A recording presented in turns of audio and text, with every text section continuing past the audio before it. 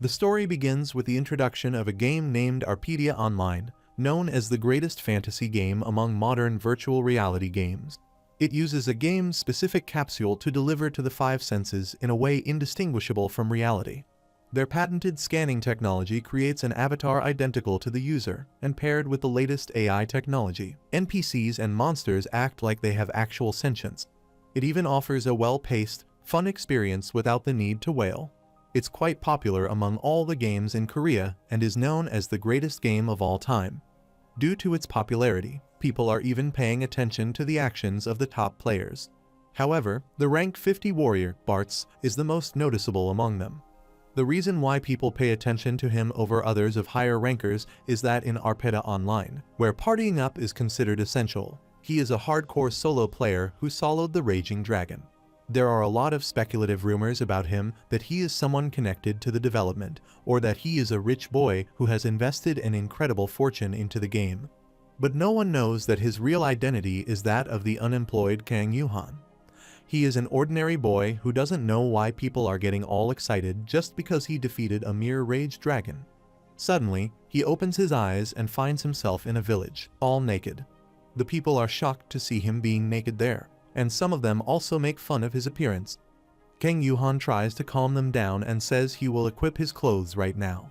He opens his status window, but is shocked to see that his inventory is empty. He is astonished to see that there is a bug in his system. He presses the bug button, and the system shows he is again at the beginner level. Yuhan screams loudly, and his mother enters the room and shockingly asks what has happened to him. He tells his mother with teary eyes that his account has been hacked. At first, she doesn't understand what he is talking about and then asks him if he is referring to his game account. She gets furious to know that he is causing a scene over something like that. She scolds him over the time when he dropped out of college and said he would figure his life out himself. But all he does is play a game inside and nap at the civil servant cram school. She shouts at him for a long time and then slams the door. Yuhan stays there while crying over his hacked account. It took him so much time to raise it. He was the world's best solo player, the lonely warrior, and the dragon killer. But now, he is again at the beginning of level 1. He doesn't give up. He calls the Dram Max Corporation, the game help center, and tells them about his hacked account. He tells the other person that he submitted a ticket, but he gets a response that everything is normal. But that's not possible. The person on the phone confirms his name and phone number and asks him for a moment to verify the complaint. After a while, he informs him that his character was created 4 days ago, and there doesn't appear to be anything abnormal. Yuhan tells him that he made Bartz during open beta, and his level has been rest, and on top of that, he is completely naked. The other person informs him that the Bartz he is referring to was deleted 5 days ago. Yuhan is shocked to hear this and tells him he has been at his grandma's home for the past week, so he can't log in. The other person ignores him and says Dram Max has a world-class security system, and it's unfortunate to inform him. Still, there is a high chance that this results from his mismanagement of personal information. Yuhan gets hopeless because the person says it's his fault. He recommends he change his passwords weekly in order to prevent such occurrences. His system also shows that he has not been changing his passwords on a weekly basis. In their terms, it is clearly stated that their company doesn't take responsibility for a user's mismanagement of personal information. Yuhan shouts at the person and hangs up the call. He thinks if he never deleted a character, but they have been erased, then it's obvious that it's hacking. With tears in his eyes, he determines not to forgive the person who hacked his account. After some time, his brother Yuhyun enters the room and is surprised to see him drinking alcohol, sadly. Yuhan also offers him a glass, but he refuses, saying he is just a minor. He asks his brother if he lost his mind while studying for the civil servant exam. Yuhan continues to cry over his character's picture and says today is the day his other half left the world. Yuhyun thinks his brother is just a loser, and gaming all day isn't enough for him. He then tells him the purpose of coming to his room is that their mother wants Yuhan to grab a ladle from downstairs. Yuhan refuses, saying he is busy, and asks him to grab himself. Yuhyun tells him that he needs to go to the cram school, so Yuhan has no choice but to go and grab the ladle. He thinks his younger brother has no respect for him, and he considers his elder brother beneath him. His father runs a store, and he tells him that his mother told him to bring a ladle upstairs. He asks him what happened to the old one, and Yuhan picks up the ladle, saying she broke it while making fried rice. His father is surprised and wonders how hard she was using it to break, but Yuhan replies that no one knows since objects all have inherent durability. Suddenly, something clicks in his mind in the name of durability. He walks away from the shop while laughing, and his father just stares at him, surprisingly. Yuhan seems excited, and it seems like he has hit upon a plan to recover himself in the game. He runs from the store and hurriedly steps on the stairs. It is revealed that Arpedia Online has a durability system, and every piece of equipment consumes its durability with use. When its durability reaches 0, it is destroyed automatically. Because of that, players will seek out blacksmiths who can repair a weapon ahead of time. However, the repairability changes by level, so the better and more expensive the equipment is, the higher the level of the blacksmith they have to entrust it to.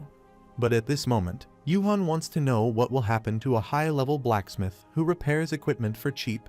He smiles and thinks it surely means everyone would come rushing over to request equipment repairs. Bart's equipment was all expensive, rare items, so there is no way the hacker would have left them alone.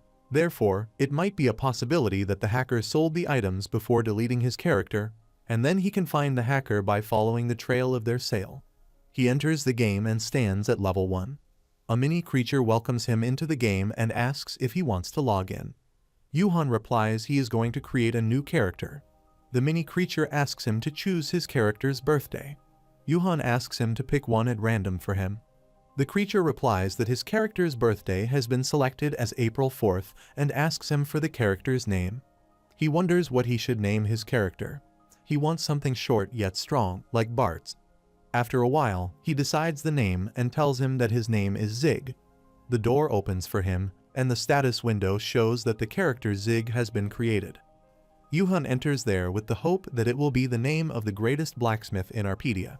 He goes to a blacksmith and asks him for a job, but he refuses by saying this is a job that requires endless patience and endurance. He makes fun of it and says it's not something a boy like him challenges as he wishes. He asks him to get out of his smith.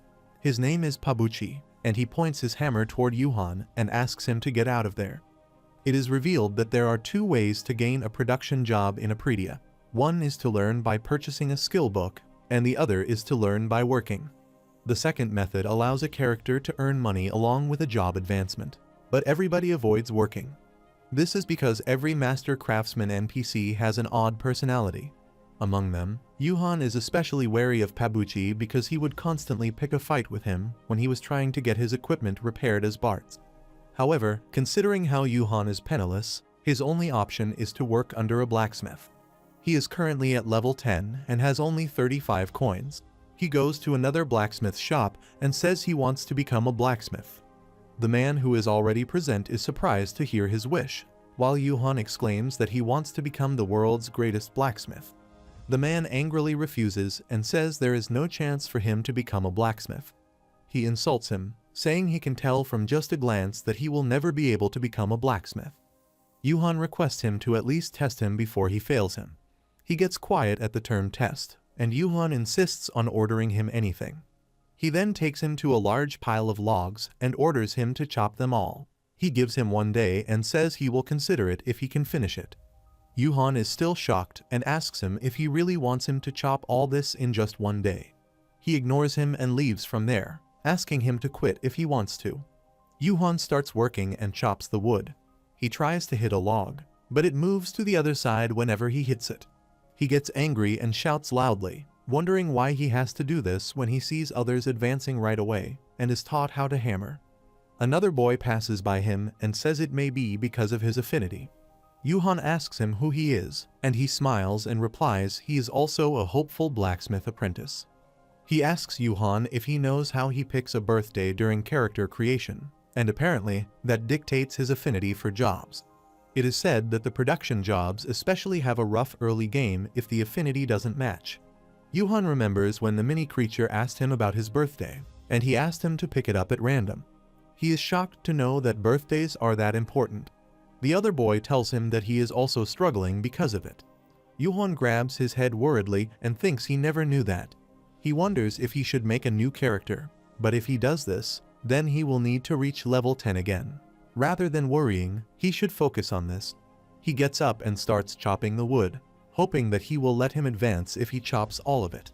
He hits the wood with his full might and slices it from between. After that, he doesn't stop and continues to chop them. The next morning, when the blacksmith comes to check on him, he is surprised to see that he has chopped all the wood. Yuhan gets up and says he has already told him he will do it. The blacksmith refuses and gives him a sword, asking him to go to Langkal and mine 10 black coal. Yuhan remembers Langkal mines are suggested for levels 15 and 45. Its field boss is a raging boar whose level is 45. Yuhan asks the blacksmith if he will take responsibility if he dies there. He replies he won't take responsibility, but he is being gracious and lending him a sword. He also allows him to quit if he doesn't like it, but Yuhan has no option but to accept his order. He grabs the sword and asks him to promise that he will make him a blacksmith if he finishes this.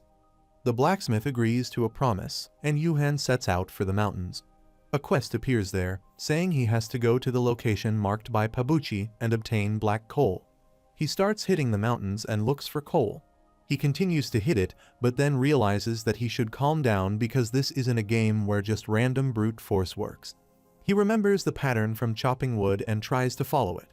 He lightly grips the shaft and swings with a circular momentum as if he is wielding a sword. After that, he hits the rock with his full might, and with this, he obtains his first black coal. He then smiles and thinks this hit equals 2 years of experience for him. He then looks more determined with the first success, and now he thinks of it as swinging a sword. He continues to hit the rock and soon finds another black coal. After some time, his quest to obtain the black coal was completed. Now, he has to deliver the black coal to Pabuchi, and the system shows his reward will be advancement to blacksmith. He is going back toward the blacksmith happily when he sees a boar approaching him. The system immediately warns him that Langkal field boss, Raging Bode, has appeared. The boar is rushing toward Yuhan, who seems shocked at his sudden appearance. He starts running in the opposite direction while the boar is running behind him. All the other people are also running to save their lives. The Raging Boar is a boss that only appears once a day at a random location, and Yuhan thinks he is unlucky since it has spawned in front of him in all places. Furthermore, he is aiming for a production job, so his health is also weak, which means he will die in one hit by the boar. The boar approaches him and tries to attack, but he somehow dodges it.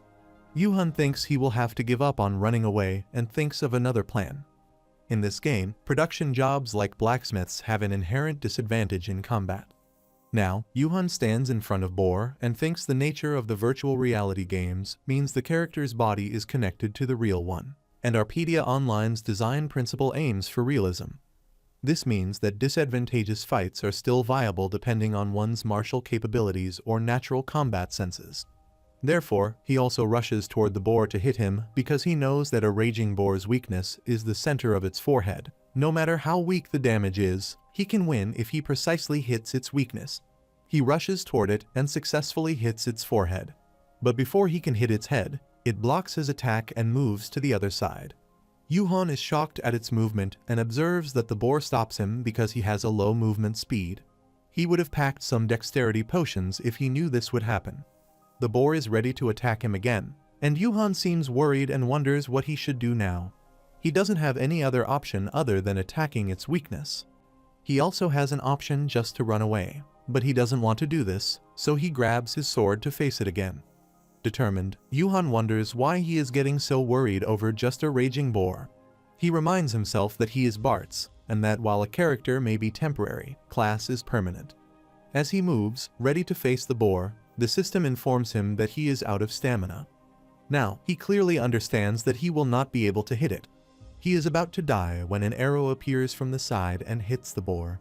He wonders from where that arrow has appeared. A girl who had just hit it appeared there, and now the boar was charging toward her. Yuhan shouts and asks her to aim for the center of its forehead.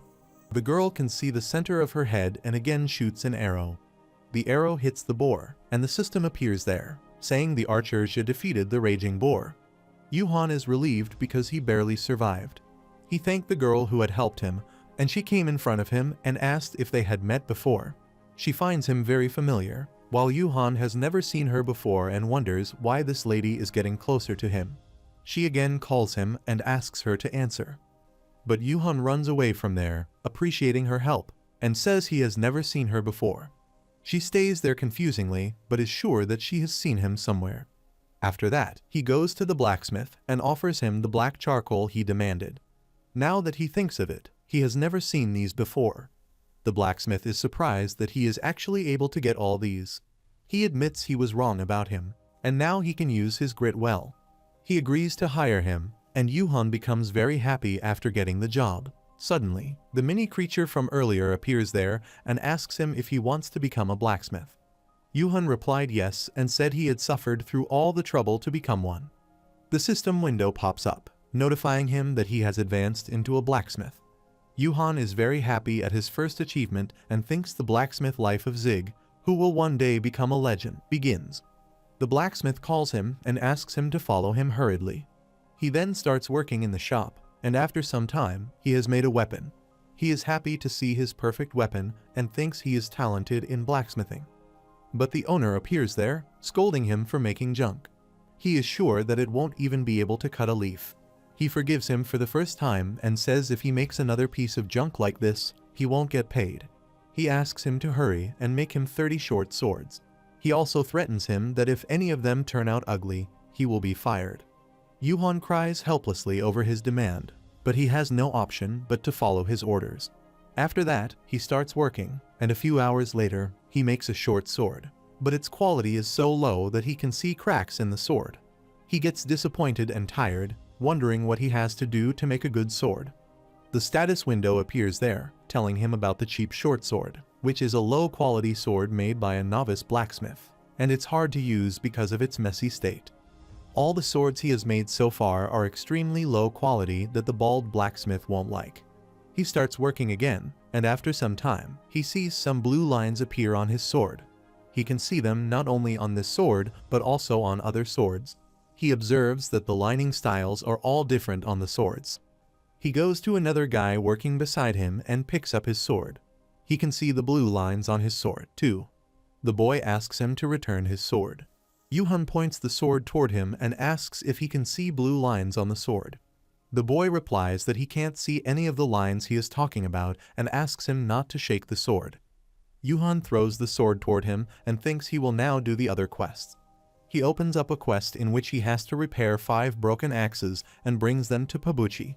He picks up a broken axe and is confused to see that the lines are red this time. He thinks he should just try hammering it, and maybe they will disappear once it's repaired. He hits the axe with the hammer with his full might, but is shocked to see that the hammer has broken. The system pops up, saying he has failed to repair it. He gets disappointed that he doesn't even have the talent to repair things. Suddenly, he observes that the damaged shape matches up with the red lines. Something clicks in his mind, and he decides to try it on the damaged swords. A few days later, the bald blacksmith enters the shop and asks Yuhan what he is doing. He shouts at him, reminding him that he had claimed to make them in no time, yet several days have already passed. Moving closer, he questions exactly how long it took Yuhan to make 10 short swords and adds that he hopes Yuhan has finished his repair training as well. Seeing the short swords, he grabs one and looks surprised. Noticing his expression, Yuhan asks how they are, confidently stating that they are perfect. Ask him if he is correct. After a few days of producing and repairing, he discovers a shocking fact. First, the blue line. This line represents the track of the hammer pounding on the metal. Its shape is influenced by the power and timing of the hammering, and the more consistent the distance between the lines, the higher the production quality. Next is the red line, which is a crack within the metal tissue formed during the repair process. In theory, if he focuses on taking care of these lines, the item can be completely fixed. The blue lines and red lines serve as cheat codes to perfect both production and repair. Though he stays up a few nights, he finds it completely worth it. Feeling pleased, he thinks that thanks to this, he has gained an incredible ability. The blacksmith shouts Zig's name in excitement and praises him for doing a great job, announcing that he has passed. Yuhan, surprised, finds it hard to believe. The blacksmith assures him that his skills are more than good enough and admits that he is surprised as well. He explains that talentless individuals like Yuhan usually give up right away. Still wondering, Yuhan asks if anyone as talentless as him has ever passed the training. The blacksmith nods and states that there were none, as they lacked the patience. Yuhan then asks if anyone has ever claimed to see lines or anything similar. The blacksmith, confused, replies that he has no idea what Yuhan is talking about. Expressing his gratitude, Yuhan begins to think that there is a high possibility this ability is linked to a hidden achievement. He considers that the condition might involve reaching a certain rank while being trained by an NPC with the worst affinity. Since he has never seen anything about this online, he realizes that he is likely the only one who has gone through such trouble. This leads him to conclude that he is the sole person with this ability. Smiling, he remarks that things have turned out more interesting than he expected. Some bullies drag Bartz while taunting him, asking why he is so intent on being alone. They express their desire for him to die. He wonders why they feel that way, believing that people cannot be trusted. Suddenly, he opens his eyes and finds himself sitting in the store, realizing that it was just a dream. Feeling tired, he wonders if it is because he did not sleep well. He then questions why his father is making him look after the store when there are no customers. Then, he receives a call from an unknown number. As he picks up the phone, a voice introduces itself as Yang Ho Shik, a customer service manager at DreamMax.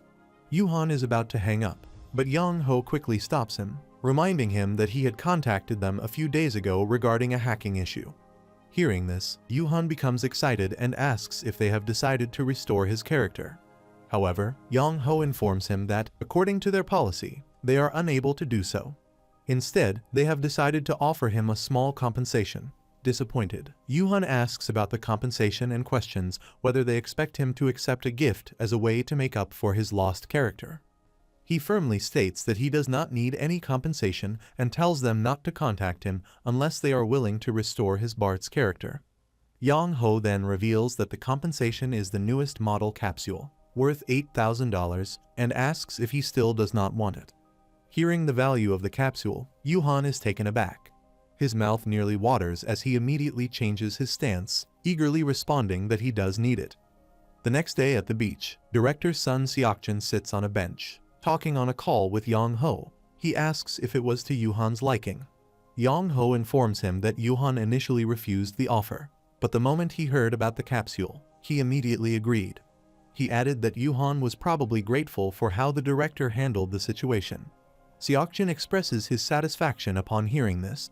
Yang Ho then curiously asks why the director decided to gift Yuhan a capsule out of his own pocket. While typing on his laptop, Seokjin explains that despite being hacked, Yuhan continues to play instead of quitting. Moreover, he has chosen to play as a blacksmith, a class most players tend to avoid. He then remarks that the situation intrigues him and wonders whether it will be interesting to see what kind of gameplay Yuhan will demonstrate in the upcoming update. With a hint of excitement, he admits that he is quite eager to find out. In the game, Jia had previously attached a paper to the notice board, announcing that she was recruiting members for the ISO party at Deborah Dungeon. The notice specified that the party already included an archer, a knight, and a mage. It instructed anyone interested in joining to send a direct message to Jia. Archer Jia mutters in frustration, wondering why it is so difficult to find a party. As she walks, she complains that they quickly black out whenever she finally finds someone. She considers whether she should just go as a party of 3. At that moment, she collides with Yuhan. They both apologize before quickly recognizing each other. Surprised, she remarks that he is the guy who was being chased by a boar and casually adds that it is nice running into him.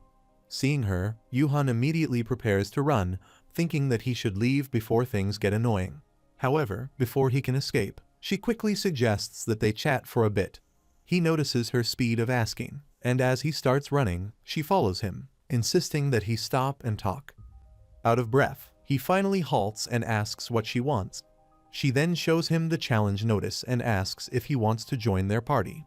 Noting that he has never been to Deborah Dungeon, she explains that it is a great place for beginners to level up and earn a decent amount of money. Yuhan immediately recognizes Deborah Dungeon, as his character Bartz was the first to discover it. She explains that she has been searching for party members but has only found 2 so far. If Yuhan joins, they will have 4 members, which is the exact recommended party size.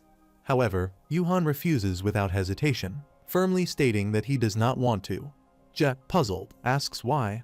Despite their repeated encounters, he continues to shake his head, insisting that he is not interested. Growing concerned, she questions why he dislikes the idea so much, pointing out that it is an opportunity to earn money and level up. Outside the blacksmith shop, a huge queue forms, with people discussing Yuhan. Some wonder if he is really that skilled at repairs, while others mention that although he takes time, he has a 100% repair rate. Yet, he only charges 30 gold coins.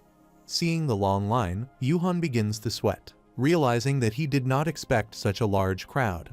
He briefly considers raising his prices but quickly dismisses the thought, reminding himself that money is not his priority, catching the hacker is. Then, a customer hands him a ranger's bow. The moment he sees it, he immediately recognizes it as the only D-rank equipment he had as Bart's. His heart races for a moment as he wonders if he has found a clue about the hacker so soon. However, after carefully observing the bow, he concludes that it is not a lead, as there is no insignia. The customer hands him 30 gold coins, and as Yuhan collects them, he mutters to himself, irritated by how rudely the man speaks. Meanwhile, a guy named Alden, seemingly the friend of the bow's owner, Zeris, asks if he is really planning to give it to her. Zeris confidently responds that, of course, he is spending money is necessary to win over the ladies. Hearing this conversation, Yuhan silently wonders if Zeris thinks this is some kind of dating sim. Alden then points out that they have been helping her in dungeons and even gifting her a rare item, questioning if it would not be a loss if she refused to meet them in real life.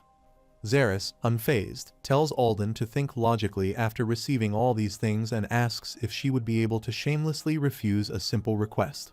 Alden agrees that it makes sense.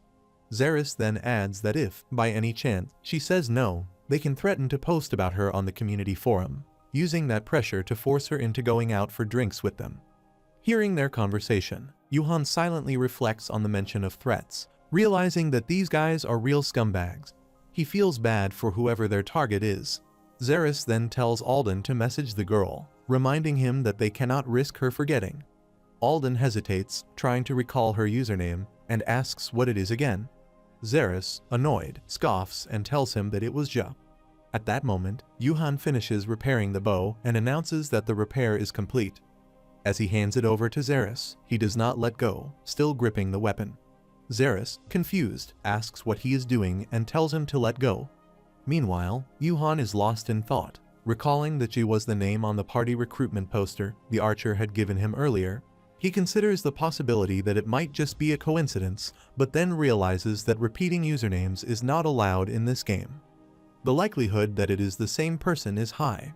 Zeris grows impatient, shouting that he has already paid, demanding to know what Yuhan's problem is, and sarcastically asking if he is now regretting charging too little.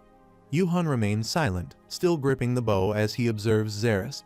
Finally, he lets go, causing Zeris to lose his balance and stumble backward.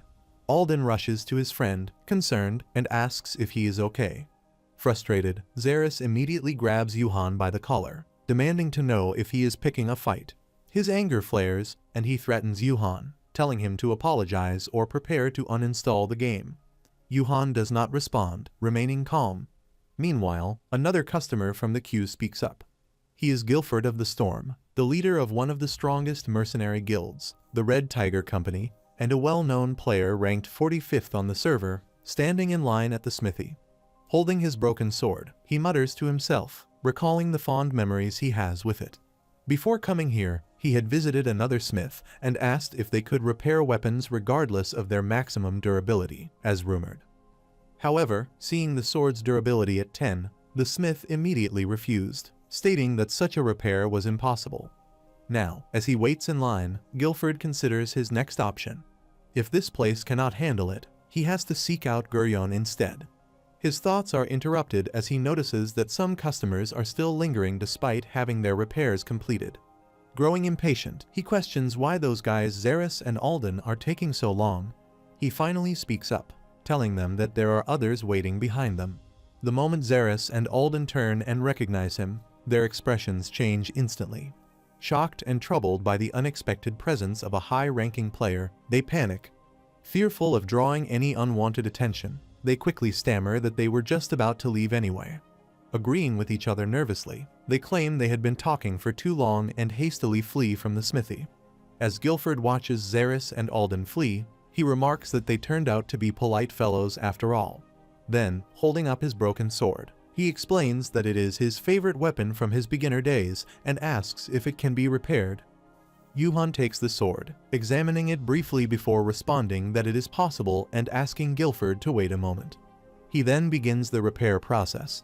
Observing Yuhan at work, Guilford mutters to himself, impressed. Even if it is only for D-rank equipment and below, maintaining a 99% success rate is remarkable. He wonders if Yuhan possesses a hidden skill. Meanwhile, as Yuhan works, his mind drifts back to the troubling conversation he overheard earlier. Shaking the thought away, he reminds himself to focus after all. It is none of his concern. Guilford, watching the process, casually mentions that once the repairs are complete, he plans to display the sword in the guild building as a memento. However, just as he speaks, Yuhan's hammer strike lands on the sword, and instead of reinforcing it, the weapon shatters into pieces.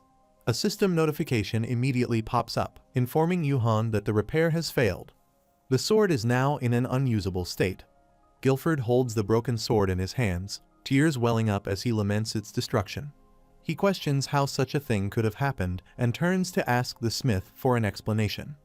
However, before he can get a response, he realizes that Yuhan has vanished. The mini creature appears and notifies him that Mr. Zig has logged out. Frustrated, Guilford shouts, demanding to know where Yuhan has gone and ordering him to return immediately. Meanwhile, she stands outside the dungeon gate alongside Xeris and Alden. As she gazes at the massive entrance, she wonders if this is truly Deborah Dungeon. Alden confirms her thoughts, explaining that this is indeed the lair of the terrifying witch Deborah, who plunged the entire Barca's kingdom into chaos 300 years ago. Xeris, sounding more casual, remarks that it is merely a beginner dungeon they have cleared multiple times before suggesting they head inside. Just then, Yuhan appears, panting as he catches his breath. He hurriedly asks them to wait, assuring them that he is not late and confirming that this is the Deborah dungeon party. Recognizing him, she immediately calls him Mr. Ungrateful Blacksmith. Confused, he asks who she is referring to. She pointedly responds that she means him after all. She saved him. Yet he did not even greet her and simply ran away. However, seeing that he ultimately came, she assumes he does want to clear the dungeon. Welcoming him, she introduces herself as Archerja and extends her hand for a handshake. Yuhan, looking confused, does not shake her hand, but instead introduces himself as Zig and asks them to take care of him. Smiling, she acknowledges him and responds in kind. She then turns to the others and introduces him, explaining that he is the blacksmith she had been trying to recruit. Addressing the group, she formally presents him Mr. Zig as their new party member, introduced Alden and Xeris. She informs Yuhan that both Alden and Xeris are skilled players over level 70. Alden quickly recognizes Yuhan and asks Xeris if he is the same person they encountered before. Xeris confirms that he is indeed the blacksmith from that time. Curious, Xeris then questions Yuhan, pointing out that as a blacksmith, he likely does not have any battle skills and wonders if he will be able to manage. Before Yuhan can respond, she reassures them that Zig is strong, saying that she witnessed his strength firsthand. In response, Yuhan forces a fake smile and acknowledges her words, but internally finds it surprising to hear a blacksmith being described as strong. He then casually remarks that it is quite a coincidence to be meeting them again and confirms that they were the same people he encountered at the smithy. Shifting closer to Xeris, Yuhan apologizes for what happened earlier and asks him to take care of him, promising not to say anything foolish. He even jokingly declares that, from now on, he will be like a loyal dog to them. Xeris agrees and urges everyone to move before it gets too late. As they walk, Alden leans in and whispers to Xeris, asking if it is really fine to let Yuhan join. Worrying about what might happen if Yuhan says something unnecessary, Xeris replies that if Yuhan tries to say anything foolish, they can simply kill him and make it look like an accident. He adds that trying to force him out right away might make her suspicious. As they enter the dungeon, they come across skeletons. Xeris quickly uses his fire skills while wielding his sword, cutting down many of them with ease. Upon noticing J's expression, Xeris feels a sense of greedy satisfaction, assuming that she is impressed by his performance. He smugly wonders if she has already fallen for his impressive display, thinking that this situation is not bad at all. However, it soon becomes clear that Ji is actually more impressed by Yuhan instead of him. As she observes Yuhan fighting, she wonders how he is able to perform so well. Meanwhile, Yuhan, focused on the battle, quickly identifies the skeleton's weak point, the temple. Striking a skeleton directly at that spot, he shatters it instantly. When another wooden soldier approaches, he swiftly aims for its neck, muttering to himself that, since he lacks combat skills, things could get tricky if the mobs manage to surround him. He realizes that he needs to eliminate all of the enemies in the area as quickly as possible. Recognizing the wooden soldier's weak point, he accurately targets its power source, the heart, and takes it down after a brief struggle. Just then, a system notification alerts him to his low stamina. Surprised, he notes that his stamina has already depleted with just this much effort, and remembers that he packed some biscuits to recover. Jia, clearly impressed, excitedly points out to Zeres that Yuhan was able to defeat the enemies in a single strike, even without any combat skills. She reminds him that she had told him before Zig is incredibly strong. Hearing this, Zeres becomes increasingly frustrated. Annoyed, he thinks to himself that a noble like Yuhan dares to act cocky. He recalls that he had originally considered carrying Yuhan through the dungeon out of goodwill, but now that will not do. Instead, he begins plotting to take him out, deciding to eliminate him slowly. As a skeleton launches an arrow toward the group, Zeres quickly notices it and deflects it with his sword using his counter-slash technique. However, the deflected arrow ends up striking Yuhan instead. Seeing this, Zeres smirks, realizing that he has just discovered a new hidden skill. He notes that the attack will hurt even more since its power was doubled upon deflection. Jid, concerned, immediately asks Yuhan if he is okay. At that moment, a system notification informs Yuhan that he will be paralyzed for 10 minutes and that his movement speed will be significantly reduced. Despite the pain, Yuhan forces a smile while tears well up in his eyes, insisting that it was just one arrow and that he is fine. Internally, however, he struggles with the intense pain, knowing that his mixed-up pain sensor is amplifying the sensation. Zeres then turns to Yuhan, commenting that he looks exhausted and that, as expected from someone in a production job, he has already reached his limit. Alden, noticing the situation, tells Zeres not to be so harsh, pointing out that Yuhan must already be feeling embarrassed.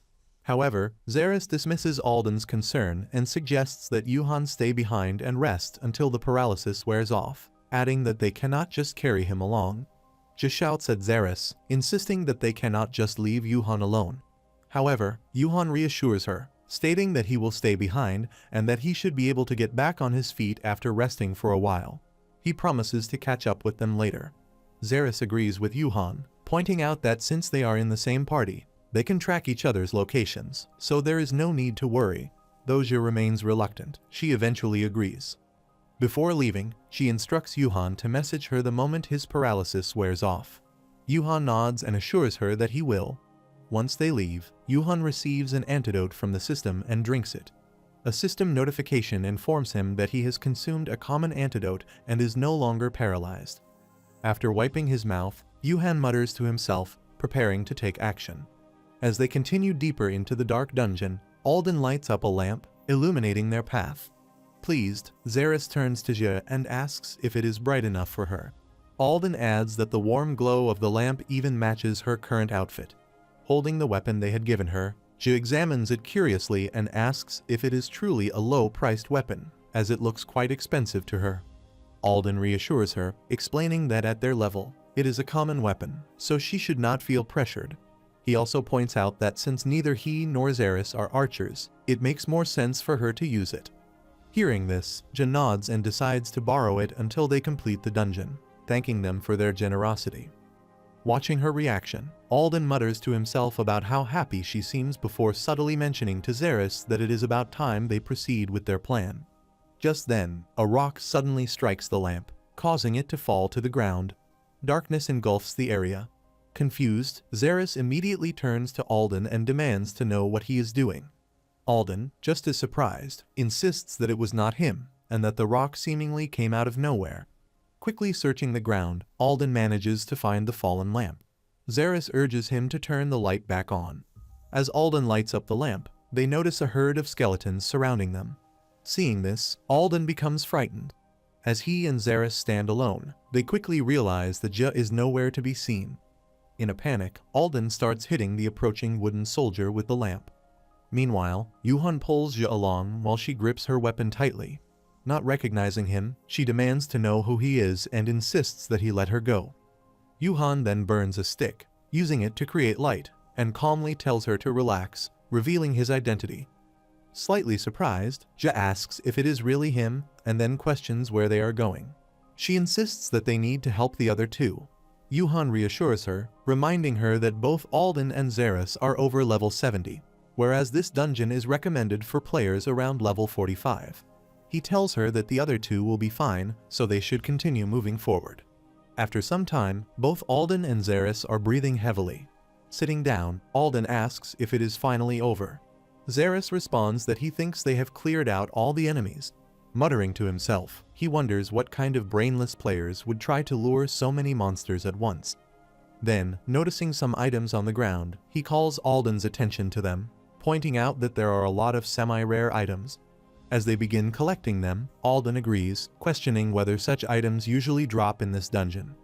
Xeris dismisses the concern, urging him to hurry and take them. As Alden greedily gathers the loot, he wonders aloud how much they are worth in total. Xeris, equally excited, comments that it was definitely worth defeating all the mobs.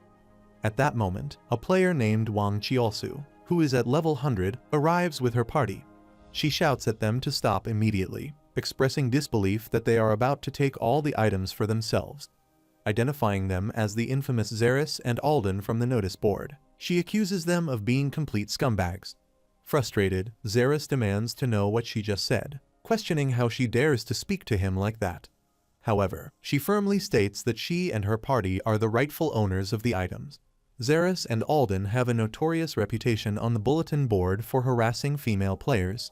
They are known for threatening and coercing them into meeting in real life. No one knows exactly what happens after these meetings, but considering how the victims quit the game afterward, it is clear that nothing good comes from it. The issue has never escalated publicly because the players who encountered them simply disappeared from the game. Yuhan, having learned about their actions, makes up his mind he is going to ensure that these two are kicked out of the game for good. His plan is simple, and with his deep understanding of Deborah Dungeon's mechanics, executing it will be easy. Yuhan lures a mob of monsters. On the way, he notices a group of other players nearby and throws a rock in their direction, drawing the monsters toward them. As the creatures attack the unsuspecting players, Yuhan seizes the opportunity to steal their collected items. Backstabbing in dungeons was a common tactic in the past, with players looting others by setting them up to be attacked. Since this dungeon had a history of such incidents, all Yuhan needs to do is make it look like Xeris and Alden were the culprits. Qiolsu's party surrounds Xeris and Alden, warning them to be ready. Protesting, the two insist that they have done nothing wrong. Alden supports the claim, adding that they are victims as well.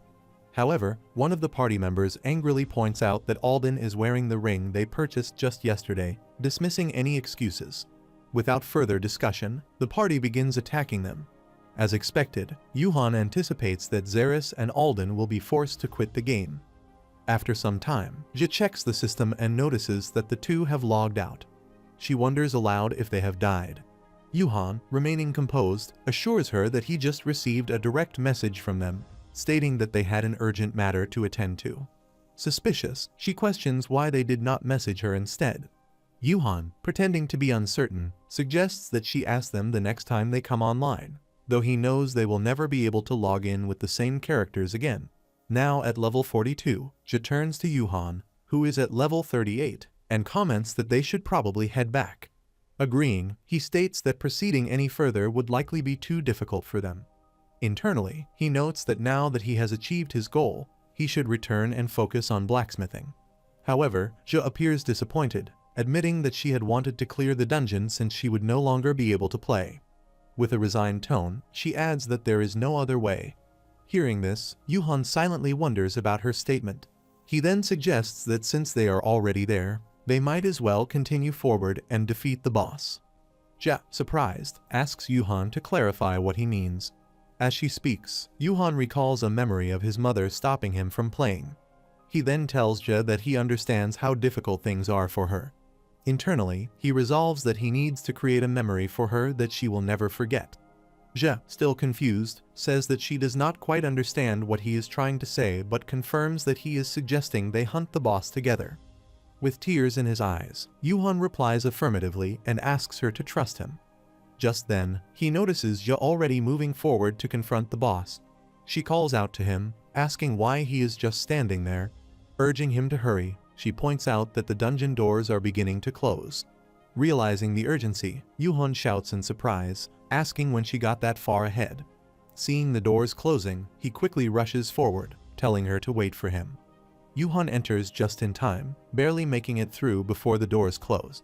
Jia, looking at him, wonders aloud whether the two of them are enough to take down the boss. Yuhan responds confidently, saying that if the boss is at the level of the stone golem, then it is definitely possible. He adds that there will be no problem at all since he is there. With a smirk, he assures her that he knows the Deborah dungeon like the back of his hand and gestures as if to prove his point. Yuhan recalls that during his days as Bert's, he cleared the dungeon over 100 times. At his current level, even if he wanted to make a mistake, he couldn't. He thinks that while helping Jia out, he might as well level up 2 birds with 1 stone. Jia, looking around, comments that it has been quite some time since they entered, yet there is still nothing in sight. Yuhan sits down casually and explains that they probably just need to wait a little longer. He adds that the stone golem usually remains in its boulder form before revealing itself. Then, they hear a squeaky voice. Yuhan turns around and notices a small monster behind him. Jia, seeing the creature, asks if it is a monster, too, commenting on how cute it looks. Yuhan immediately recognizes it as the hamster that always sticks around the stone golem. Realizing what this means, he concludes that the stone golem must be nearby. He instructs the little monster to go and call out the golem right away. Soon after, the ground begins to vibrate. Yuhan, sensing the impending danger, remarks that it is coming. Jia, alarmed, shouts that the floor is starting to move. Yuhan struggles to maintain his balance and urgently tells Jia to dodge to the side. He quickly assesses the situation, realizing that the golem just happened to spawn right underneath them. The ground rumbles as the massive stone golem emerges, landing heavily in front of them. The opponent before them is a level 60 stone golem, a massive automaton created by Deborah. As the dungeon's sentinel, it stands as a formidable guardian. Jia, feeling a surge of excitement, eagerly asks if they can actually take it down. Yuhan confidently assures her that they can, as long as they follow the proper strategy. Moving forward to engage the enemy, he declares that he will cover for her. Jia readies her bow, preparing to unleash an arrow. However, the golem growls and swiftly dodges her attack. Meanwhile, Yuhan grips his sword tightly and approaches the creature, calling out to it and demanding that it face him instead. With a determined swing, he strikes the golem only to recoil in shock. Despite being the one to attack, he suddenly finds himself the one feeling the pain. The golem tries to hit him, but he moves slightly up to dodge but falls off. He realizes that his jumping ability is too weak and that his stats are much lower than he expected. As he analyzes the situation, he understands that in order to defeat the golem, he first needs to reach its head. However, he struggles to come up with a way to do so. At that moment, he notices Jia's arrow striking the golem's joint at the arm. A smile appears on his face as an idea forms in his mind. At that moment, Jia calls out to Yuhan from behind the monster. While dodging the creature's attacks, he shouts for her to stay back and continue shooting at the golem's joints from a distance. She acknowledges his instruction and begins firing arrows at the joints, steadily causing damage. After a series of well-placed shots, the golem appears significantly weakened. Meanwhile, Yuhan drinks a potion, wipes his mouth, and declares that he has found a way to defeat it. He then tosses the bottle aside and climbs onto the monster's body using its arm. As he leaps into the air, he recalls that the golem's weak point is its core, which, as expected from the ruthless Dream Max, is located at the crown of its head. Striking the golem's head with his sword, he notices a crack forming and confidently states that it is time to claim their reward. However, as the golem suddenly rises while growling with pain, Yuhan loses his footing and falls. Jia quickly catches him and asks if he is okay. He assures her that he is fine, thanks to her. She then states that she will take on the monster for now and urges him to hide and recover. Yuhan questions her decision since they are close to defeating it, but then he notices the monster growling with renewed intensity. A system notification alerts them that the Berserk Giant Stone Golem has been activated. Its core has been damaged beyond control, causing its attack power and speed to increase significantly. The golem then launches an attack at Yuhan, who barely manages to dodge, breathing heavily as he wonders how this could be happening. He realizes that he has underestimated the dungeon despite having cleared it over 100 times. As he attempts another strike with his sword, the golem evades and counterattacks, knocking both him and Ja down with overwhelming force. He questions whether the unfamiliar attack pattern is the reason for his struggle. However, as he is struck once more and sent tumbling, something inside him shatters. He finally realizes that he is no longer Bart's. He falls to his knees, helpless. Ja, launching a final attack at the golem, grabs his arm and pulls him along as she runs, urging him to follow her. She points out that their health points are dangerously low and insists they hide and recover. As they take cover behind a large rock, she informs him that she has already checked the exit remains closed. As expected, the only way to escape is to defeat the boss. She explains that she had tried attacking the golem's core, where Yuhan had previously struck, but it had no effect. Meanwhile, Yuhan remains in a dazed state. Concerned, she calls out to him, asking if he is listening. He finally responds, saying that they cannot break the core. Admitting that it is his first time encountering such a situation, he speculates that it might be a hidden pattern that only triggers under specific conditions. He suggests that they would either need a high damage dealer to suppress the golem or an entirely new attack strategy, but given their current level, it seems nearly impossible. He then considers that their best option might be to figure out how to take hits while minimizing the pain they suffer. She does not understand and asks him to clarify. Yuhan explains that there is nothing else they can do. Their levels are too low, so if they can possibly figure out the strategy behind the new attack pattern. Determined, just stands up and refuses to accept his reasoning. She insists that if he does not know the strategy, they will just have to figure it out themselves. If failure is inevitable, it isn't better to take on the challenge rather than give up. Without hesitation, she moves forward to face the golem once again. Yuhan hesitates, questioning whether they can really stand a chance at their levels.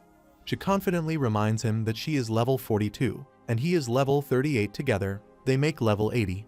He immediately points out that her logic makes no sense, but she remains firm.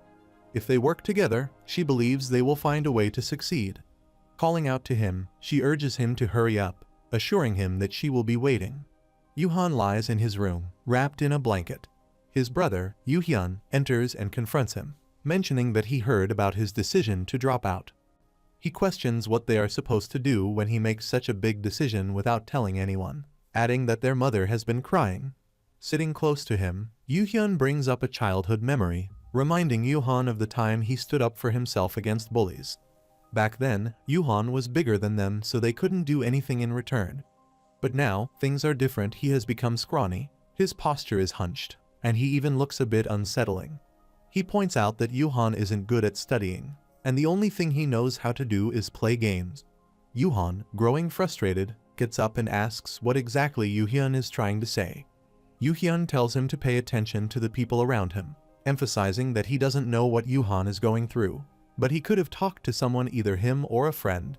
Then, after a pause, he adds that Yuhan has no friends. Saying this, Yuhyun turns to leave but stops at the door.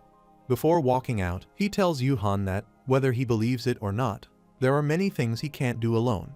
He then urges him to come out and eat, mentioning that their mother made kimchi stew.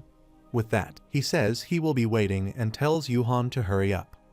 She lands a powerful strike on the golem, causing a big explosion and inflicting significant damage. However, her health points decrease and her stamina runs low. She wonders if this is her limit. As the golem prepares to punch her, Yuhan quickly helps her retreat from her position. The golem's attack then lands, causing massive destruction to the ground. They both fall to the ground. Yuhan expresses his gratitude to her, thanking her for buying him some time. He then stands up and states that he has fully recovered his health points and stamina. Acknowledging that she was right, he agrees that since they will likely lose anyway, they should at least put up a fight. Grabbing an axe from the system, he declares that it is all or nothing. As the golem attempts to attack him, he shouts and strikes, severing a piece of its stone arm and dealing massive damage. Seeing the damage, he wonders if the pickaxe could be the golem's weakness. According to the system, the pickaxe does not have any attack power, which makes him question what just happened. Sitting on the golem's severed hand, he starts hitting it again, but his strikes miss. Confused, he wonders why it is not working now. Considering the possibility of a bug, he quickly dismisses the idea, realizing that the system alarm indicates it is within the game's mechanics. Struggling to land a hit, he tries to figure out the condition required to use the pickaxe effectively. Ja alerts him to look up. As he does, he notices the golem's attack approaching once again. At that moment, he recalls the words of the bald smith, who once explained that ores are composed of several different types of materials fused together. While they may appear as one due to immense pressure, there are still tiny gaps between the various materials. The smith mentioned that although it might not be noticeable at his current level, if he could accurately strike those gaps, he would be able to mine something extraordinary. Realizing the incoming attack, he shouts the command to mine. Understanding the strategy, he swings the pickaxe at the severed arm of the golem, dealing massive damage. With a determined voice, he declares that he has found the weak point. It belongs to him now. He then delivers a powerful strike, shattering the golem into pieces. After the devastating impact, the golem collapses onto the ground, breaking apart completely. The system notifies him of his success in mining, rewarding him with 10 marbles and increasing his skill proficiency by 30. Watching him in disbelief, Ja wonders how someone could defeat a boss using a production skill. He simply smiles and delivers a final blow to the severed head, causing another massive impact. The system then announces that Zig and Ja's party has successfully defeated the berserk giant stone golem. Yuhan mutters to himself, realizing that the ability to see the lines can also be applied to mining. The lines had been so faint that he hadn't noticed them until he focused carefully. Even so, he had actually ended up hunting the boss. Ja, overwhelmed with excitement, jumps on him and exclaims how incredible it is. She asks if he really just took down the boss using a production skill and insists on knowing how he did it. Yuhan, maintaining a teasing tone, responds that it is a trade secret and not something he can reveal so easily. Then, a sudden force pulls them away from the battlefield. After a while, they find themselves in an unfamiliar location within the dungeon. Ja looks around in confusion, wondering about the strange place. Yuhan assumes that since they just defeated the boss, this should be the reward room. However, as he takes in his surroundings, he realizes that something is off. It does not look like any reward room he has seen before. Observing the area, Ja speculates that this could be the place where the dungeon's monsters are created. Yuhan mutters to himself, noting that the Deborah dungeon's reward room does not resemble this at all. He recognizes it as the rumored production room of Deborah, a place he has only heard about. He wonders aloud if players are transported here as a result of defeating the berserk giant stone golem, acknowledging that this is his first time witnessing these strange contraptions. As they wander around the room, Ja suddenly spots a reward chest in the corner. Yuhan, feeling relieved and excited, remarks that it truly is a reward room after all. Without hesitation, Ja opens the chest and finds a pair of goggles inside. Almost immediately, the system notification appears, informing them about the item. The goggles are called Eagle Eye, an artifact crafted by the witch of this world.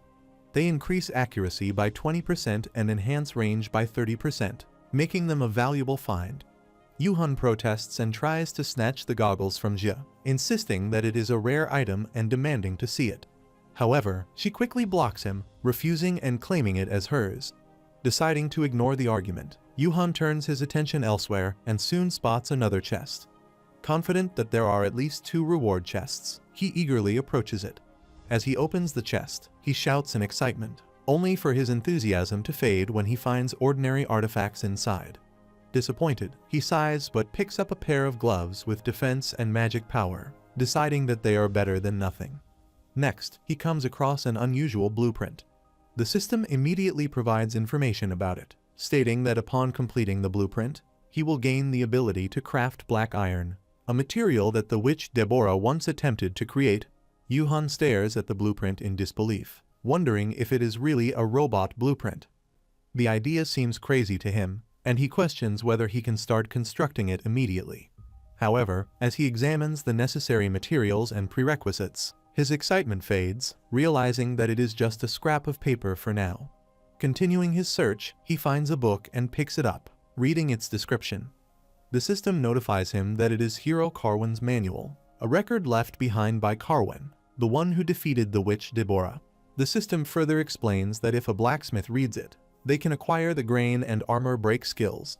However, there are specific learning prerequisites. Grain requires the worst affinity for blacksmithing, while armor break requires a mind skill, defeating the berserk giant stone golem, and having a giant stone golem and grain skill rank 7.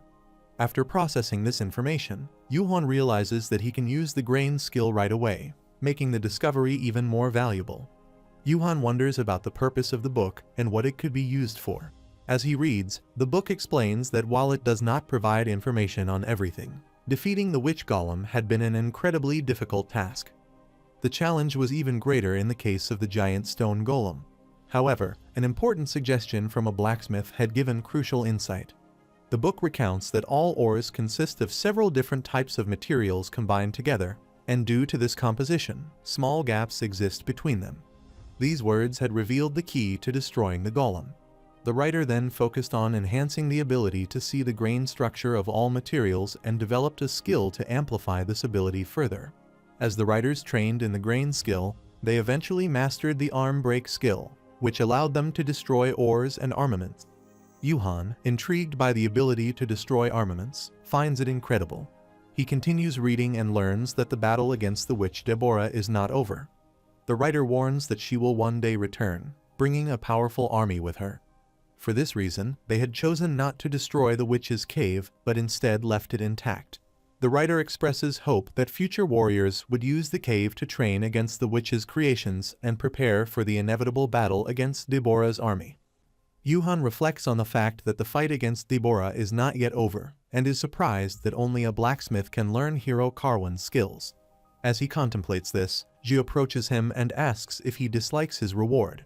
He quickly reassures her, saying that he does like it more than just liking it, as he has managed to acquire a hidden skill.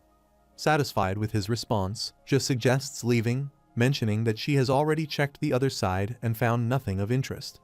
Once outside the dungeon, she stretches her arms and remarks that it feels like an eternity since she last felt the open air.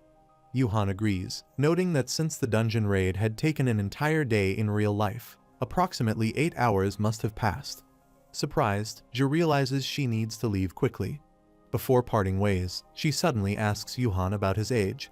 When he tells her he is 20, she extends her hand with a smile and states that they are the same age, suggesting that they become friends from that moment on. Yuhan remains still, unsure how to react. Noticing his hesitation, Ji urges him again, asking why he is not shaking her hand. After a brief pause, he finally reaches out and shakes hands with her. She then informs him that she has added him on the messenger, and suggests they meet again once the test period is over, promising to contact him. Yuhan curiously asks Ji about the test period, to which she explains that her midterms are approaching, and she wants to complete the dungeon before then. However, she admits that even if she had waited, she could have tackled it in 2 weeks. She then adds that she had a great time today. Hearing this, Yuhan realizes he had misunderstood something. Noticing his expression, Ji playfully hits him and teases him, asking why he looks so upset. She remarks that if anyone saw them, they might think they would never meet again. She reassures him that it is only 2 weeks, which will pass quickly. However, her playful hit lands harder than expected, causing Yuhan to collapse. A system notification suddenly appears, announcing that Zig has died and that she has slain a player, marking her as a murderer. Stunned, she panics and exclaims in disbelief, questioning whether he truly died. At that moment, Yuhan's message appears, asking her to pick up his items. However, she becomes even more troubled upon noticing that her username has turned red. She anxiously wonders what to do. Another message from Yuhan follows, telling her to calm down. But she remains worried, fearing that the red mark may not disappear. He messages her again, advising her to focus on picking up his items first. A week has passed since the storm golem hunt. During this time, Yuhan has focused on grinding his grain skill, as well as his crafting and repair skills, using grain boosted at 100% success rate. The quality of the equipment he produced turned out to be rather impressive. Within a week, he has become a famous master blacksmith in Balden, making everything feel far more real than before. As he prepares for the day, a crowd of people gathers around him, begging him to repair their items. However, Yuhan firmly refuses, explaining that he has to accept a quest today and cannot take on any work. Some persist, pleading with him to at least work on their equipment as they are in a hurry. Suddenly, a blonde-haired man standing behind the crowd spreads false news, loudly announcing that the Slime King has appeared on the Irk Plains. The crowd immediately erupts in excitement, questioning whether such a super rare monster has truly shown up. Without hesitation, they dash away, shouting that they need to hurry before it's gone. Observing the scene, Yuhan mutters to himself, noting that the Slime King does not spawn in the Irk Plains. As the area clears out, the blonde-haired man approaches him, finally able to speak in private. He formally addresses him as Mr. Zig and states his purpose, that he has come to scout him. Sitting in the Civil Servant Academy, Yuhan quietly writes while deep in thought. A month has passed since Bart's was hacked, and though he has gained fame, he has yet to find any clues about the culprit.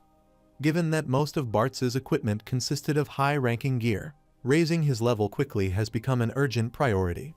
In his search for an efficient way to level up, he came across the Nosark Trade Route Exploration quest. This quest is particularly intriguing if he succeeds and the trade route is established. It could bring massive changes to Arpedia, possibly even leading to a system upgrade. A quest with such impact is not something he can afford to miss. Recently announced by the King of Barkas, the quest involves dispatching a delegation to establish a trade route with Nosark, the dwarven nation renowned for its blacksmithing expertise. According to rumors, the rewards and experience from this quest are expected to be exceptional due to the high status of the quest giver. However, the biggest problem is that system-wise his reputation and level are too low. If he were to apply for the quest now, he would inevitably fail. Faced with this dilemma, he wonders what to do next. The blonde guy, Dylan, introduces himself, stating that he is the Balden branch leader of the Gold Rush Merchant Union. He informs Yuhan that he has come to induct him into the union, acknowledging his recent fame as Balden's King of Repair. Promising adequate compensation, Dylan urges Yuhan to join him. However, Yuhan stands there, seemingly lost in thought, contemplating whether he should at least try to put in a request. Seeing this, Dylan attempts to get his attention, asking if he can hear him. Yuhan, snapping back to reality, responds that he was not listening. Dylan, confused, points out that Yuhan seems to be hearing him fine now.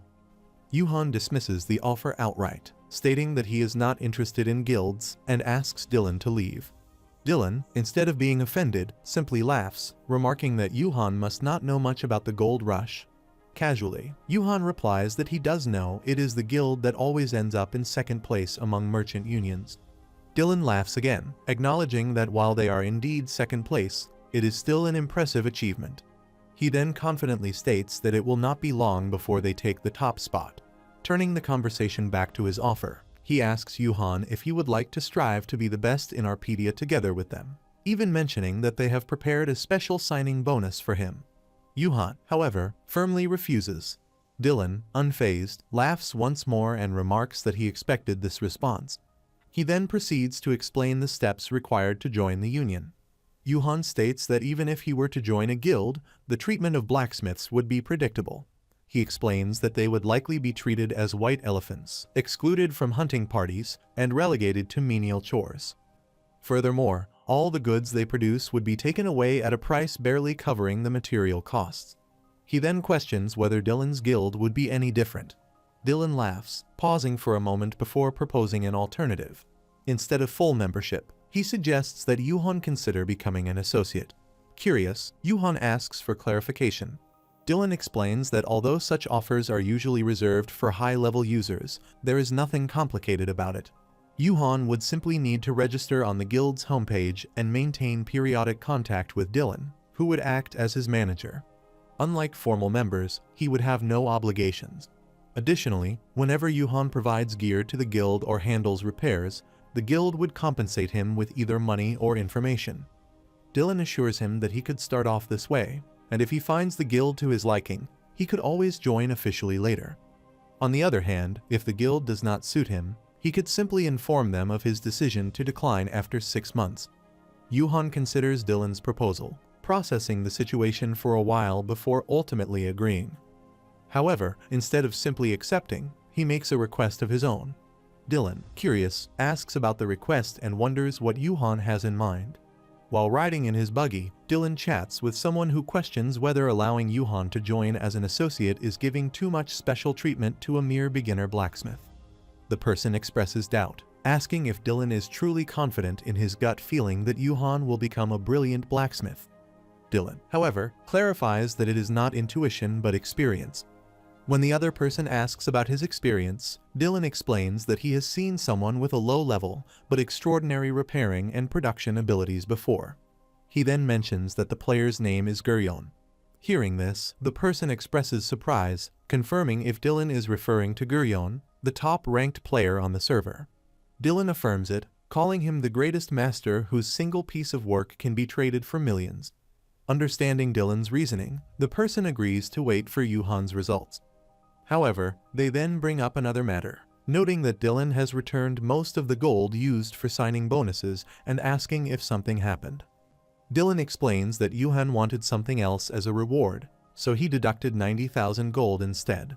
The person on the other end wonders what that something else might be. As a crowd gathers around the exploration group acceptance list, Yuhan joins them and notices his name on the list. Overjoyed, he shouts in excitement, realizing that he has been chosen. He then mutters to himself, acknowledging that time is running out for him, but being backed by a large-scale guild has proven to be advantageous. He also notes that he received 10,000 gold as a joining bonus, which makes him wonder if Dylan might request something unusual from him later. Shrugging off the thought, Yuhan stretches his arms, deciding to focus on preparing for the quest instead. At Joe's Bakery in Baldwin Square, East Side, Guilford of the Storm, the leader of one of the strongest mid-tier guilds, the Red Tiger Company, and a famous player ranked 45th on the server waits in line to buy biscuits. As his turn arrives, the baker informs him that the biscuits are completely sold out. Troubled, Guilford questions the seller, saying he has never seen this happen before. The seller points towards Yuhan, explaining that he purchased all of them, and suggests he try asking him. Approaching Yuhan from behind, Guilford grabs his shirt, commenting that his inventory seems completely full and questioning why he is hoarding so many biscuits. But then, as he gets a clearer look at Yuhan, he quickly recognizes him. Furious, Guilford shouts, calling Yuhan a loser blacksmith.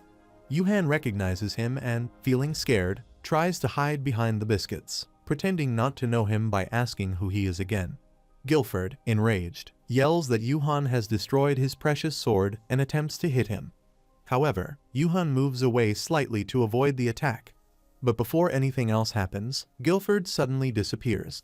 The system notifies everyone that he has logged out of the game, leaving the surrounding players wondering about the sudden turn of events. Meanwhile, outside the game, Guilford's wife yells at him, accusing him of being all talk and no action. She reminded him that he had promised to do the dishes, yet he did nothing but play his game while she was out getting groceries. Scared, Guilford tries to reason with her, addressing her as honey and insisting that pulling the plug on his game was a bit excessive. However, she continues scolding him, even resorting to physical punishment.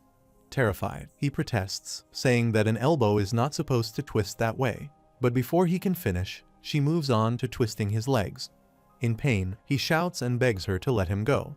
Their daughter sits in her room, studying, and reminds her father to be quiet so she can concentrate.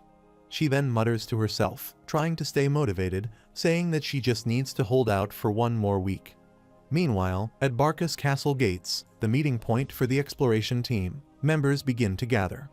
The Red Tiger Company also arrives, catching the attention of many. Seeing them, some express surprise that even Guilford is present. This confirms the rumors about his participation, leading some to assume that the quest must be easy if someone of his rank is involved. Guilford then instructs his team to search for someone thoroughly. His subordinates acknowledge the order. He then remarks that the blacksmith must also be part of the expedition based on the large amount of rations purchased. A girl shouts to the crowd, announcing that they are selling essential items for the quest at a cheap price.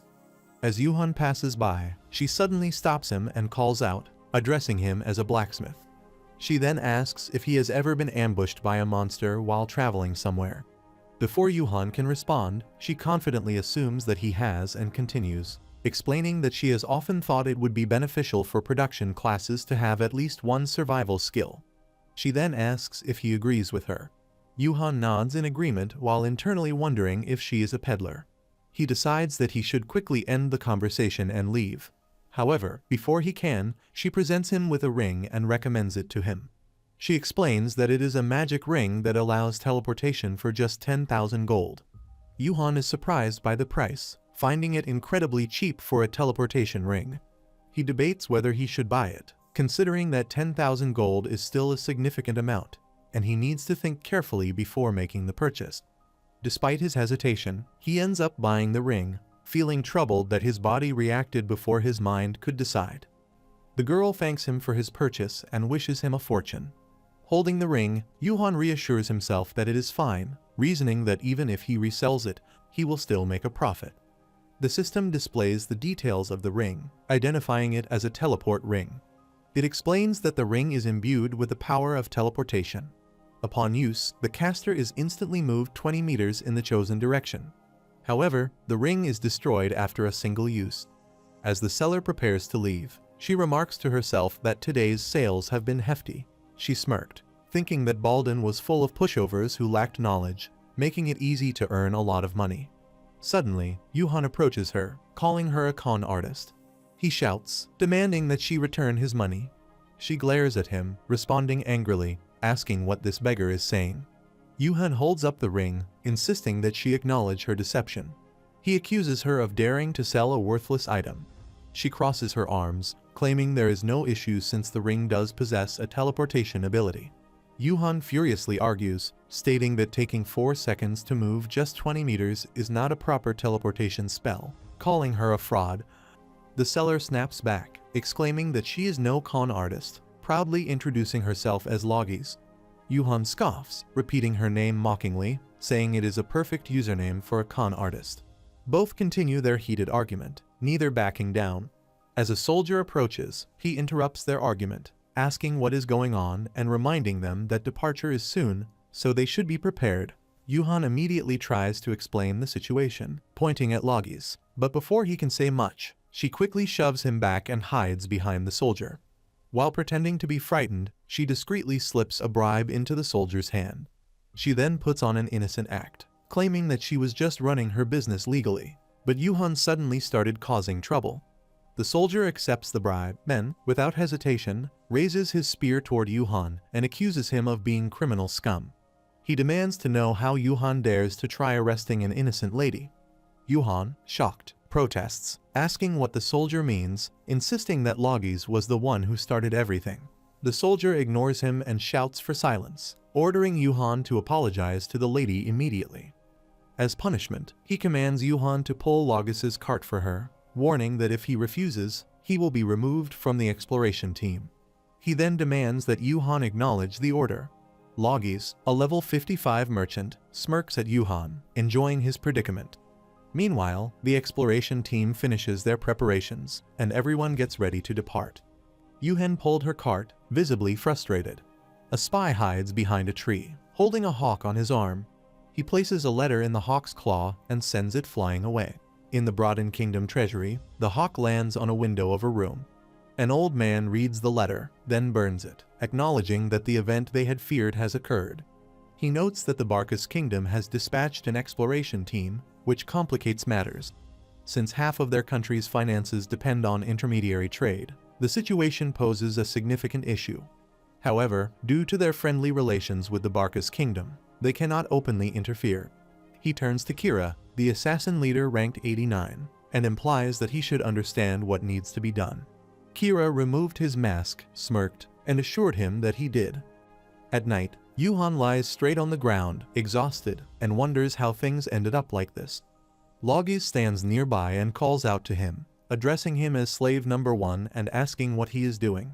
She instructs him to set up the tent, informing him that she needs to log out for a moment. Before leaving, she orders him to finish setting up the tent and then go fetch food. When Yuhan remains silent, she demands an answer. Struggling to stand, he clenches his teeth and shouts in frustration, asking if she truly sees him as a slave and declaring that he can't take it anymore.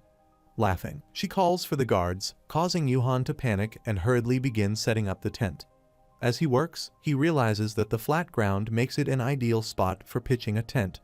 Logie smirks, commenting that he should have behaved like this from the beginning. She instructs him to have everything properly set up by the time she returns. Standing there with tears in his eyes, Yuhan wonders if he would be enduring this humiliation if not for the quest. After fixing the tent, Yuhan sits near the fire, eating noodles and wondering why he has to suffer after getting caught up with a con artist. At that moment, members of the Red Tiger Company approach him and throw a broken sword in front of him. One of them addresses him as a blacksmith and mentions hearing that he is the best at repairs in Baldin, demanding that he fix the weapon.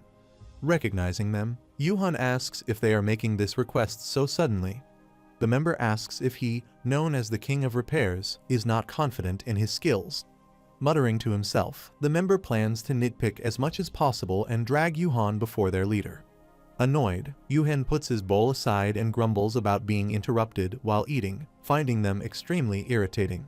After some time, Yuhan finishes repairing the dagger, restoring its durability to its original state. The Red Tiger Company members examine the weapon in surprise, noting that its condition is absolutely perfect. One of them remarks that the rumors about Yuhan's skills seem to be true, while another questions why he had destroyed their leader's sword if he was so capable. Meanwhile, Yuhan lounges on a swing, casually reading a book. Without looking up, he tells them that if they have nothing more for him, they should leave, as he is in the middle of reading. Frustrated, the member shouts, criticizing Yuhan for acting so nonchalantly after destroying someone else's weapon and calling him shameless. He also insists that he is not an old man but someone around Yuhan's age. Still absorbed in his book, Yuhan responds with confusion, questioning what the old man is talking about and pointing out that they were the ones who broke the weapon. The member, now furious, yells once again that he is not an old man and threatens to beat Yuhan if he does not come with them immediately. Closing his book, Yuhan gets up from the swing and casually mentions that they were the same. He met at the bakery and questions if their hostility stems from him buying all the biscuits. The member, even more enraged, denies that the Red Tiger Company would provoke someone over something so trivial. However, other members mutter that this is exactly what they are doing. Yuhan, unfazed, draws his sword and casually points it at them. With a smirk, he states that it does not matter either way, he just happens to need someone to take his anger out on. He then challenges them to a fight. After some time, Yuhan sits bound with ropes in front of Guilford, shouting that ganging up is cheating. Guilford calmly tells him that if he sincerely apologizes now, he will overlook the situation. Confused, Yuhan questions why he should apologize, insisting that he lined up, waited his turn, and bought the biscuits with his own money. However, Guilford clarifies that he is not referring to the biscuits. Still puzzled, Yuhan asks why this is happening to him, emphasizing that he has never harmed anyone while playing the game. Guilford scoffs at his claim, questioning if Yuhan truly believes he has never caused harm. Deciding on a different approach, he orders his men to unbind him. Yuhan, taken aback, wonders if they are simply setting him free. However, before he can process the situation, he notices Guilford leaping into the air, preparing to attack. Panicked, Yuhan shouts in fear, questioning what Guilford is doing. As he quickly dodges, he recognizes the stick Guilford is wielding, an event item with an attack power of only 1. Despite this, Guilford's strike destroys the ground beneath them, and he declares that it is time for discipline classes. He swings again, slicing a nearby tree into pieces. Yuhan narrowly avoids the attack, internally noting that this is not discipline but simply taking out anger on someone. Before he can catch his breath, another attack follows, and after being struck, he collapses. Standing over him, Guilford remarks that he did not even use his full strength, yet Yuhan has already reached his limit. Acknowledging the vast difference in levels, he decides to set a condition: if Yuhan can land even a single hit on him, he will be allowed to leave. Lying on the ground, Yuhan grumbles, calling Guilford a stubborn boomer. Gripping his sword, he dismisses the so-called condition, assuming that Guilford is confident a lower-level blacksmith will never hit him. Despite his health points dropping to just 10, he forces himself to stand. Frustration builds as he mutters to himself, realizing that whether it is Guilford or anyone else, everyone continues to look down on him. Yuhan rushes toward Guilford, shouting in frustration as he swings his weapon in an attempt to land a hit. However, Guilford easily blocks the attacks with his stick. Undeterred, Yuhan continues his relentless assault, striking repeatedly. At first, Guilford dodges effortlessly, but as the attacks persist, he starts to struggle slightly to evade them. Observing Yuhan's determination, Guilford acknowledges that, for a beginner, he is not bad. He recognizes a natural talent for combat in Yuhan, but remains confident that sheer willpower alone will not be enough to bridge the gap in their levels. As Yuhan leaps into the air for another attack, putting all his strength into the strike, Guilford prepares to counter. However, upon impact, the stick in Guilford's hand suddenly snaps, shattering under the force of Yuhan's attack. Arm break is a skill that destroys armor or weapons by targeting the natural gaps within the material. To acquire this ability, one must first train the grain skill to rank 7. Today, Yuhan's grain skill has finally reached that level, allowing him to learn arm break. Meanwhile, Guilford stares in shock, unable to believe that his weapon has been broken. Yuhan grabbed Guilford by the neck and muttered to himself. Even for a high-ranking player like Guilford, it was likely his first time witnessing a skill that could destroy another's weapon so effectively. Pressing against Guilford's throat, Yuhan forces him backward. As he continues pushing, he suddenly realizes that Guilford has tilted too far back. Before either of them can react, Yuhan loses his balance, and their lips accidentally touch. Everyone feels awkward as they watch the situation unfold. Guilford, troubled and furious, shouts in anger, while Yuhan also feels ashamed. Frustrated, Guilford approaches him again, but his members quickly try to hold him back, reminding him that he needs to keep his promise. Ignoring them, he demands to be let go, but they insist, trying to calm him down. Meanwhile, the member, whom Yuhan previously called an old man, hands him a potion, acknowledging that he is not too bad. He explains that it is a high elixir capable of restoring his entire health. He then comments on Yuhan's unexpected success in landing a hit against the leader and asks about the skill he used earlier, mentioning that it is his first time seeing a skill that can destroy a weapon. Curious, he wonders if it is some sort of blacksmith ability. Yuhan responds that he cannot reveal anything specific about the skill. The member then asks if Yuhan belongs to any guild, suggesting that since the leader seems to like him, he should consider joining their mercenary company.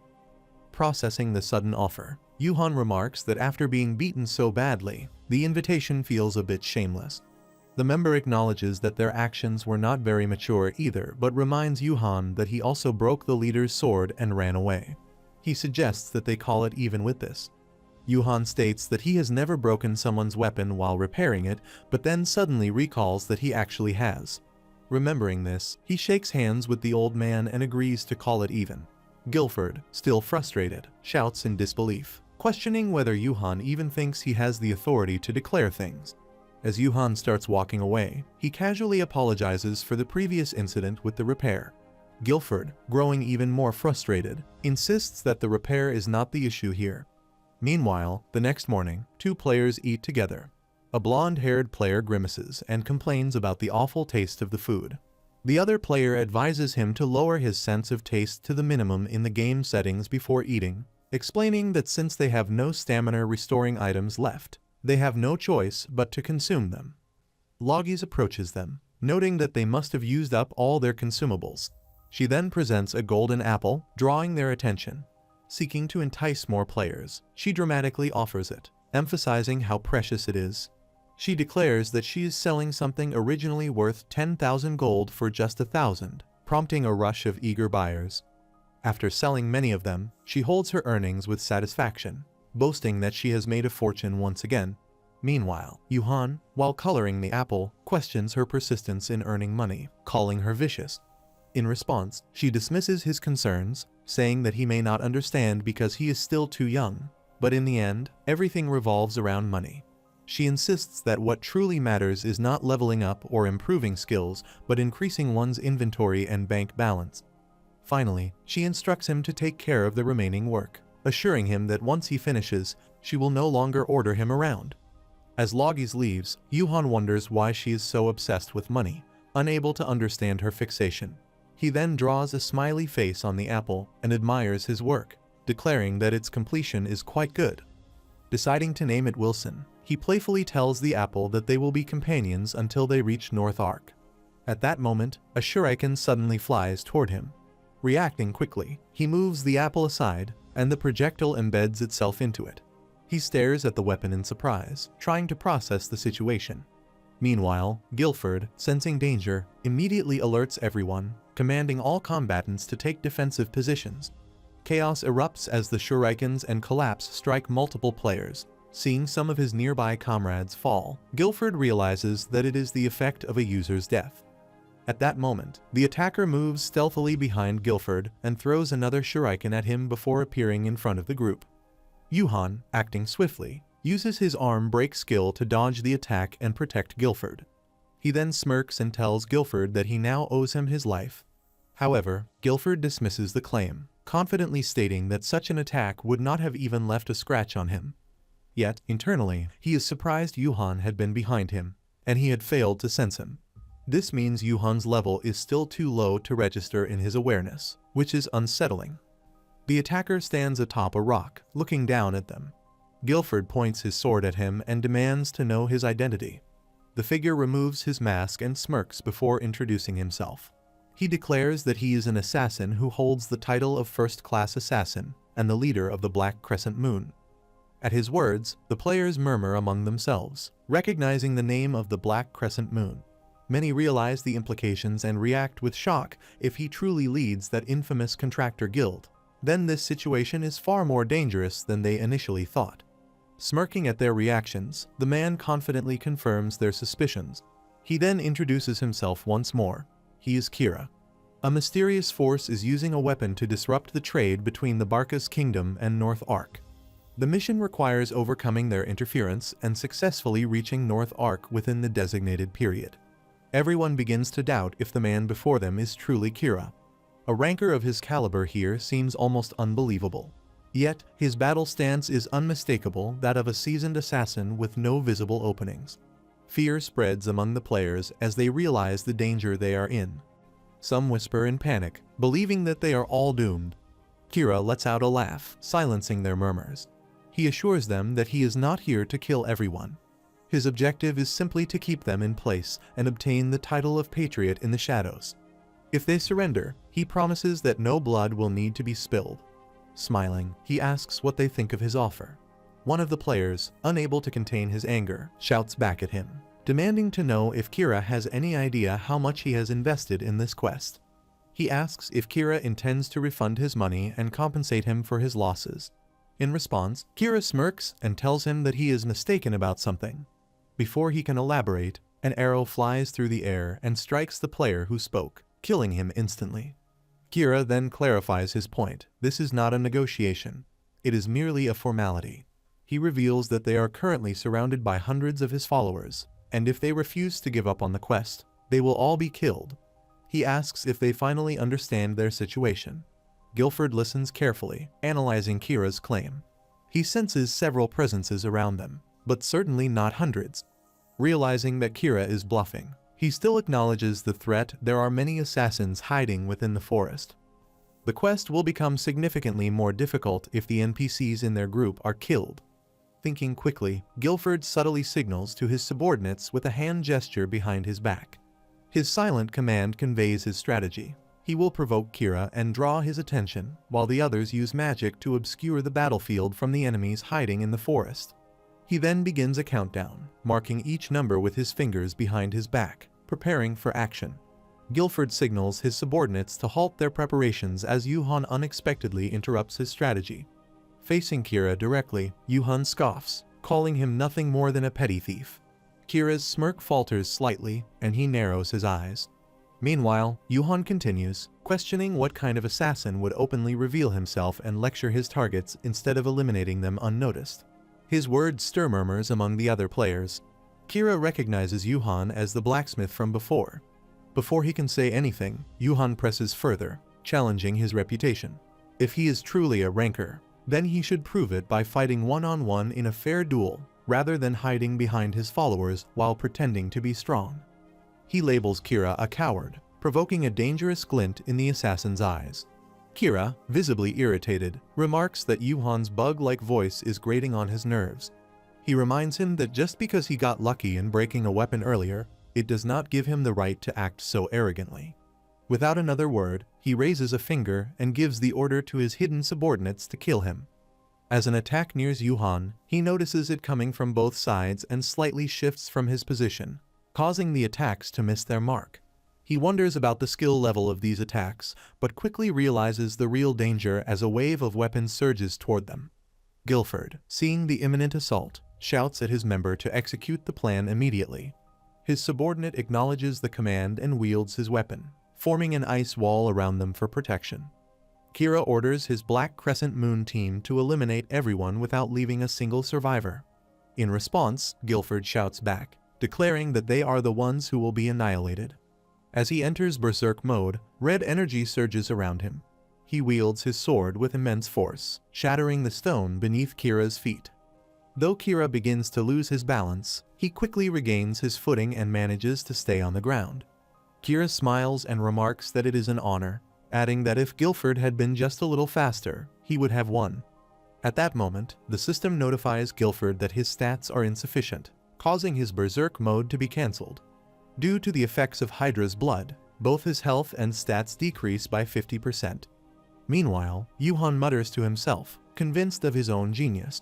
Just before the enemy's attack could hit him, he had quickly opened his inventory and equipped the log armor, a heavy, log-shaped piece of armor that covers the entire body but renders the user immobile.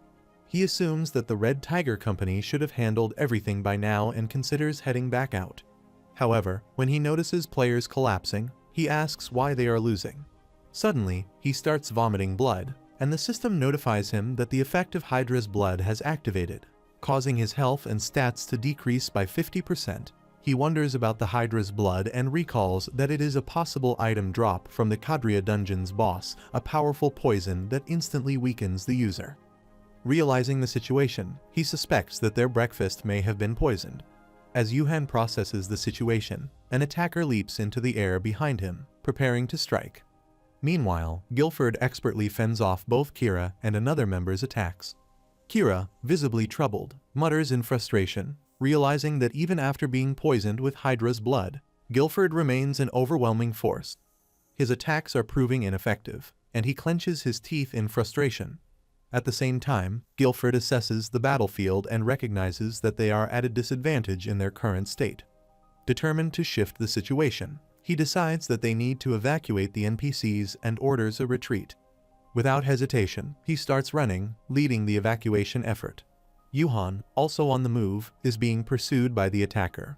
He realizes that while he has managed to evade their attacks for now, they will catch up to him soon. Desperate for cover, he thinks that he needs to find a hiding spot and sets his sights on the forest. As he pushes forward, he gets closer and closer to the tree line, hoping to reach there soon. Logie struggles to escape, pushing her cart as fast as she can. Meanwhile, Kira stands amidst the battlefield, watching as his subordinates loot the collapsed players. He calls out to them, instructing the Black Crescent Moon to prepare for departure. As soon as their tracking troop returns, they will immediately pursue their fleeing targets. The subordinates acknowledge his command. Just then, Kira notices something unusual behind a tree. Suspicious, he wonders if he heard a noise. Unbeknownst to him, Logies is hiding behind that very tree, trying to stay out of sight. As Kira approaches, gripping his shuriken, he is moments away from discovering her. However, before he could investigate further, one of his subordinates interrupted, reporting that the tracking troop had returned. As expected, their targets are currently heading toward Rocking Bridge Canyon. Confirming the information, Kira reacts with interest before swiftly slicing the tree in half. Finding nothing there, he refocuses his attention on the mission. Without hesitation, he orders the Black Crescent Moon to advance toward Rocking Bridge Canyon, intending to reach the location first and eliminate their targets the moment they arrive. His subordinates acknowledge the command, and the group departs without delay. Meanwhile, Logies still sits behind the now-served tree, panting.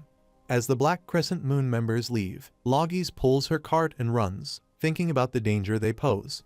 She realizes that the Contractor Guild is ranked and, judging by the NPC corpses and scattered items, more than half of the exploration team is likely dead. If another ambush occurs, it will be game over.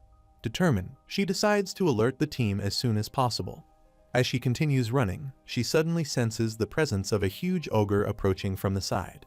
Seeing the monster growl, she panics and shouts in fear before sprinting away. The ogre starts chasing her, and she wonders why a yellow ogre is even there. As she flees, her cart collides with a rock, causing her to slip and fall forward. Sitting up, she turns around and notices the ogre dangerously close behind her. Loggies, known as Jisoo outside the game, recalls her real-life situation. She remembers receiving a bonus from her boss as a reward for her hard work.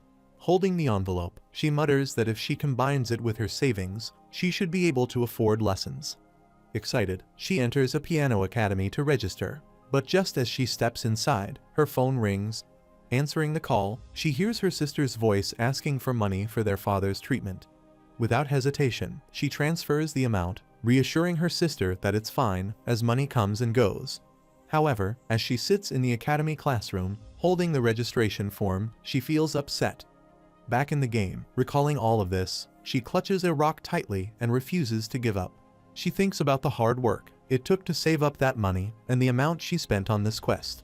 Determined, she starts hurling rocks at the ogre, shouting and crying as she pleads for it to die.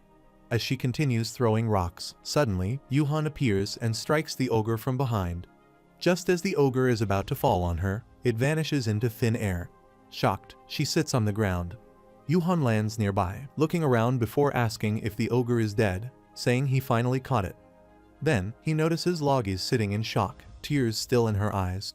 Confused, he looks at her and asks her if she is alright. 30 minutes earlier, as the two attackers chase Yuhan, they wonder where he has disappeared. Unbeknownst to them, Yuhan is hiding nearby, concealed within his inventory's log armor. Hearing a noise from another direction, the attackers assume he is there and quickly run toward it. Once they are gone, Yuhan emerges from the log armor, relieved that he has finally lost them. He thinks that his priority now is to find a greater antidote. However, just as he is about to move, he senses the presence of a yellow ogre behind him and wonders about its sudden appearance. A rare monster that appears in the highlands of the Nemesis Mountains, it is best to avoid fighting it due to its high attack power relative to its level. However, since it drops greater antidotes, experienced users skilled in battle are advised to capture it. Recalling this extracted information about the Nemesis Mountains, Yuhan hangs onto a tree branch and remarks that no matter how strong the ogre's attack power may be, it is meaningless if it cannot land a hit. With that, he leaps from the tree and attacks the ogre. As Yuhan continues striking the ogre while hanging from the branch, its health points rapidly decrease. Noticing the damage, the ogre begins to flee. Still hanging onto the branch, Yuhan shouts, ordering it to stop.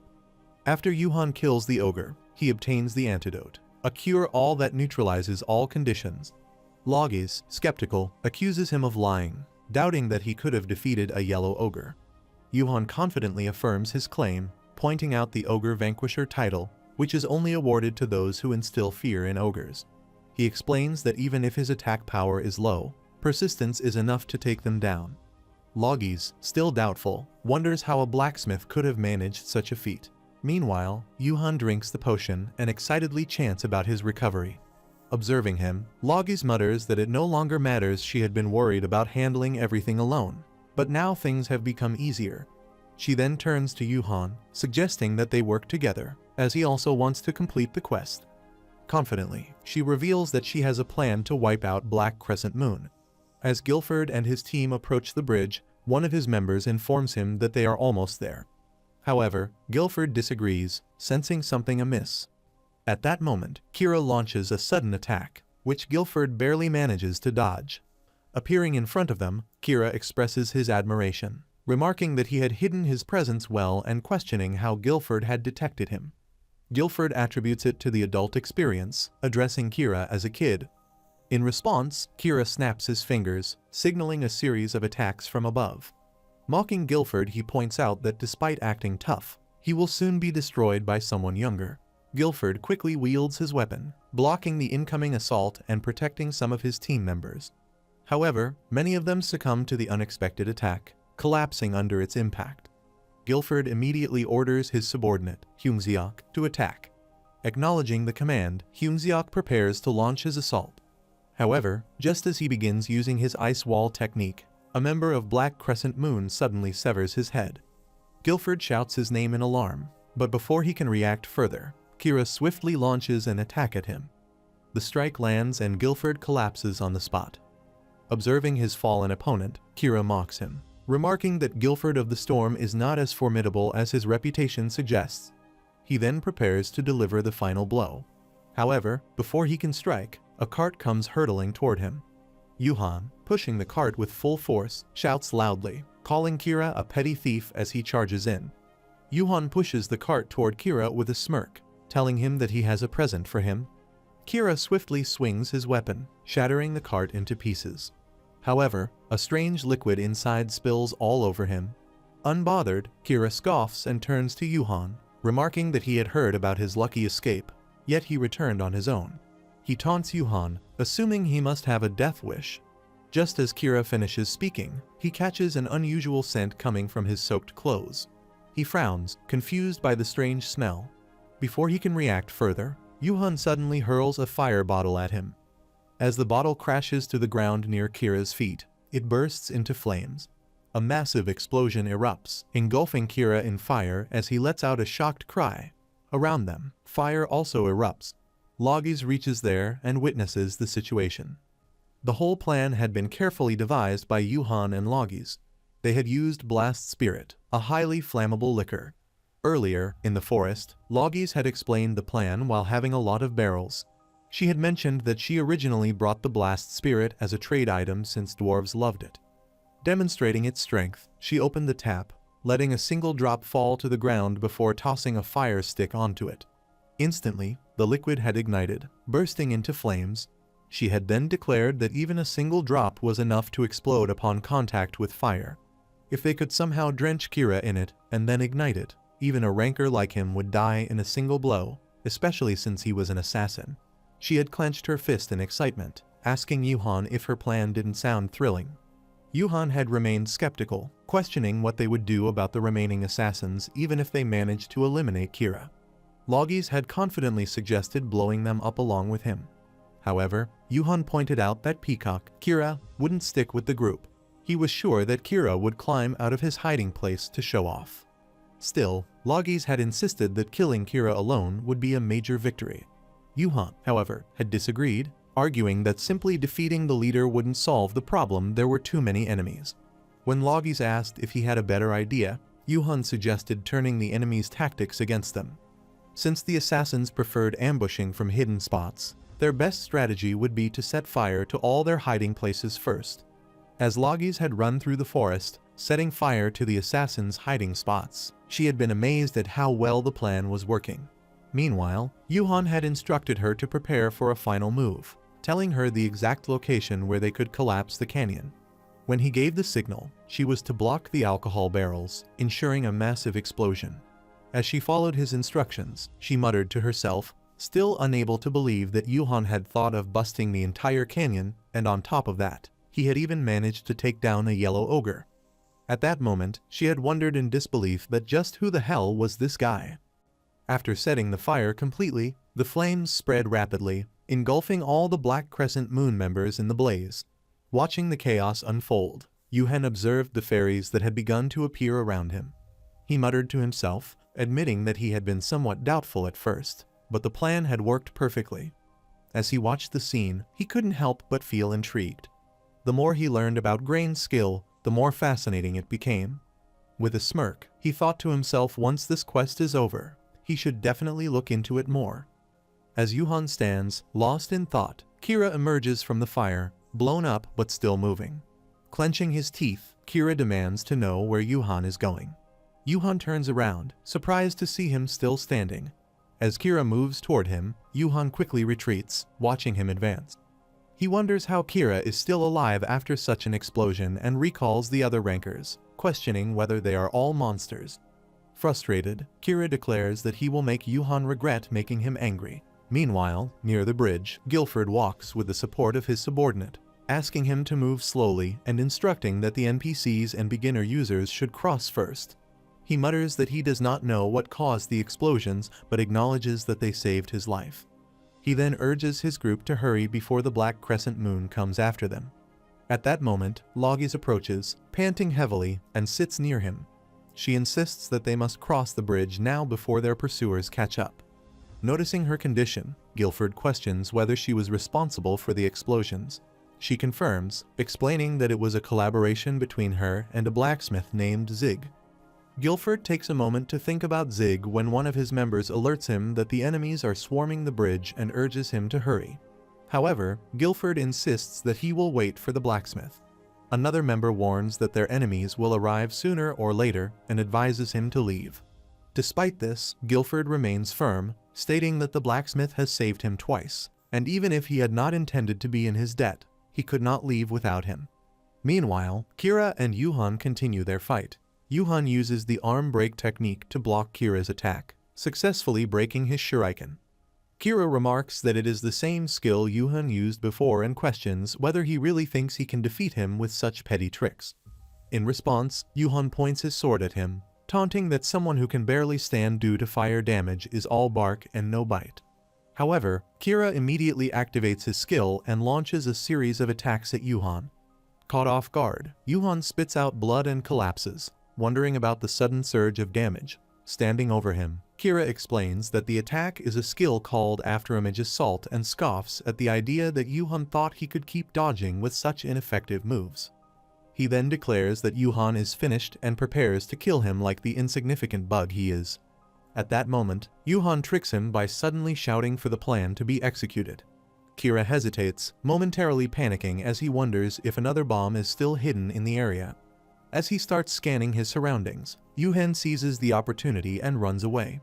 Frustrated, Kira curses at him while Yuhan mocks him for falling for the trick. Kira reaches the Nemesis Mountains cave. As he enters, he mutters Yuhan's name, vowing to make him pay once he gets his hands on him. Frustrated, he wishes he could beat him up in real life. However, noticing something unusual, he quickly becomes alert only to be met with an unexpected attack. A barrage of biscuits comes flying toward him. Confused, Kira squints his eyes, trying to make sense of the situation. At that moment, he spots Yuhan approaching rapidly. Before he can react, Yuhan strikes him, catching him off guard. The force of the attack causes Kira to tilt backward in surprise. Yuhan laughs, pleased with himself, and says he finally landed a hit.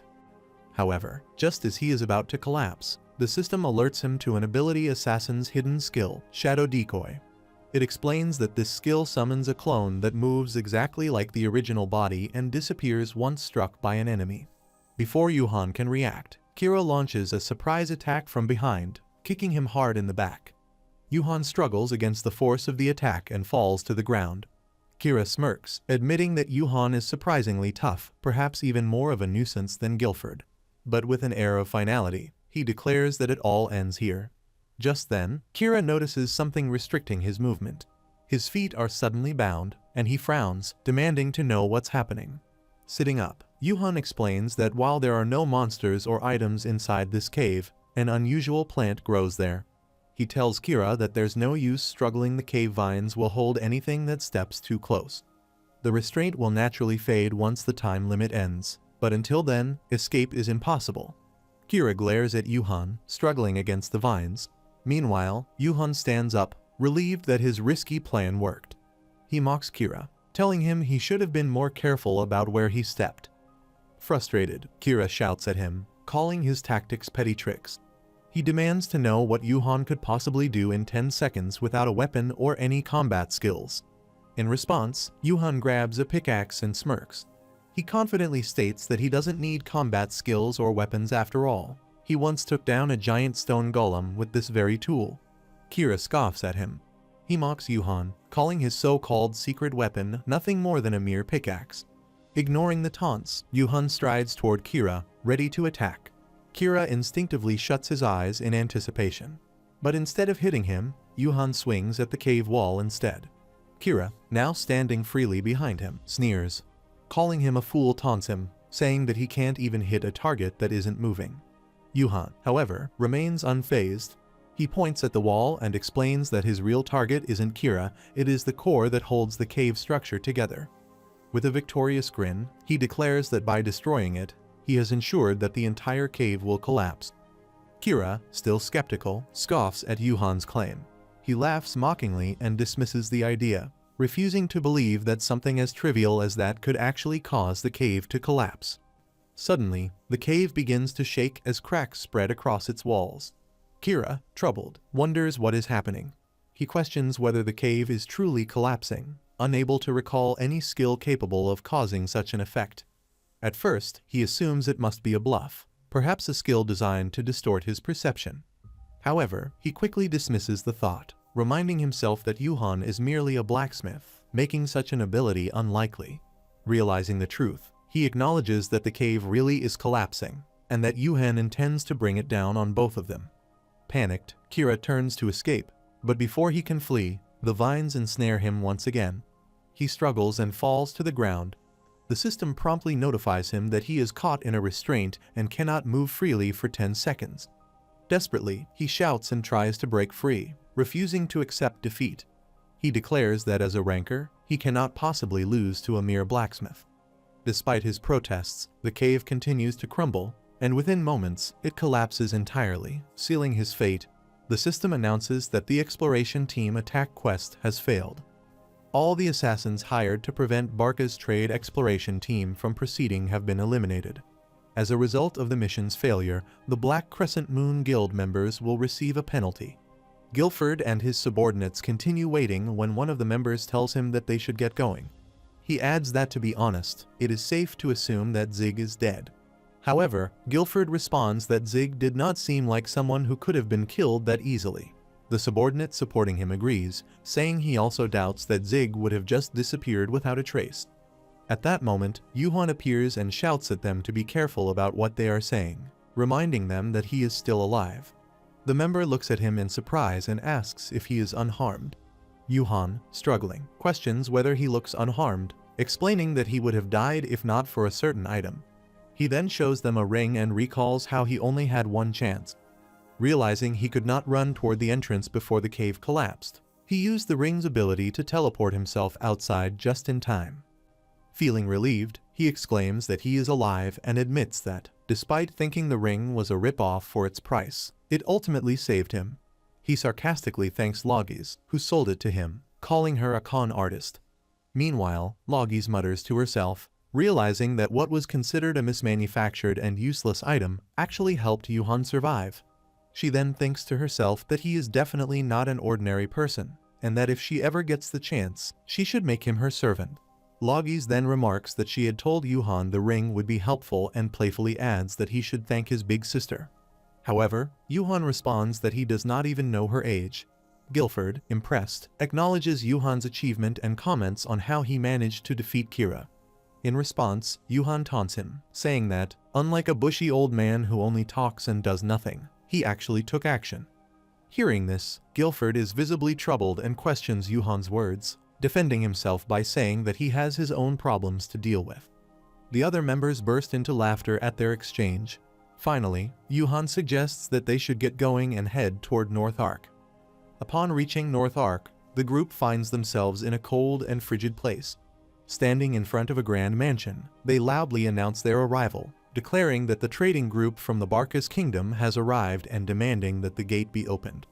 At that moment, the system notifies them that the North Ark Trade Route Exploration Team quest has been successfully completed. It reports that out of the 80 adventurers who initially participated in the quest, only 28 have survived. As a reward, these survivors will receive a special gift along with the king's official approval. As the gate slowly opens, the system further informs Yuhan of his personal achievements. He gains 3,000 experience points and 700 prestige. Additionally, it announces that Zig has now reached level 55, allowing him to craft and repair C-rank equipment.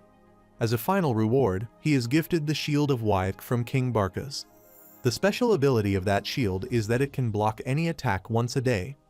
In a meeting, a discussion is taking place about a character named Zig. A colleague, Mr. Kim, who is showing Yuhan's profile, states that it has been a month since the user created the character and became a blacksmith. He explains that the character is controlled by the previous ranker, Bartz, and has been exhibiting unusual gameplay patterns. He highlights that Zig has hunted the Berserk Giant Stone Golem, which was activated through a hidden event and is currently in North Ark, where the next trigger is expected. The development team, he adds, believes that this user has a high probability of activating the Mycenia event. At this, the boss, Hajun, responds by acknowledging the possibility of activation, but questions why it should justify delaying the update. Kim argues that the Mycenia event has the potential to bring significant changes to Arpedia, and if it coincides with the update, it could cause confusion among users. Frustrated, Hajun challenges Kim's reasoning, pointing out that it took over 3 years to unlock the giant stone golem's berserk mode. He emphasizes that delaying the update simply because a low-level blacksmith might activate an event is unreasonable and asks if Kim would take responsibility for any backlash resulting from the delay. Before Kim can finish explaining his perspective, director Sun Seokjin enters the room, apologizing for his lateness and explaining that he was so busy preparing for the meeting that he forgot about it. Hajun asks him to take a seat and then inquires about his earlier statement regarding responsibility. Seokjin calmly confirms that he will take responsibility and insists that the update should be delayed. Kim, surprised, asks if Seokjin also believes the blacksmith will activate the event. Adjusting his glasses, Seokjin replies that while that is a small factor, he also has additional elements he wants to include in the update. Pressing a button on his laptop, he states that he is requesting the team to wait until those additions are completed. Seokjin then presents the additions planned for the update, including continental expansion, a new job system, and several other features. After showing them, he asks the team for their thoughts and suggests pushing back the schedule slightly before proceeding with the update. He assures them that if the update fails to meet the expected performance numbers, he will take full responsibility. Mr. Kim, addressing Seokjin, expresses his concern, pointing out that aside from the relevance of these additions to the original update topics, developing all of them would take at least 2 years. Seokjin, however, calmly responds that most of the work had already been completed by him while he was on vacation and that the development team only needs to apply the finishing touches. Kim, taken aback, mutters in disbelief that Seokjin managed to do all of that on his own. Meanwhile, Seokjin turns to him with a confident smile and asks whether he isn't excited about how Arpedia will evolve in the future. While Yuhan is sleeping, he mutters in his sleep that the hacker has finally been caught and questions whether they really thought he wouldn't find them hiding in North Ark. He adds that he has been waiting for this day to come. Meanwhile, his brother, Yoo-hyun, enters the room to call him for breakfast, but upon noticing him talking while asleep, he quietly closes the door and leaves. When their mother asks Yoo-hyun why he didn't bring Yuhan along, he explains that Yuhan is still sleeping, likely because he pulled an all-nighter playing a game. Frustrated, she raises her voice, exclaiming that he is still asleep despite claiming he would be studying and that all he ever does is play games. Their father, in an attempt to calm her, questions what is wrong with that. He points out that Yuhan expressing his determination to do something on his own is a positive thing, especially considering his past. She, however, retorts that it is precisely because he acts this way that Yuhan has become like this. She then worries aloud about what will happen if he fails to earn a living. In response, Yuhan's father reassures her, reminding her that Yuhan can always inherit their store. He expresses that, above all, he wishes Yuhan happiness. Reflecting on Yuhan's past struggles, he admits that they were unable to support him when he truly needed it, which is why they should now allow him to pursue what he wants. However, he also shares a lingering concern about Yuhan's health. Listening to this conversation in secret, Yuhan remains silent. Meanwhile, Yoo-hyun playfully claps and praises his father's words, joking that, in honor of such wisdom, he, too, will be skipping his lessons for the day. His mother, however, immediately shuts down the idea and sternly tells him that it is not happening. Meanwhile, in the evening, Yuhan sits outside, drinking, as he recalls the morning conversation between his mother and father. Muttering to himself, he remarks that they always have unnecessary worries. Setting his cane aside, he adds that none of it matters to him anymore. As Yuhan sits outside drinking, he recalls his past when he was in school. He remembers being in the cafeteria, eating when he suddenly noticed rats in his soup.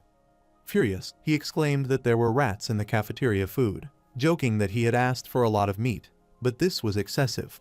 Some of his classmates sitting with him suggested that he should post it online. Taking their advice, he took a picture and uploaded it to the internet. The next day, a student suddenly slammed the door open and entered the classroom, angrily demanding to know where Yuhan was. He asked if Yuhan was in the class. The students started whispering among themselves, wondering who the newcomer was. Some recognized him and explained that he was Kim Pil-jun, who had been infamous in middle school for his unpredictable and violent behavior. They advised each other not to make eye contact, as he had a tendency to hit people without reason. Pil-jun then approached Yuhan, who had his head down and appeared to be asleep. Grabbing Yuhan's hair, he ordered him to wake up. Still half asleep, Yuhan mumbled that he was not sleeping. Without hesitation, Pil-jun struck Yuhan's head with his knee, causing his nose to bleed. He then threw him to the floor, declaring that he was going to teach him a lesson. When Yuhan returned home, his mother immediately noticed his condition and asked what had happened to his face. Concerned, she questioned whether he had been in a fight. As he headed to his room, he casually replied that he had fallen down the stairs.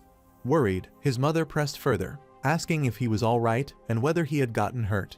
She wondered if they needed to go to the hospital. Yuhan reassured her that there was nothing to worry about and insisted that he was fine. However, in reality, he was not fine at all. From that day onward, his school life turned into a living hell. Kim Pil-jun would constantly seek him out and torment him. As time passed, his friends began to distance themselves from him, leaving him more and more isolated. Day after day, he was beaten and bullied over and over again. As they hit Yuhan, he lay on the floor and, in a low voice, asked them why they were doing this to him. They pretended not to hear and mockingly questioned what he had said, asking what he was mumbling to himself. Clenching his teeth, Yuhan shouted the same question, demanding to know why they were treating him that way. In response, they burst into laughter, ridiculing him by saying that he was acting all tragic. Undeterred, he asked them once again why they were doing this to him. Then, Jeong Hyunil, the student council president, entered the room and told the bullies that they shouldn't behave that way. He stated that if a friend asked a question, they should answer properly. Noticing Hyunil, Yuhan muttered to himself, recognizing him as the guy who always ranked first. Hyunil sat close to Yuhan, grabbed him by the hair, and lifted his head. He then told Yuhan that since he was wondering why he was always getting hit, he would finally give him an answer. He instructed Yuhan to listen carefully and explained that there was no particular reason, he was simply messing with him because he didn't like him.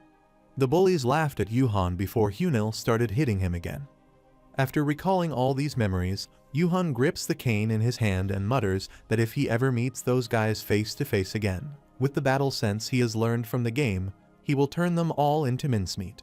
As he walks, a tissue paper suddenly covers his face, causing him to shout that he cannot see in front of him. In the confusion, he collides with someone and falls. The person he bumps into remarks that if he has run into someone, he should start by apologizing. Regaining his senses, Yuhan agrees and begins to apologize. However, as he looks at the man, his eyes widen in shock. It is Kim Pil-jun. Seeing Yuhan's reaction, Pil-jun wonders why he appears so stunned. He then states that he is busy, pressing his foot against Yuhan's and questioning why he has stopped talking. Yuhan seems frightened, his face sweating. He asks if Yuhan is not going to apologize. Then, grabbing Yuhan by the collar, he lifts him up and demands to know if he can hear what he is saying. Yuhan wonders why Pil-jun is there. As Pil-jun continues speaking to him, his phone suddenly rings. He picks up the call, then casually throws Yuhan aside and walks away, telling him to be careful next time. At night, while sitting in a bar, Pil-jun asks Hyunil if he is increasing the amount of bribes. Hyunil confirms, explaining that this topic will be brought up during one of the meetings soon. He mentions how North Ark and Barkas have recently started trading, which has put the finances of the lords from Broaden in a difficult position. Pil-jun is surprised upon hearing this. Hyunil further explains that from the beginning, the Cotter had expressed concerns about the tributes from South Barin being too small. Pil-jun starts to question whether doubling the amount is too extreme but stops midway. Hyunil then asks for his answer, and Pil-jun, seeming displeased, reluctantly agrees. Standing outside the martial arts academy, Yuhan wonders if he is truly alright. He believes that he is no longer particularly scared of other people, and no longer afraid of leaving the house. However, recalling his interaction with Pil-jun, he resolves to become stronger, deciding that raising the level of his physical body will also help enhance his mentality. As he opens the door, he greets the people inside, stating that he has come to learn martial arts. However, he quickly notices martial artists fighting recklessly with each other, with some pleading for their lives. Fear grips him as he takes in the chaotic scene. Terrified, he quickly runs away, using the excuse that, since he is unemployed, he does not have the money to learn martial arts. A man overhears his excuse and asks if he came for membership and whether he intends to join as a new member. Yuhan hastily refuses, claiming that he was mistaken and had accidentally walked in. Just then, he collides with a huge figure who shouts at him in recognition and identifies him as a blacksmith. Sitting inside the martial arts academy, Yuhan mutters to himself, surprised that the dojo academy belongs to none other than the Red Tiger Company's head, Guilford. The academy manager, seated beside Guilford, observes Yuhan closely and remarks that his movements are not those of an ordinary person. He then asks whether Yuhan is also a martial artist. Hesitating, Yuhan denies it, explaining that he only thought he might be able to learn something. Handing him a registration form, the manager asks if he is here to become a new member. Yuhan, troubled, declines, explaining that he does not have any money to pay for membership fees. Guilford reassures him, stating that he will make an exception and exempt him from the fees for a year. Smirking, he adds that their meeting must have been fate, and that he will train Yuhan like a dog to fix his manners. After considering it for a moment, Yuhan decides that he has nothing to lose and agrees to give it a try. He formally places himself in their care. As he prepares to fill out the registration form, the manager asks for his name. Yuhan introduces himself, prompting Guilford, who is sipping tea, to mutter to himself, wondering where he has heard that name before. A moment later, realization dawns on him. He recalls that the store owner's son, whom he often visited in the past, shared the same name. Furthermore, that boy was once his daughter's childhood friend. Reminiscing, he remarks that hearing the name again brings back old memories. Yuhan addresses him as an instructor and asks if he may know his name. Guilford responds that he has not mentioned it yet and then introduces himself as Song Tisu. Yuhan then inquires about his daughter's name. At this, Guilford suddenly raises his voice, demanding to know why he is curious about Charon's name. Recognizing him immediately, Yuhan smiles and remarks that it has been a while. Hearing this, Song Tisu looks troubled and asks in disbelief what he means by that. He then hesitantly questions whether Yuhan is actually the same Yuhan he remembers. The system notifies Yuhan, who is lying flat on the ground and panting, that 30 minutes have passed since he ran out of stamina and that his health points are slowly decreasing. He mutters to himself that this is the worst. As Guilford trains outside the game, he tells Yuhan that since fate has brought them together once more, he might as well teach him personally. After enduring the grueling boot camp-style training, Yuhan barely manages to drag himself home and log into Arpedia Online. He pushes himself, thinking that he might be able to receive quests from the dwarves to increase his level, improve his crafting rank, and learn hidden skills. Yuhan is thrown outside by the dwarves, along with his belongings. Crying, he mutters that he was aware of how closed off the dwarves were, but not to this extent. They had told him that a human was of no use to them, that he didn't need to be paid as if they had exploited him, and that they already knew he was planning to steal their secrets. With those words, they had tossed him out without hesitation. Muttering to himself, Yuhan acknowledges that if he pushes any harder, they might end up chasing after him with swords in their hands. Feeling his exhaustion, he realizes that his stamina is insufficient. Thinking out loud, he decides that he should get something to eat first. As Yuhan arrives at a vegetable shop, he notices that the potatoes are priced exorbitantly and even kept in isolation. Shocked, he shouts, questioning why on earth a potato costs 1,200 gold. He expresses his frustration, exclaiming that it is absurd for a potato to be kept inside glass, finding the entire situation infuriating.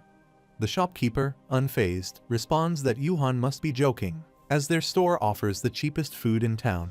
Muttering to himself, Yuhan speculates that the price might still be unstable due to the recent start of direct trade. Accepting the situation, he asks for one potato, but upon checking his wallet, he realizes he only has 800 gold. Grumbling, he recalls that he had spent all his money ordering iron from Gold Rush.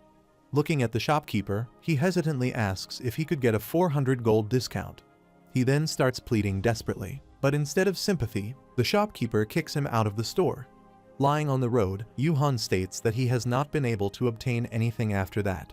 He wonders if he should simply let himself die, considering that his stamina would be restored upon death. However, as he starts crying, he declares that he absolutely cannot do that. Yuhan says that he has gone through hell to gain his experience and realizes that he has no other choice. Holding the shield he received as a reward, he acknowledges that he must sell it to save himself. However, he hesitates, thinking that it would be a waste to sell it since its special ability is good. He considers that being in a rank item, he will not be able to use it for a while, and making money by repairing it in this town would be nearly impossible. As he is lost in thought, an old dwarf interrupts him, commenting that the shield looks nice and asking if he is willing to sell it. Yuhan, taken aback, internally admits that he treasures the shield, but then considers that having a customer so soon might be a stroke of luck. The old dwarf offers him 5 million gold, stating that he cannot go any higher. Yuhan, surprised by the amount, respectfully hands over the shield and agrees to the deal. The dwarf remarks that the price was a little high, but thinks it will be fine. He then gives Yuhan some coins. Upon seeing only 500 gold coins, Yuhan is troubled and shouts in protest. But before he can react further, the dwarf quickly flees. Yuhan yells after him, demanding the return of his shield. He starts knocking on the door and shouts, demanding the old dwarf to come out immediately. He warns that if he does not come out, he will stay there forever. Without stopping, he continues to hit the door repeatedly. Inside, the old dwarf, Gali, cuts the shield into various separate pieces and discovers a jewel hidden within it. He says that he has finished extracting the final jewel. Holding it in his hand, he starts wondering whether it will match its wavelength. Meanwhile, Yuhan remains outside, hiding close to a rock and eating mud. Muttering to himself, he refuses to give up so easily. He declares that he is ready to become a murderer, and all he needs to do is come out. Then, Yuhan notices some young dwarves approaching the dwarf Gali's house, seemingly planning something. As they begin executing their plan by scribbling on the walls, he watches in curiosity, wondering what they are up to. Muttering to himself, he notes that scribbling is something children do, but admits that he does not like it. Stepping out from his hiding place, he approaches the young dwarves. Startled by his sudden presence, the children become scared and hurriedly insist that they are not doodling. Yuhan, however, smiles at them and assures them that he understands. Taking a brush from their hands, he tells them that their scribbling is not done properly. If they are going to do it, he insists they should do it the right way. Then, Yuhan starts scribbling on the wall alongside the young dwarves. Meanwhile, inside the house, the dwarf carefully examines the jewel he had taken from the shield. As he had suspected, the magic power wavelength does not match. Sighing, he places the jewel into a bag and mutters to himself that, despite buying it at a high price, there is nothing he can do about it now. He considers whether he should go to the Ice Palace, but hesitates, admitting that he is not particularly keen on fighting as it feels too barbaric. He thinks it would be ideal if someone else could handle it instead. As he opens the door to leave, he finds Yuhan standing right outside, waiting for him. Frustrated, Yuhan shouts, finally relieved that the dwarf has come out. Grabbing him by the shirt, he angrily demands the return of his shield, questioning how the dwarf could take it for only 500 gold. He reminds him of the struggles he went through to obtain it and exclaims that if someone is going to talk big, they should at least start from 1,000,000 gold. The dwarf remains silent, listening to Yuhan's outburst. Instead of responding, he glances at the wall and curiously asks whether Yuhan is the one who has drawn all of it. Yuhan quickly responds, affirming that the drawings are his artworks, though he adds that they are nothing compared to what the old dwarf has done to him. Meanwhile, the dwarf, rather than getting angry, is impressed by Yuhan's artwork. Internally, he muses that Yuhan has an aesthetic sense that seems to have stopped developing at the age of 5, combined with brush strokes reminiscent of a fractured wrist. He finds it oddly fascinating. Observing Yuhan's clothing, he notes that he appears to be a human blacksmith. Thinking this is great timing, he considers having Yuhan do something for him. Still gripping the dwarf's shirt, Yuhan shouts again, demanding the return of his shield. The dwarf, unfazed, responds that he will return it, but first tells Yuhan to let go of him. As soon as Yuhan releases him, the dwarf empties the contents of his bag onto the ground and says that the shield is right there. Yuhan, staring at the pile of broken pieces in disbelief, wonders aloud what this is supposed to be. The dwarf, acting innocent, asks what he means. He explains that it is the shield of Waiki, the very one he bought from Yuhan. He assures him that he has taken it apart nicely, and if Yuhan simply reforges it, the same armament will be created again. After all, he is a blacksmith surely, he knows how to craft. Yuhan, in a calm tone, asks the dwarf if he is saying that he took his shield apart. The dwarf confirms that he did. Yuhan then politely places his hands on the dwarf's shoulders and asks, with a sense of overwhelming disbelief, how he managed to do that. The normal smithy skills known to most include only production and repair. That is why, when crafting a piece of equipment using expensive materials, it is customary to follow a recipe. If a defective piece is made by mistake, it would result in a great loss. However, if disassembly were possible, the materials could be reused, allowing for the creation of equipment pieces without relying on predefined recipes. This could potentially lead to the discovery of surprising items with extraordinary abilities. Yuhan mutters that it would also allow him to modify an already completed item to suit his preferences. Realizing that the shield is no longer his priority, he begins pleading with the dwarf to teach him the technique. The dwarf agrees and asks if Yuhan is willing to become his apprentice. Yuhan, understanding the dwarven philosophy of fiercely protecting their recipe technology, acknowledges this and expresses his awareness of their strict beliefs. The dwarf Gali takes Yuhan inside his house. As Yuhan enters, he covers his nose and comments on the strong smell of mold. Gali then heads down the stairs to the basement and tells Yuhan to follow him. Yuhan hesitates for a moment, wondering if he should ask about the place, but eventually follows. As they descend, Gali asks if Yuhan knows about Angeras. Still covering his nose, Yuhan replies that he does. He explains that Angeras is a legendary monster active in the northeastern region of North Ark. It has a fondness for gemstones and, as a result, receives tributes from the dwarves in the form of jewelry and ornaments. Yuhan mutters that, except for the fact that Angeras is exploiting the dwarves, it actually seems quite gentle for a dragon. However, the way it takes expensive dwarven jewelry does make him jealous. Gali responds that while the spineless eastern folk are offering their jewelry and ornaments to that lizard, he is different. He declares that he will slay the overgrown lizard, develop a rich ore vein in the north, and become filthy rich. Yuhan mutters to himself, wondering if Gali is about to send him to hunt Angeras. Meanwhile, Gali opens a lock and explains that to achieve his lofty plans, he has created something special. Yuhan, puzzled, tries to understand what he means. As they enter the room, Gali introduces his life's work, the Mecha Dragon. Yuhan, in confusion, asks what it is and whether it can move. Gali scoffs at the question, saying that if it could move, he wouldn't have left it there. Yuhan, still unsure, asks if it is nothing more than a giant tin can. Gali dismisses his doubt and tells him not to judge too quickly, explaining that all the pieces are perfectly balanced and in an ideal state for perfect control. Yuhan picks up a piece and asks if he should try using it to make a weapon. Gali, growing angry, stomps his foot on the ground and scolds him for not focusing. He then declares that the main point starts from there. Realizing his mistake, Yuhan quickly regains focus and responds eagerly, asking Gali to continue explaining. Gali gets straight to the point and tells him to go to the Ice Palace. Yuhan repeats the words in surprise. Meanwhile, in the Ice Palace, a group of players engages in battle. A player, a Fen, launches a fire blast at a wooden soldier, destroying it. Just as another monster is about to attack him, just steps in, using her power shots to eliminate the threat.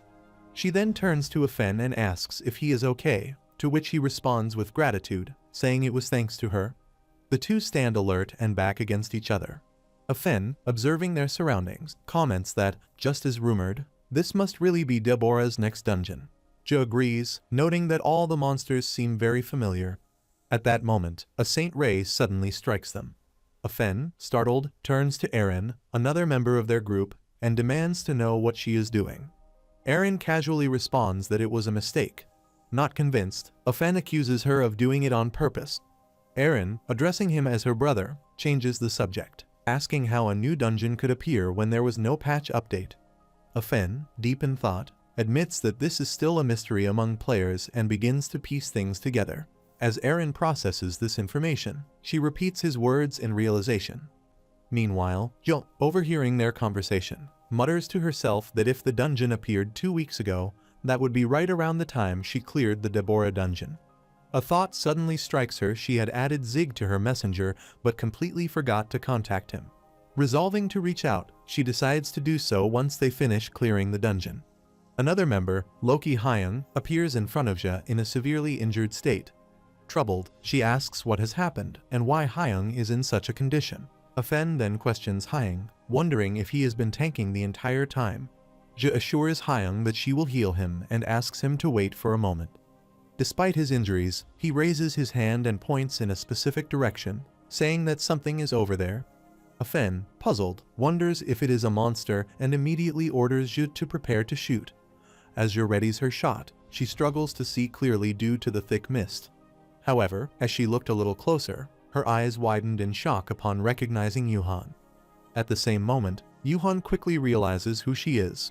Ji, still in disbelief, asks him why he is there. Yuhan tells the group that Gali had explained to him that the Ice Palace was a dungeon that appeared about 2 weeks ago in the north, at the very end of the Ice Valley. Showing him a diagram, Gali had pointed out a specific monster that had been sighted in the Ice Palace.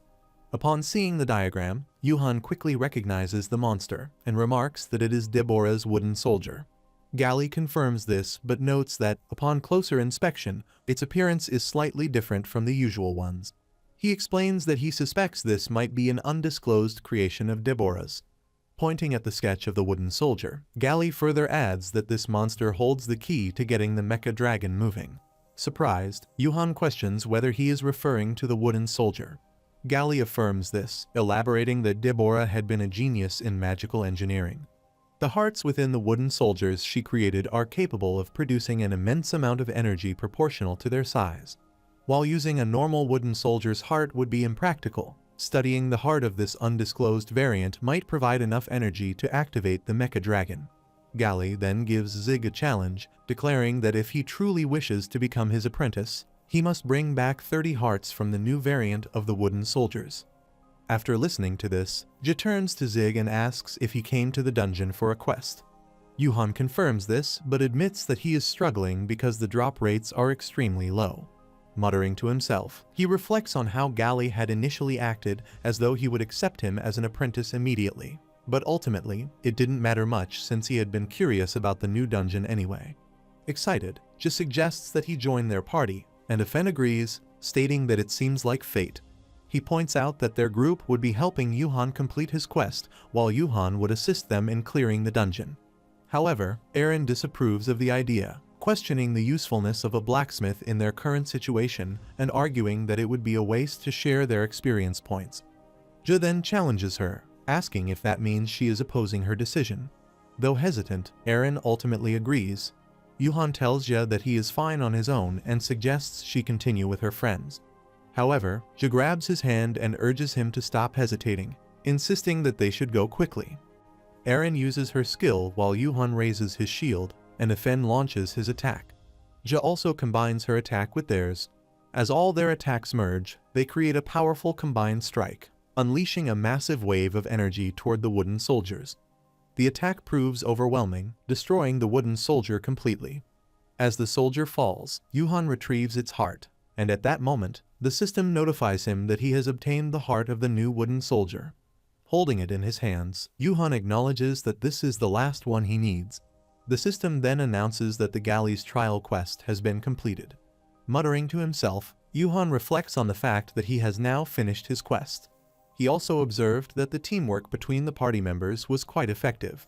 At this pace, he believes they will be able to clear the dungeon smoothly. However, he remains concerned about the fact that no one has successfully cleared this dungeon since its discovery. Just then, Eren calls out to Yuhan, accusing him of being selfish for only picking up items instead of actively participating in the battle. Before he can respond, Jia intervenes, defending him by saying that Zig is actually saving his strength at the moment. She confidently assures Eren that when Zig truly gets involved, his abilities will shock everyone. Turning towards Yuhan, Jia asks him to confirm her statement. He agrees, though he mutters to himself that it seems he will have to take action now. Afen claps his hands and urges everyone to focus, informing them that they have reached the boss's room. He suggests having a quick review of their skills and items before proceeding. Excited, Eren dashes toward the boss's room, announcing that she will go first. She quickly stops her, warning that it is dangerous to go alone. However, as Eren steps inside, she notices a woman standing in front of her, crying. Feeling sympathetic, Eren comments on the woman's distress and cautiously moves closer. Reaching out to touch her, she gently asks if she is okay. Meanwhile, Afen, sensing danger, rushes toward Eren and shouts at her to stop and not approach the woman. Before Eren can react, the mysterious woman suddenly grabs her hand, whispering that she has caught her. In an instant, the woman transforms into a grotesque monster and growls menacingly. Reacting quickly, Afen launches an attack at the monster, causing a thick mist to form. When the mist clears, the monster girl stands alone, unfazed. She comments that humans are only good at running away. Spotting Hyun standing before her, she turns her attention to him and taunts him, questioning whether he is simply too slow to escape. Expressing mock pity, she asks him why he has been left behind while his friends have seemingly abandoned him. She then offers him a deal if he tells her where his friends are. She will let him live, promising to spare his life. As she launches an attack, Hyun quickly raises his defensive shield, successfully blocking the blow. The monster growls in frustration and, with a menacing glare, declares that if dying is his last wish, she will personally grant it. Without hesitation, she lashes out with her hair, which moves like a swarm of snakes, twisting and striking Hyun in an attempt to capture him. Hyun, sensing the imminent danger, sharpened his focus, uses the shield against them. Meanwhile, Eren, panting and scared, speaks in a trembling voice, wondering what that was and admitting how terrifying it was. Afen explains that it is a Medusa, a monster infamous in Arpedia for being one of the most difficult creatures to face. He mentions that there were rumors on the community board about the Ice Palace boss monster being a Medusa, but he was unsure if the information was accurate. Still, he admits that he should have informed them earlier and apologizes. Eren tells Afen that it is not his fault, acknowledging that she was the one who rushed ahead on her own. She expresses guilt, saying that Mr. Zig is in danger because of her. Since he tried to save her, he is now petrified and unable to move for 10 minutes. She cries over the situation. Jo reassures Eren, telling her that she can apologize after they defeat the Medusa. Gathering her resolve, Eren nods and states that although she is still afraid, she will do her best. However, she expresses concern, wondering how they will handle a monster that uses petrification attacks.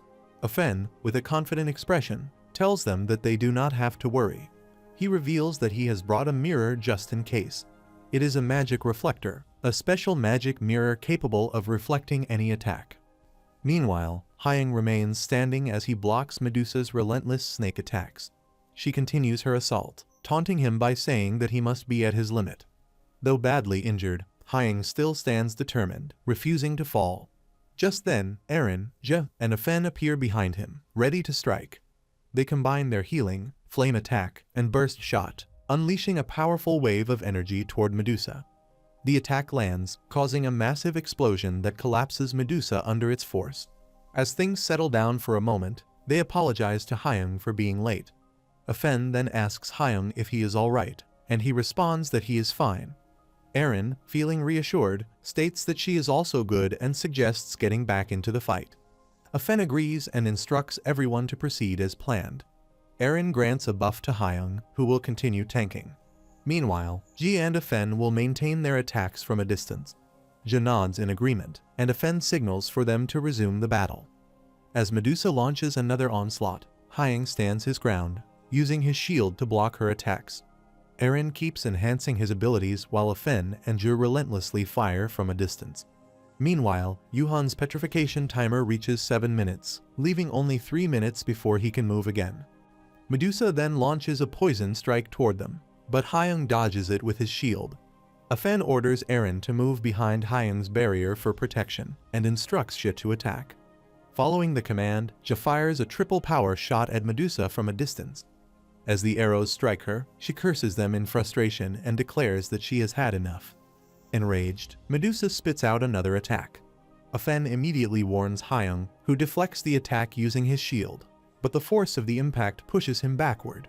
Medusa, now furious, sits on the ground and growls that she is truly enraged. Sensing the danger, Afen alerts everyone that a second petrification attack is coming. He orders them to take cover behind the pillars and instructs Hyung to deactivate his taunt skill. As Medusa stands up, she gathers energy around her and suddenly unleashes the petrification attack, spitting it out from her mouth. Noticing the incoming attack, Afen hurriedly retrieves the magic reflector from his inventory and uses it to deflect the petrification. The effort drains him, and he takes significant damage, but he manages to successfully redirect the attack. After a massive explosion, the battlefield settles. As the dust clears, the group emerges from their hiding places, cheering excitedly. They celebrate their success and tell Afen that everything has gone according to plan. Aaron excitedly asks if it is over now. Afen replies that it is not over yet. She seems troubled and frightened, but he reassures her that there is no need to be so scared. Since Medusa had her own skill reflected back at her, she shouldn't be able to break free. In fact, he states that she is as good as dead, and they only need to land the final blow. However, at that moment, a sparkle appears from Medusa's body, and she begins to break free from the deflected petrification attack. Afen watches in surprise as Medusa speaks, questioning how he could believe such a thing. She declares that there is no way a mere human could kill her. As she transforms into her monstrous form, everyone becomes alarmed and fearful. Jin, shocked, questions how this is happening, reminding Afen that he said she wouldn't be able to break free. Afen, still unsure, tells them to get into position. Before they can react, Medusa releases a strange red energy from her hand, which is incredibly powerful and life-stealing. As a result, their health points begin to drop rapidly, and they collapse on the spot, except for Afen, who somehow remains standing. The system states that the passive skill of the spirit of a mage is activated, allowing him to resist the faint condition. Afen mutters that Medusa does not possess such a skill and wonders how she managed to break free. However, he realizes that questioning it is useless and decides to use the magic reflector again. Before he can activate it, Medusa's petrification attack approaches all of them. The system notifies Afen that he has been petrified, and the effect will only be lifted when the caster dies. Medusa approaches him, grabs the magic reflector from his hand, and remarks that it is a nostalgic item. She acknowledges that the mirror was once her only weakness, but claims that everything changed after meeting Lady Deborah. She then crushes the mirror in her hand and states that it no longer has any effect on her because Lady Deborah granted her power. The system announces the details of Deborah's blessing, explaining that it activates automatically when Medusa's health falls to half or lower. The blessing makes her immune to all status effects, dramatically boosts her magic defense, and grants her the ability to use some of Deborah's magic. Medusa spreads her arms and laughs, while the system further describes her as a powerful Medusa strengthened by the legendary witch Deborah. She then declares that she is now the strongest and will not lose to anyone anymore. Petrified, Afen realizes that he made a mistake. He should have known that tactics for facing other dungeons wouldn't work the same here just because the Medusas are the same type of monster. Medusa laughs and declares that he should feel honored as she is about to finish him off using Lady Deborah's magic. She begins gathering magic in her hand and spreads it all around, preparing for the final blow. However, at that moment, Yuhan breaks free from the petrification effect. He approaches Medusa swiftly and strikes her down with his sword. She collapses and vanishes, her form disappearing completely. With that, the petrification effect begins lifting from everyone. The system announces that Mr. Zig has defeated Medusa. Holding his sword, Yuhan notices a crack forming on its surface. Upset, he shouts in frustration at the sight. He recalls a moment from before when he had been holding the broken pieces of a shield and had asked Gali if he could borrow the forge before leaving. Gali, curious, had questioned why he needed the forge. Yuhan had explained that he was thinking of making a weapon with the materials, just in case something happened. While working at the forge, he had thought to himself that, while everyone in Baldan called him the king of repairs, he was also skilled at crafting. He had acknowledged that his level was too low to recreate the A-rank shield of Wedek, but he had been confident that he could still craft a weapon for himself using those materials. He then prepared a Miming C-rank sword, which had an attack power of 90 and a durability of 80. It was a blacksmith's exclusive gear, and its special ability ensured that any attack would land successfully once. Yuhan sighed and admitted that the real problem was the sword's special ability, as he could only use it for one attack before it broke. Tears well up in his eyes as he hugs his sword tightly, muttering that he wants to hold onto it for as long as possible and save it for a critical situation. But he had never expected to use it on a mere Medusa. Regret fills in his voice as he wonders if he should have held back. Then, they grab Yuhan and start tossing him into the air, cheering excitedly. She expresses her amazement, saying she cannot believe he defeated Medusa with a single strike and calls him incredible. Yuhan protests, asking what they are doing, but Jie encourages him not to be shy. Afen agrees, stating that since Yuhan carried the entire team, this celebration is well deserved. Erin adds that she never imagined a blacksmith could be so powerful, calling it amazing. Yuhan insists that he is not that powerful, but she reminds Erin that she had told her so, emphasizing how incredible Yuhan is. As they continue cheering, Yuhan smiles. Then, they teleport from there and arrive in the Ice Palace's secret room. As they search for the reward, Erin expresses her disbelief, saying she cannot believe they have been tricked and that there is nothing there. Yuhan, while checking the surroundings, agrees, confirming that everything is empty. Afen, reading a book, concludes that this might not actually be the reward room. He mentions that it is also called the secret room and finds it strange that the dungeon has not been cleared yet. He wonders if Medusa is truly the final boss. Yuhan, lying in a push-up position on a big stone table, insists that Medusa is the boss monster. He argues that it had a boss-ranked classification and a hidden attack pattern, unlike the usual Medusas. He believes something must be hidden in the room. But then, as he unknowingly touches a limestone attached to the table, his hand slips, and he slams onto the floor. Jie, running toward Yuhan with concern, asks if he is alright. Yuhan sits up, holding the limestone, and suddenly starts laughing. His laughter grows louder, filling the room. Afen, watching in confusion, turns to Jie and asks what is wrong with Mr. Zig. Jie, still puzzled, responds that she is not sure. Yuhan, still laughing, shows the limestone to Jie and tells her to look at it. Jie, glancing at it, confirms that it is indeed limestone. Yuhan excitedly explains that there was limestone on the table and asks if she understands what that means. Afen, quickly realizing the significance, says that there is no reason to cover a hard stone table with soft limestone. Yuhan, grinning, agrees and then takes his hammer, striking the stone table with force. As the table cracks down, he smiles and confidently declares that the secret is hidden here. As Yuhan completely cracks the table, a hidden mural is revealed beneath it. Everyone looks at it in wonder, trying to grasp its significance. Erin turns to Yuhan, expressing her confidence in him and saying she knew he could be counted on. Jie, curious, asks how he managed to figure it out. Yuhan responds casually, dismissing it as nothing special. Jie then questions what the mural could be, wondering if it holds any significance. Erin examines it closely and notices something written on it, but the words appear scribbled and unreadable. Afen steps forward and, noticing the inscriptions, offers to try reading them. He puts on his magic scholar's eyeglasses and begins deciphering the ancient rune letters. As he reads aloud, he identifies the text as belonging to the old Mycenae civilization. The inscription warns that those who imitate God shall perish due to their arrogance. It further instructs them to return to the moment when the clock stopped at exactly 7, marking the fall of the aerial fortress, and to step into the world of the past. The moment he finishes reading, the clock suddenly begins ticking again, followed by the loud ringing of a bell. Alarmed, everyone reacts with fear, questioning why the clock has suddenly started ringing. Before they can comprehend what is happening, they find themselves standing in the middle of a magic circle, the floor beneath them glowing intensely.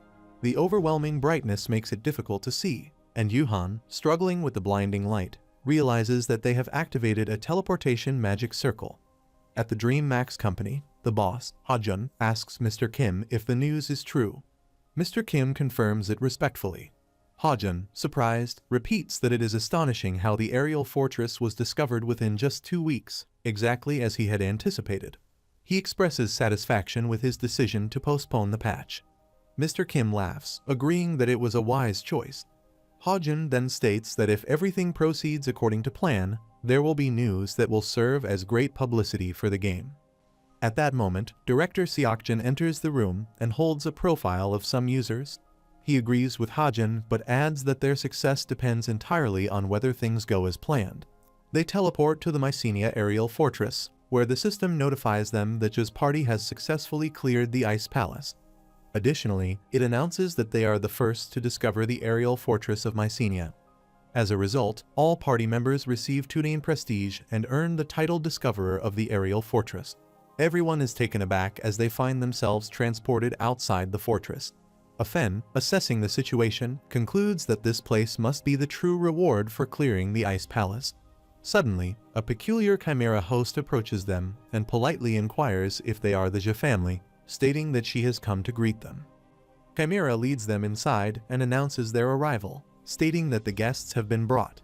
A voice from within grants permission for them to enter. As the massive gates slowly open, they look around in confusion, wondering what is happening, completely unaware of the situation. Inside, a king sits on his throne, surrounded by a vast army. He welcomes them and introduces himself as Ivanius, the ruler of the Mycenae kingdom. The system clarifies that he is merely a spiritual projection of the ancient king who once ruled Mycenae.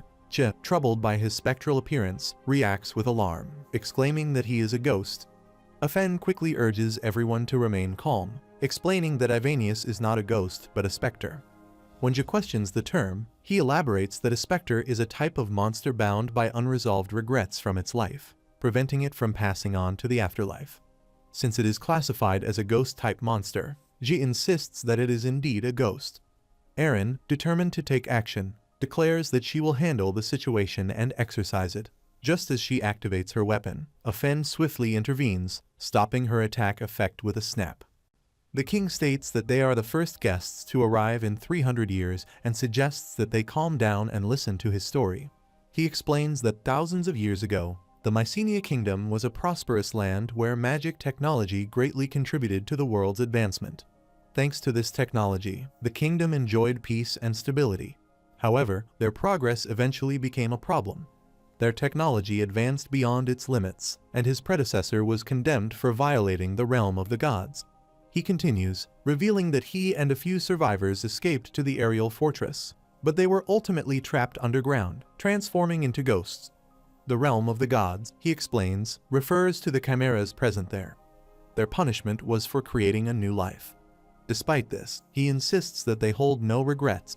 If the pursuit of knowledge is a sin, he questions whether the God who created humanity with such curiosity is not guilty as well. As he begins to weep, he expresses his deep resentment. He laments that the knowledge of magic, which he and his people dedicated their lives to, will vanish from history. With a desperate plea, he asks for their help. The aerial fortress is the last legacy of the Mycenae kingdom, and he wishes to rebuild it so that future generations can remember their achievements. He asks if they will help them. The system then issues the Aerial Fortress Restoration Quest, stating that the aerial fortress of ancient Mycenae was punished by the gods and cast into the dark underground. The king now seeks to rebuild the fortress, ensure that the Mycenaean kingdom is remembered, and allow his people to move on to the afterlife. Afen wonders what they should do. Erin expresses her desire to accept the quest, saying she feels sorry for the king. Jia, despite her dislike for ghosts, agrees to join. Yuhan also decides to take part, noting that hidden quests are rare, and considering Arpedia's nature, refusing might lead to a fight. Given the situation, he believes that battling against a powerful entity like the king would guarantee their defeat. With that, everyone agrees and accepts the quest through their system interface. The system then confirms their acceptance, assigning each party member their individual task. The system assigns Blacksmith Zig his mission, to reactivate the power reactor of the aerial fortress. To accomplish this, he must remake the broken parts and repair the reactor. The requirements include Assembly Skill Rank 6, the creation of 3 large cogwheels, and the construction of a power control system. Upon seeing the requirements, Yuhan expresses his frustration, noting that the task is too difficult. The Assembly Skill Rank 6 requirement, in particular, poses a major problem, as raising the rank would take an extremely long time. He sighs, realizing that he currently does not even possess the assembly skill. Jia asks the group what tasks they received for the quest. She shares that her mission requires her to travel to the Forest of Elves and retrieve some kind of stone. Afen explains that he must draw a floating magic circle on the bottom of the fortress, but to do so, he needs to learn the necessary magic at the northern tower. Erin, looking confused, says that her task is to travel to Ramana and bring back holy water. She frowns and asks where that place even is. Meanwhile, Hyung's mission is to track Deborah's whereabouts. Hearing everyone's tasks, Yuhan mutters to himself that his mission might actually be the easiest among them. As they stand together, a group of snake-like creatures approaches, carrying several ornate boxes. One of them speaks, announcing that these are gifts for them and encouraging them to do their best in rebuilding the aerial fortress. Curious, they open the boxes and are immediately surprised by the rewards inside. They excitedly remark that the items look incredible. One of them exclaims in disbelief, marveling at the fact that the rewards are already of such high quality, even though they have not completed the quest yet. Yuhan, in particular, receives the Holy Rune Jacket, a C-rank item that increases defense power, durability, and stamina. The system notes that it is a coat specifically designed for production jobs, once worn by an ancient master craftsman. Holding it in his hands, Yuhan grins and wonders aloud why they were given such valuable rewards just for accepting the quest. He then excitedly speculates about the rewards they might receive upon completing it, feeling as if they have just stumbled upon a jackpot. Afen then turns to the king and politely asks if he may pose a question. The king nods and invites him to ask anything. Afen inquires whether they truly are the first visitors to this place in 300 years. He then follows up, asking if that means the last visitor, centuries ago, was the witch Deborah. The king confirms this, his voice filled with bitterness. He explains that Deborah had once promised to rebuild the aerial fortress, only to betray them and flee with Mycenia's knowledge. Hearing this, Afen mutters to himself, realizing that this must be the reason why this place is linked to the Ice Palace. At that moment, Yuhan steps forward and tells the king that he also has a question. The king grants Yuhan permission to speak, and Yuhan promptly asks where they need to go in order to reach the surface. The king, however, with a hint of frustration, questioned how he could possibly know such a thing. Standing beneath the towering mountain, gazing up at the Ice Palace, a mage girl turns to her companion and remarks that the palace is at the top. She then notes that there have been no announcements regarding their player characters for the past 2 weeks. Her companion responds by questioning the difficulty of the challenge, wondering just how hard it could be. At that moment, Logis approaches them with a knowing expression, addressing them as strong adventurers and inquiring whether they have brought their magic reflectors. The young man, confused, asks what he means by a magic reflector. Logis observes their lack of preparation and deduces that they have not done any research online. He then informs them that the boss monster lurking in the Ice Palace is none other than the infamous Medusa. The young man, now troubled, questions why a Medusa would be there and expresses his concern, admitting that he does not possess a magic reflector. He anxiously asks what he should do to counter the petrification spell. With a confident smirk, Logis reminds them that this is precisely why they need a merchant like him. Then, addressing the surrounding adventurers, he declares that he is selling magic reflectors at a low price, encouraging them to gather around. But then, a cracking sound echoes from the ice wall behind her. The surface begins to fracture, and suddenly, the wall collapses. From within, Yuhan and his team emerge, tumbling onto the ground, with Yuhan holding a hammer.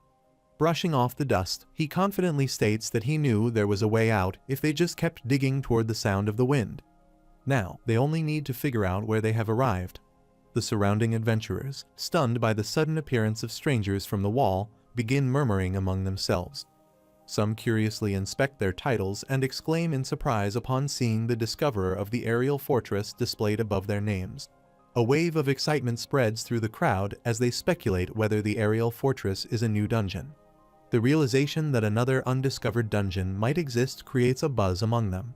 One adventurer, receiving a direct message from a friend, hurriedly shares the news that a player character from the Ice Palace has just been announced. They further reveal that the team who accomplished this feat is none other than the Zhe family, drawing even more attention to the newcomers. Standing in the washroom, Yuhan stares at his reflection in the mirror, troubled. He starts scratching his head in frustration, muttering to himself, wondering what he should do. Meanwhile, inside the game, the team attempts to discuss their situation, but the constant noise of other players cheering and gossiping about them makes it impossible to have a proper conversation. Afen observes the chaotic scene and suggests that it seems unlikely they will be able to talk in peace. Yuhan sighs in agreement, comparing the crowd to a horde of zombies. Afen then proposes an alternative discussing the matter in real life. Eren immediately agrees to the idea, but Yuhan remains hesitant. Back in the washroom, he continues scratching his head, on the verge of tears. The thought of meeting them in person terrifies him. He had crafted a cool image for himself in the game, but he feared they would be disappointed if they saw his real face. Panic sets in as he contemplates staying in and avoiding the meeting altogether. Feeling utterly doomed, he mutters that he is completely screwed. A news reporter, Priest Terry, introduces herself to the audience, calling herself their best gamer and bringing them the latest news. Alongside her, co-host Ben is present. Terry begins by mentioning that the first piece of news is about the incident that caused a stir in the gaming community the previous night. Ben follows up, explaining that the sudden appearance of a new field, the fallen aerial fortress, has drawn attention. Based on their information, this aerial fortress is connected to the Ice Palace dungeon, which was recently discovered in North Ark.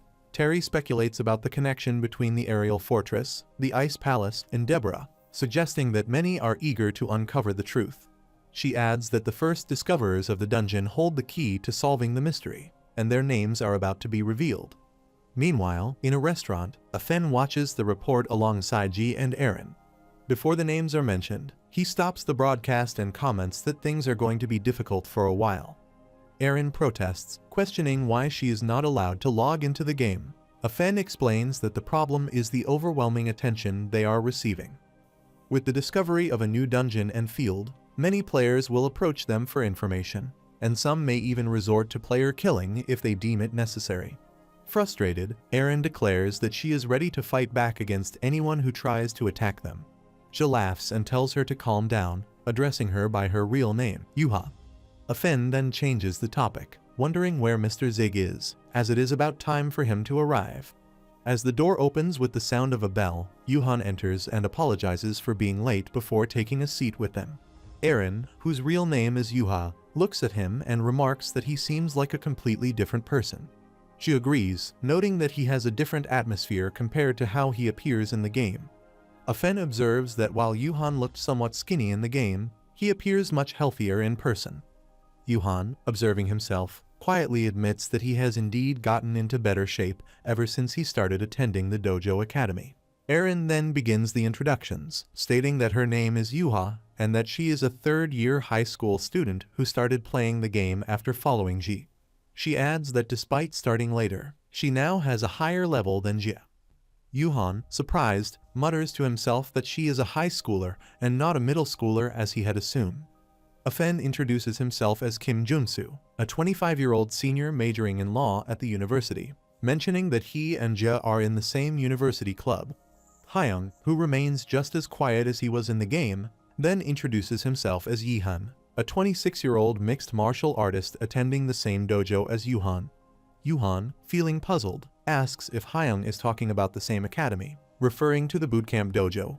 Hyung nods and points toward Jia, confirming that it is Charon's dojo. Jia, whose real name is Charon, turns to Yuhan and asks if he has been attending her father's dojo. Yuhan, surprised, asks if her father is the coach named Song Tisu. She confirms it, which makes Yuhan pause as he processes his childhood memories. He exclaims, addressing her by her real name, saying that he is Kang Yuhan, the eldest son of Happy Mart. Jia quickly recognizes him, recalling their past memories together, and is left in shock. Afen summarizes the situation, stating that Yuhan and Jia were childhood friends, and it seems like Hyun already knew about it. Jia turns to Hyun, questioning why he didn't tell her earlier. He responds indifferently, saying he has no clue. Jia dismisses it, admitting that it was her fault for not recognizing Yuhan sooner. She then realizes why he looked familiar. Extending her hand toward him, she acknowledges that it might be late for formalities, but still greets him properly, saying it has been a while. Yuhan, still slightly puzzled, agrees and responds that he is glad to see her as they shake hands. Aaron, feeling jealous, quickly separates Jia and Yuhan's hands, calling for everyone's attention and reminding them that they gathered to discuss the quest. She insists that they should stay on topic. Junsu agrees, steering the conversation back to the main point. They spend about 3 hours discussing the quest before preparing to leave. As Yuhan turns to go, mentioning that his house is in the other direction, Jia stops him, insisting that he has to give her his number. Before he can respond, Aaron, still jealous, interrupts, saying that she shouldn't be asking for a stranger's number. Afen, joining in, also asks for Yuhan's number while they are at it. Yuhan, slightly confused, repeats their request but ultimately exchanges contact information with them before they all part ways. As he walks, he looks at his phone, reflecting that it has been a long time since he last exchanged numbers. He debates whether he should try contacting them, but then remembers that they agreed to keep in touch after finishing the quest. Just then, Yuhan's phone starts ringing, and he becomes troubled, wondering why his phone is ringing so soon. Thinking it might be one of his new contacts, he checks the screen and notices an unknown number. Finding it strange, he hesitates before picking up the call. A voice on the other end greets him, addressing him as Bartz and asking whether he should now call him Zig. Confused, Yuhan asks who the caller is. The voice responds with a chuckle, stating that Yuhan already knows who he is the one who erased Bartz.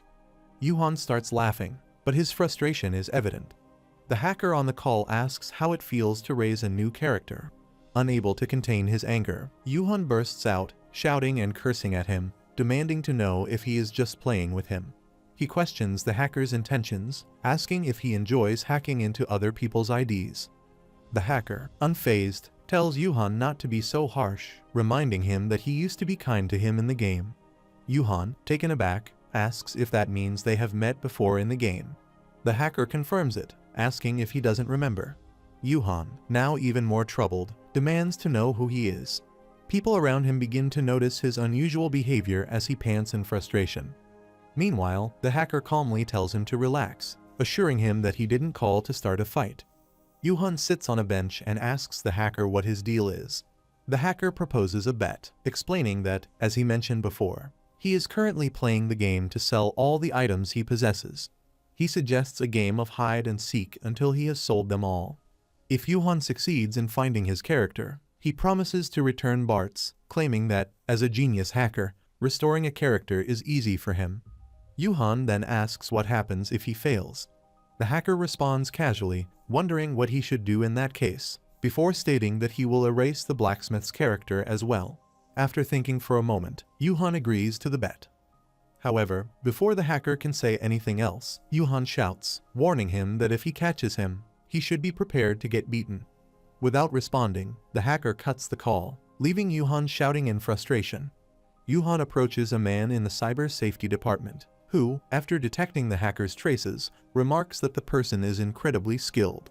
He states that tracking the hacker is impossible and advises Yuhan to give up, explaining that even the NIS would be unable to catch him if he circumvented the system carefully. Taking a deep breath, Yuhan leaves the office. As he walks away, he mutters that he had expected such an outcome and acknowledges that there is no lead. He then recalls the hacker's words about him having been kind in the game before. Determined, he starts calling all the people he had previously met, wondering if any of them could be connected to the hacker. Frustrated, he crushes a piece of paper and begins slapping himself, telling himself to get a grip. He reminds himself not to suspect anyone without evidence and not to be swayed by mere words. Resolving to stick to his plan, he decides to build his prestige as a blacksmith and track the weapon sale route. Yuhan brings the hearts of wooden soldiers to the dwarf galley and informs him that he has collected 30 of them. Shouting impatiently, he demands to be taught disassembly. The system then announces that Yuhan has completed Galley's trial quest. The old dwarf, Galley, acknowledges Yuhan's arrival and expresses his excitement, stating that he can finally complete the Mecha Dragon. As he prepares to leave, he mentions that he needs to test whether the hearts will fit with the power source. However, before he can go, Yuhan grabs him from behind and shouts for him to wait, reminding him that he promised to teach disassembly first. He questions whether Galley has forgotten about it. Agreeing, Galley begins searching for something and asks Yuhan to give him a moment. After a short while, he hands Yuhan some tools. Confused, Yuhan asks what they are. Galley responds matter-of-factly, stating that they are training tools and a book containing the essence of his smithy skills. He instructs Yuhan to read and learn from it. Additionally, he informs him that if he needs more materials, he can take them from the pile. Yuhan cracks an iron plate and sits down, looking frustrated. Upset, he mutters that it still broke even after using grain, complaining that the iron plate is too weak. He recalls the book's description, which stated that he needed to cause damage to disassemble it, but the durability was already too low from the start. On top of that, assembling grain does not help him at all when trying to put things together. Feeling discouraged, he wonders if he should just give up, thinking that quitting would be the easier option. Yuhan recalls the hacker's words and clenches his teeth. Frustrated, he shouts that there is no way he is going to give up, he will keep trying until he succeeds. Meanwhile, Logis sits in a bar, completely drunk, and smashes a liquor cup onto the table. Muttering to herself, she complains that her latest business was ruined because of Zig. Then, shaking her head, she contradicts herself, saying it is the opposite. Tears welling in her eyes, she laments that she should have followed him from the start, admitting that she is extremely jealous. She grumbles about the ancient city's gold and quests, saying that she wants them too. She can practically smell the money on him. Just then, she hears someone outside shouting for people to come out. Curious, another person asks what is going on. A commotion begins as people hurry outside. Someone wonders if a player is quitting and giving away items, but another quickly denies it, saying it is something much better. When asked what it is, the person exclaims that a dragon has appeared in the center of the city. Yuhan successfully disassembles the iron plate after breaking many of them. The system announces that he has acquired the disassembly skill, his rank has increased, and the material loss rate has decreased. As he wonders how to insert the piece, he begins working on it. Carefully, he inserts the disassembled piece and successfully completes a clockwork assembly. Overjoyed, he shouts in excitement, finally celebrating his success. Realizing that the movement is only momentary, he decides to take a screenshot. Just as he starts capturing the moment, he suddenly senses trouble. His excitement fades as he notices a fire explosion approaching him. Confused, he watches as the camera continues snapping images of his movements. Then, in an instant, a dragon appears from the galley room, rushing outside with a burst of flames. Dylan observes the dragon in the sky and wonders what kind of event it is, finding it amazing. He mentions that he would like to join but is currently at work. Meanwhile, other players rush around in fear. Determined, he decides to find Zig, noting that Zig had ordered a large amount of iron but had not received a messenger message. However, before he can act, the dragon suddenly attacks him, carrying him away. The system then notifies that Dylan has passed away. The surrounding players panic, shouting in fear, questioning what is happening. They realize that a boss mob has appeared in town and urge others to save the dwarf while warning everyone to avoid NPCs. Some players attempt to hold back the enemy while others try to track the dragon's location. Witnessing the chaos, Logis remarks that people are dying because of a dragon that appeared out of nowhere. But then, she begins collecting the items dropped by the defeated players, wondering how much they are worth. She excitedly notices an epic item, realizing that such an item isn't even available for sale at the auction house. Quickly, she loads everything onto her cart, feeling satisfied that she came to North Ark at the right time. However, her excitement fades as she suddenly finds herself in trouble. The dragon appears right in front of her. She freezes, wondering what is happening. Before she can react, the dragon bursts into flames, unleashing a powerful surge of fire. Terrified, she struggles to comprehend the situation. Witnessing the destruction firsthand, she cries out in fear, overwhelmed by the chaos. After a while, as the explosion finally settles, she realizes the dragon has been destroyed. Even as she stares at the aftermath, she remains in shock, struggling to process what just happened. In North Ark Court, Yuhun stands in the witness box and objects, stating that he has nothing to do with the tin can that destroyed the village. He insists that he is merely a tourist who is staying at a homestay. Standing beside him, Gali supports his claim, asserting that they are not colleagues. Yuhan, however, wonders if Gali is genuinely trying to clear him of suspicion. But before he can be relieved, Gali continues, stating that this stupid monkey could never be his teammate and is nothing more than an errand boy. He further claims that if it weren't for Yuhan, the mecha dragon would have been fine. Angered by the accusation, Yuhan grabs Gali by his beard, calling it a clump of dwarf fur. Gali, trying to free himself, warns him to watch where he is touching, calling him a bald monkey. The judge, annoyed by their bickering, orders them to remain quiet. He then turns to Gali and states that he joined hands with humans to create a mecha dragon, which ultimately destroyed the village. He demands to know whether Gali admits to causing enormous damage to North Ark. In response, Gali shouts in frustration, arguing that if the Federation had accepted his proposal and jointly produced a mecha dragon, such destruction would never have occurred. He insists that the real reason behind the disaster is the Federation's refusal to support his idea. He reminds everyone in the courtroom that when he first announced his project, people had mocked him, saying he couldn't even crawl, let alone fly. But despite that, he had managed to create something incredible even under harsh conditions and at a low cost. If only they had listened and taken action instead of ridiculing him, this catastrophe could have been prevented. Yuhan, hearing Galli's argument, wonders if the dwarf has completely lost his mind. He questions why Galli is acting so proud when he is on the verge of a lifetime in prison. Unlike him, Yuhan feels too weak to even consider escaping if things go south. Muttering to himself, he thinks that he would rather be killed since he can resurrect in the game. Meanwhile, the people in the courtroom begin to whisper among themselves, acknowledging that Galli has a point. They recall that the mecha dragon's breath had been strong enough to destroy the Great Wall, which was known for its durability against a dragon's attack. They speculate that if they can develop the technology properly, it might actually be possible to defeat Angeras, the feared dragon. The judge, growing impatient, orders the courtroom to settle down. Addressing Yuhan and Galli, he declares that the court recognizes that the destruction was not intentional. However, given the enormous damage caused, they must take responsibility. He announces that the court will fund the production costs, but within 1 month, they must create a weapon capable of defeating Angeras, one that is equivalent to the destruction caused. He then delivers his final verdict. If the weapon is not completed within the given time frame, both Dwarf Galli and Human Zig will be sentenced to life imprisonment. Standing in Galli's destroyed house, Yuhan, with tears in his eyes, tells Galli that because of his words, he will end up rotting in prison.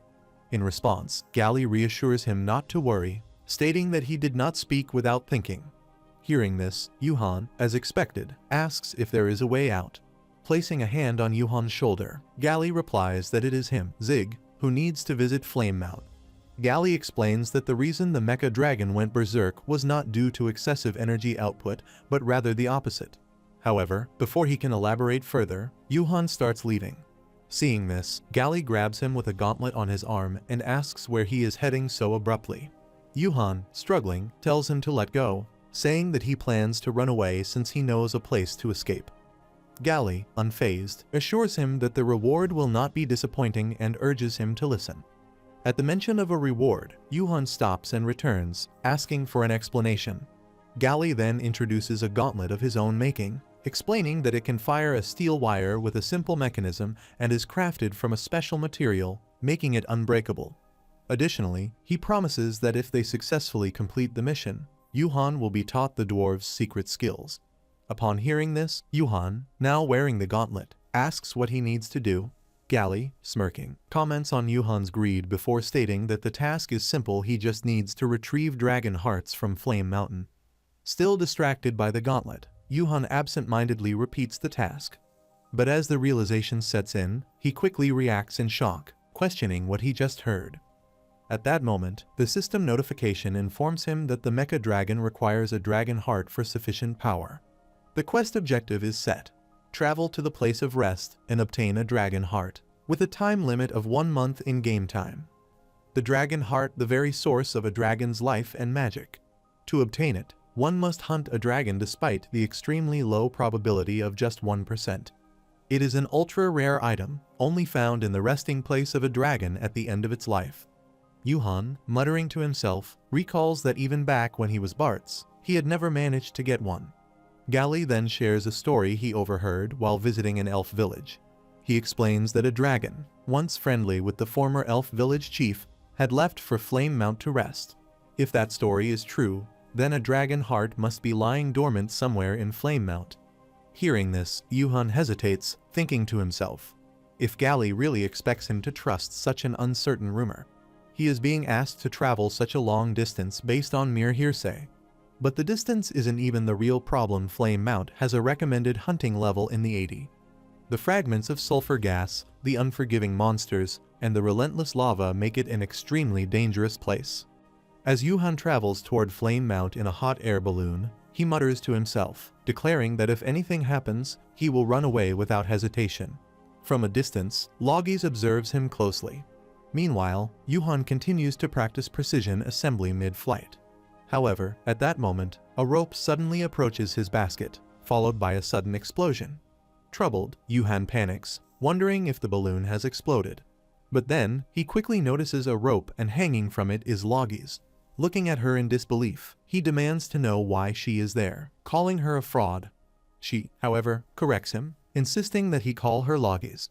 Frustrated, Yuhan orders her to stay away from his equipment, calling her annoying. Ignoring his complaints, Loggies demands that he help her climb up immediately. With a sigh, Yuhan reluctantly pulls her up. Once she is safely inside, she sits down, huffing for breath. Annoyed, Yuhan scolds her, complaining that he almost fell because of her. But then, without missing a beat, he commands her to get lost, reminding her that this is his private equipment. However, Loggies suddenly grabs his arm, and a determined look is on her face. This time, she declares that she won't miss this opportunity. Suspicious, Yuhan questions her, asking what she is talking about. Smirking, Loggies confidently states that she knows exactly where he is going on an air fortress quest. Then, with excitement in her voice, she presses further, questioning whether it's a secret civilization, a golden fortress, or a dungeon guarded by a golem made of jewels this time. 3 days later, they finally reach Flame Mount. Loggies looks around in disbelief, wondering what kind of place this is. Overwhelmed, she suddenly loses her balance and falls, immediately bursting into tears. Ignoring her reaction, Yuhan casually states that he is busy with work and prepares to leave. Panicking, she quickly grabs him, demanding to know where he is going.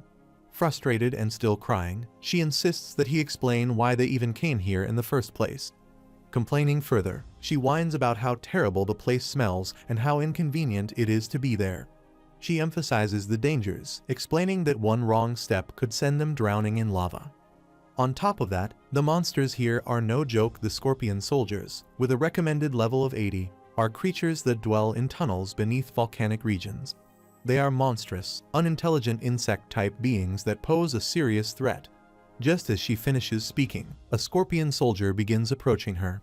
Panic sets in as she screams in frustration, lamenting why things like this always seem to happen to her. Desperate, she turns to Yuhan, urging the blacksmith to do something as she cowers behind him. However, standing in front of the Scorpion, Yuhan himself is frozen in fear. She insists she can't fight because she's a blue-collar worker, to which Yuhan, equally terrified, responds that he can't either. Despite his fear, he grips his axe tightly, convincing himself that he can handle at least one scorpion alone. But as more and more scorpions emerge, his confidence shatters. Trembling, he collapses to the ground in terror, crying as he pleads not to fall into the lava. Watching him in disbelief, Loggies, equally frightened, yells at him to stop acting like that and fight quickly. As the scorpion monster closes in on them, Loggies, still crying, desperately urges Yuhan to attack. However, before either of them can react, an arrow, or perhaps a spear, whizzes past Loggies and strikes the scorpion. They both freeze in surprise, trying to determine what exactly had been shot. Just then, a lizardman appears and begins attacking the scorpions. This lizardman, a level 58 reptilian humanoid, wields a spear and has the intelligence of a toddler. Soon, more lizardmen gather, joining the fight and swiftly defeating all the scorpions. After the battle, Yuhan cautiously approaches one of the lizardmen and hesitantly asks if they have just been helped. Acknowledging that unexpected things happen in life, he wonders aloud how much a lizardman could actually communicate before thanking them for their assistance. However, before he and Loggies can process the situation further, the lizardmen quickly bind them with ropes and surround them. Panic sets in as both Yuhan and Loggies begin crying, confused about what is happening. Moments later, a lizard warrior appears, a level 72 fighter, significantly larger and stronger than the ordinary lizardmen. The warrior glares at them and declares that their territory has been invaded. Raising his spear and pointing it at them, he commands them to offer a sacrifice. The lizardmen bind Yuhan and Loggies to a stick and begin carrying them away. Struggling against the restraints, Yuhan demands to be released immediately, shouting for them to let him go. He wonders where they are taking him, realizing that he has no idea since he never encountered lizardmen, even when he was in Bart's. Meanwhile, Loggies continues crying, pleading for them to release her. Desperate, she exclaims that she doesn't like this and urges them to just eat Yuhan instead. Shocked and crying himself, Yuhan asks whose side she is on. Before he can argue further, the lizard warrior commands them to be quiet. Overwhelmed by the situation, Yuhan eventually faints. After a while, when Yuhan regains consciousness, he opens his eyes and, troubled, shouts in alarm. As he looks around, he wonders about their situation, realizing that they are trapped inside a well of fire. Turning to Logis, who is also hanging beside him, he asks what is happening. Desperate, he tells her that if the lizardmen go through with this, they won't be able to claim any of the items they drop. Then, he urgently asks if she has any good magic items, even bringing up the ring she had back then. Logis remains still and says nothing. Noticing her silence, Yuhan wonders if she has lost consciousness or worse if she is dead. Panic rising, he then shouts, demanding to know why the lizardmen even bothered saving them if they were going to end up like this. He argues that they should have just let them die earlier. In response, the lizard warrior declares that a sacrifice must be made. Yuhan, growing more desperate, demands to know who the sacrifice is meant for and calls their words nonsense, urging them to pull him up immediately. Instead, the lizardmen lower him further, bringing him dangerously close to the molten fire below. As his feet nearly touch the burning liquid, he quickly pulls his legs up and shouts in fear, begging them not to let go. Unmoved by his pleas, the lizardmen coldly tell the noisy humans to die quietly. Yuhan starts shouting in fear, but before anything worse can happen, a stick strikes the ground, and a commanding voice orders the lizard warriors to stop. The lizard chief, the leader of the level 75 lizardmen tribe, approaches and commands them to release the humans, declaring that they are messengers of the Great Spirit. Following his orders, the lizardmen untie Yuhan and Logis. Once freed, the two quickly hide behind the lizard chief, mockingly smirking at their former captors. The lizard warrior, still unconvinced, questions how someone like them could be messengers of the Great Spirit, expressing his inability to understand. The chief, maintaining his authority, tells him that understanding is unnecessary, only obedience to the Great Spirits will matter. He explains that they must accept human help, as the Great Spirit has decreed. The warrior, stubborn and proud, argues that lizardmen do not need help because they are strong. Yuhan, unimpressed, questions their strength, pointing out that their victory earlier was due to sheer numbers rather than skill.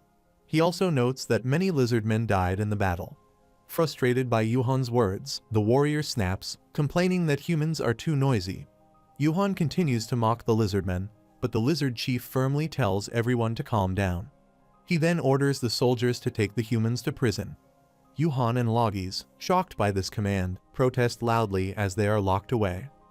Crying out in frustration, Yuhan reminds them that he was declared a messenger of the Great Spirit, while Logis also shouts, arguing that the chief himself had acknowledged the need for human help and demanded to be released. Meanwhile, the lizard warrior and the chief sit together, discussing the situation. The warrior insists that intruders must be dealt with according to their rules, without exception. However, the chief counters that the Great Spirit established these rules, and now the Spirit has commanded them to accept human assistance. Therefore, they must follow this new order, as it suggests that they cannot oppose the shaman's power with their own strength. The warrior, though reluctant, acknowledges that their warriors lack sufficient training, but he expresses his personal dislike for Yuhan and Logis. The chief, unmoved, reminds him that the words of the Great Spirit are absolute. The warrior sighs in resignation, admitting that he understands. The chief then firmly instructs him to do what must be done and free the humans. Yuhan uses his arm break technique to smash through the prison walls and casually remarks that it was nothing special. Logis, unimpressed, comments that he seems quite skilled at acting strong against inanimate objects. Yuhan, slightly irritated, asks if he should leave her behind, to which she quickly changes her tone and praises him. However, before they can celebrate their escape, they notice the lizard warrior standing in front of them. Startled, they immediately turn and start running.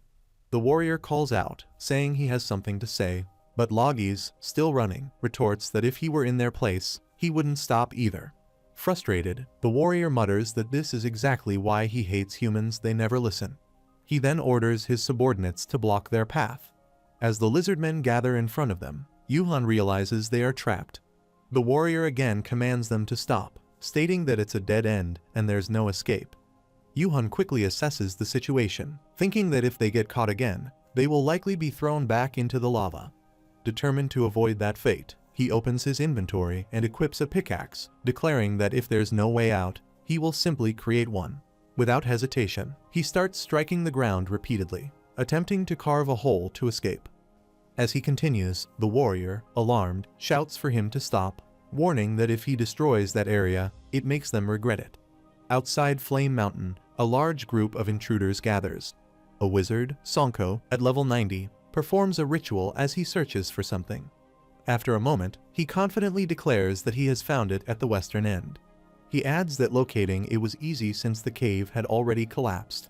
Their leader, Yuna, a warrior at level 92, is impressed and remarks that her clairvoyance truly lives up to its reputation as an S-rank hidden skill. Yuna then turns to her team and asks if they all heard the location. With a smirk, she commands that it's time to move. Yuhan forms a large hole and quickly escapes, with the lizard warrior chasing after him and asking what he is doing. Standing near the hole, Yuhan responds sarcastically, saying that it should be obvious they are giving the lizardmen a stylish new window in their home. The lizard warrior, growing frustrated, insists that the situation is serious and that humans do not understand what is happening. Yuhan, still mocking him, claims that they know nothing and jokes about how expensive houses with large windows are nowadays. Meanwhile, Logis appears frightened as she witnesses something enormous in front of her. Urging Yuhan to turn around, she tells him to look back. Still caught up in the argument, Yuhan dismissively asks what is behind him. However, as he finally turns, he notices a massive fireball hurtling toward them. Staring at the blazing inferno, he is momentarily stunned. At the same time, an attack from the intruders begins. Yuna, one of the intruders, targets the lizard warrior, who is preoccupied with ordering his subordinates to fight back. Laughing, Yuna refers to the situation as a lizard hunt and commands her team to kill them all, instructing them to capture everyone at once. As the intense battle erupts between the lizardmen and the intruders, Yuhan hides behind a large stone, observing the chaotic scene. He wonders where all these people have suddenly come from and notes that most of them are at a higher level than what is appropriate for flame mount. Meanwhile, the lizard warrior, lying on the ground, mutters that the humans have returned. Determined, he grabs his axe and orders his subordinates to protect the nest. Yuhan, still watching, questions what the warrior means by that. The lizard warrior warns that the power difference is too great and insists that they must retreat immediately. If they continue fighting, they will be completely wiped out. Just then, the lizard chief grabs Yuhan's arm and urges him to run, shouting for everyone to flee. He stresses that if the battle continues, their tribe will face annihilation and instructs them to escape to the Saran Desert. Amidst the chaos, Yuna, still attacking, turns to the lizard warrior and mockingly asks where he intends to run. The warrior, standing his ground, blocks Yuna's attack and firmly declares that he will stop the humans from advancing. After clearing the area, Hansen, a member of Yuna's team, calls out to her, asking her to come inside. Yuna, however, remains standing over the fallen lizard warrior, striking him repeatedly. Sonko, the wizard, tells Hansen to leave her alone, explaining that she won't listen to anything once she gets like this. As Yuna repeatedly stabs the lizard warrior, she mocks him, saying that he can't even pull himself together despite his earlier bravado. She demands an apology, but the warrior refuses, declaring that he won't submit to humans and challenging her to kill him. Yuna smirks and refuses, stating that she intends to torment him forever. She then raises her sword, announcing that she will start with his eyes. Before she can land the attack, an arrow suddenly intercepts her strike, and a voice warns her to take it easy. The interruption comes from one of her teammates, Ja, reminding Yuna that the quest does not involve torturing the lizardmen at the site of the nest takeover. Frustrated, Yuna shouts at her in disbelief, demanding to know who she thinks she is to give her orders. Ja calmly responds that she wasn't issuing an order. Annoyed, Yuna retorts that if she wants to command her, she should either pay her or challenge her to a match. But then, the lizard warrior suddenly bites Yuna's leg. She screams in pain as he swiftly escapes. Furious, she shouts insults at him while he flees. Still seething, she then turns her anger toward the Jie, demanding to know why she was just standing there. Meanwhile, in the Saran Desert, the lizard warrior regains consciousness. As he sits up, he notices Yuhan and Logis sitting nearby. The lizard chief, sitting beside him, acknowledges his awakening and tells him that he is just about to explain the situation to the humans. Yuhan, still unsure of the full details, admits his lack of understanding. The lizard warrior glances at him, his expression darkening. Yuhan then speaks hesitantly, wondering if the situation is his fault. He acknowledges that because he demolished the cave, many of the warrior's comrades have perished, and he apologizes. However, the warrior erupts in anger, shouting that a mere apology is not enough. Yuhan acknowledges that hundreds of his men have died. The warrior, his fury unrelenting, yells that Yuhan knows nothing, declaring that humans are nothing but fools. The lizard warrior, still fuming, states that with battle comes death. It is inevitable. However, the real problem is the exposure of their nest. Because of the humans, they have failed to protect their heritage. He blames the humans entirely for this disaster. Yuhan, taken aback, questions his reasoning, calling it a scam. Logis, observing the warrior's rigid beliefs, remarks that regardless of how much of a mob he may be, his ideology seems extremely twisted. The warrior, unfazed, retorts that it is not something a human should comment on. Ownership of the lizard tribe's heritage is none of their concern. The lizard chief intervenes, urging the warrior to calm down and requesting that everyone listen to him. He then begins explaining that their tribe has carried on the legacy of a dragon since ancient times. Yuhan, intrigued, asks if he means a dragon. The chief confirms, explaining that the Flame Mount is not just a mountain, but also the tomb of the great dragon Hades. For over 100 years, their tribe has preserved his legacy, guarding the dragon's heart. Upon hearing this, Yuhan's expression changes. Internally, he smirks with a triumphant feeling he has found exactly what he was looking for. Meanwhile, the lizard shaman hands the human intruders a bag full of coins.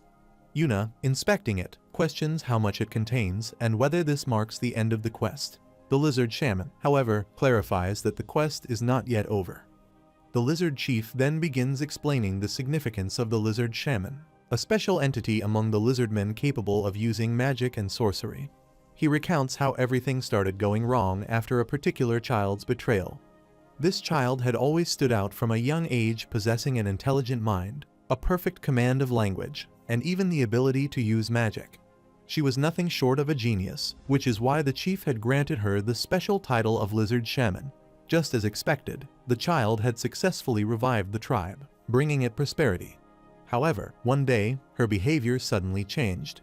The chief admits he does not know what book the child has read, but it has drastically altered him. The once promising shaman began to covet the power of the dragon heart, seeking to use it for her own purposes. Ultimately, she attempted to harness that power to turn the entire tribe into her slaves.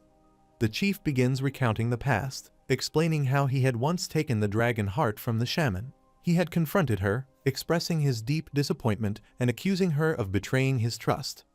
The chief had questioned whether the shaman, blinded by greed, had truly stolen the legacy of the Great Soul. He had emphasized that the dragon heart was meant to protect Flame Mountain, not to be misused, and had asked if the shaman intended to destroy their homeland. The chief then explains that although he had managed to capture the shaman, the latter had escaped using magic. Even after fleeing, the shaman did not give up on obtaining the dragon heart. To reclaim it, she had hired humans to attack the tribe, forcing them into a desperate struggle for survival. The chief warns that if the dragon heart were to disappear, a great disaster would befall Flame Mountain. Upon hearing this, Yuhan asks about the nature of the disaster. The chief confirms that if the dragon heart's legacy were ever erased from Flame Mountain, the volcanic energy it suppresses would erupt violently. Yuhan and Logis react with shock, and Logis, alarmed, exclaims that they should escape immediately. However, the chief reassures them, explaining that, for now, the situation remains under control. He has placed the dragon heart in the lava, making it impossible for the shaman to retrieve it at the moment. Meanwhile, the shaman informs the humans that the lizardmen perform a ritual once every month to reinforce the strength of the dragon heart. She explains that only 1 week remains until the next ritual, and the lizardmen will undoubtedly attempt to reclaim the area before then. Offering an incentive, she tells them that if they stay and protect the place until the ritual, she will double their current compensation. Curious, they ask about the total reward, and Yuna, delighted, claps her hands in excitement as she admires the offer. She enthusiastically praises the shaman, calling her the best among all NPCs. With confidence, she agrees to defend the cave, confirming that it only requires a week of effort. Meanwhile, Just seems confused and is still processing things. At the same time, the chief warns them that they only have 1 week. If they fail to return the dragon heart to its place within that time, Flame Mountain will erupt. At night, as they continue on their way, Logis shouts at Yuhan in frustration, demanding to know if he has lost his mind. She shows him the screenshots of his conversation with the chief. where he had confidently assured him not to worry and promised to retrieve the dragon heart.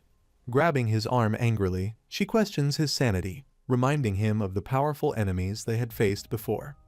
It wasn't just a handful of opponents that they had been up against an entire force. Yuhan, growing frustrated, thinks to himself that she just follows him around and complains endlessly. She is too noisy, and he feels like he's going to lose his mind. As she grips his shoulders tightly, she demands to know what his plan is. If he truly intends to go through with this, she insists that he hand over his equipment so she can return alone. After a brief moment of silence, she suddenly notices something in the distance. She starts shouting again, asking what it is. Yuhan, spotting the massive structure ahead, simply smiles and tells her to calm down. The system then provides information, identifying the structure as a steel sphinx, a colossal sculpture that stands guard at the entrance of the dungeon known as the Pyramid of Another World. Yuhan declares that it is time to reveal his plan. At night, Jill lies on her bed, chatting with her friends. She asks them how their quest progress is going. Hyung remains silent, not responding. Erin shares that she has arrived in Rama, but is struggling to find the holy water. Afen tells the group that he is training hard. Erin then asks Jia about her own progress. Jia thinks about her quest for a while before replying that she doesn't know. She then checks Yuhan's profile, noticing that he hasn't replied to any messages. Meanwhile, Yuhan is busy working and is focused on disassembling various materials. After much effort, the system announces that his disassembly was successful, and he has obtained a solid iron plate. Overjoyed, he shouts in excitement as his disassembly skill has finally risen to rank 10. Determined to finish on time, Yuhan tells himself that he will have to stay up all night. Turning to the lizardmen, he orders them to stop fooling around and move quickly. Meanwhile, the lizard warrior, holding the iron plate, throws it aside in frustration. Shouting, he insists that listening to humans is meaningless and that he needs to focus on training the lizardmen. Yuhan sighed and said that this was exactly why things were not working. He asks the warrior why he thinks the lizardmen lost to humans. The warrior, clearly agitated, argues that they haven't lost yet. Without looking up, Yuhan hammers the iron plate forcefully and tells him to listen carefully. There are a million reasons why the lizardmen lost, but the biggest one is simply that they are using trash items. Holding the warrior's weapon and noticing its worn-out condition, Yuhan remarked that using such a poorly made weapon left no choice but to lose. He confidently stated that he would equip everyone with classy equipment, expecting them to be grateful. However, the warrior politely responded that the weapon was a keepsake from his father. Hearing this, Yuhan immediately felt guilty and apologized sincerely. The warrior reassured him, saying that a weapon was just a weapon and held no real meaning. Feeling even more remorseful, Yuhan apologized again, realizing he had spoken carelessly. Determined to make amends, he promised to fix it right away and make it even prettier and stronger than before. Without wasting any time, he started working on the weapon. After some time, Yuhan finishes making the weapon. Its shape has changed, making it look new. He proudly states that it has been beautifully restored. However, the warrior, feeling upset, responds that it is not a restoration and looks strange. Yuhan questions what is wrong, insisting that it looks cool, and urges him to take it. The warrior refuses, saying that he does not want it and will not use it. Meanwhile, Logie stares at the chief's necklace, her intuition telling her that it holds great value. She approaches the chief, showing him a stone and asking if he finds it pretty. The chief agrees, saying it is indeed beautiful. Growing greedy, she suggests exchanging it for his necklace. The chief apologizes, explaining that the necklace was given to him directly by Hedayas. Shocked, Logies realizes its significance and internally declares that it must be a huge item. Determined, she presents her entire collection, asking if he would consider trading it for any of them. The chief declines again, stating that the necklace is irreplaceable. However, he then offers her something else, saying it might be a bit unusual but valuable. He shows her the desert rose, an ingredient used for advanced magic stones, explaining that it is quite expensive. Logies is surprised upon seeing it. In the cave, Yuna, feeling frustrated, shouts about how long they have been waiting for the lizards to arrive. She complains about her boredom and demands that the lizards come immediately so she can kill them all. Hansen, displeased with her behavior, comments that she is being inelegant. Covering his ears in irritation, he decides to leave. As he walks away, a team member asks where he is going. Hansen replies that if he stays any longer, he might lose his mind, so he is going for a walk. As Hansen walks outside in the desert, he notices Loggies passing by.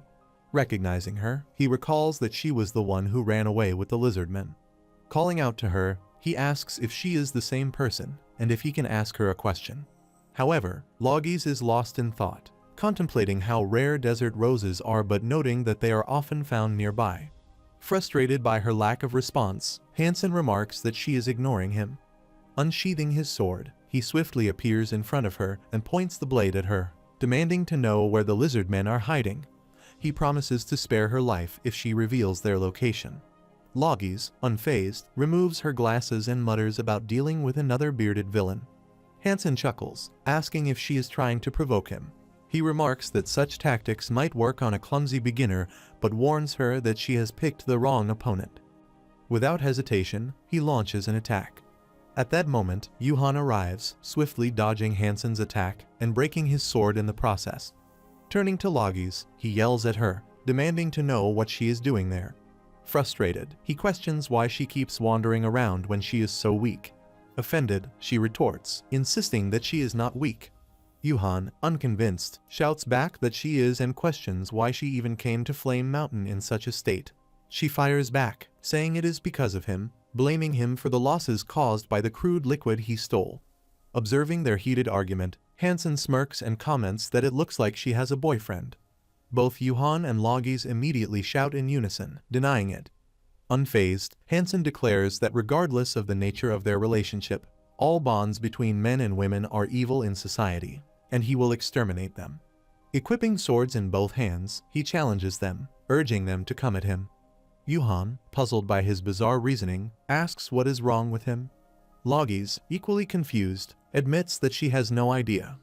Dismissing their words as nonsense, Hansen demands they draw their weapons, vowing to take them both on at once. Yuhan smirked at the challenge, warning that he would regret it. Unbothered, Hansen rushes toward them, shouting as he attacks. As Hansen charges toward Yuhan, his gaze suddenly shifts to a horde of lizardmen approaching in the distance. At the same time, deep within the cave, the lizard shaman becomes alert and calls out for everyone to prepare for battle, announcing that the lizardmen army is coming. Before Hansen can react, a swift and powerful attack strikes him down on the spot. The lizardmen, now clad in fully equipped armor and wielding brand new spears, step forward, ready for battle. Yuhan watches them with a confident smile, raising his sword high. With a determined voice, he declares that the war has begun. Wizard Sonko uses his magic to confirm that the lizardmen are approaching. Yuna, already aware of the situation, scoffs, saying there is no need to be told she can see it herself. With excitement, she declares that it is the second round of the lizardmen massacre. Without hesitation, she orders Sonko and the other wizards to begin casting their spells. As they unleash their powerful mega flame balls, they mockingly remark that it must have been a direct hit, assuming it would result in total annihilation. Another wizard, confident in their attack, suggests they should now clean up whatever remains. However, to their shock, the lizardmen army emerges completely unharmed. The wizards, stunned by the lack of impact, struggle to comprehend what just happened.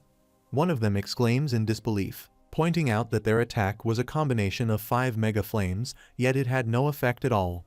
Yuhan, standing confidently among the lizardmen, smiles as he observes the stunned expressions of the wizards. With a sense of satisfaction, he remarks on how incredible the outcome is. He explains that the armor worn by the lizardmen was crafted using a special material magic slime liquid. This substance comes from a level 52 slime, which may be weak in both physical attack and defense, but possesses extraordinary resistance against magic. Pleased with his efforts, Yuhan acknowledges that all the hard work in creating this armor has finally paid off. A member of the opposing team wonders about Yuhan's identity. Another recognizes him and informs the group that he is a well-known user in Balden named Blacksmith Zig. Unimpressed, he shouts in disbelief, questioning the fear factor of such a nickname. He expresses doubt that Yuhan, being a blacksmith, could hold any significant rank. At that moment, Yuhan appears before them, confidently flexing his sword. Clenches his teeth, he challenges them, asking who made that remark, and boldly declares that he will take them all on. As the battle begins, a human launches an attack on a lizardman, but the lizardman swiftly blocks it and counters with his own strike. Troubled by the unexpected resistance, the human realizes that his attack was successfully deflected. He then recalls that the lizardmen were not wearing such armor during their first encounter. Realizing the significant change, he quickly alerts his team, warning them to be cautious, as the lizardmen's equipment has been upgraded, making them much stronger than before. Struggling with the situation, they begin to wonder if there are cases where NPCs can change their equipment. Accepting that they stand no chance against the newly strengthened lizardmen, they shout to their comrades to retreat, urging everyone to run away. Convinced that victory is impossible, they decide to abandon the quest. At that moment, Yuna defeats a lizardman in battle and shouts at her teammates, questioning what they are afraid of. Dismissing their concerns, she insists that lizardmen are nothing to fear and can be taken down with just a hit or two. As she speaks, a warrior lizardman approaches from behind and launches an attack. Reacting quickly, she blocks his strike and glances at him. Noticing his upgraded armor, she smirked and asked if he, too, had received new equipment. With a confident tone, she remarks that it looks cute and questions what difference he thinks it will make. Frustrated, the warrior demands the return of their nest before launching a relentless attack on Yuna. She swiftly blocks his strikes as they become locked in a fierce battle. Struggling to keep up, she begins to realize the difference in his strength. Troubled, she thinks to herself that he has become much stronger than before. His movements are faster, and his weapon has become lighter. As the warrior lands a powerful strike, Yuna struggles but clenches her teeth, determined. Despite his improved equipment, she dismisses him, declaring that a mob is still just a mob. Activating her blood to anger technique, she charges at him with newfound ferocity. The skill consumes all her stamina, leaving only 10% of her maximum health, but in return, it significantly boosts her attack power and speed. Shouting in rage, she declares that his role is simply to die. Meanwhile, the warrior senses the immense danger before him, realizing the severity of the situation. As she launches her attack, he braces himself. After a fierce exchange, Yuna finally lands a decisive blow, breaking through his armor. The warrior recalls the moment he initially refused to wear the armor. Yuhan, noticing him standing unprotected, questioned why he wasn't wearing it. The warrior dismissed the armor, saying it felt dull. Yuhan insisted, explaining that it was a strong warrior's body armor, crafted with special care to be both durable and lightweight. He urged him to stop being stubborn and wear it, emphasizing that it provided an extra chance to survive. The warrior, firm in his beliefs, stated that warriors fight and die, it was simply inevitable. Yuhan, growing frustrated, challenged his reasoning, reminding him that their goal wasn't just to protect their heritage, but also to safeguard the lives of their tribe. He asked the warrior to reconsider what truly mattered, and if it was their legacy or their people. Realizing the truth in Yuhan's words, the warrior made a firm decision. He acknowledged that his comrades' lives were important. With newfound resolve, he launched a decisive strike at Yuna from behind, splitting her body in half. As she fell, he reassured himself that protecting the tribe was the right choice. The system then announced that Yuna had been killed. Yuhan observes the battlefield and mutters that victory seemed certain. Everything is proceeding according to his plan to strengthen the lizardmen, make them fight, and seize the dragon heart when the opportunity arises. Now, all he needs is to get his hands on the dragon heart. However, he quickly realizes a crucial detail of the chief. If the dragon heart disappears from Flame Mountain, the volcano will erupt. The warrior approaches him, expressing gratitude. Thanks to Yuhan, he now understands the value of life. Yuhan pauses, realizing he has been overlooking the most important thing, the quest. Determined, he dashes away, muttering that he had been crafting armor for free. His priority now is to evacuate everyone before the volcano erupts. As he runs, he notices that no one is paying attention to him, giving him the perfect chance to seize the dragon heart. However, at that moment, an arrow strikes his foot. He cries out in pain and quickly hides behind a wall, confused about the attacker's identity. He wonders if it was an attack from the shaman, but recalls that she primarily uses magic. That leaves only one possibility: it must be a player. Yuhan carefully observes the attacker, noting that they are specifically targeting the joints of the lizardmen to restrict their movements. He wonders why they wouldn't just go for a direct kill instead. Gripping his pickaxe, he speculates whether they lack proper control. But that still doesn't explain their precise hits on every joint. Deciding not to dwell on it, he moves forward and swings his pickaxe at the wall, thinking that whatever their intentions may be, it doesn't matter.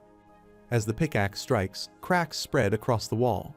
Without hesitation, Yuhan sprints away just as fire erupts behind him. Watching the chaos unfold, he smirks, commenting that the enemy needs visibility to aim. Meanwhile, Jia struggles to handle the situation, and she exclaims in frustration that she can't see anything due to the falling rocks. Spotting the attacker amidst the falling rocks, Yuhan fails to recognize her at first. Without hesitation, he leaps into the air, closing the distance to launch an attack. Jia, sensing the incoming threat, quickly braces herself, raising her bow to block his strike. The force of the impact reverberates between them as they momentarily struggle for control. As their eyes meet in the midst of the confrontation, recognition dawns on both of them. A brief pause follows, their expressions shifting as they realize who they are facing. At night, in the cave, Loggies lies awake, wondering how everyone is doing. Meanwhile, the Lizardman chief, sitting without his belongings, reassures her that everything will be fine, crediting the items Zig crafted for them. Loggies acknowledges this, admitting that she never realized he had such crafting abilities. The chief agrees and expresses his gratitude once again. However, Loggies insists that if he truly wants to show his appreciation, he should prove it through actions rather than words. The chief, slightly upset, argues that he has already shown plenty. As Loggies puts on his clothes and takes all of his belongings, she remarks that the most important thing is still missing the necklace, which she notes is the most valuable item. The chief refuses, explaining that the necklace was a gift from the great and handing it over to someone else would create problems. At that moment, the shaman appears behind the chief and accuses him of not wanting to part with the necklace because, without it, he would lose his ability to brainwash the lizardmen. Without hesitation, the shaman strikes the chief from behind, causing him to groan in pain. The necklace falls to the ground as the shaman cuts it off. Picking it up, she smugly remarks that the chief believed he had deceived her like the others, but in reality, he is the one being deceived this time. The shaman reveals that her plan from the beginning was to get the chief alone, as he rarely shows his face and always hides among the lizardmen. Injured, the chief weakly asks how the shaman managed to be there. The shaman explains that the necklace is an artifact of spirit and soul, a useful item for communicating with spirits. However, she reveals its darker side, and it is also a terrifying tool capable of simple brainwashing when used on creatures with low intelligence, like the lizardmen. The chief turns to the shaman with a trembling voice and questions his words, calling them nonsense. Desperately, he shouts for his soldiers, asking if anyone is there. The shaman, unfazed, informs him that it is useless, and she has already put all the tribe members in the cave to sleep. She admits that she never expected the chief to send nearly all the main troops to the nest, calling it a foolish move. She reveals that his real objective was here all along. Struggling to stand, the chief weakly asks why the shaman is doing this. The shaman, her voice filled with anger, repeats the question mockingly and demands that the chief truly does not know why. Gripping the chief's neck tightly, she furiously reminds him that it is because of the ridiculous rule he enforced.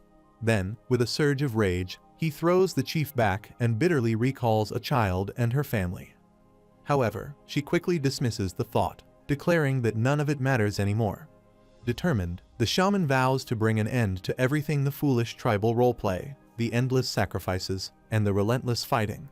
Just as she prepares to attack, Loggies steps forward, intercepting her. Urgently, she tells him to wait and pleads for him to stop, if only for a moment.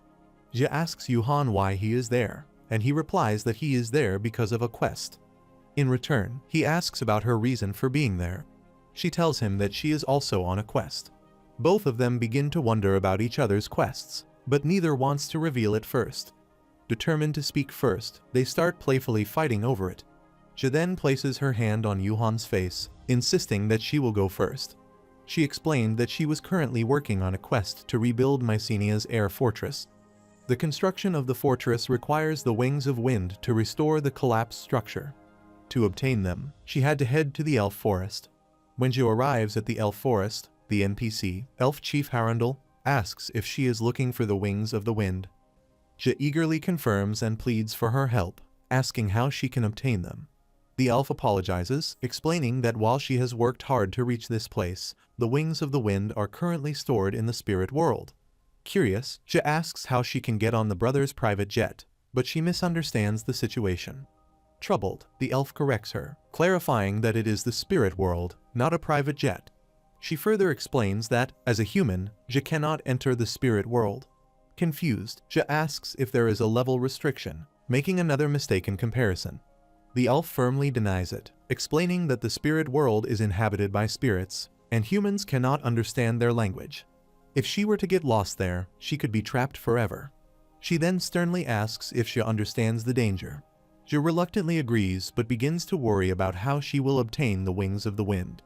Noticing her concern, Elf Chief Harundel reassures her that while it is difficult, it is not impossible. She then mentions that long ago, their ancestors entrusted her with a special item, a spirit necklace. If she possesses it, she will be able to hear the spirits and navigate the spirit world safely. For the quest, in order to enter the spirit world, Je needs a spirit necklace. Following the given instructions, she heads to Flame Mount.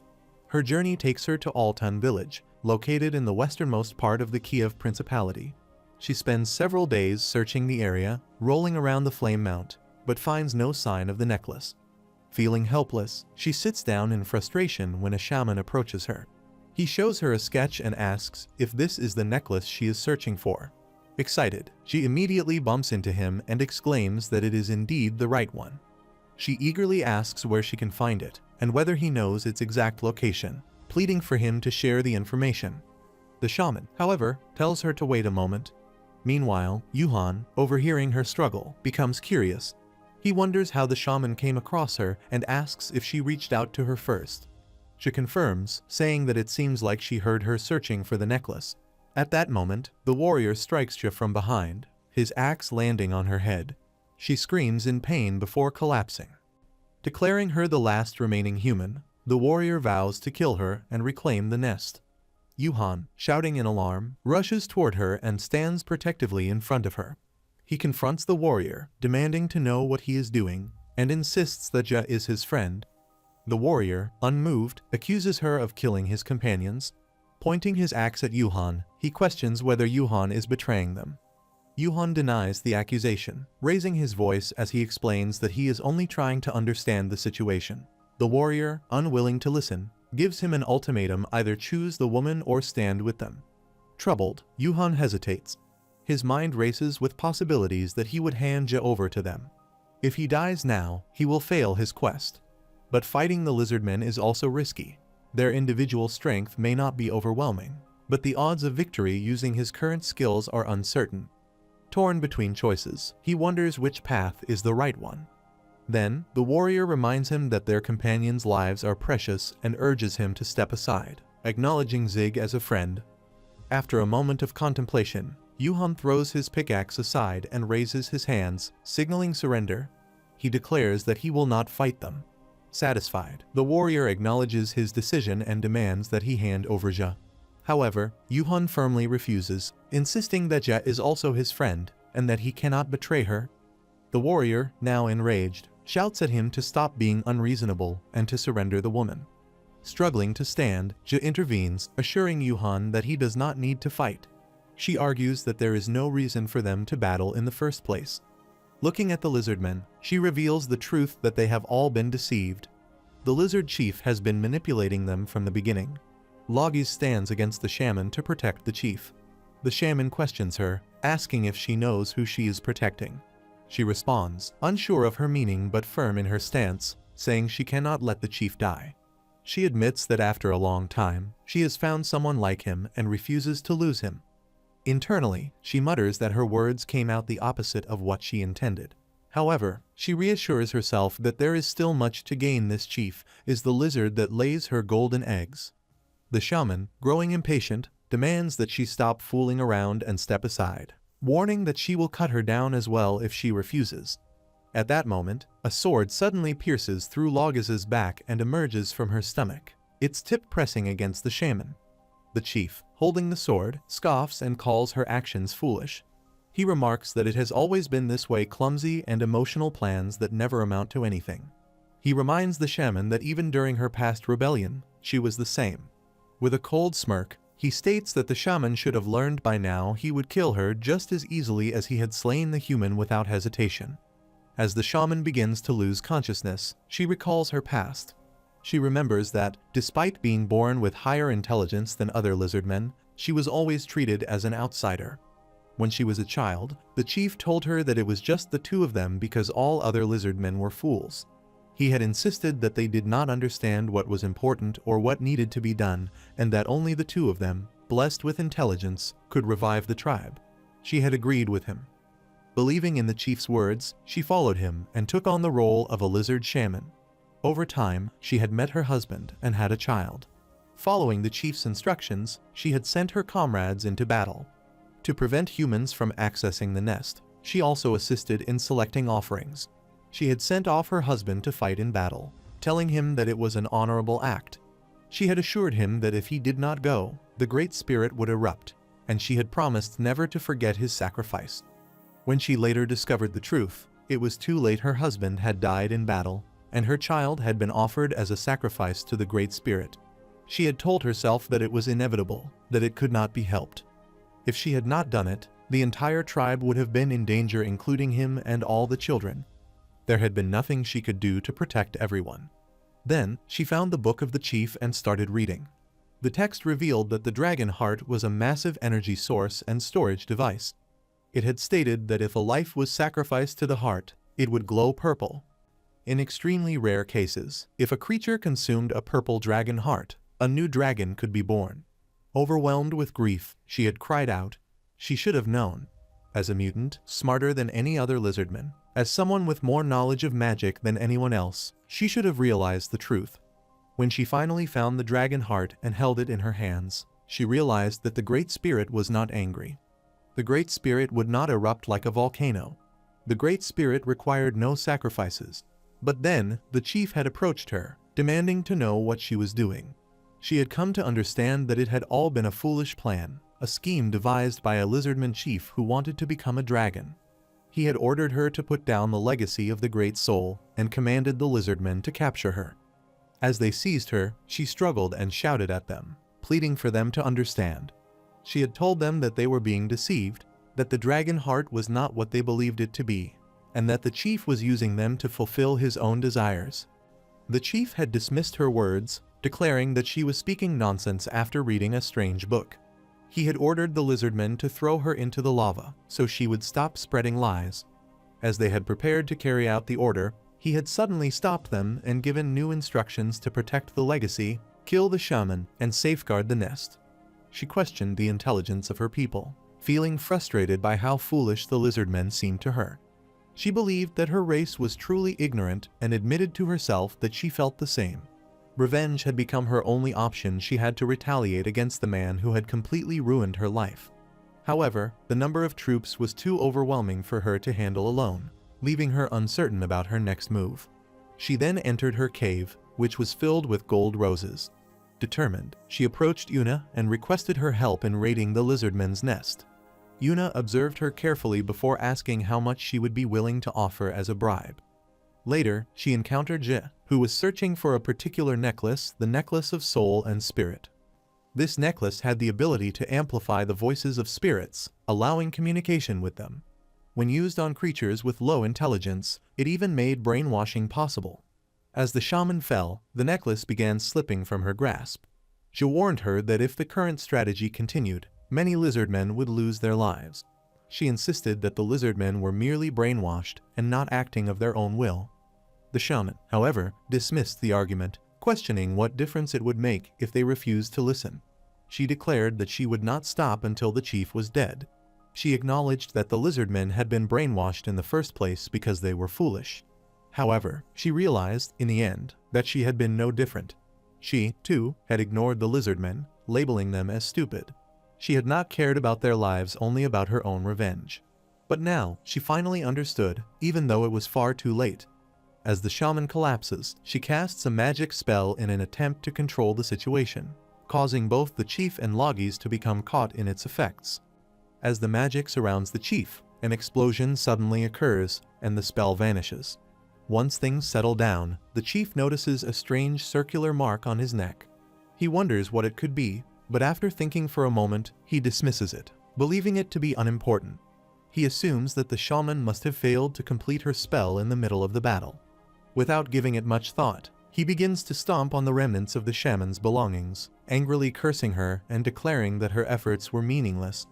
Once he is certain that she has completely disappeared, he takes a deep breath, seemingly relieved. However, Logis suddenly appears behind him and confronts him, demanding to know what he is doing. She calls him an old man and accuses him of betrayal, reminding him that she has been trying to protect him. She then furiously questions why he had attacked her from behind, calling him ungrateful. Seeing Logis standing before him, the chief wonders how she is still alive. She explains that she drank a life-saving elixir. The chief remarks that she barely survived, adding that if he were to stab her one more time, she would not be so lucky. He then tells her that she has misunderstood something. Protecting him was a mistake. He asserts that she did not truly protect him, but rather took advantage of him, likely attempting to save him only because she still saw value in him. However, he does not blame her for that, as he himself operates the same way. He states that he merely uses everything and everyone to his advantage. To stand at the top of all living beings, he views everything as nothing more than a stepping stone. He tells her that she should consider it an honor. As he raises his sword toward her, he declares that her sacrifice has led to the birth of a great creature, a dragon. Logis mutters to herself that hearing the chief confess his motives with such a triumphant expression fills her with anger. She assumes he is doing this because he believes he has already won. Using her system, she notes that users have a cheat chat function called Whisper. She attempts to contact Zig, asking him to come if she can buy some time. However, the system notifies her that there are no registered friends on her list. Realizing this, she becomes upset and acknowledges that she never made any friends. Overwhelmed, she starts crying. Meanwhile, the chief moves toward her, ready to attack, and shouts for her to die. She remains calm, carefully observing the danger approaching her. But before the chief can strike, the cave suddenly begins to collapse. After the complete destruction of the cave, as the dust and debris settle, Yuhan appears alongside Jia and the lizard warrior. Yuhan announces his arrival with a playful remark, declaring that the hero has arrived. He then turns to Logis and asks if she is okay with cheating, adding that he came to save her and calling her Trickstar. However, as he notices Logis' belongings, the system notifies him that she has died. Confused, he remarks that he did not receive a PK tag. A message from Logis appears, stating that it does not matter, and that the real issue is something else entirely. She warns him that the chieftain is actually scheming something. Just then, amidst the settling dust and debris, the chief emerges. He greets Zig, expressing his relief at his arrival and admitting that he never expected him to jump down from the ceiling. He then inquires whether the nest has been retrieved. The warrior confirms the mission's success, stating that the nest is theirs once more. Hearing this, the chief acknowledges that it is good news and instructs everyone to return to the nest, emphasizing that time is running out. He warns that if a sacrifice is not made before the end of the day, the volcano will erupt. However, as he starts to leave, the warrior steps forward, raising his axe and ordering him to stop. The chief, puzzled, questions what is happening, remarking that such a welcome is excessive. The warrior firmly responds that times have changed. As more warriors point their weapons at him, he continues, revealing that the souls are not angry and the volcano did not erupt even without a sacrifice. He states that there was never a need to protect the so-called legacy. Jia steps in, declaring that the chief's lies have been exposed and demanding his surrender.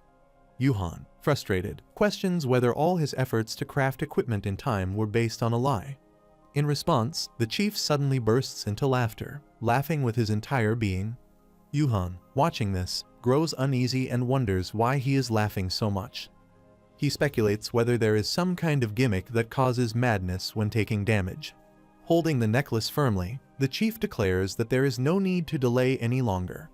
Without hesitation, he commands the warrior to kill the humans. At his order, the warrior tightens his grip on his weapon. Yuhan, startled by the sudden turn of events, watches in disbelief. Before he can react, the warrior begins his attack. The warrior swings his axe, but the strike fortunately does not land on Yuhan. Instead, it crashes into the ground, causing a destructive impact. Yuhan quickly shields himself from the debris and dust that follow. Meanwhile, the chief, growing impatient, shouts again, commanding the warrior to attack the humans. Yuhan, still recovering from the shock, mutters that he was genuinely terrified, thinking the warrior's strike was meant for him. The warrior, confused by Yuhan's reaction, asks why he would attack a fellow lizardman. Ignoring their exchange, the chief repeats his command with urgency. But instead of attacking the humans, the warrior wields his axe once more and strikes the chief directly, sending him crashing to the ground with a painful growl. Watching this unfold, Yuhan cautiously asks the warrior if he is all right. The warrior, unaffected, simply replies that he is always fine. Meanwhile, the chief, struggling on the ground, wonders why his brainwashing command did not work. Clutching the necklace tightly, he questions whether it is broken. Then, he notices the mysterious tattoo on his neck. It dawns on him that the shaman's magic had not failed. This unknown enchantment was preventing him from controlling his people. Before he can process further, Yuhan steps forward, pointing his sword at the fallen chief. With a smirk, he remarks that he is willing to take some advice and asks if the chief has any last words. The chief remains silent, offering no response. Yuhan, growing impatient, asks if he has nothing to say. Instead of answering, the chief picks up a handful of small rocks and suddenly throws them toward Yuhan. Yuhan, unfazed, mocks him, sarcastically remarking that it must be some kind of stone-throwing skill and pretending to be scared, saying that if he gets hit, he might die. He then adds that he should have killed the chief when he had the chance. Taking advantage of the distraction, the chief quickly turns and starts running away. Noticing this, Yuhan shouts, demanding to know where he is escaping to. The chief enters Flame Mountain, leaping into the volcano and walking across the fire. He wears dragon scale boots with fire resistance, allowing him to move freely on the molten surface. Determined, he tells himself that he must endure the heat and hurry to retrieve the dragon heart. Although he has failed to make it shine completely purple, he believes it has absorbed enough life force over time. Even if it is not perfect, consuming it will still grant him incredible strength. As he plunges his hand into the lava and retrieves the dragon heart, he declares his intention to completely crush his enemies and make them suffer in agony. But then, he quickly realizes that what he is holding in his hand is not the dragon heart. Panic sets in as he frantically searches every corner, muttering that it is impossible he had placed the dragon heart there with his own hands. Desperately, he questions where it could be, shouting in frustration about the heart to which he has dedicated his life. At that moment, Yuhan, holding the dragon heart, asks if he is searching for it. He explains that he had picked it up from the volcano earlier. Muttering to himself, he recalls using Galley's gauntlet, a device with a detachable steel wire, to retrieve it. It turns out to be a fortunate decision, as he never expected Galley's gauntlet to be so useful. Frustrated, the chief shouts, demanding to know how Yuhan managed to take it. He then rushes toward him, demanding the heart back, calling it his. Yuhan casually responds that he doesn't see the chief's name on it and asks if he has any proof of ownership. The chief, enraged, insists that the light purple hue is proof. He explains that the dragon heart only turns purple when life energy is slowly injected into it. Though it is not yet perfect, the color change indicates that it has absorbed life energy for nearly 100 years. He then demands that Yuhan return it, asserting that it belongs to him. Hearing this, Yuhan looks at the dragon heart and questions whether the chief personally sacrificed the lives of both his people and humans to fill it with life energy. The chief, without hesitation, confirms that this is true and once again demands that Yuhan hand it over immediately. Yuhan then addresses the lizardmen, stating that they all heard the chief's confession clearly. As he notices the approaching lizardmen army, the chief starts to panic. The army, visibly enraged, begins to express their frustration, accusing the chief of deceiving them. They call him a liar, realizing that everything they had believed was false. Gripping the necklace tightly, the chief desperately tries to brainwash them once more. He urges them to wait, insisting that it is all a misunderstanding. Fear is evident in his voice, and he pleads for them to stop. However, the lizardmen continue advancing, repeating their accusations. Desperate, the chief protests that everything was fabricated by Yuhan, calling him a deceitful blacksmith. He claims that the offerings and legacy were all lies, and that he too had been misled.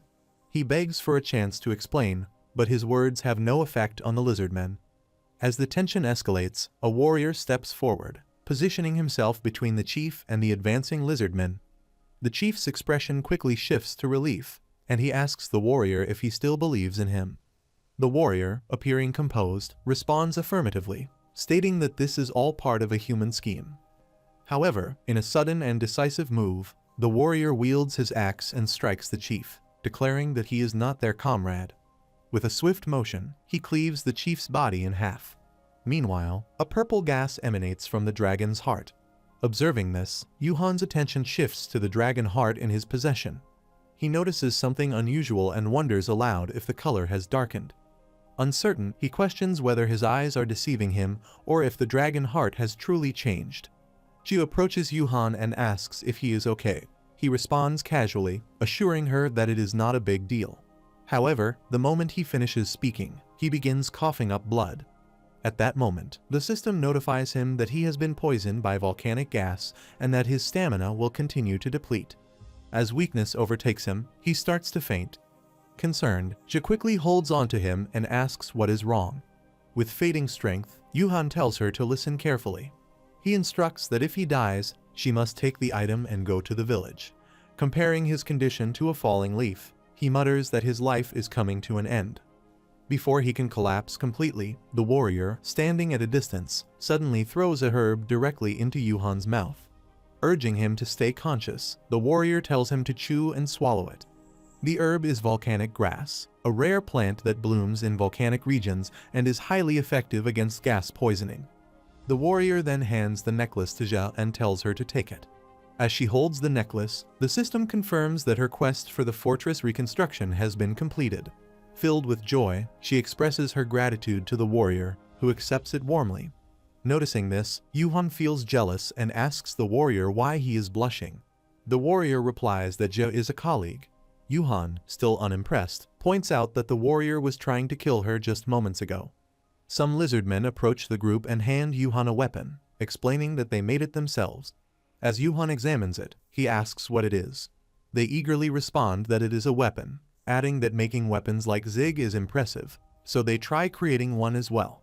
Mocking them, Yuhan remarks that it looks more like a piece of coal than a weapon.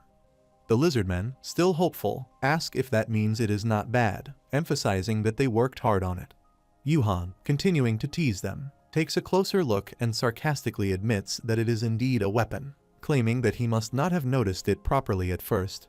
He then adds that it is a very threatening weapon. Yuhan then hands them Galli's training journal and tells them to take it. He asks if they can read but quickly adds that it is still better than nothing. Calling it a gift, he gives them the book.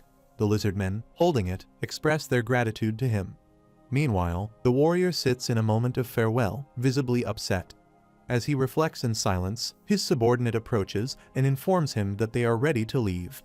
Hearing this, the warrior rises and, with a heavy heart, bids farewell, declaring that the lizardmen will now leave the nest.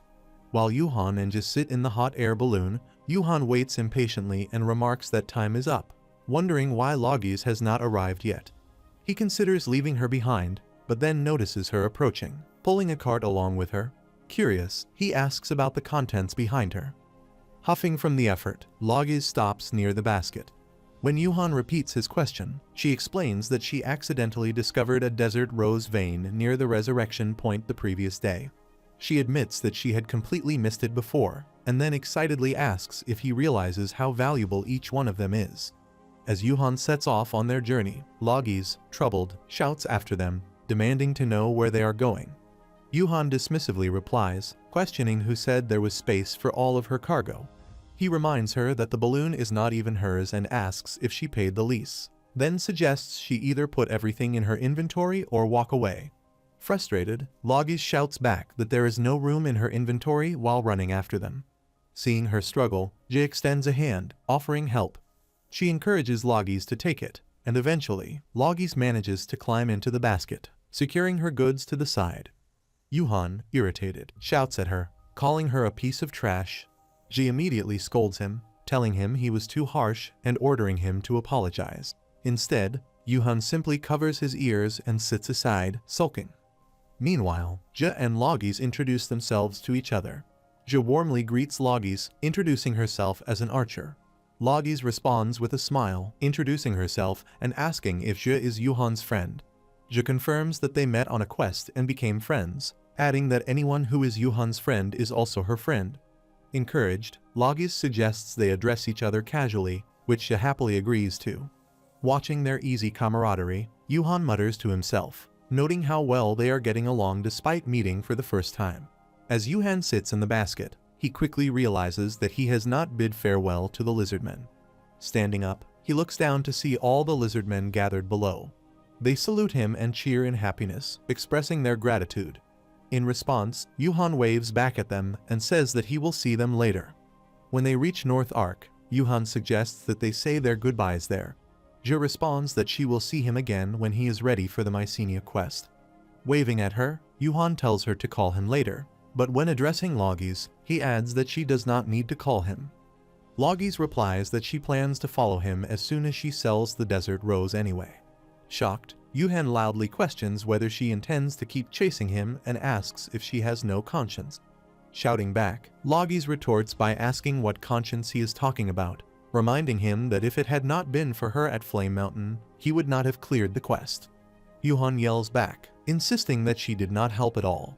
Watching them argue like children, Zhe laughs and comments that they seem to be getting along well. In unison, both Yuhan and Logis vehemently deny it. Meanwhile, as Yuhan casually walks down the street holding the dragon heart, he mutters to himself about the fortune he could make by selling it, but reminds himself that he still needs to complete the quest and obtain the dwarf's secret. Raising the dragon heart, he loudly declares for Gali to wait, promising that his brother is on the way. At the same time, a white-haired man hiding behind a house observes Yuhan holding the dragon heart and comments to himself that it is quite an interesting thing. He wonders aloud if it truly holds such significance for Yuhan, then decides to respect his choice. Nearby, a group of young dwarfs notices the white-haired man talking to himself and, feeling uneasy, whispers among themselves, questioning whether he is crazy and admitting that they feel scared. Meanwhile, Yuhan hands over the dragon heart to Gali, who expresses surprise, admitting that he never expected Yuhan to actually bring it. In response, Yuhan sarcastically tells him not to assign quests that he does not believe can be completed. Holding a letter, Gali then presents it as the dwarf's secret. When Yuhan receives the letter, he teases Gali about his beard before opening it. As he begins to read, a puzzled expression crosses his face, making him wonder what exactly he is looking at. As Yuhan reads the letter, he realizes it is Gali's personal statement. It introduces him as Gali Dwarf from the Red Beard clan and explains his current predicament. Gali states that he is searching for a country to immigrate to, revealing that he was once a renowned leader in craftsmanship and weapon development in the North Ark. However, due to a student's mistake, he was falsely accused of being a terrorist and is now considered a criminal. Despite these false accusations, Gali assures that if he is accepted, he will use his exceptional skills and knowledge to elevate the blacksmithing abilities of the country that grants him refuge. As Yuhan is still processing the statement, Gali quickly snatches the letter from his hands and hands him another one, explaining that he had given him the wrong document. Yuhan, realizing what just happened, shouts at him in frustration, accusing him of planning to abandon him and run away. Gali dismisses the accusation, stating that the letter was merely insurance for unexpected situations. Yuhan, growing even more exasperated, accuses Gali of always acting this way. In response, Gali defends himself, saying it is unfair for Yuhan to be angry when he has already provided compensation. Yuhan then opens his letter and reads its contents, which describe the method for manufacturing superheated coal. According to the letter, superheated coal is created by combining a mineral known as bituminous coal with a special mixed substance called artisan powder. The process involves subjecting the mixture to extremely high temperatures exceeding 2000 degrees, which effectively removes impurities. As a result, the refined coal significantly enhances the quality of the iron produced. Gali explains that Yuhan might be curious about superheated coal and asks if he knows why humans can never match the craftsmanship of dwarves. He reveals that the method for creating superheated coal, which can reach temperatures over 2000 degrees, has been a closely guarded secret among dwarves for centuries. However, he states that times have changed, and it is now time to abandon old traditions and share knowledge with everyone. He declares that Yuhan is the first human craftsman capable of making superheated coal and encourages him to spread this skill to others. But as he finishes speaking, Gali suddenly realizes that Yuhan is no longer there and wonders where he has gone. Meanwhile, Yuhan stands still, checking his stats, and thinks to himself that the dwarf's secret is incredibly valuable. He notices that most of his blacksmith-related skills have now reached rank 4. Considering this, he realizes that if he uses dwarven iron to craft weapons, he can surpass most blacksmiths, except for the absolute top-tier ones. He figures that if he offers his weapons at competitive prices, he might even be able to rival the dwarves themselves. Feeling satisfied with his progress, he acknowledges that staying around was worthwhile. Then, another thought crosses his mind. North Ark has a high demand for rare item repairs. Realizing the potential opportunity, he decides that he could take advantage of that. More importantly, by doing so, he might be able to track down Bartz's weapon. As Yuhan is lost in thought, Dylan approaches him and asks if he is listening. Yuhan immediately responds that he is not, to which Dylan insists that he is. Ignoring the remark, Dylan then presents an iron ore and informs Yuhan that this is the ore he ordered. He explains that he had not received any response from Yuhan, so he is finally delivering it now. Dylan reminds him that although the order was initially placed for North Ark, it was later changed to Flame Mountain, yet there was still no further communication. He adds that even though the game was still online when he finally managed to contact Yuhan, he was told that he would be returning to North Ark soon. Dylan, clearly frustrated, points out that despite being the head of the Baldan branch, work at North Ark has been repeatedly delayed due to Yuhan's inconsistency. He then questions Yuhan, asking if he even realizes how many days have passed since the order. Yuhan, brushing it off, responds that he heard Dylan was busy dealing with difficult executives in the large guild. Dylan, exasperated, emphasizes that keeping promises is just common sense. In an attempt to pacify him, Yuhan reassures him not to worry anymore. Dylan, still displeased, warns that this will be the last time he tolerates such delays. Yuhan, remaining calm, tells him that until the preparations for the Mycenia quest are complete, he intends to stay in North Ark without causing any more trouble. He then casually adds that he is planning to open a blacksmith shop there. Hearing Yuhan's plan, Dylan is taken aback and questions if a user really opened a blacksmith shop in North Ark. Even if it is Yuhan, he considers it too extreme. He then reminds Yuhan that half of the iron ore was purchased on credit. Yuhan, unfazed, reassures him not to worry, confidently stating that he is starting this venture because he is sure of its success. He adds that everything will go according to his plan, unless, of course, a natural disaster suddenly occurs. However, before he can finish his sentence, Dylan suddenly shouts in alarm. Frightened, he exclaims that it is shocking to hear such a thing, but even more terrifying to witness what is happening behind them. As they turn around, they realize that a natural disaster has already begun. Gali's dragon has returned, causing destruction once again. The massive beast approaches them, and they both begin to flee in panic. Panicked, they immediately start running for their lives. Dylan, out of breath, complains that he can't believe he's about to be stepped on by a dragon in the exact same place again. He mutters about coincidences, but before he can finish, the dragon stomps down on him once more. The system promptly announces that Dylan has passed away. Meanwhile, Yuhan, struggling to process the chaos, curses Gali, calling him a cheater. Standing off to the side, quickly covers his mouth and remains silent, watching the dragon move past. Yuhan lets out a sigh of relief, thinking he is safe. However, just as he relaxes, the dragon suddenly turns its head toward him. Sweat forming on his forehead, Yuhan gulps and, in a trembling voice, corrects himself. Maybe he isn't safe after all. As Yuhan flees, he collides with a guy dressed like a girl, who complains that it is not fun and calls the situation a critical mess.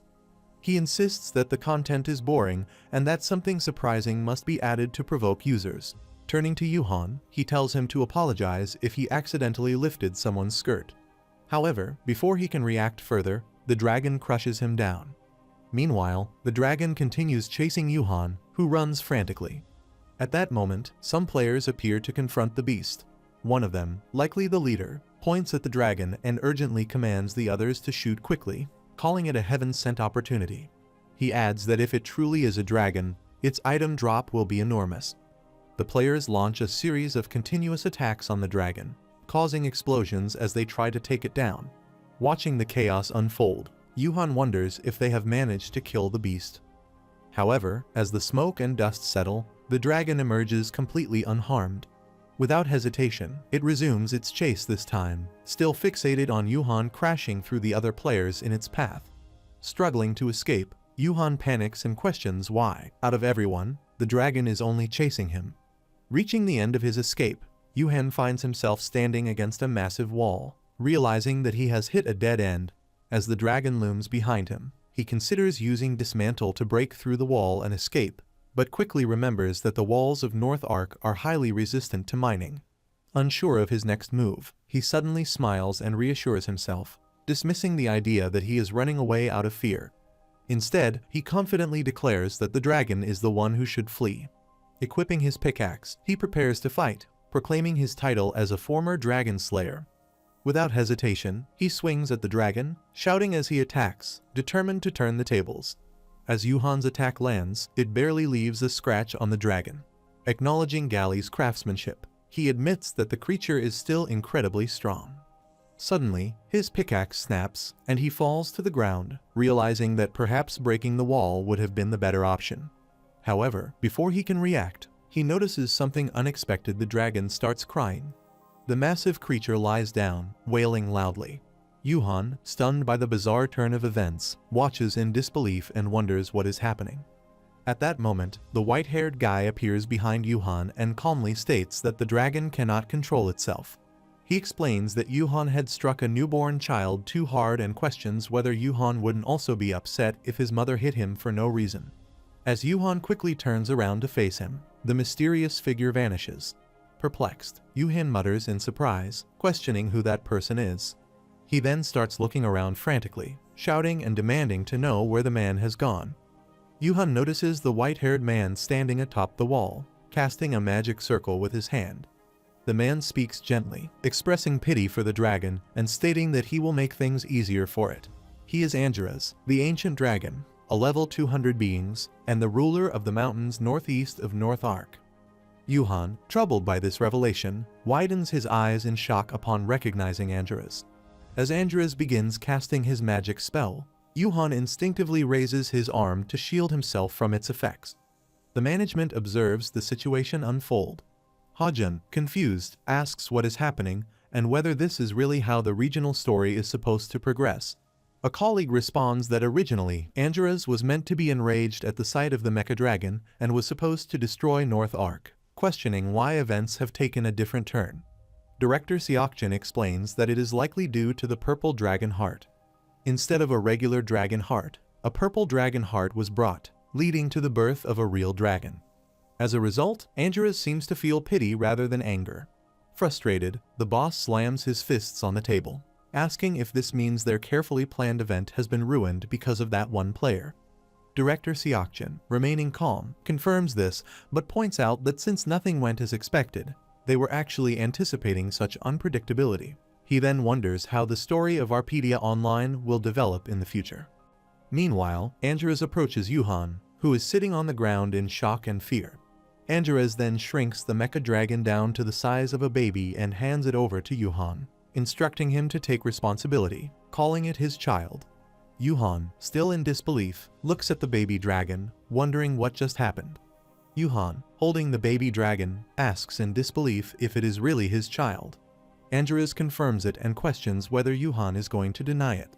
Confused and frustrated, Yuhan loudly protests, asking how he is supposed to know such a thing, emphasizing that they are entirely different species. Angeras then equips the dragon heart in his hand and explains that dragons, unlike other ancient species, are beings created by infusing life force and mana into a dragon heart over a long period of time.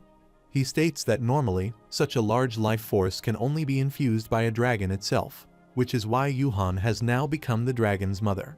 Still in denial, Yuhan refuses to accept it, but Angeras insists that since Yuhan was present at the child's birth, it is only right for him to take responsibility.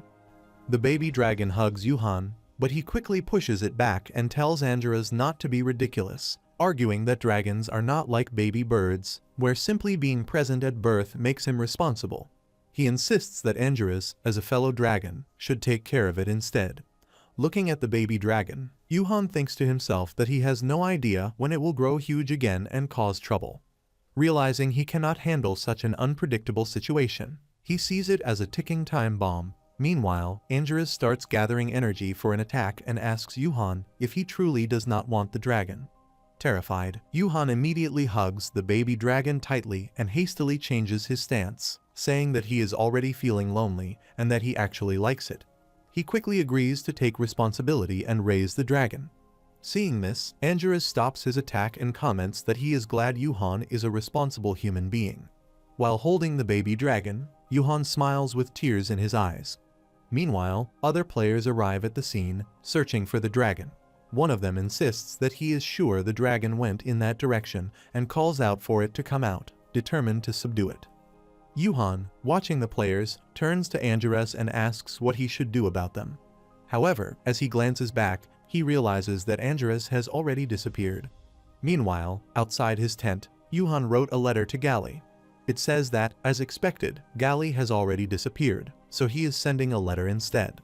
He explains that the two-headed salamander is actually the mecha dragon Gali created, and, therefore, it is his responsibility to take care of it.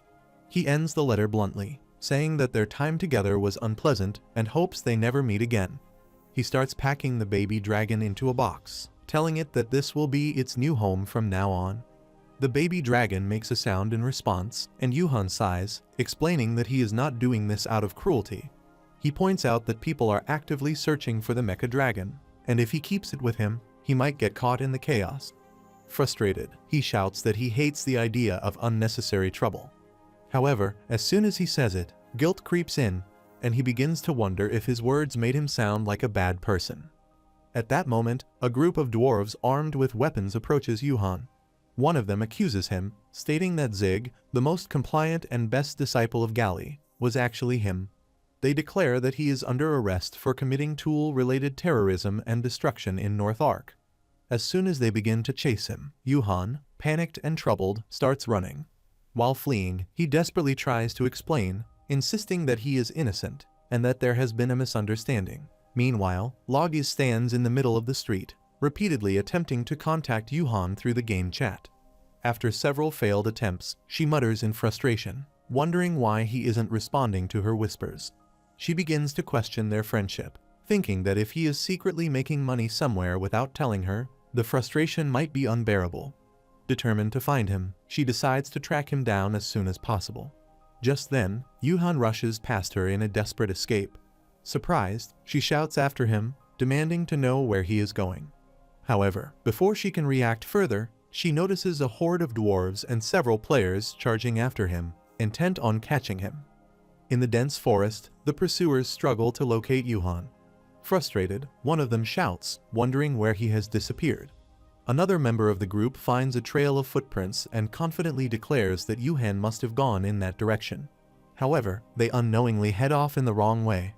Meanwhile, Yuhan, hidden behind a bush, breathes heavily, drenched in sweat. Just then, Logis suddenly appears beside him and asks if the pursuers have left. Startled, Yuhan jumps in fear, spins around, and demands to know when she arrived and how long she has been following him. Logis, confused by his reaction, questions what he means. Before Yuhan can respond, she notices the baby mecha dragon. Delighted, she hugs it tightly and exclaims over how cute it is.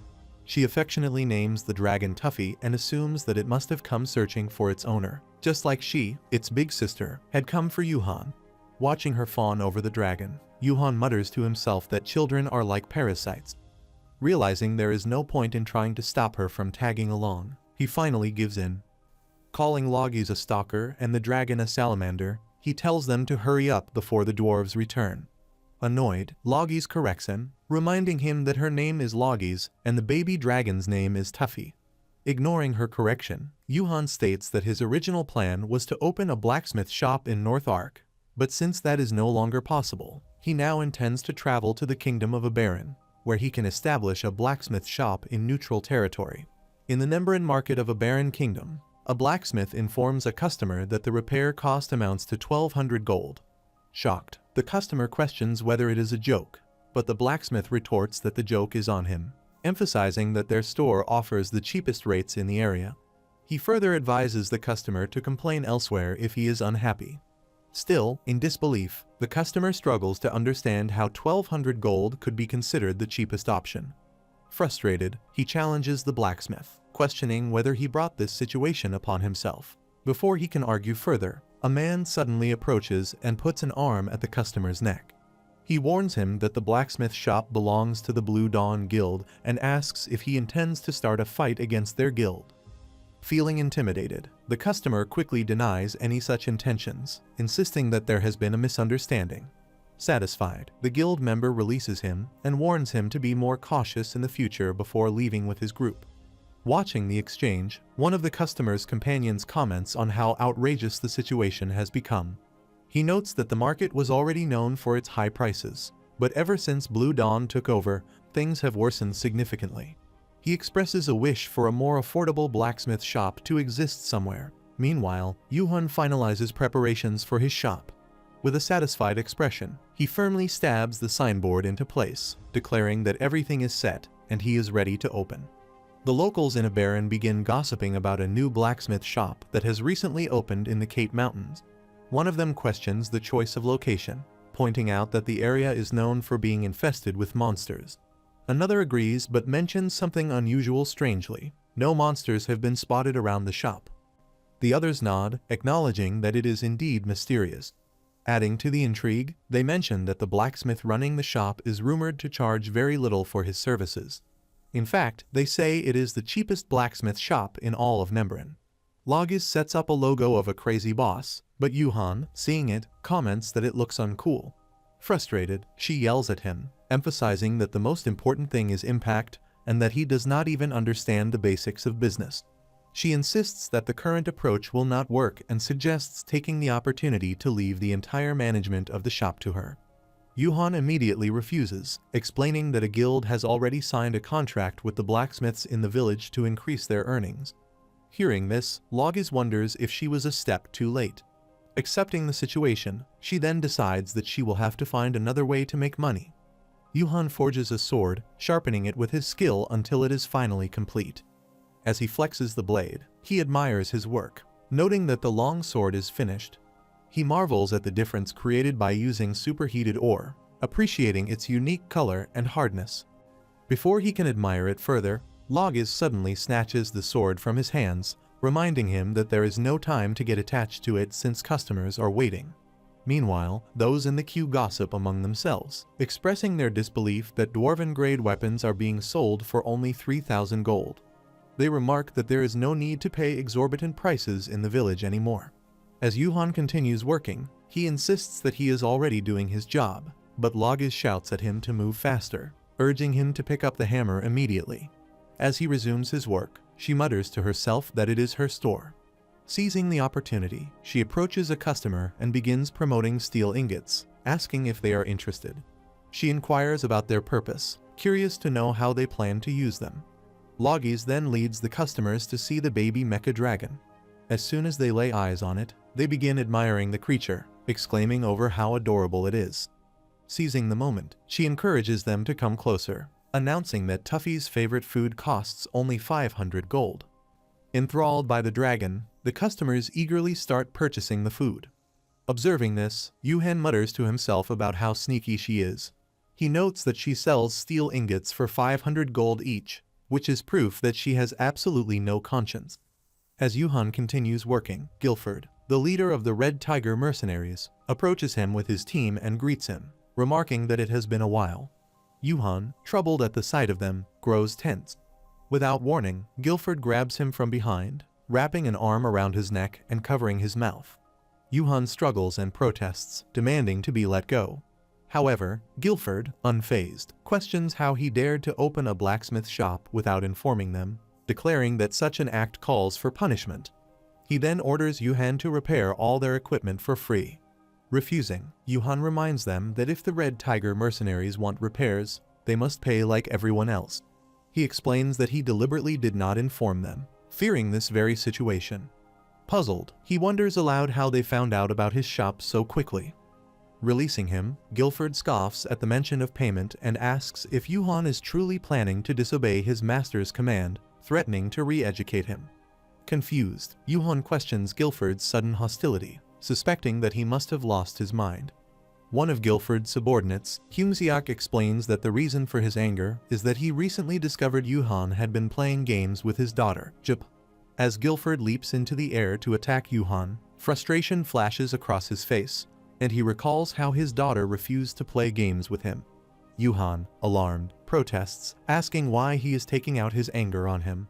However, before Guilford's attack can land, Loki Hyang suddenly appears and blocks it with his shield. Yuhan, surprised by his sudden arrival, watches in confusion. Guilford, recognizing Hyang, asks if he also wants to play games with Jia. His frustration grows, and he declares that he will not forgive anyone.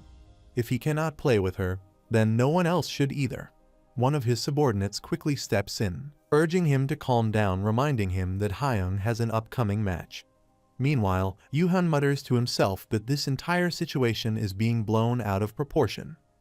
Hyang, seemingly unfazed by the chaos, takes out a sketch and hands it to Yuhan, explaining that he came to give it to him, thinking it might be useful.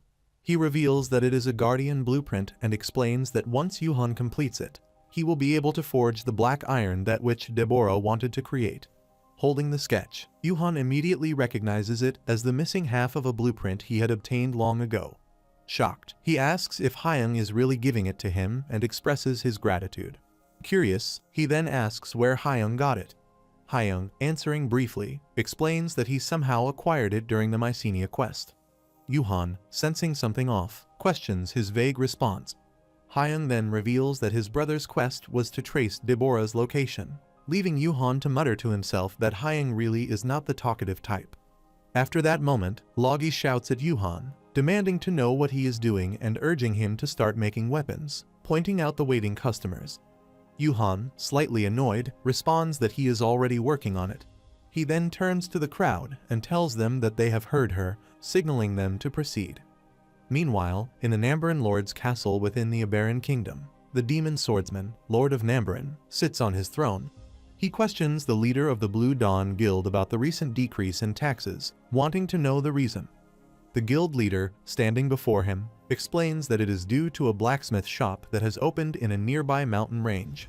He informs the Lord that the shop provides high-quality weapons and repairs at significantly lower prices, drawing customers away. The Lord, unimpressed, simply asks why they have not collected taxes from the blacksmith as well.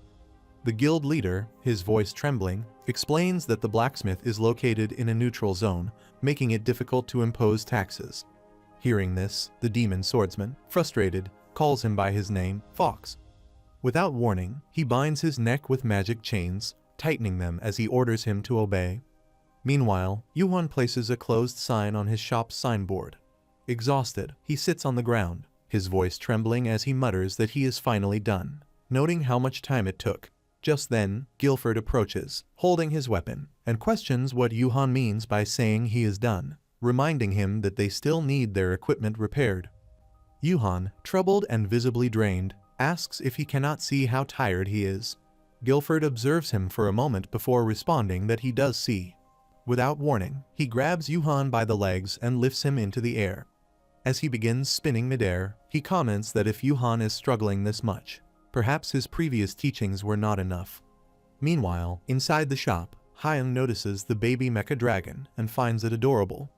As he reaches out to touch it, the dragon suddenly bites his hand. Logis quickly approaches, hugging the dragon protectively while shouting at Hyang, demanding to know what he is doing. She insists that Tuffy hates it and warns him not to mess with it randomly. Meanwhile, Hyang looks down at his injured hand, which is bleeding badly. Without saying much, he pulls out a large bag of money and hands it to her, stating that he wants all the iron ingots. Overcome with greed, Logis immediately hands him the baby dragon in exchange for the money, enthusiastically agreeing as she rushes to collect the money. Meanwhile, Yuhan is still debating with Guilford while Guilford's subordinates laugh at their exchange. At that moment, Fox approaches the group of Red Tiger mercenaries and greets them. He introduces himself as Nambaran's treasurer, simply stating his name. Upon hearing this, Guilford's subordinates immediately flee without hesitation. Meanwhile, Yuhan notices Hyang's severely injured condition and, concerned, asks how he is doing. He questions why Hyang is covered in blood, to which Hyang calmly responds that it is satisfaction. Confused, Yuhan asks for clarification. Just then, Guilford's attention shifts to the baby dragon, and he asks about the strange creature, referring to it as a lizard. Hyung immediately corrects him, firmly stating that it is not a lizard and that the child's name is Tuffy. He explains that Tuffy enjoys ingots and steel weapons, biting into them with teeth so sharp that it feels like being stabbed by a spear. Despite this, he insists that Tuffy is incredibly cute and lovely, calling it the best living creature, though its origins remain unknown. Listening to Hyung's enthusiastic explanation, Guilford looks puzzled by his strange behavior. Hyung notices this and casually remarks that it is simply because Hyung likes cute things. Then, Fox arrives and loudly demands everyone's attention, introducing himself as Nemburin's treasurer and a martial artist. He announces that he has come to collect taxes from the blacksmith who recently opened a shop in Nemburin's territory. He orders the man named Zig to come out immediately and comply with the Lord's command. Yuhan casually cleans his ear and dismisses Fox's claim, arguing that this is neutral ground and not part of Nemburin's territory. He tells Fox to check the homepage to see if he knows how to read Korean. Fox, pointing at Yuhan, angrily counters that Yuhan is the one talking nonsense. He explains that, according to the Nemburin Special Act, this area is recognized as Nemburin's indirect territory. Therefore, any blacksmith operating here must pay taxes.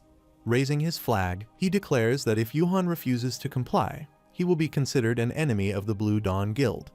The Red Tiger mercenaries are surprised to hear the guild's name.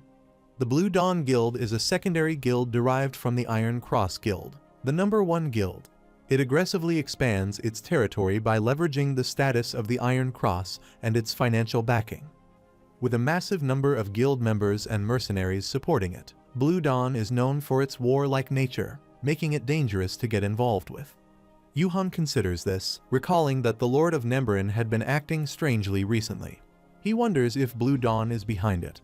Realizing that dealing with a large guild, especially one occupying the neighboring territory, could lead to trouble, he decides to avoid unnecessary conflict. After thinking it through, Yuhan reluctantly agrees and asks how much he has to pay. Fox responds that the cost of establishing a blacksmith shop is 200,000 gold, with an additional 100,000 gold as a monthly protection fee. On top of that, Yuhan must pay 40% of his total daily profits and provide weapons whenever the guild demands them. As Fox continues listing the demands, Yuhan silently equips his sword. Without hesitation, he swings it toward Fox, declaring that it can't be helped. He mocks Fox, saying that even neighborhood gangsters leave some money for bus fare when they steal, so he shouldn't be too greedy. Fox glares at him and warns that he has now officially made an enemy of the Blue Dawn Guild. With a menacing tone, he asks if Yuhan dares to attack the mad dog of Blue Dawn. Yuhan, unfazed, points his sword at Fox and confirms that he does.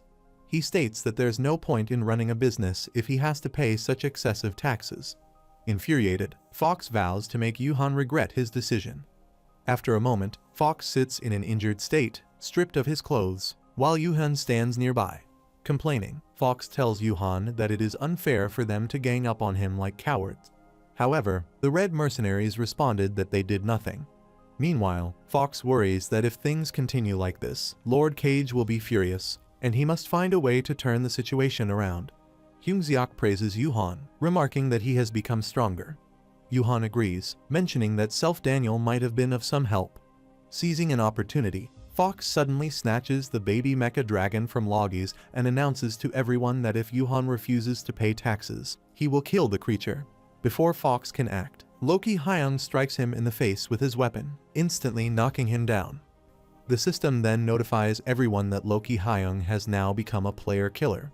Meanwhile, Hyung furiously insults Fox for daring to lay a hand on the dragon. Observing the scene, the Red mercenaries express their surprise, noting that Hyung is using an excessive amount of profanity. At the same time, the system declares that Loki of the Red Tiger has killed Fox of the Blue Dawn Guild, granting the Blue Dawn Guild the right to request a guild battle against the Red Tiger Guild. Meanwhile, in Nemburin Castle, Lord Cage questions Fox, asking if he has just returned. Fox confirms, explaining that he had no choice regardless of how many people attacked. He also mentions that the one who killed him was from the Red Tiger Guild.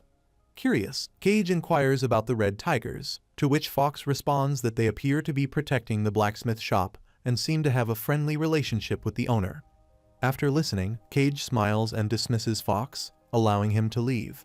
Once alone, Cage smirks to himself, remarking that things are about to get interesting. Meanwhile, outside the game, Yuhan practices martial arts with Humiliates in the dojo, both competing on equal footing. As their practice session ends, Humiliates laughs and remarks that Yuhan seems to have a natural talent. He then asks if Yuhan has ever considered becoming a professional athlete. Yuhan immediately refuses, stating that he absolutely hates the idea. Humiliates chuckles and suggests that he take some time to think about it, but Yuhan firmly declines again. Changing the topic, Yuhan curiously asks about the others' whereabouts. Humiliates explains that they have gone to the capsule room up ahead to create their in-game IDs. Hearing this, Yuhan inquires about the capsule room, and Humiliates informs him that they have a guild war scheduled for next week. He adds that the Red Director has rented an entire capsule room for them to gather at that time. Yuhan is confused about the guild war. Meanwhile, in the leaders' meeting, Moon Yang Teek, an official of the Iron Cross Guild, questions Lord Cage, reminding him that he has not even repaid the money borrowed during the last battle. He asks how Cage can expect help now that he is preparing for a guild war. In response, Cage explains that their opponent is the Red Tiger Guild. Another colleague expresses doubt, pointing out that the Red Tigers are not likely to accept guild battles so easily. However, Cage clarifies that since one of their guild members was killed by a Red Tiger member first, the system will not allow the Red Tiger Guild to reject the guild battle application. He also finds it surprising that they have accepted the pre-destruction conditions. Turning to Behemoth, Cage reminds him that every time they attempted to take over the Central Territory, the Central Guild Union blocked them, claiming it was a beginner-friendly zone. Since the Red Tiger Guild is one of the most important forces in the Union, this war presents an opportunity to completely crush them. If successful, advancing toward the center will become much easier. The Iron Cross Guild leader, Behemoth, acknowledges the strategy and agrees that the Iron Cross Guild will support the Blue Dawn Guild War. Furthermore, he promises to forgive all of Cage's debts if he manages to destroy the Red Tiger Guild. Overjoyed, Cage asks if he is serious, to which Behemoth warns that if he fails, there will be severe consequences, and he will not get away easily this time. Cage acknowledges the condition. In the Taser plane, at the Wanderer's bar, Dylan enters and apologizes for being late, explaining that it took longer than expected. Yuhan responds that it does not matter and tries to bring up an important topic. But before he can finish, Dylan interrupts. He explains that he has been supplying goods to the Kievan Principality, which recently underwent a government change due to a major defeat in the war between the Saran Desert and the Kingdom of Abaran. Yuhan acknowledges Dylan's busy schedule and mentions that there is someone who has requested something from him. However, Dylan seems more interested in discussing recent events. He points out that it is quite interesting and mentions Zig, noting that the whole situation might have been seen in the community but originally started in the far west. Feeling troubled, Yuhan states that he is not curious and demands to see the data instead. Dylan, finding Yuhan's impatience amusing, comments on his short temper. Yuhan, confused, asks which part he is referring to. Dylan hands over the data to Yuhan, telling him that it is all there. As Yuhan begins reading, Dylan curiously asks why he is looking for information about Blue Dawn. In response, Yuhan explains that he has been dragged into a guild war. Surprised, Dylan questions him further, asking if he has joined a guild without informing them. Yuhan immediately denies it, saying that it is not the case. However, as he continues reading, his eyes widen in surprise, causing Dylan to grow more curious. He presses for an answer, asking why someone who is not in a guild would be participating in a guild war. But Yuhan remains silent, lost in thought. Noticing his distraction, Dylan sighs and comments that there are two of the most annoying things in the world. One is suddenly stopping mid-sentence, and the other is... But he trails off as he notices Yuhan's expression. Seeing how frustrated Yuhan looks while reading the data, Dylan grows concerned and asks if he is okay. Yuhan recognizes Kim Piljun, the school bully, and immediately feels troubled. He mutters to himself, wondering why Kim Piljun is there. Here in the game, Kim Piljun holds the 78 rank as a magic swordsman and is affiliated with Guild Blue Dawn, serving under its leader and within the Nambaran territory. Yuhan tells Dylan that back when he was in the dojo, Hyungseok had informed him that the upcoming guild war was a war of annihilation. When Yuhan asked with whom and why, Hyungseok reminded him about Loki Hyung killing Fox, a player from Blue Dawn. While Loki had no other choice at the time, Yuhan argues that the format of a guild war can be negotiated, so did it have to be an annihilation battle. Since Blue Dawn is affiliated with the Iron Cross Guild, the fight is essentially unwinnable. Hyungseok reassures Yuhan that they are doing their best to investigate. He explains that although Blue Dawn owes a lot to the Iron Cross, receiving significant support would be difficult. Without the Iron Cross, Blue Dawn would not stand a chance against the Red Tiger. However, Yuhan mutters to himself, doubting that things will go so smoothly. Hyungseok then asks Yuhan if he will join, but Yuhan refuses.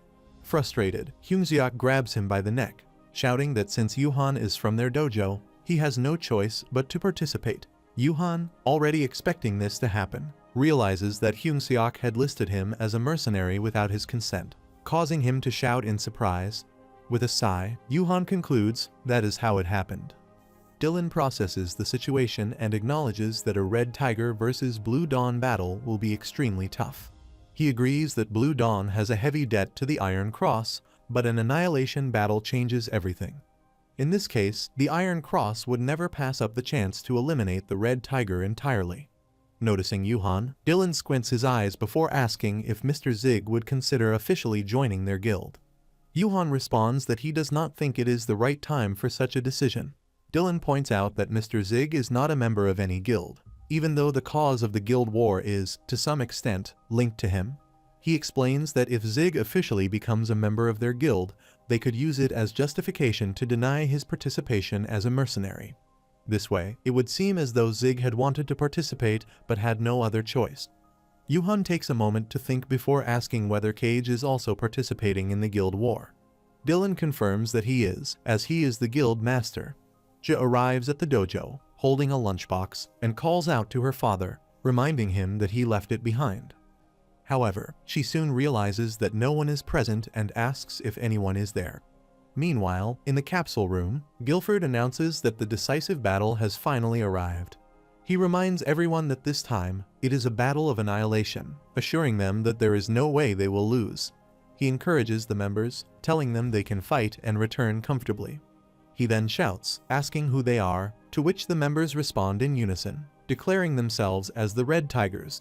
At the capsule room's reception, a man arrives and inquires about the cost of 2 hours. However, the receptionist, an Iron Cross Guild executive, Moon Yang Teek, informs him that the Red Tiger Guild has rented the entire place for the day and politely asks him to return another time.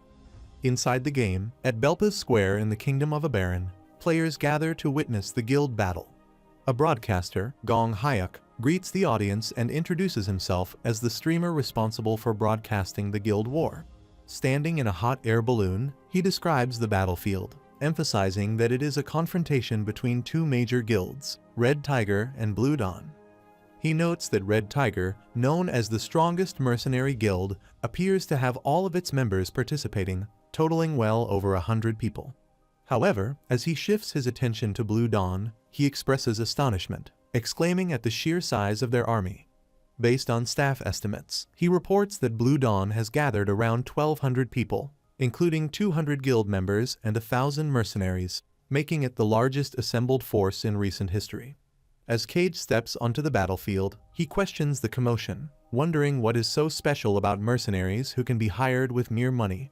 While observing the battlefield, he reflects on himself, considering what is truly remarkable the armor that Behemoth lent him. He acknowledges that the Blaze breastplate, one of the rare new mythic grade items on the server, is what makes the real difference. With this armor, he believes he can bridge the gap of 30 ranks between himself and stronger opponents. He reassures himself that he is no longer the same weak player who was once cut down by Guilford in a single strike during the Battle of Barca's territory. Determined, he sees this guild war as his chance to carve a clear path forward. With a burning resolve, he sets his sights on victory, vowing to eliminate the Red Tigers once and for all. As Gong Hyuk announces that only 5 minutes remain until the guild war begins, he raises the question of whether the Red Tiger can maintain their undefeated title. Meanwhile, Guilford dismisses the enemy's reliance on numbers, calling it a waste of money and stating that a true warrior must do whatever it takes to win. Humiliates acknowledges that such confidence is understandable for someone of Guilford's rank 45th or Cage's rank 78th, but he did not expect such a large turnout. Uncertain, he wonders if victory is even possible. In response, Guilford urges him to stay strong, emphasizing that this battle is for Red Tiger's honor. He turns to Loki Hyan, seeking affirmation, but Loki merely mutters about how the enemy is made up of bad people who attempted to steal Tuffy. Guilford then questions Zig's whereabouts, noting that although an invitation was sent, he has not appeared. Humiliates expresses confidence that Zig would have come, but he is unable to reach him through messages. This leads Guilford to conclude that Zig has fled in fear, deciding that he will need to train him again after the Guild War. As the battle nears, everyone prepares, and the countdown begins in 30 seconds. Once it reaches 0, Guilford declares that the time to fight has come. Meanwhile, Loggis, watching the battlefield, begins to wonder about Zig's whereabouts. Concerned, she heads to Zig's room and calls out, urging him to hurry. However, upon entering, she finds the room empty. Confused, she asks herself where he could have gone. As she looks around, her eyes fall on a letter lying on the floor. Picking it up, she reads the short message written by Zig, which simply says that he is sorry.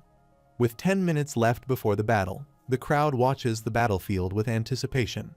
At a betting stall, a bookmaker announces that there are only 10 minutes remaining and urges people to place their bets quickly before it closes.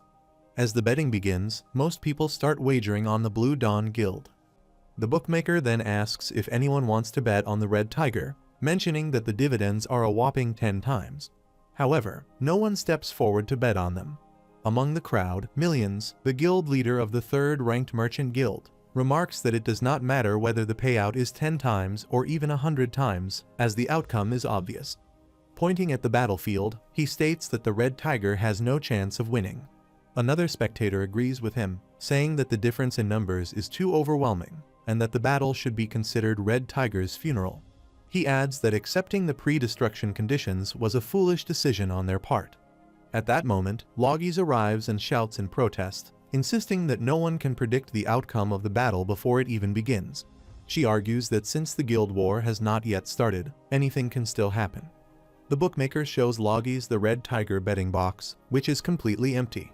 Surprised, she stares at it for a moment before remarking that gambling is a bad habit. Bookmaker mutters that she seems hesitant.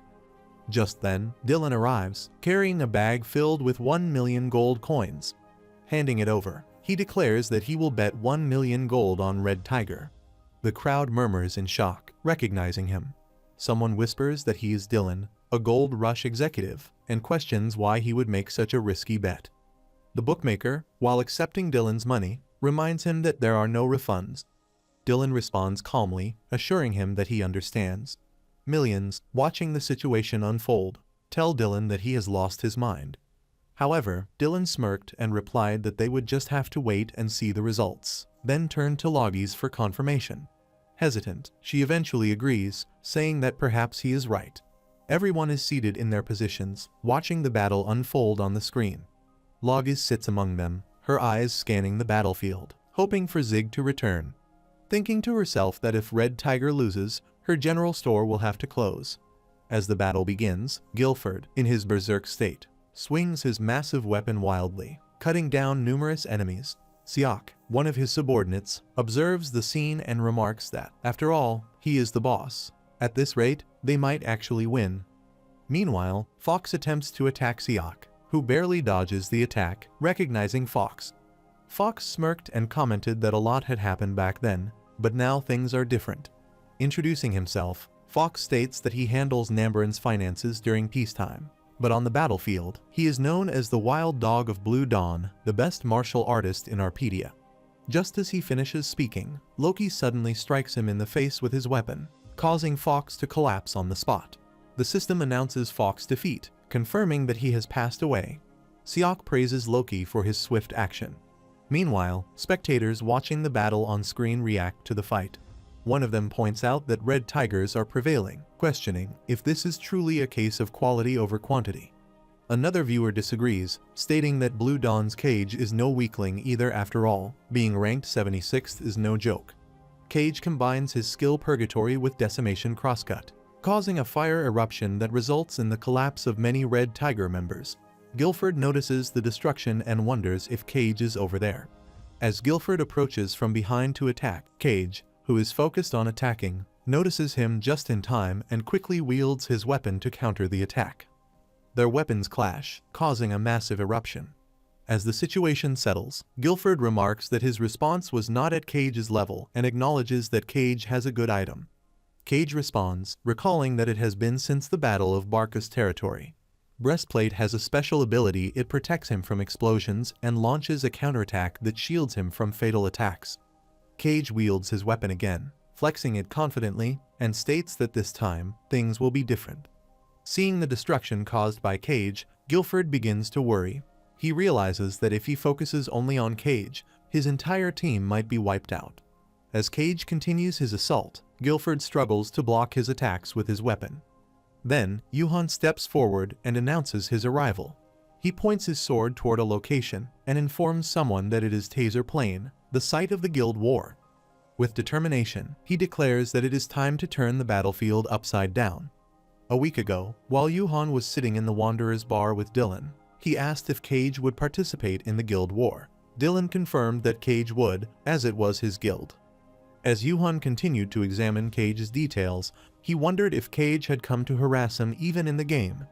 After thinking for a while, Yuhan smiled and contemplated his thoughts.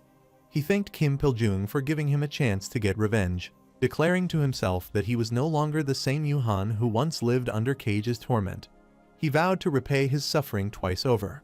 However, Yuhan reminded himself that to succeed in revenge, he needed to think realistically, not emotionally. He recognized that no matter how well he played to overcome the level gap, guild wars were not fought one-on-one. There was no way to hire a large number of mercenaries to balance the scales, so he needed to find a way to resolve the difference in military power first. But the question remained as to how he could do it. Yuhan glanced at Dylan, realizing that he couldn't even ask him for help. However, as he observed something, an idea came to his mind. He then asked Dylan about his earrings, inquiring where he had gotten them from.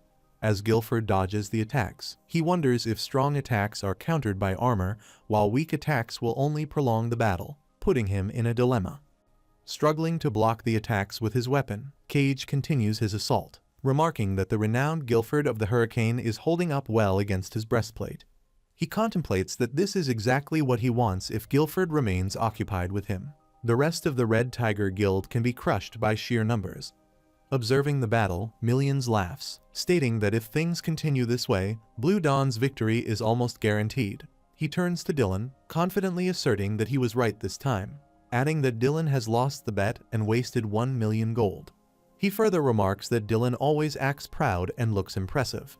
Dylan, however, responds dismissively, saying that Millions is being too noisy. He points out that the Money Dance Guild has consistently ranked third for years. Frustrated, Millions asks what ranking has to do with anything. He then points at the screen, emphasizing the overwhelming difference in troop numbers. He notes that Guilford, the only hope for Red Tiger, has been completely overwhelmed by Cage and that it is impossible to bring in additional reinforcements. He further explains that if any unregistered user is killed, a player-killer status will be assigned. Finally, he questions Dylan, asserting that he must see the truth that he is right. Leggies watches the battle with growing concern. Meanwhile, on the battlefield, everyone suddenly hears a loud noise. Some wonder if it is an earthquake as the ground trembles beneath them. Then, Yuhan appears, standing atop the plane, shouting an apology for being late. He adds that he left a letter, so it should be fine. Looking up, Guilford expresses his gratitude for Yuhan's arrival. Cage, noticing Yuhan, questions his identity, remarking that he looks weak. Yuhan, however, declares himself as Red Tiger's trump card, causing Cage to feel confused. Guilford immediately denies the claim, while Cage laughs, dismissing Yuhan as a joke. He wields his weapon and orders someone to eliminate Yuhan quickly. Yuhan, chuckling, suggests starting slowly. As he notices an enemy leaping through the air to attack him, he recalls a past conversation with Dylan about earrings. Dylan had explained that after the Principality of Kiev lost the war, The regime changed, and a new government took over. The lizardmen now controlled the region, and the earrings were a souvenir from there. At that moment, Yuhan approaches a lizardman warrior who had previously expressed regret for not being able to help due to recovering from the war. The warrior had apologized but promised to send 1,000 warriors as support. Just then, a lizardman suddenly appears and swiftly kills the enemy who was attacking Yuhan. With an army of 1,000 lizardmen standing behind him, Yuhan remarks that this force is more than enough. He then orders everyone to attack, leading them forward as he declares the destruction of Blue Dawn. Meanwhile, Hayek, broadcasting the battle, watches in shock. He questions what is happening, and his cameraman identifies the incoming army as lizardmen. Hayek, still puzzled, acknowledges that fact but wonders why the lizardmen, who occupy the Principality of Kiev, has appeared on this battlefield. As he looks closely at the user leading them, he notices his attire and recognizes him. The cameraman then confirms that it is Zig. Everyone watching the battle is taken aback, whispering among themselves. Some speculate whether the person on the battlefield is the blacksmith from the Zhe family, the one who discovered Fortress. Others admit they are unsure of the exact details but confirm that a blacksmith has arrived with a massive army of lizardmen. They acknowledge that this moment is a true turning point in the battle, as Blue Dawn seems to be losing their victory just when it is within reach. Meanwhile, Legis, overwhelmed with joy, begins chanting excitedly. Observers note that with this unexpected twist, the war is truly about to begin in earnest. Meanwhile, Hunil watches the live broadcast on his phone while sitting in the club. He becomes furious, slams his hand on the table, and accidentally breaks a glass, injuring his hand. His friends, noticing this, look at him with concern and ask if he is okay. Hunil, pretending to laugh, apologizes and explains that he must be too drunk. He then excuses himself, saying he is momentarily going to the bathroom.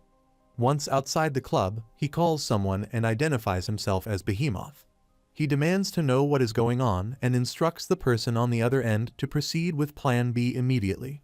The lizardmen begin attacking the Blue Dawn army, quickly taking control of the battlefield. Hayek, watching the situation unfold, expresses his disbelief, stating that he cannot believe the lizardmen are helping the Red Tigers. The cameraman adds that since the lizardmen are monsters, they do not receive a player kill penalty for participating in the war. As the spectators watch the battle unfold, they begin speculating. Some wonder if Yuhan is a tamer or if he used a secret skill. Dylan turns to Millions and reminds him that no one can truly predict the outcome of a war until it is over. Logis, shocked by the sudden appearance of the lizardmen, calls out Yuhan's name and asks what is happening. She recalls his earlier words and realizes that when he said he would be late, this was what he meant all along. During the fight, Humsiak approaches Yuhan and asks how this happened, questioning whether he had run away and what these monsters are. Yuhan, focused on the battle, responds briefly, saying that he will explain everything later, but for now, they need to end the war first. As Siak notices a Blue Dawn member preparing to attack him from behind, a lizardman suddenly intervenes, blocking the attack and throwing the opponent far away before defeating him.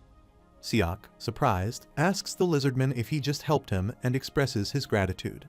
The lizardman responds that a comrade's comrade is also his comrade and that there is no need to thank him. After saying this, he quickly runs off. Meanwhile, Siak watches in disbelief and remarks to himself that the lizardman is incredibly cool. Meanwhile, Guilford observes the battle shifting in his favor and remarks that, although he is unsure what Zig did, the help from the lizardmen has completely turned the situation around. On the other hand, Cage shouts in frustration, dismissing the idea of a comeback and insisting that the Red Tigers have merely become competent enough to put up a fight. He then re-engages in battle with Guilford.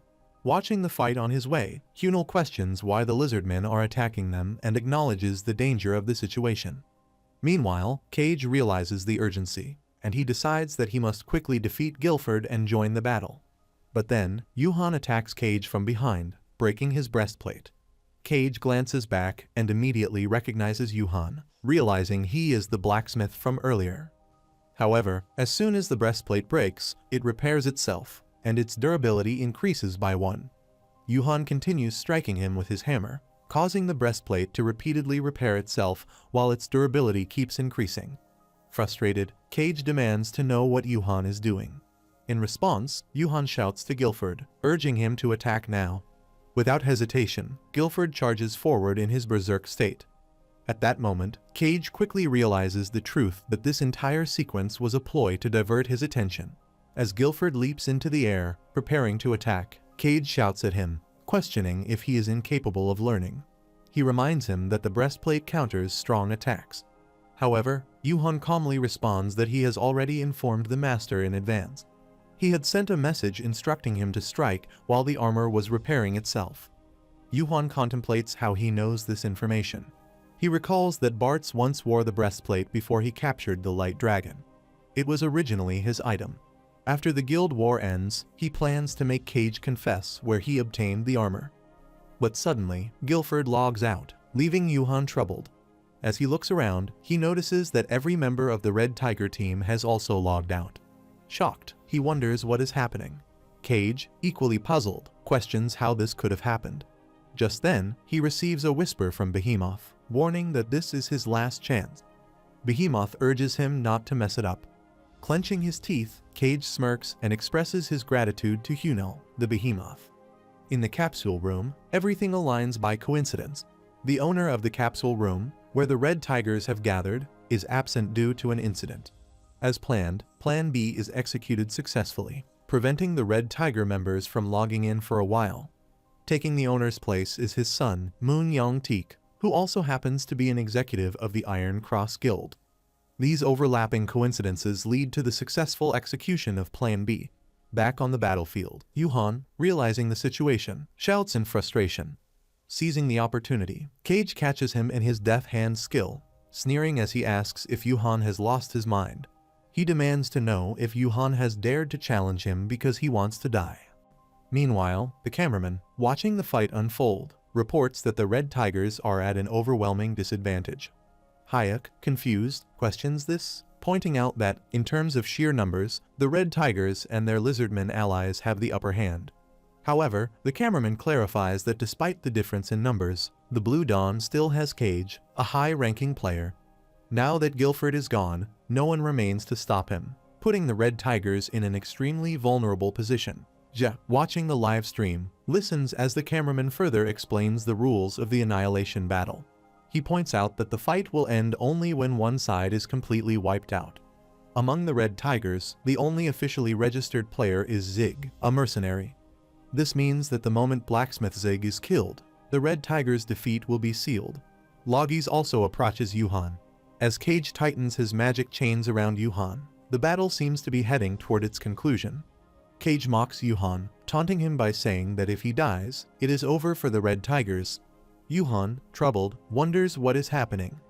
He questions the situation, thinking about his master, the death penalty, and how everyone logged out simultaneously. He finds it hard to believe and wonders what this means for the guild war. Realizing that Red Tiger's defeat is certain the moment Blacksmith Zig dies, he refuses to accept death. Meanwhile, the system notifies Cage that his mana is running low and that the skill Death Hand has been unlocked. As Yuhan collapses to the ground, Cage mutters to himself, realizing that he must have used up all his mana while fighting Guilford earlier. However, he dismisses the concern and, while pointing his sword at Yuhan, remarks that he does not need any special skills to defeat a weakling.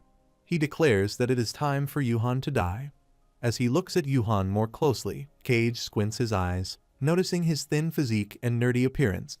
A sudden realization strikes him, and he questions whether Yuhan is actually King Yuhan.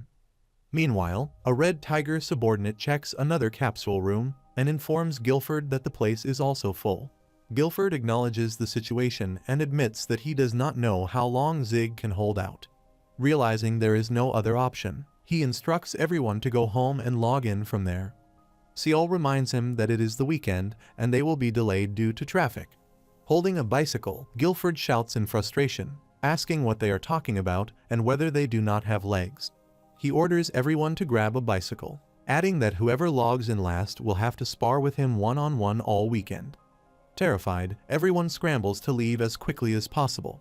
Meanwhile, on the battlefield, Cage points his sword at Yuhan, mocking him by saying that it is ridiculous he was the same in real life as well. He questions whether Yuhan is also a blacksmith in the game and wonders what the gods are thinking. Smirking, he remarks that it was nice to meet Yuhan, but now he has to die. However, before Cage can strike, Yuhan suddenly uses his arm break technique, shattering Cage's sword into pieces. Seeing this, Yuhan realizes the immediate danger and decides that escaping is the best option. Although he wants to punch Cage in the face, he understands that if he dies now, the Red Tigers will lose the guild war. Moreover, even the lizardmen who risked their lives to help him will be dishonored. As he starts to run, Blue Dawn members chase after him, and Cage orders his subordinates to catch him immediately. Meanwhile, Hayek watches the scene unfold and questions what is happening, noting that Blacksmith Zig has started running, and the situation has suddenly turned into a chase. As Yuhan runs, the Blue Dawn members attack him, forcing him to dodge by bending or jumping to avoid their strikes. While chasing him, Cage comments on Zig's agility, expressing frustration and saying that he feels like he could explode. He then orders his subordinates to fire long-distance attacks. As he continues running, Yuhan wonders whether escaping is truly the best option. He questions what he should do if his brothers do not come back online and considers whether he simply has to accept defeat. After contemplating for a moment, he suddenly thinks of a plan and decides that he can use a particular method. However, just as he stops, he notices a massive wave of arrows approaching from behind. Standing still, he acknowledges that the situation is completely messed up. Before the arrows can reach him, a powerful earth wall forms through magic, blocking all the incoming projectiles. Cage, puzzled by the unexpected spell, questions what is happening. Yuhan, equally surprised, stares at the magic in disbelief. At that moment, the Zhe family arrives, and Eren announces that they have come to the rescue. Yuhan, surprised, asks how they knew about this place. Eren responds with amusement, questioning whether he realizes how many people are watching the YouTube livestream. She explains that they came to thank him since he left after the quest. Zhe then turns to Zig and asks if he is okay, wondering why he did not give her a heads up about the guild war. She also questions why Hyun and her father did not inform her either. Meanwhile, Hayek reports that users have suddenly invaded the guild war field, questioning whether this is acceptable. He notes that while it may seem unusual, there is no actual rule against it. It is simply a case of a PK user intervening during a guild war. However, he points out that both the Zhe family and the Lizardmen are officially registered participants in the battle. This means that despite their presence, the rule still stands: if Zig dies, Red Tiger will lose the guild war. Cage, frustrated, shouts at his subordinates, demanding to know what they are doing. He orders them to capture Zig as quickly as possible before the Red Tigers can return. As they rush forward to seize him, Afen raises his weapon and aims it at them. Zhe follows suit, pointing her bow in their direction, while Eren also readies her weapon to stop them. At that critical moment, Guilford logs back into the game. Zhe states that the fact remains: if Zig dies, they will lose the guild battle. This means they cannot afford to let him die. Yuhan agrees, explaining that he must keep running until the Red Tigers are back online. Zhe acknowledges his plan and assures him that they will buy him time. Meanwhile, Cage, growing more frustrated, shouts at his subordinates to catch Zig before the Red Tigers return. As his forces advance, the Zhe family intervenes. Afen unleashes his Angry Blast technique, eliminating a player. The system immediately registers him as a player killer. Zhe follows suit, using her skill to take down another player, marking her as a player killer as well. Meanwhile, Eren protects the Lizardmen with his Holy Armor technique and urgently commands them to guard Zig. Cage, unable to contain his anger, yells at his subordinates, calling them incompetent and ordering them to hurry up and capture Zig. As they continue their pursuit, Zhe aims her weapon at them and firmly declares to Zig that she will not let them catch him. Zhe's arrows create chaos on the battlefield, forcing the Blue Dawn members to take time to block them. While running, Yuhan expresses his gratitude to her, thinking that the Red Tigers are coming back. The real question, however, is whether he can hold out until then. He contemplates that if the Red Tigers had been present from the beginning, they would have easily won. Even if only the Master had returned, the situation would have been different. Just then, Guilford appears in the game and confidently announces his arrival, calling out to the Blue Dawn Guild. However, he soon realizes something is off. He is not on the battlefield. Confused, he wonders where he is. The system then states that Guilford has left the designated Taser Plane, the designated area for the Guild War, and will be automatically eliminated. Perplexed, he struggles to understand what just happened. Meanwhile, as Yuhan continues running, huffing with exhaustion, he reassures himself that he only needs to endure a little longer. If he holds on just a bit more. But before he can complete the thought, a sword slashes through some of the players chasing him. Lizard Warrior steps forward, declaring his allegiance to Zig. Yuhan stops, recognizes him and calls out him the Lizard Warrior. Warrior corrects him, stating no, he is now Lizard King, and orders Yuhan to start his runing again. Without hesitation, Yuhan starts running again, thanking him as he goes. However, as he sprints forward, he suddenly notices someone leaping into the air, rapidly closing in on him. At that moment, Logis appears and intercepts the attack, shattering the opponent's sword into pieces. While still running, Yuhan shouts at Logis, asking why she is there. She simply responds, telling him not to look back and just keep running. The audience watches with excitement as the events unfold, and Dylan also encourages Yuhan to keep going. Meanwhile, the Red Tiger's subordinates struggle to pedal their bicycles as they rush home to log in, with Guilford also sprinting toward his house. Dylan laughs, remarking that all Yuhan has to do is hold on until the Red Tigers return. However, his laughter suddenly fades as his expression shifts. Cage laughs mockingly, asking Yuhan if he really thought he could keep running forever. He declares that it is checkmate. Yuhan finds himself standing at the edge of the battlefield's plain, unable to go any further. Cage smirks, taunting him by saying that he has been getting on his nerves for too long and that Blue Dawn's victory is now certain. Yuhan remains still for a moment before equipping his pickaxe. Cage's eyes widen in confusion as he watches Yuhan raise it. He wonders aloud who he intends to hit, but before he can react, Yuhan slams the pickaxe into the ground. With that single strike, the battlefield's plain begins to crack and shatter into pieces. Je, Afen, Aaron, and the lizardmen handle the enemy's subordinates, successfully defeating them. Taking a deep breath, Je remarks that things are almost under control and wonders if Zig managed to escape. Just then, she notices Legis sprinting toward her at full speed. Legis urgently calls out Je's name, prompting Ji to ask in surprise if she was there as well. However, instead of responding, Legis quickly points in a direction and exclaims that Zig is in danger, urging Jit to move quickly. As the ground shatters beneath them, Cage and his subordinates tremble, struggling to maintain balance. Cage wonders if Yuhan intentionally broke the ground beneath them and questions his intentions this time. He asks Yuhan if he plans to run away again, mocking him by saying that nothing has changed. No matter how much he struggles, the outcome will remain the same. Yuhan listens to his words in silence. Seeing this, Cage orders his subordinates to capture him. As he leaps toward Yuhan, he taunts him, declaring that the swamp of despair lies below. While falling doesn't cause much damage, running away in this situation would put Yuhan at a disadvantage. Cage confidently states that Yuhan has trapped himself, making Blue Dawn's victory certain. However, at that moment, he notices Yuhan moving toward him instead of escaping. Confused, Cage wonders why Yuhan would willingly fall into the swamp of despair. He quickly orders his subordinates to stop, realizing something is wrong. But before he can react, Yuhan delivers a powerful punch to his face, knocking him off balance and causing him to flip upside down before crashing to the ground. Yuhan then raises his gauntlet and, with a determined voice, tells Cage that he never had any intention of running away. As he speaks, he swings his gauntlet upward and grabs onto the remnants of the shattered plane, securing himself. Hanging onto the gauntlet, Yuhan smiles and confidently reveals that it was a trap before mocking Cage. Meanwhile, as Cage falls, his frustration grows when the system announces that he has left the designated Guild War area, the Taser plane, resulting in his automatic elimination. At the same time, the other Blue Dawn subordinates who had been chasing Yuhan also fell out of the designated area and faced automatic elimination. Still hanging onto the gauntlet, Yuhan reflects on his strategy, realizing that he has successfully taken care of all the players who were after him. As long as there are no enemies left on the battlefield, the Red Tigers will secure their victory.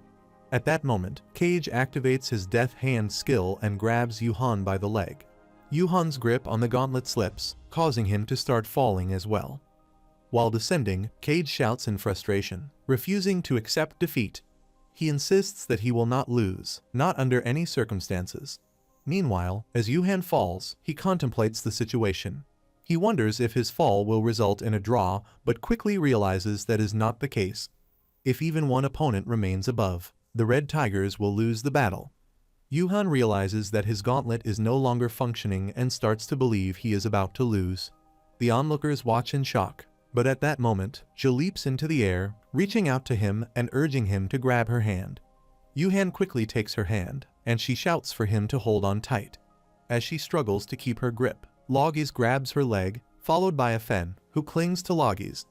Eren and the lizard warrior then grab Afen's feet and begin pulling them up. Together, they form a human chain, holding on tightly as they strain to lift each other. After a tense struggle, they finally manage to climb back onto the plane. Eren shouts in joy as they successfully return while everyone, exhausted and breathless, lies on the ground, relieved that they made it back. After that, everyone eagerly awaits the final results. Dylan and Millions also watch patiently, anticipating the outcome. Then, the system announces that the Red Tiger Guild's survivor points have increased to 1. Meanwhile, all members of the Blue Dawn Guild have been eliminated. As the system officially declares their victory, Johan shouts in surprise, announcing that the Red Tigers have won. Cheers erupt as everyone celebrates their hard-fought victory, chanting in excitement and joy. Millions seem upset and mutter in disbelief about losing his money. Dylan laughs, remarking that Zig truly has a knack for surprising people. Yuhan, still unable to fully grasp the victory, happily asks if he really won. Logis confidently claims that it was all thanks to her, but Zig, puzzled, questions what she even did. Eren, feeling jealous of Logis, agrees and points out that she barely contributed. Logis argues that if it weren't for Tuffy and her, Zig would have been dead. Then, she touches Zig's shoulder and tells him to make sure he informs her if anything happens next time. As she grabs his shoulder from behind, she asks again if he understands. Yuhan, shocked to see her so close, simply responds with an okay. However, she tightens her grip on his shoulder and insists that she didn't hear him properly, telling him to speak up. Quickly, Yuhan replies that he will inform her from now on and promises to always tell her. Lizard Warrior remarks that Zig is still young, and youth is a wonderful thing. Then, Afen suggests that they should leave. However, at that moment, Cage manages to climb up, his hand gripping the ground. His voice interrupts them, telling them to stop and commenting on how excited they sound. As he pulls himself onto the ground, he states that he tries to let things go, but they keep crossing the line. He glares at Yuhan and demands to know if he has lost his mind for interfering in his guild war. Stepping forward, he tells Yuhan to come closer, saying he will remind him of the good old days and how he used to toy with him. She looks puzzled and asks if Cage just said Kang Yuhan. She turns to Yuhan, questioning how Cage knows his real name and what he means by that. She then asks if Zig knows Cage. Yuhan remains silent, standing still. Cage laughs and remarks that Yuhan should remember how close they used to be. He notes that it seems Yuhan's friends don't know much about their past. Everyone stands in shock as Cage continues, revealing that the blacksmith's real name is Kang Yuhan and claiming that Yuhan used to be his toy. He taunts Yuhan, asking if he remembers being his punching bag and struggling to find that rope back then. Mockingly, he suggests they should play again and reminisce, laughing as he speaks. Yuhan finally breaks his silence, telling him to stop before agreeing to play.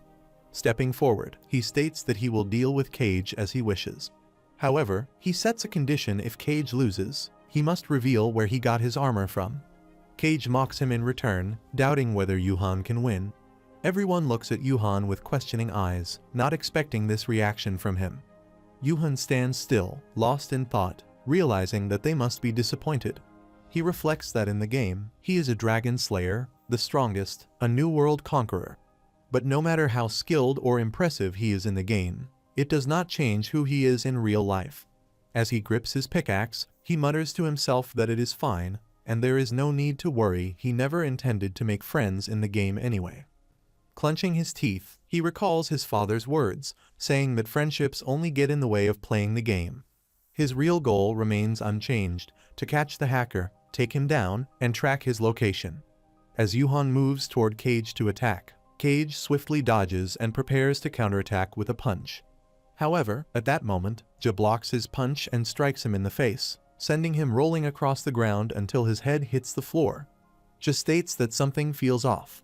She recalls that Yuhan used to be a cheerful, outgoing child who smiled often. She then accuses Cage, saying it was him who changed Yuhan into this. Holding his head in pain, Cage yells at her and hurls insults, demanding that she stay out of their fight. Just then, Loggis arrives and strikes him on the head, shouting in disbelief. She furiously asks who he thinks he is talking to and calls the entire situation absurd, asking what he even gains from all this nonsense. Afen remarks that Cage has no shame for someone his age. The group surrounds him, and Eren states that Cage needs to be punished and should be locked up in a cell ward. The lizard warrior, confused by the situation, simply declares that he wants to kill Cage. Meanwhile, Yuhan, standing behind them, calls out for them to stop. However, Ja firmly tells him to stay back, assuring him that they will handle it. Cage, now feeling cornered, accuses them of ganging up on him and calls them cowards.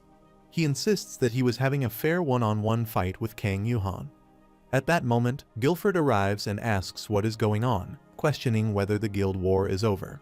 Upon seeing her father, Ja immediately shouts and points at Cage, revealing to him that Cage was the one who bullied Yuhan all throughout school. Guilford takes a moment to process everything before his expression hardens.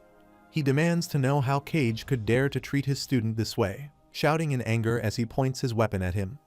Cage, now desperate, protests and calls out to his team, urging Blue Dawn to come and protect him.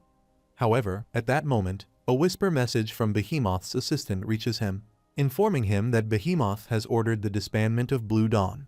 The message leaves Cage troubled, realizing he has no backup. Before he can react further, a punch lands on his face. The group wastes no time, attacking him together. As they continue to beat him, Guilford warns him, vowing that if he ever catches him bullying Zig again, there will be consequences. He demands to know where Cage lives and who he really is, ordering him to give his address immediately. And with that, the system announces that Cage has died. Then, Ja dismisses the situation, saying it was nothing special, as they all turn their attention to Yuhan. He appears puzzled and somewhat upset. Noticing his expression, Ja asks if he is okay, while Guilford questions why he insists on staying alone so much. Yuhan stands silently, recalling both the painful memories of being bullied and the good times he has shared with his friends in the game. After a brief moment of reflection, a small smile appears on his face. Ja, observing him, presses further, agreeing with Guilford and asking again why he acted that way. Then, everyone lifts Yuhan up, tossing him into the air and cheering for him. Overwhelmed by their unexpected warmth, he feels a mix of emotions he hasn't experienced in a long time. A week had passed since the guild war ended. Normally, the excitement from such battles fades quickly, but this time, things are different. The match between Red Tiger and Blue Dawn was anything but ordinary, all because of Blacksmith Zig. Thanks to his leadership, he guided the Lizardmen army to victory. While he was already well known among users, this battle solidified his reputation. After the war, he becomes an absolute celebrity, earning titles such as King of Repairs, Discoverer of Mycenia, Lizard General, Battlefield Tactician, and Blue Dawn Slayer. Hayek, filled with excitement, wants to interview Yuhan. Holding a mic in front of him, he tells his audience that they have brought Zig. Yuhan, looking confused, greets them by introducing himself as Zig. However, Hayek quickly dismisses the introduction and insists on getting straight to the point, asking how he managed to command the Lizardmen. Yuhan simply responds that he did not command them but merely asked for their help. Watching the interview, Eren teases Yuhan by calling him an awesome, genius blacksmith who communicates with monsters. Frustrated by her teasing, Yuhan tries to hit her, telling her not to do that. Ja laughs and remarks that Eren is only doing it because she is jealous of him. As Eren starts running, Yuhan chases after her as she continues to tease him. As they stand outside the capsule room, Yuhan asks if this is the place where the Blue Dawn members turned off the circuit breaker. Ja confirms, explaining that the owner had apologized profusely and had hired a new part-time worker to replace his son. As they step inside, the receptionist welcomes them. However, upon seeing her, they are taken by surprise. It is Loggis, their friend from the game. Yuhan squints his eyes and asks Loggis who would have thought that she would be the new hire. She responds, saying that it doesn't matter where she works and questions what he is complaining about. Yuhan clarifies that it's just that she looks a bit different. Loggis explains that hair dyeing and makeup all cost money. Then, she suddenly shouts that time is money, too, and urges him to stop chatting and go make a weapon. Yuhan quickly runs from there and accepts her order. After the incident, Loggies reaches a dramatic settlement with Dylan. They sign a contract to share the delivery of Zig's equipment equally. With Zig's growing reputation and Loggis's business acumen combined, the demand for Zig's weapons increases. However, despite the success, Zig finds himself unable to sell his weapons simply because he doesn't have any available. Everything seems to have gone well overall. Yuhan begins hammering the armor when, after a while, Cage's voice unexpectedly comes from within it, insisting that it is not his fault. Aaron observes the armor and remarks that it seems to be talking. Loggies, unimpressed, tells Cage's voice that he is making excuses until the very end, calling him a classic example of a third-rate villain. In response, Cage admits to bullying Yuhan, but claims he never did it because he wanted to. Loggies dismisses his words as nonsense and questions why he has such difficulty apologizing, pointing out how proud he remains even now. Cage's voice then shifts the blame, mentioning Behemoth and saying it is all his fault. She immediately recognizes the name and asks if he means Iron Cross Guild's Behemoth, questioning why he is bringing him up now. Cage confirms and reveals that Behemoth is actually Hunil in real life. Yuhan, recognizing the name, asks in surprise if he means the student council president from their school. Cage affirms this and further explains that Hunil is the grandson of the chairman of the school. He reveals that Hunil had approached him first, instructing him to take action against Yuhan for reporting the school.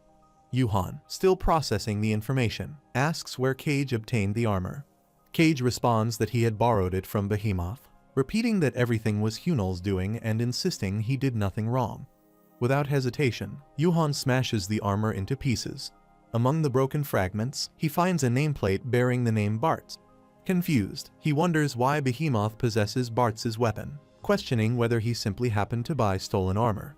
Yuhan asks Cage if he has ever logged in from an unusual location, to which Cage confirms that he has. This response triggers Yuhan's memory of a past training session with Guilford, during which Guilford had gripped his neck tightly and remarked that if it weren't for a particular bug, they would have wiped out all of Blue Dawn long ago. Yuhan quickly processes the information, wondering if a bug had actually appeared. As Guilford's grip tightened further, the others around them noticed and alerted their master that Yuhan was struggling to breathe. Recalling this incident, Yuhan begins to piece things together and considers the possibility that Hunil might be a hacker. If that were the case, it would explain everything: the possession of the armor, the creation of bugs, and even the interference with the director's systems. He wondered about the purpose of all this if it was all just to harass him. The thought then strikes him that Hunil somehow knows if he is Bartz. That seemed impossible. He struggles to comprehend how such a situation could even be possible. At that moment, a knock sounds at his shop, and someone asks if it is the renowned blacksmith shop. Reacting quickly, Yuhan hides his face with the armor and hurriedly directs the visitor to the cabin next door, insisting that this is not the place they are looking for. However, the person removes the armor from his face and points out that it is not even business hours. Yuhan wonders about his identity. The guy, looking at Yuhan, greets him after a long time, calling him Bartz. The unknown man turns back and remarks that a blacksmith hiding like this is the reason he had such difficulty finding him.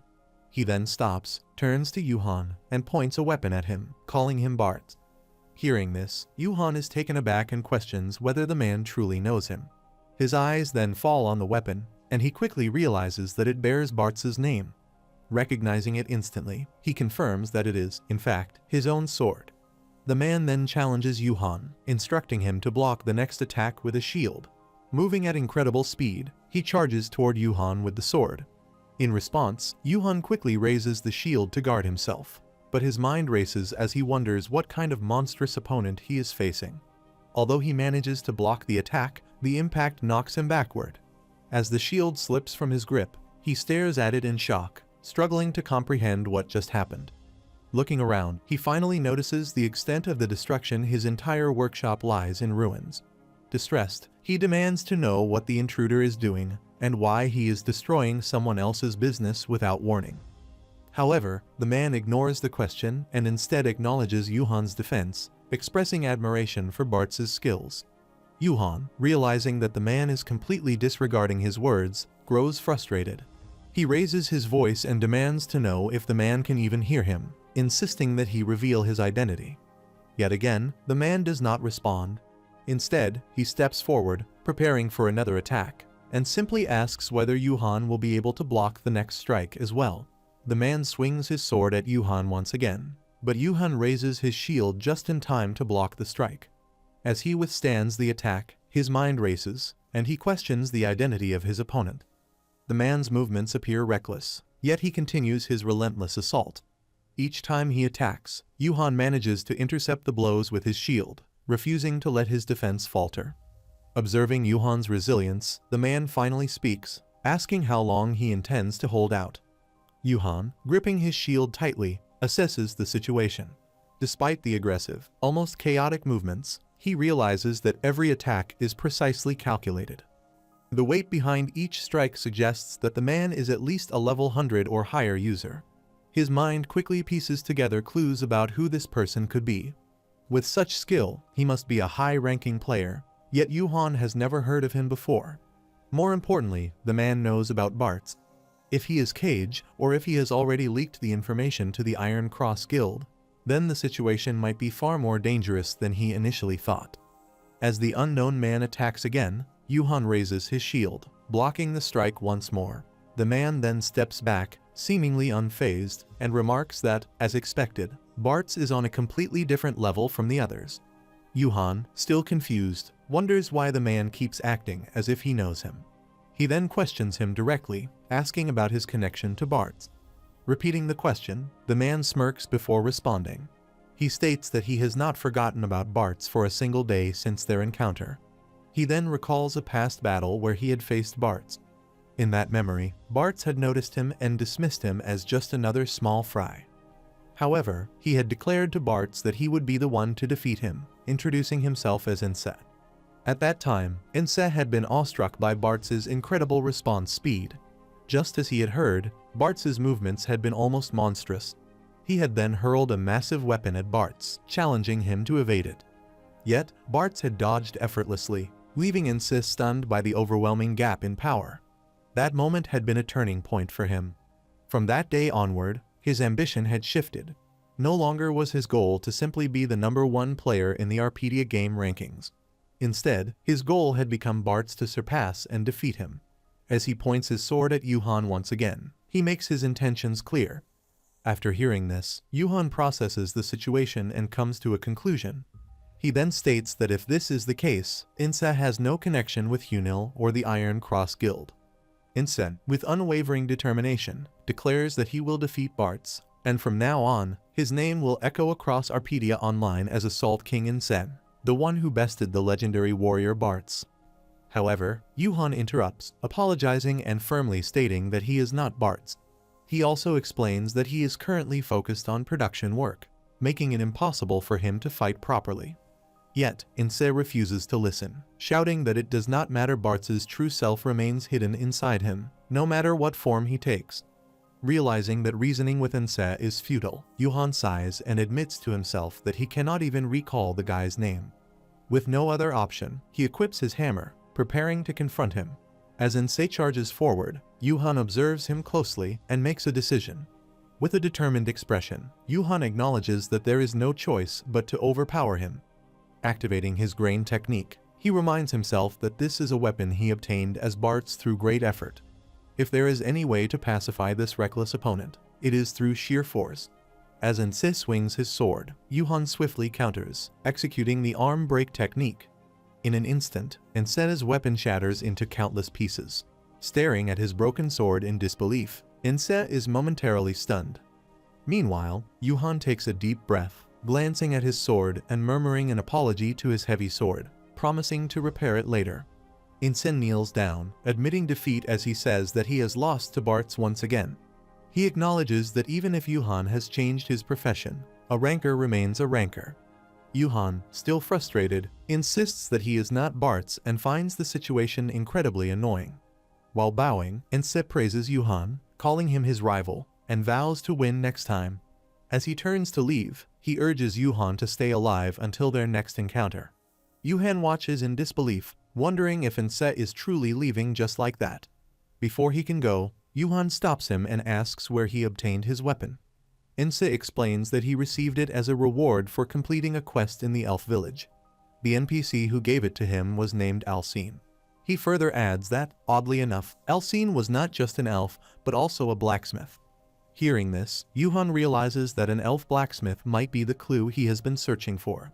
Determined, he decides that he needs to go to the elf village. Clenching his fists, he silently vows to wait no longer. This time, he will definitely catch the hacker. Inse then announces that he is leaving since his weapon is broken. Yuhan quickly asks him to slow down for a moment, wondering why he is in such a hurry. Inse questions the reason, and Yuhan offers to fix his weapon. Inse scoffs, reminding him that he was the one who broke it in the first place. Yuhan, smiling casually, explains that since Inse attacked him non-stop, it was inevitable. Taking responsibility, he offers to repair the weapon but assures Inse that he won't force him if he doesn't want to. After a brief hesitation, Inse agrees, warning Yuhan to fix it properly. Yuhan cheerfully reassures him, confidently telling him to count on him. However, internally, Yuhan contemplates that while he mentioned repairing the weapon, he never said he would return it. As Inse hands over the broken sword, he quickly flees, calling out that they will fight next time. Watching him disappear, Yuhan lets out a sigh, relieved that he is finally gone. Observing the wreckage of his workshop, he remarks in frustration that everything is in ruins because of that crazy guy. Yuhan sighs, wondering when he will be able to fix all the damage.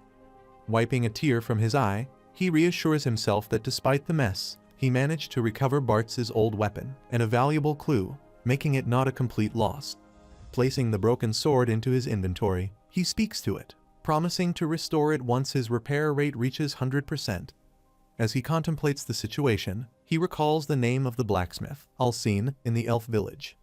This likely means that the hacker sold his weapon to that NPC. Determined to uncover the truth, he decides that he must visit the elf village and investigate the matter himself. Upon reaching the elf village, Yuhan stands outside, fascinated by the entrance. He examines the intertwined branches forming vein-like patterns, and he recalls that this structure is said to mark the village's entrance. He marvels at the intricate design, noting how well hidden the village is. The forest surrounding it feels distinct from any he has encountered before, carrying an air of mystery. Hoping that Alcine will provide a valuable clue after all the effort he put into finding this place, he anticipates their meeting.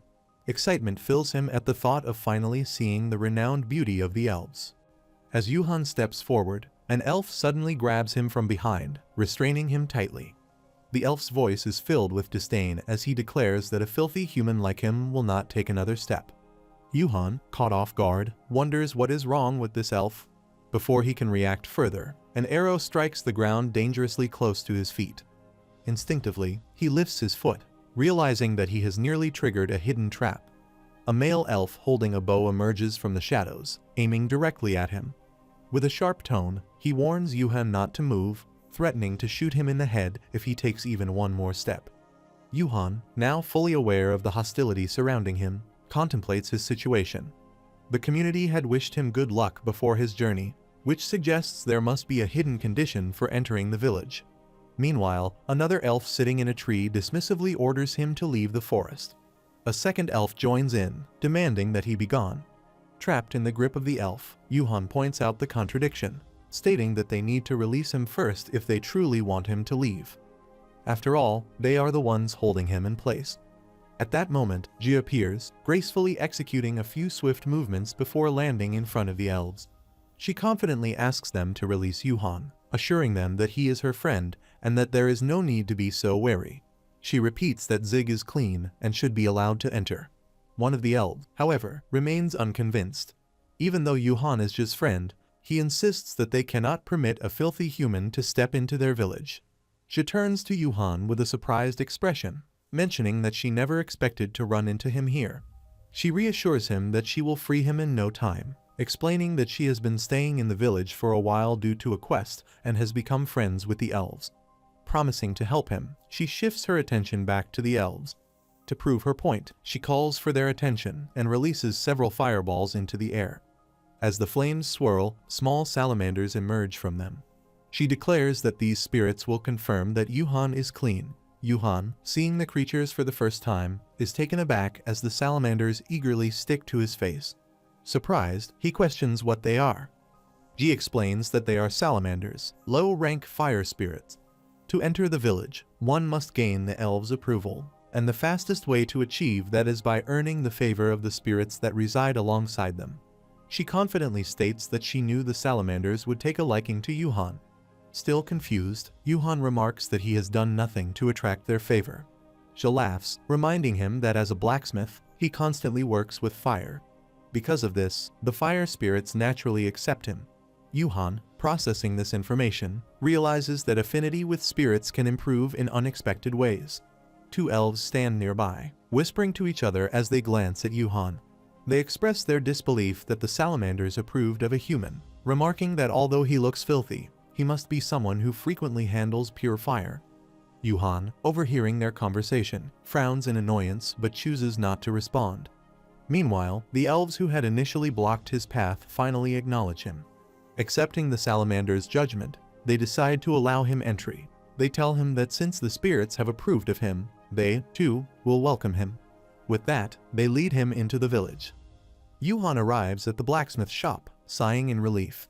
He mutters about how much trouble the elves gave him and admits that if not for Jia, he would have been in serious trouble. Now that he has finally gained entry, he can ask about the hacker. Stepping inside, he spots an elf diligently working at the forge. He knocks on the doorframe to get the elf's attention and greets him politely. The elf looks up, acknowledging him with a questioning gaze and asking what he wants. Yuhan, momentarily distracted by the elf's striking appearance, thinks to himself that this is exactly how an elf should look, elegant and refined. Shaking off his thoughts, he pulls out the broken sword and shows it to the elf, asking if he was the one who gave it away. The elf confirms that he did, but then narrows his eyes and asks who Yuhan is. Yuhan mutters that he is the weapon's original owner. He notices the elf's intense glare and inwardly wonders why all the elves in this village seem to frown so much. They all act as if they are constantly irritated. Trying to stay on track, Yuhan explains that the person who had this weapon before claimed to have received it from this shop. He asks the elf how he obtained it. The elf shrugs and says he doesn't know much. The client had left the weapon behind, claiming they had no money to pay for it. Yuhan presses further, asking about the client's appearance. The elf begins to describe them, but mid-sentence, he suddenly stops. Yuhan frowns, noticing the abrupt silence, and asks why he stopped. He waits for the rest of the description, but the elf does not continue. Something seems off, and Yuhan quickly realizes this isn't hesitation. It's an error in the game itself. Yuhan wonders about the bug. He thinks that in Arpedia Online, a game famous for having no bugs, Jia enters the shop and asks Yuhan if he has finished his questioning. However, upon noticing the error, she immediately questions what it is. Yuhan, equally puzzled, asks if she can see it too. She confirms and suggests that they need to report the bug, wondering how it happened. Yuhan explains that he is not sure, mentioning that he simply asked the elf a question before the bug appeared. After checking the system, Ju advised him to repeat exactly what he had done earlier. Following her suggestion, Yuhan asks the elf once again about the client who left the weapon behind. As before, the elf attempts to answer, but the bug remains, preventing any response. Outside the shop, Yuhan, feeling frustrated, remarks that the situation was exhausting. Jia, equally perplexed, states that she has never encountered a bug like that before. Yuhan agrees, adding that he has never heard of such an issue either. Jia suggests reporting it to customer service and offers to send him the recorded video so he can report it as well. He nods in agreement and mutters to himself that he will have to return once a slime, the elf, is back to normal. While walking, Yuhan asks Jia if they are going the right way. She reassures him, explaining that the elf who assigned her the quest directed her to this part of the forest. As they venture deeper, she points ahead and mentions that she just needs to meet the elf high shaman to complete her task. Yuhan asks if this marks the end of her Mycenia quest. She confirms, explaining that her first objective was to visit the elf village and obtain the Wings of the Wind. Then, she asks if Yuhan has finished the aerial fortress restoration quest. Yuhan brings up his system display, showing that he has already completed it. Impressed, Jia remarks that at this rate, she might be the last to finish, mentioning that Afen and Loki have already completed theirs and that Eren is almost done as well. Yuhan acknowledges this and suggests that they can head to Mycenae once her quest is finished. Ji asks if it is alright to leave immediately, considering that Yuhan is in the middle of another quest. He assures her that it is fine, thinking to himself that his search for the hacker has hit a dead end for now. Ji then suggests wrapping things up quickly and says she will contact the others. Yuhan agrees. Seeing the tree, Ji smiles and suddenly dashes forward, announcing that the last one to reach the world tree has to buy dinner. She takes off, leaving Yuhan puzzled. He shouts after her, telling her to wait, and quickly starts chasing her, complaining that having a head start is cheating. As Ji reaches the tree, she places a flower at its base.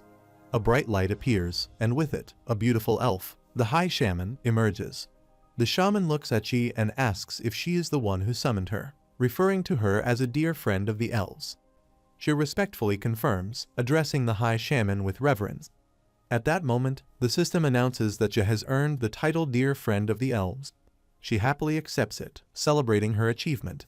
She then informs the High Shaman that she has assisted a total of 124 elves in order to earn this meeting, calling it an honor to finally stand before her. The High Shaman expresses her gratitude and bestows blessings upon Ji, stating that the World Tree has acknowledged her as well. As a token of this recognition, she presents Ji with a stone, explaining that it is the Wings of the Wind, an epic item. The system further describes it as a crystallized treasure of the world, capable of generating pure magical power. It also hints that Ji might be able to control the wind in a special way.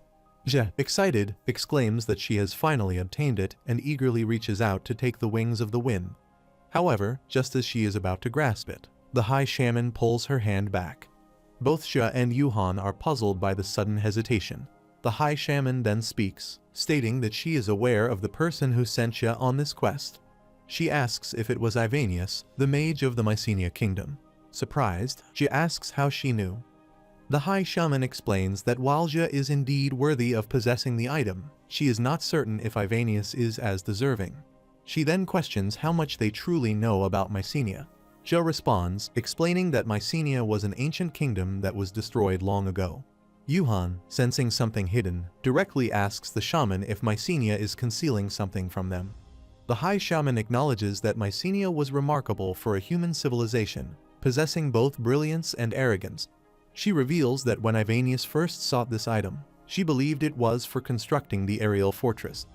Yuhan wonders aloud if the Wings of the Wind were misused in some way. The High Shaman then turns to Ji and offers a piece of wisdom, cautioning that goodwill does not always lead to good outcomes. With that, she finally hands the item to Ji, affirming that she is more than worthy to receive it. However, to Ji's surprise, she finds 2 Wings of the Wind in her hands instead of 1. The High Shaman instructs her to give one to Ivanius and keep the other for herself. She also warns that while Ivanius may be powerful, he is far from being a good person. The system then announces that Ji has successfully completed the quest, with the next step being to deliver the item to Ivanius and claim her reward. Ji's family, along with Yuhan, gathers in Yuhan's workshop. Wizard Afen, now at level 100, remarks that it has been a while since they have all come together like this. Ji agrees, mentioning that the last time they met offline, everyone had been occupied with their respective quests. Erin, now at level 98, excitedly showcases her newly acquired weapon, proudly stating that she has obtained a rare item. Meanwhile, standing beside her is warrior Loki, who has reached level 115, observing the conversation with a composed demeanor. She admires Erin's weapon, commenting on how amazing it looks. Erin, pleased with the compliment, admits that she spent a bit of money on it. Afen chimes in, noting that thanks to this, their party's power will definitely increase, and everyone's level has gone up as well. Shifting the topic, Erin points out that since they went through all the trouble of gathering, Zig should be here by now. Frustrated, she remarks that he is completely late. Just then, Yuhan comes running toward them, apologizing. He explains that he had to grab something.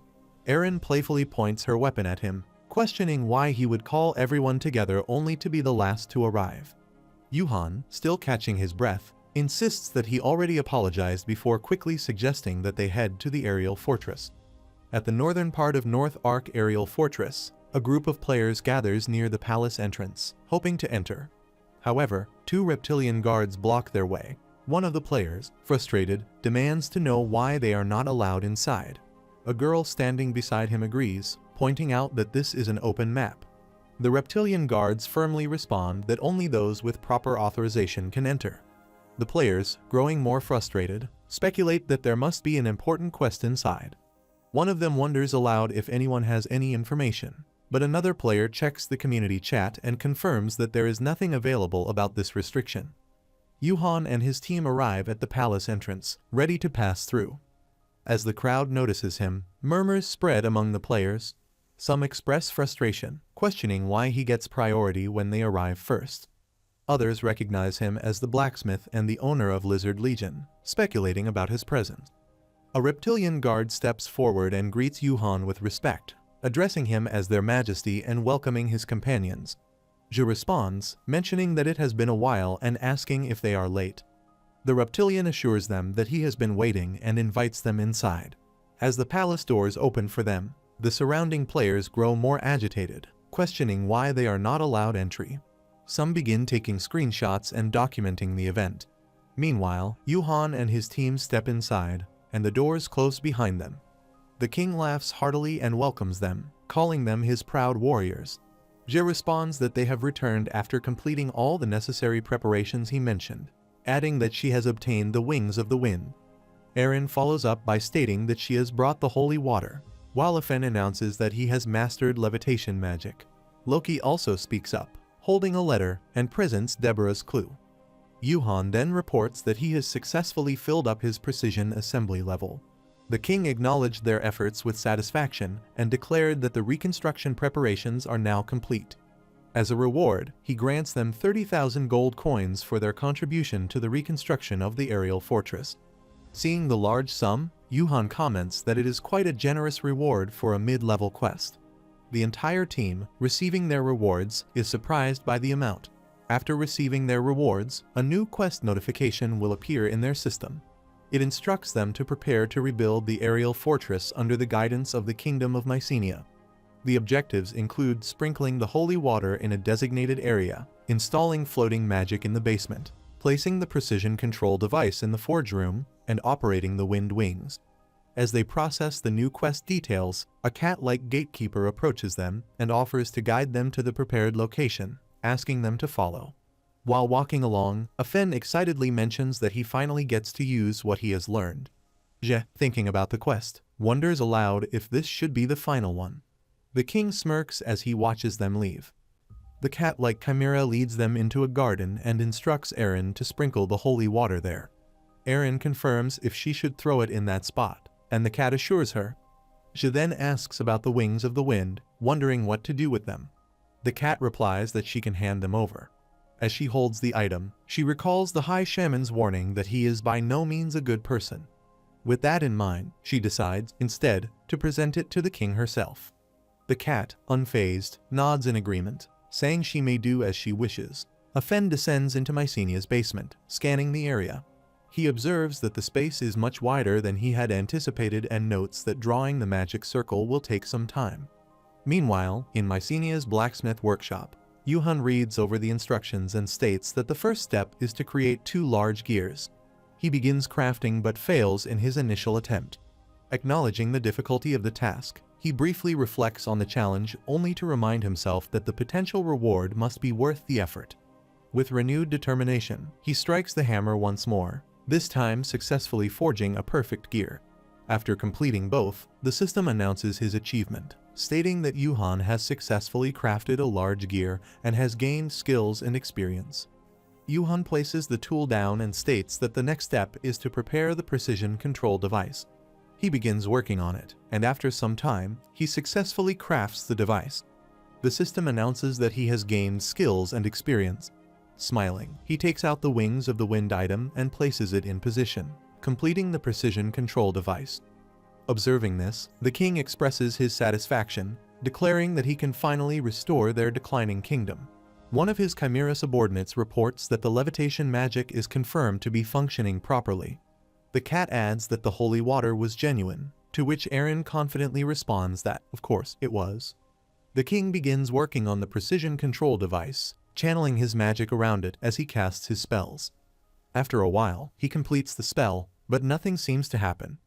Everyone stands in confusion, wondering why there is no effect. Aaron questions the situation, asking what is going on. The king then exclaims with satisfaction that, thanks to them, he has finally fulfilled Mycenia's long-standing wish. He promises to grant them a generous reward. Excitedly, they all check their system notifications. Aaron expresses relief that one quest is finally completed, while Je comments on how long it took. Afen, eagerly checking his system, wonders what kind of reward he will receive. Yuhan, also curious, looks at his system to see how good the reward is. Then, the system notifies them that they have been rewarded with 300 Mycenia Kingdom official uniform experience. The subordinates hand them the uniforms, leaving them all surprised. Afen questions whether an official uniform is truly their final reward. Je also wonders if this is really it. The king, with a devilish smile, tells them to consider it an honor, as not just anyone qualifies to be a member of the Mycenia Principality.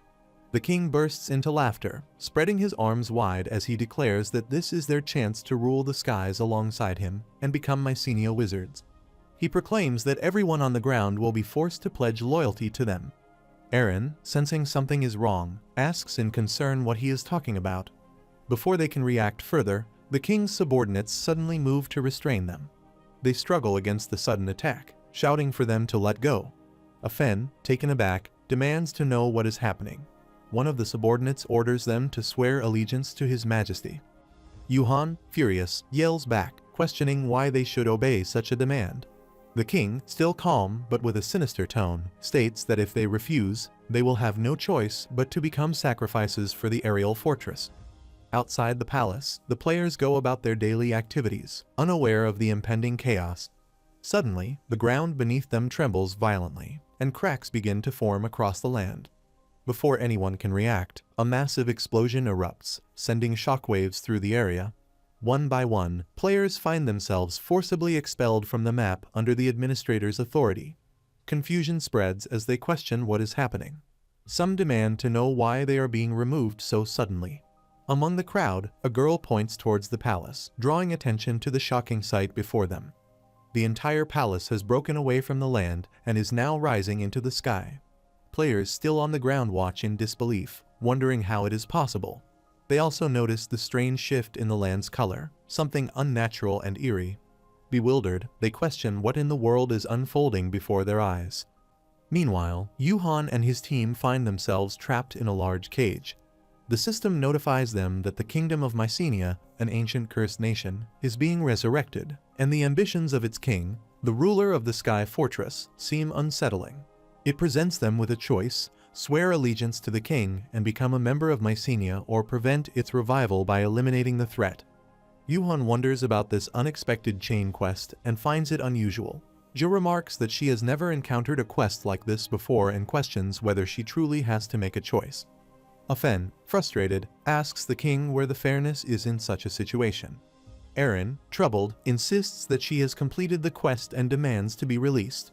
The king, amused, laughs and assures them that he will let them go immediately, but only if they swear allegiance to him. Then, the cage begins to shake under the king's magic, causing Yuhan and his team to fall to the ground. Jit, concerned, asks Afen and Aaron what is happening. Afen, struggling, admits that he doesn't know but mentions that it suddenly feels like all his strength is being drained. Aaron, realizing the situation, speculates that the old man must have cast some kind of spell. The king laughs in delight, declaring that this is exactly what he wanted. His chimeras confirm that the Sky Fortress appears to be functioning properly and that human magic is flowing into them. The king, satisfied, announces that it is time to move forward, claiming that the era of mages has finally arrived. His chimeras express their loyalty, vowing to follow him. Yuhan, breathing heavily, questions why this quest is proving to be so difficult. Aaron, equally frustrated, wonders if a hidden quest can really be this depressing, pointing out that stealing the user's mana is outright cheating. She also remarks that the king seems like an even bigger villain than Deborah. Ja then suggests that they should choose Route B and stop him immediately. Aaron, desperate, asks for any hint on how they can escape. Checking the system, Afen notes that logging out likely won't allow them to escape. Ja, visibly upset, wonders what they should do now, regretting that she didn't heed the High Shaman's warning. She laments that she should have refused to obtain the Wings of the Wind. Yuhan, trying to reassure her, argues that since they completed the quest, they should have at least gained some experience points. Zhe, still troubled, remains unconvinced. However, Yuhan, determined, tells them not to worry, he has an idea. Then, they suddenly notice something above the roof, and cracks begin to form. The cage starts shaking again, making it even harder to stay steady. While struggling to maintain his balance, Afen urgently tells everyone to hold on to something nearby, but then panics, realizing that his legs are giving out. As Zhe loses her balance and is about to fall, Yuhan quickly grabs her, warning her to be careful. She thanks him, still trying to steady herself.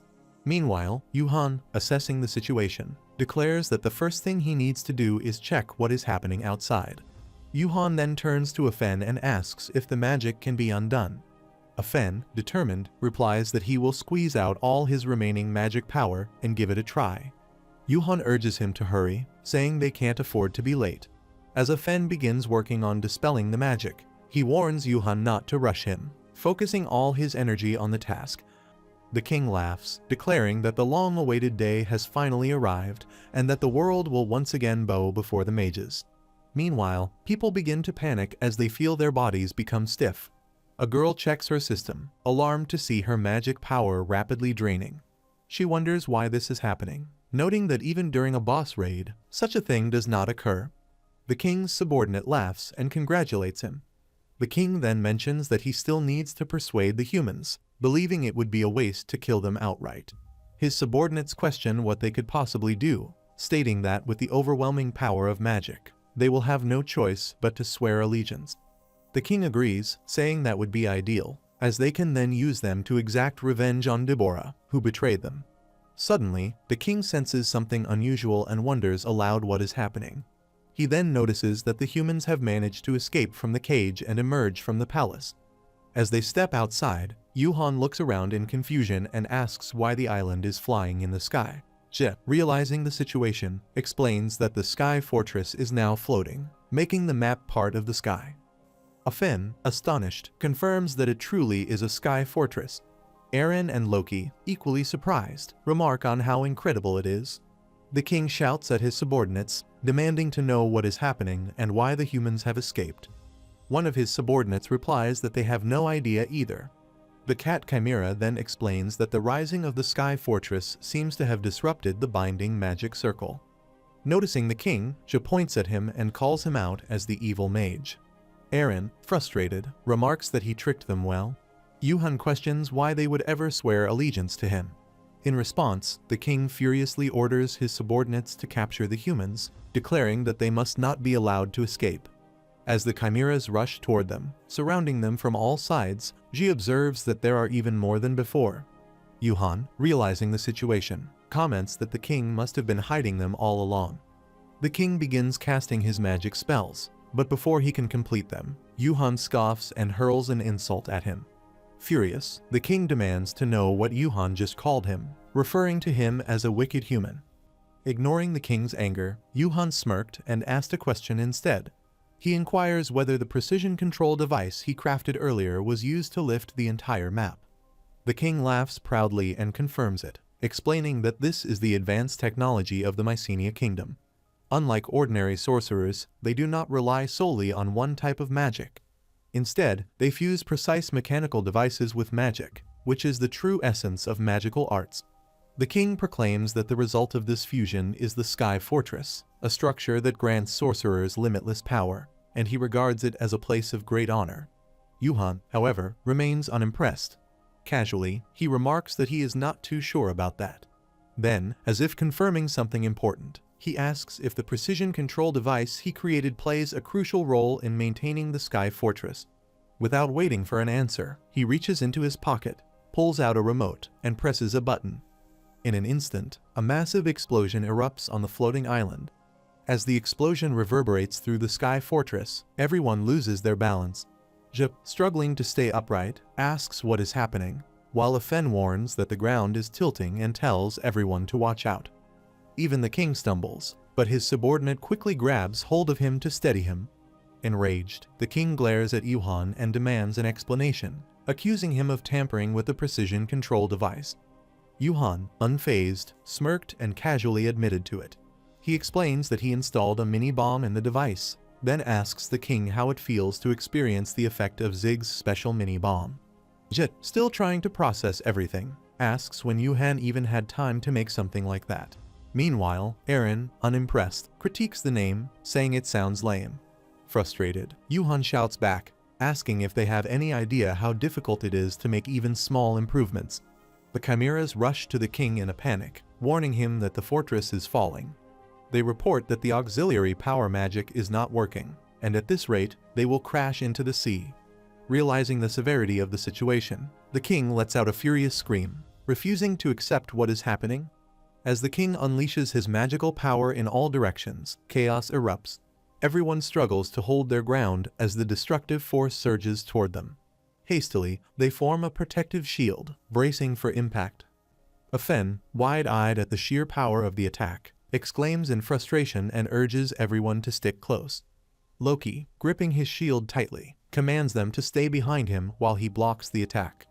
Afen, visibly drained, admits his exhaustion but promises to protect them as best as he can. As they continue to reinforce their shield, struggling against the overwhelming situation, Afen mutters that he still has not regained his mana. Then, in the midst of the chaos, they notice a powerful wave of energy hurtling toward Yuhan. In a desperate attempt to dodge, Yuhan leaps from the crumbling rock beneath him. But as he falls, he realizes with dread that his descent is too rapid. The speed of his fall is far beyond what his wire gauntlet can handle. Just as panic begins to set in, a strong gust of wind cuts through the air. Jet, with the wings of the wind, surges forward with incredible speed. Using her wind skill, she closes the distance in an instant, reaching out to him and saying she got him. Je then takes Yuhan to the ground. Aaron, still shaken, tells Je that she scared her and that she thought Je was going to fall as well. Je apologizes, saying she did not mean to worry her. Yuhan, curious, asks Je when she learned such a skill. Je explains that it is something she can do using the wings of the wind, and she credits the High Shaman for it. However, before she can continue speaking, the ground beneath them becomes covered in magic. The king's subordinates, looking troubled, inform him that the magic circle and magic stone have been destroyed, preventing mana absorption. The king, furious, curses the humans, calling them pathetic vermin. Afen, noticing a change, remarks that his mana is returning. Aaron agrees, saying that it is now completely full again. Yuhan, confident, states that he expected this outcome, which is why he detonated his secret weapon. Aaron is impressed and tells Yuhan that he executed the plan well and that, as expected, he had everything figured out. However, before they can celebrate, the piece of land they are standing on begins falling into the sea. Troubled by the situation, Aaron urges Yuhan to do something, exclaiming that they are falling. Yuhan, frustrated, shouts back, asking what exactly she expects him to do. Aaron tries to reassure the group, saying that since it is just the ocean, they likely will not die even if they fall. Je agrees, stating that falling into the water should not cause too much damage. However, Yuhan, alarmed, tells them to look more closely, explaining that it is not just normal seawater, but the polar sea, the polar ice sea. He further elaborates that, despite being at -100 degrees Celsius, the sea never freezes due to the flow of mana. He warns that anyone who falls into it will instantly turn into a popsicle. He then adds that, in other words, falling in and running out of health points would lead to an item drop ending. Jet, now panicked, asks what they should do.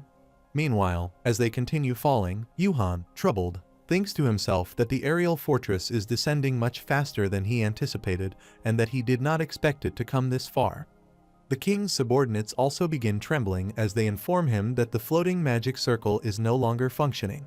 They explain that it seems the magic stone has been damaged. The king, refusing to accept the situation, orders them to gather as much mana as possible. However, his subordinates hesitantly responded that even doing so would not be enough. Frustrated, the king snaps at them, demanding that they follow his orders regardless. Meanwhile, Afen, struggling to maintain control, admits that he cannot cast magic properly as his body is shaking too much. He adds that levitating so many people using floating magic is impossible without a magic circle. Aaron, growing more anxious, asks if that means they are destined to fall into the ocean.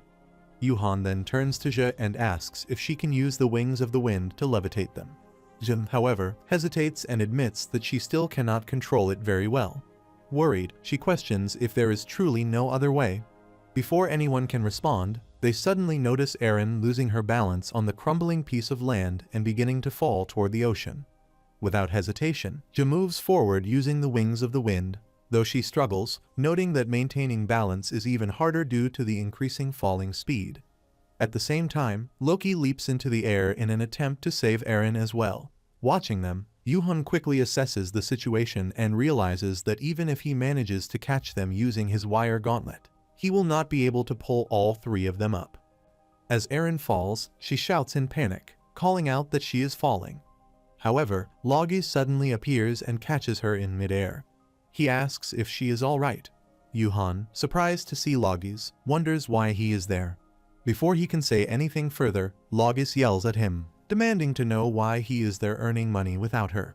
She explained that she had come because she was worried, but upon returning, she found the blacksmith shop completely destroyed without a single trace.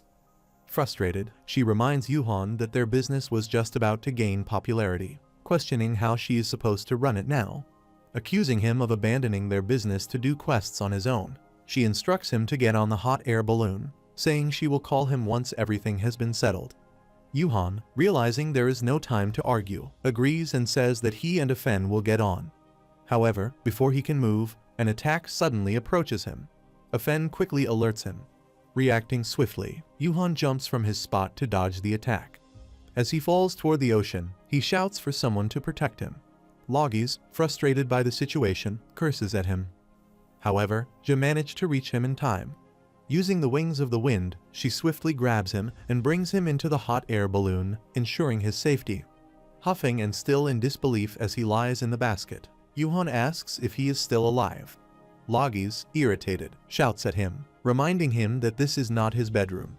As Yuhan catches his breath, he notices that everything has fallen into the water. Afen observes that since all the Mycenia people fell into the sea, they must have died. Ja agrees, adding that it seems they were unable to escape the palace due to some kind of curse. Meanwhile, Yuhan, still processing everything, mutters a desperate plea for them to just stay drowned. At that moment, Logis begins punching him, furiously calling him an idiot and exclaiming that he just had to erase an entire map. She then shifts her tone, suddenly looking concerned as she examines him, asking if he is hurt anywhere and whether his arms are okay. Yuhan, surprised by her sudden change in attitude, asks what is going on with this creepy concern. Logis snaps back, saying that, of course, she is worried he is her investor, and the blacksmith shop is her moneymaker. Realizing her true motivation, Yuhan sighed and said he should not have asked. Logis then insists that he stand still, warning that if he gets hurt, they will be in big trouble. Meanwhile, Eren, standing nearby and visibly upset, complains that despite everything they went through, the quest reward was disappointing. She agrees, saying that if she had known it would end this way, she would not have spent months on it. Afen remarks that no one could have predicted they would use floating magic in such a way. Ja then acknowledges that, despite everything, they are all alive thanks to Zig, and that is what truly matters. She reminds them that they almost ended up enslaved to Mycenia. Eren, sighing in resignation, admits that she is right, and that they will just have to be satisfied, even if the reward is underwhelming. Yuhan overhears their complaints and scoffs and asks them what they mean by a poor reward.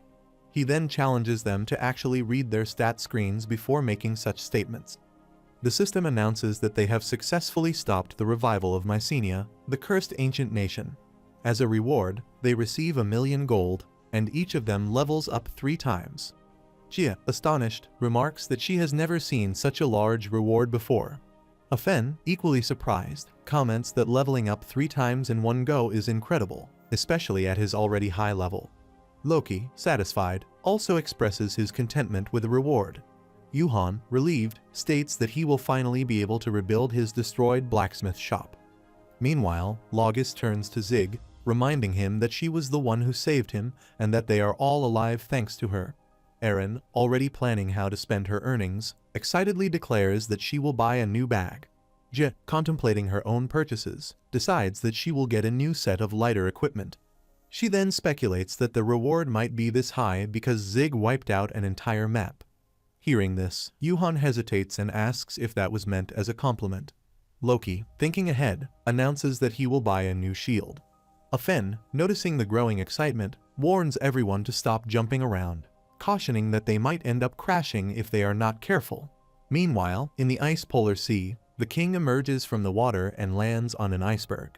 His chimeras, concerned, ask if he is all right.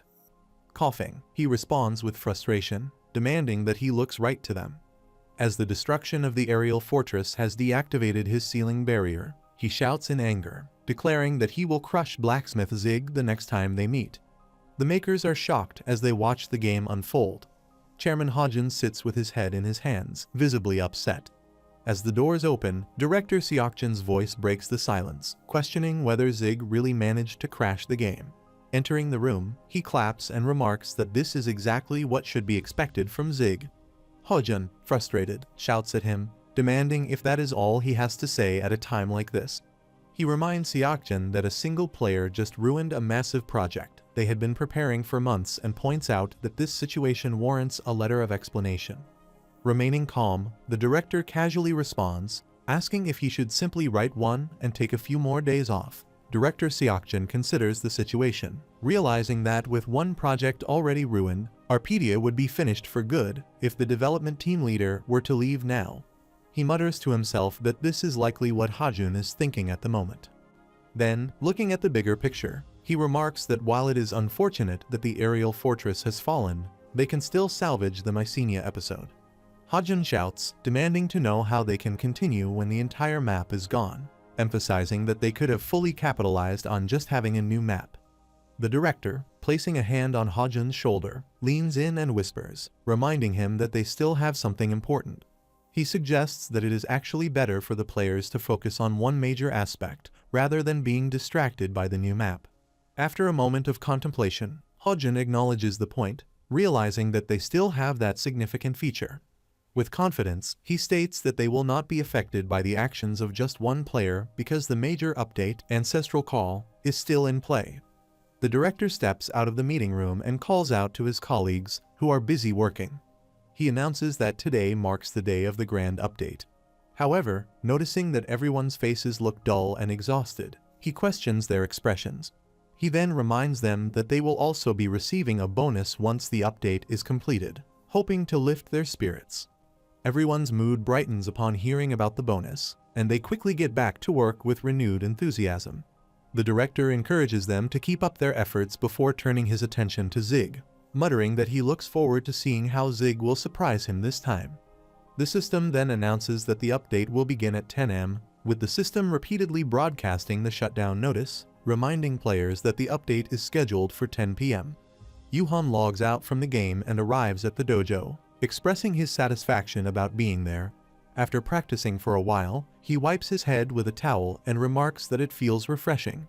He then notices a message from Jie, informing him that everyone is gathered at a cafe and asking him to drop by if he can. At the cafe, everyone gathers to check out the new update of the game. On their notepad, they see the official trailer for the latest update of Arpedia Online. The trailer showcases many new features, including a new boss called the Ancient Creature, an update to the production job line, the launch of class grade improvements, and a new dimension of combat mechanics. After watching, everyone is amazed. Afen remarks that the update is truly massive. Yuhan wonders what DreamMax is planning. Jin notes that there is a lot to do, predicting that they will be busy for a while. Loki asks if there will also be a martial arts tournament or something similar. Eren excitedly points out that players can now build structures like ironworks and smelters, noting that it seems to be a forge upgrade feature. Afen, thrilled by the possibilities, exclaims that at this rate, Yuhan might become millionaire. Jie compares it to running a company. Meanwhile, Yuhan feels a sense of satisfaction. Eren then suggests heading to the capsule cafe once the server opens, and everyone agrees. After several hours of waiting at the cafe for the server to open, they begin to feel exhausted. Afen suggests that perhaps they should just wait at home instead, and the others agree that it would be better. As they walk to their homes, Jie tells Yuhan that he does not have to walk her back. Yuhan replies that it's nothing since he is heading the same way anyway, and it's already dark. Jie still seems hesitant. Meanwhile, Yuhan mutters to himself that it feels like a long day without being able to play the game, joking that he might start experiencing hammer withdrawal symptoms. Hearing his murmuring, Jia calls his name. Yuhan, turning his attention toward her, asks what it is. Jia then asks Yuhan if he remembers the World Tree race they had last time, reminding him that she won. She hesitantly asks if he could buy her dinner tonight as a reward. Yuhan stands still, processing the situation. But before he can respond, a message pops up in their group chat. Aaron excitedly announces that the server is back online. Without a second thought, Yuhan quickly flees, saying he needs to log in immediately. Jia tries to stop him, calling out for him to wait, but he doesn't listen. As he rushes off, he shouts that they should have a rain check on dinner and quickly says goodbye. Watching him disappear, Jia laughs to herself and comments that he should at least eat before playing. Yuhan rushes home, hurriedly removing his clothes even before reaching his room. Without wasting a second, he steps into the capsule room and initiates the login process. The system scans his biometric data, confirming his user identity, and begins the connection. After a brief moment, he logs into the game, but instead of appearing in front of the blacksmith shop where he last logged out, he finds himself in an unfamiliar place. Confused, he wonders why he is there, questioning his surroundings. The system notifies Yuhan to claim his updated rewards, stating that the rewards will be given based on his job class. It then asks if he would like to go there immediately. Feeling excited, he wonders what he will receive and taps on the claim option. Suddenly, a strange surge of energy engulfs him, transporting him elsewhere. As the sensation takes over, he becomes confused and questions what is happening. When he regains awareness, he finds himself in a dark place. Troubled by his surroundings, he tries to make sense of his location. The system then announces that he has arrived at Heaven's Gate. As his surroundings gradually become clearer, he observes the area and wonders about the significance of Heaven's Gate. An angel-like figure appears before Yuhan, leaving him surprised. As he takes in the sight, the figure sits atop a pillar and remarks that the lamb has arrived. The angel-like figure asks if Yuhan's name is Zig. Yuhan, still wary, questions who he is. In response, the figure equips a massive hammer and introduces himself as an angel, a messenger of the mighty Thor. Yuhan questions in his mind how the figure could be considered an angel. The angel, pointing his weapon at him, remarks that Yuhan must have just thought something along those lines. Yuhan quickly denies it, claiming he did not. The angel warns that lying to an angel results in punishment. Seeing the massive weapon, Yuhan mutters that getting hit by it would probably be fatal. The angel then mentions that he opened the gate for Yuhan and acknowledges that Yuhan does have a class. Yuhan, confused, wonders aloud about what that means, causing the angel to glare at him angrily. Feeling uneasy, Yuhan asks why he is being stared at like that. The angel declares that Yuhan is not yet ready and lacks the necessary qualifications, instructing him to return later. Frustrated, Yuhan protests, saying that since the angel brought him here, it makes no sense to call him unqualified. The angel explains that once Yuhan meets the qualifications and the Heaven's Gate is fully opened, he will have the chance to challenge a certain being. Curious, Yuhan asks what qualifications he is missing. The angel responds that if he acknowledges Yuhan, he could become the one and only ultimate being in the world, an Iron Master. However, the angel warns that there are no guarantees, as it all depends on Yuhan's efforts. As the teleportation begins, the angel dismissively states that he has said all he needs to and orders Yuhan to return. He warns that the next time Yuhan comes back, he had better be properly qualified. Yuhan, still confused, tries to ask what exact qualifications he needs, but before he can get an answer, the teleportation forcefully sends him away. He lands recklessly on the ground, groaning in frustration. Irritated, he shouts, questioning whether that figure is even a real angel. He complains about how the so-called angel only talked about himself and provided no clear answers.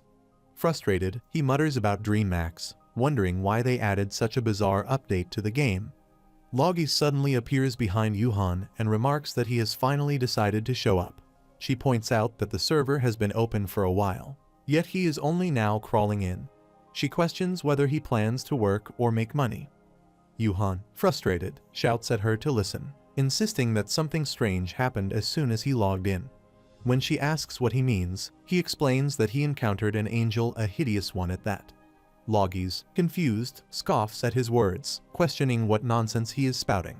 She reminds him that there are no angels in Arpedia Online. Yuhan, realizing that nothing unusual happened to Logis, wonders why he was the only one invited to that strange place. However, before he can dwell on it, Logis angrily reminds him that if he does not repair her shop soon, she will file a damage claim. Yuhan sighs, agreeing to fix it and telling her to relax. Grabbing a mop, he grumbles about her awful temper. Yuhan opens his chat and writes a message to Dylan, explaining that his shop was destroyed and needs repairs. He asks Dylan to come by and give an estimate, assuring him not to worry about the cost. After sending the message, he turns to Logis and informs her that he has called someone to fix the shop, urging her to calm down. She silently stares at him, prompting Yuhan to ask why. She denies staring at him, but when he presses further, she simply watches as Dylan arrives, riding an eagle. Dylan waves and greets Yuhan, asking if he called for him. Surprised, Yuhan questions how Dylan arrived so quickly. Dylan lands and casually mentions the pet update, revealing that players can now own and ride creatures. When Yuhan inquires about the cost, Dylan states that it is 20,000 gold, but offers a special 10% discount just for him. Yuhan mentally grumbles about the steep price, but shifts the conversation back to his shop. Explaining his plan, Yuhan states that he wants not only to rebuild the shop, but also to expand by constructing a new building beside it, complete with a forge and a personal workshop. Dylan nods in understanding and asks about the ironworks, wondering how one even builds such a facility. Yuhan decides he might as well construct that as well. As Dylan begins estimating the cost, he pauses to calculate everything. Yuhan tells him to take his time, already envisioning his future. He thinks about how the ironworks will attract more customers, leading to commissions and higher earnings. His skills and techniques will improve, and once the angel acknowledges him as the Iron Master, collecting Bartz's items will become much easier. After completing the estimation and calculations, Dylan asks Yuhan if he has met the requirements for building an ironworks. Confused, Yuhan asks what he means. Dylan explains that only players with a strong reputation as blacksmiths who meet certain conditions can construct an ironworks. He then shows Yuhan the system's information, asking if he has checked it yet. Yuhan admits that he hasn't. Dylan sighs, saying he figured as much. Yuhan defends himself, pointing out that the server just opened today. Dylan, exasperated, tells him that with such slow information gathering, he won't get far. He then adds that Yuhan is likely not qualified yet, mentioning that, to his knowledge, only one blacksmith is currently building an ironworks. Curious, Yuhan asks who it is. Dylan reveals that it's Balian, the second-ranked blacksmith. He also warns that, for an ironworks to be successful, Yuhan will need to craft a unique product. When Yuhan admits that he doesn't have a clear idea yet, Dylan suggests asking the dwarves for more information. Dylan then presents the estimated cost for repairing the shop, totaling 5 million gold, and asks if Yuhan wants to proceed with the contract. Yuhan, unfazed, comments that it's not a bad price to construct a new one and asks if work can begin immediately. Surprised, Dylan questions whether he's serious. Logis, unimpressed by Dylan's reaction, points out that thanks to the rare quest reward, Yuhan is loaded right now. She also reminds him that the shop was already doing well even before the guild battle. Dylan, hearing Yuhan's easy acceptance, jokingly remarks that he should have charged more. He then praises Yuhan, calling him impressive for even having an eye for quests. Yuhan, noticing Dylan's exaggerated enthusiasm, comments that his speech bubbles seem to have changed. Dylan, unfazed, continues to shower him with compliments, calling him the best and their most valued customer. Amused, Yuhan lets it slide this time. A system notification confirms that the contract has been completed. Dylan thanks Yuhan and informs him that, from what he has heard, it takes around 10 million gold to build an ironworks.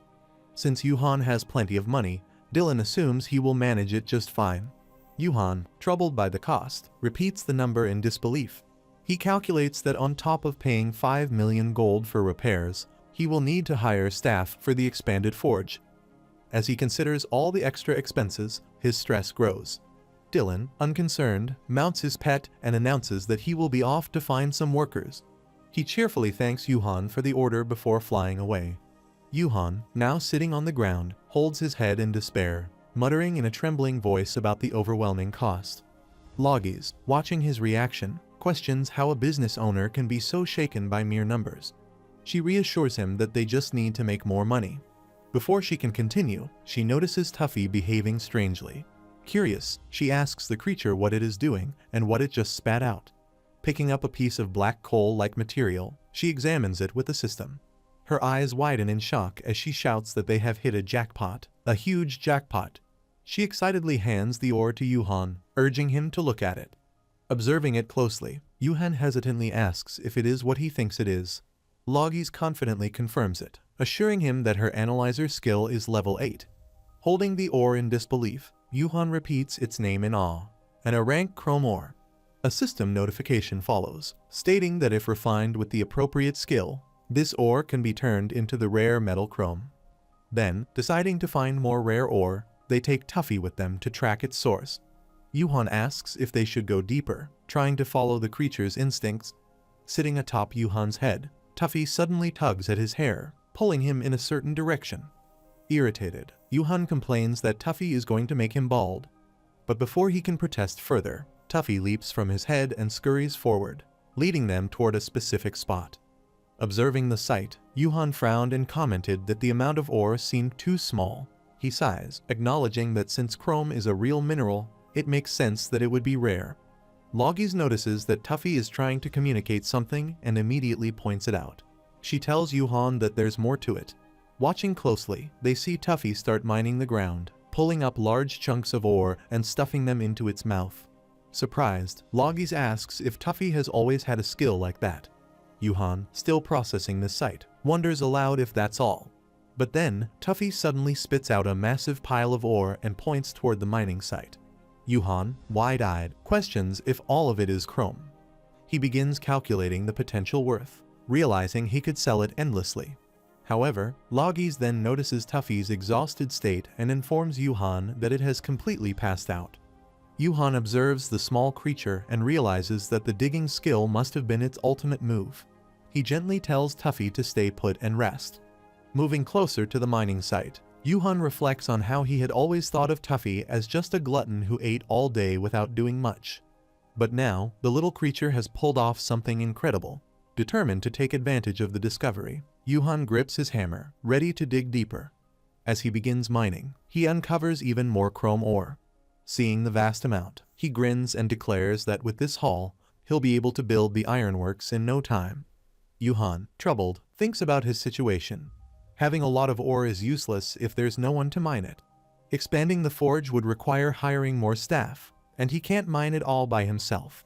Regretting his earlier decision, he realizes that spending money on repairs might have been a mistake. The real issue is finding miners, especially since mining isn't his primary field.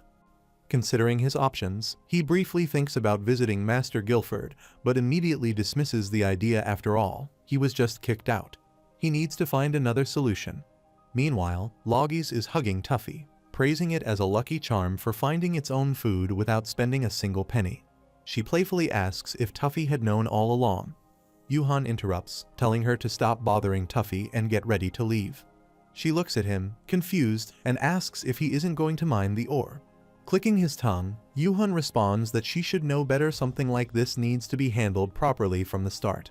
He makes his decision. Instead of rushing in, they're heading to the kingdom. Forget mining for now, he's going to buy land first and figure things out from there. Reaching the kingdom, Yuhan enters the land office, where people are gossiping about the situation. They wonder whether the work will be completed today, but acknowledge that the taxes are much cheaper now compared to when the Blue Dawn Guild controlled the area. At the counter, a lizardman handling the office calls out to Yuhan, recognizing him and addressing him as Zig. He asks what brings him there. Yuhan, surprised to see the lizardman, questions what they are doing in the office. The lizardmen explain that Guilford won the land and, since managing it was a hassle for him, he handed it over to them. In exchange, they spar with his men. Processing this information, Yuhan realizes that Guilford has to manage the Aberran territory but finds the workload too overwhelming. As a solution, he subcontracted the responsibility to the lizardmen. The lizardman asks Yuhan again what brings him to the office. In response, Yuhan shows them a map and explains that he is there to buy some land. Pointing at the map, he inquires about the price of a specific area. The lizardman gives him a thumbs up and comments on his unexpected big spender attitude, saying it is just as expected from their friend. Yuhan, puzzled, wonders what kind of image they all have of him. The lizardman then informs him that the total cost is 1,000,000 gold. Since the land used to be a neutral area, the price is relatively cheap. However, he also mentions that Yuhan will need to become a naturalized citizen of a baron. Hearing the price, Yuhan internally debates the situation. He had expected the citizenship requirement, but the cost seemed excessive and far beyond his budget. Speaking hesitantly, he asks if there is any chance of a discount. Frustrated, the lizardman questions what Yuhan takes them for. Feeling troubled by their reaction, Yuhan quickly backtracks and casually insists that he did not mean it that way. However, the lizardman suddenly bursts into laughter and reassures him.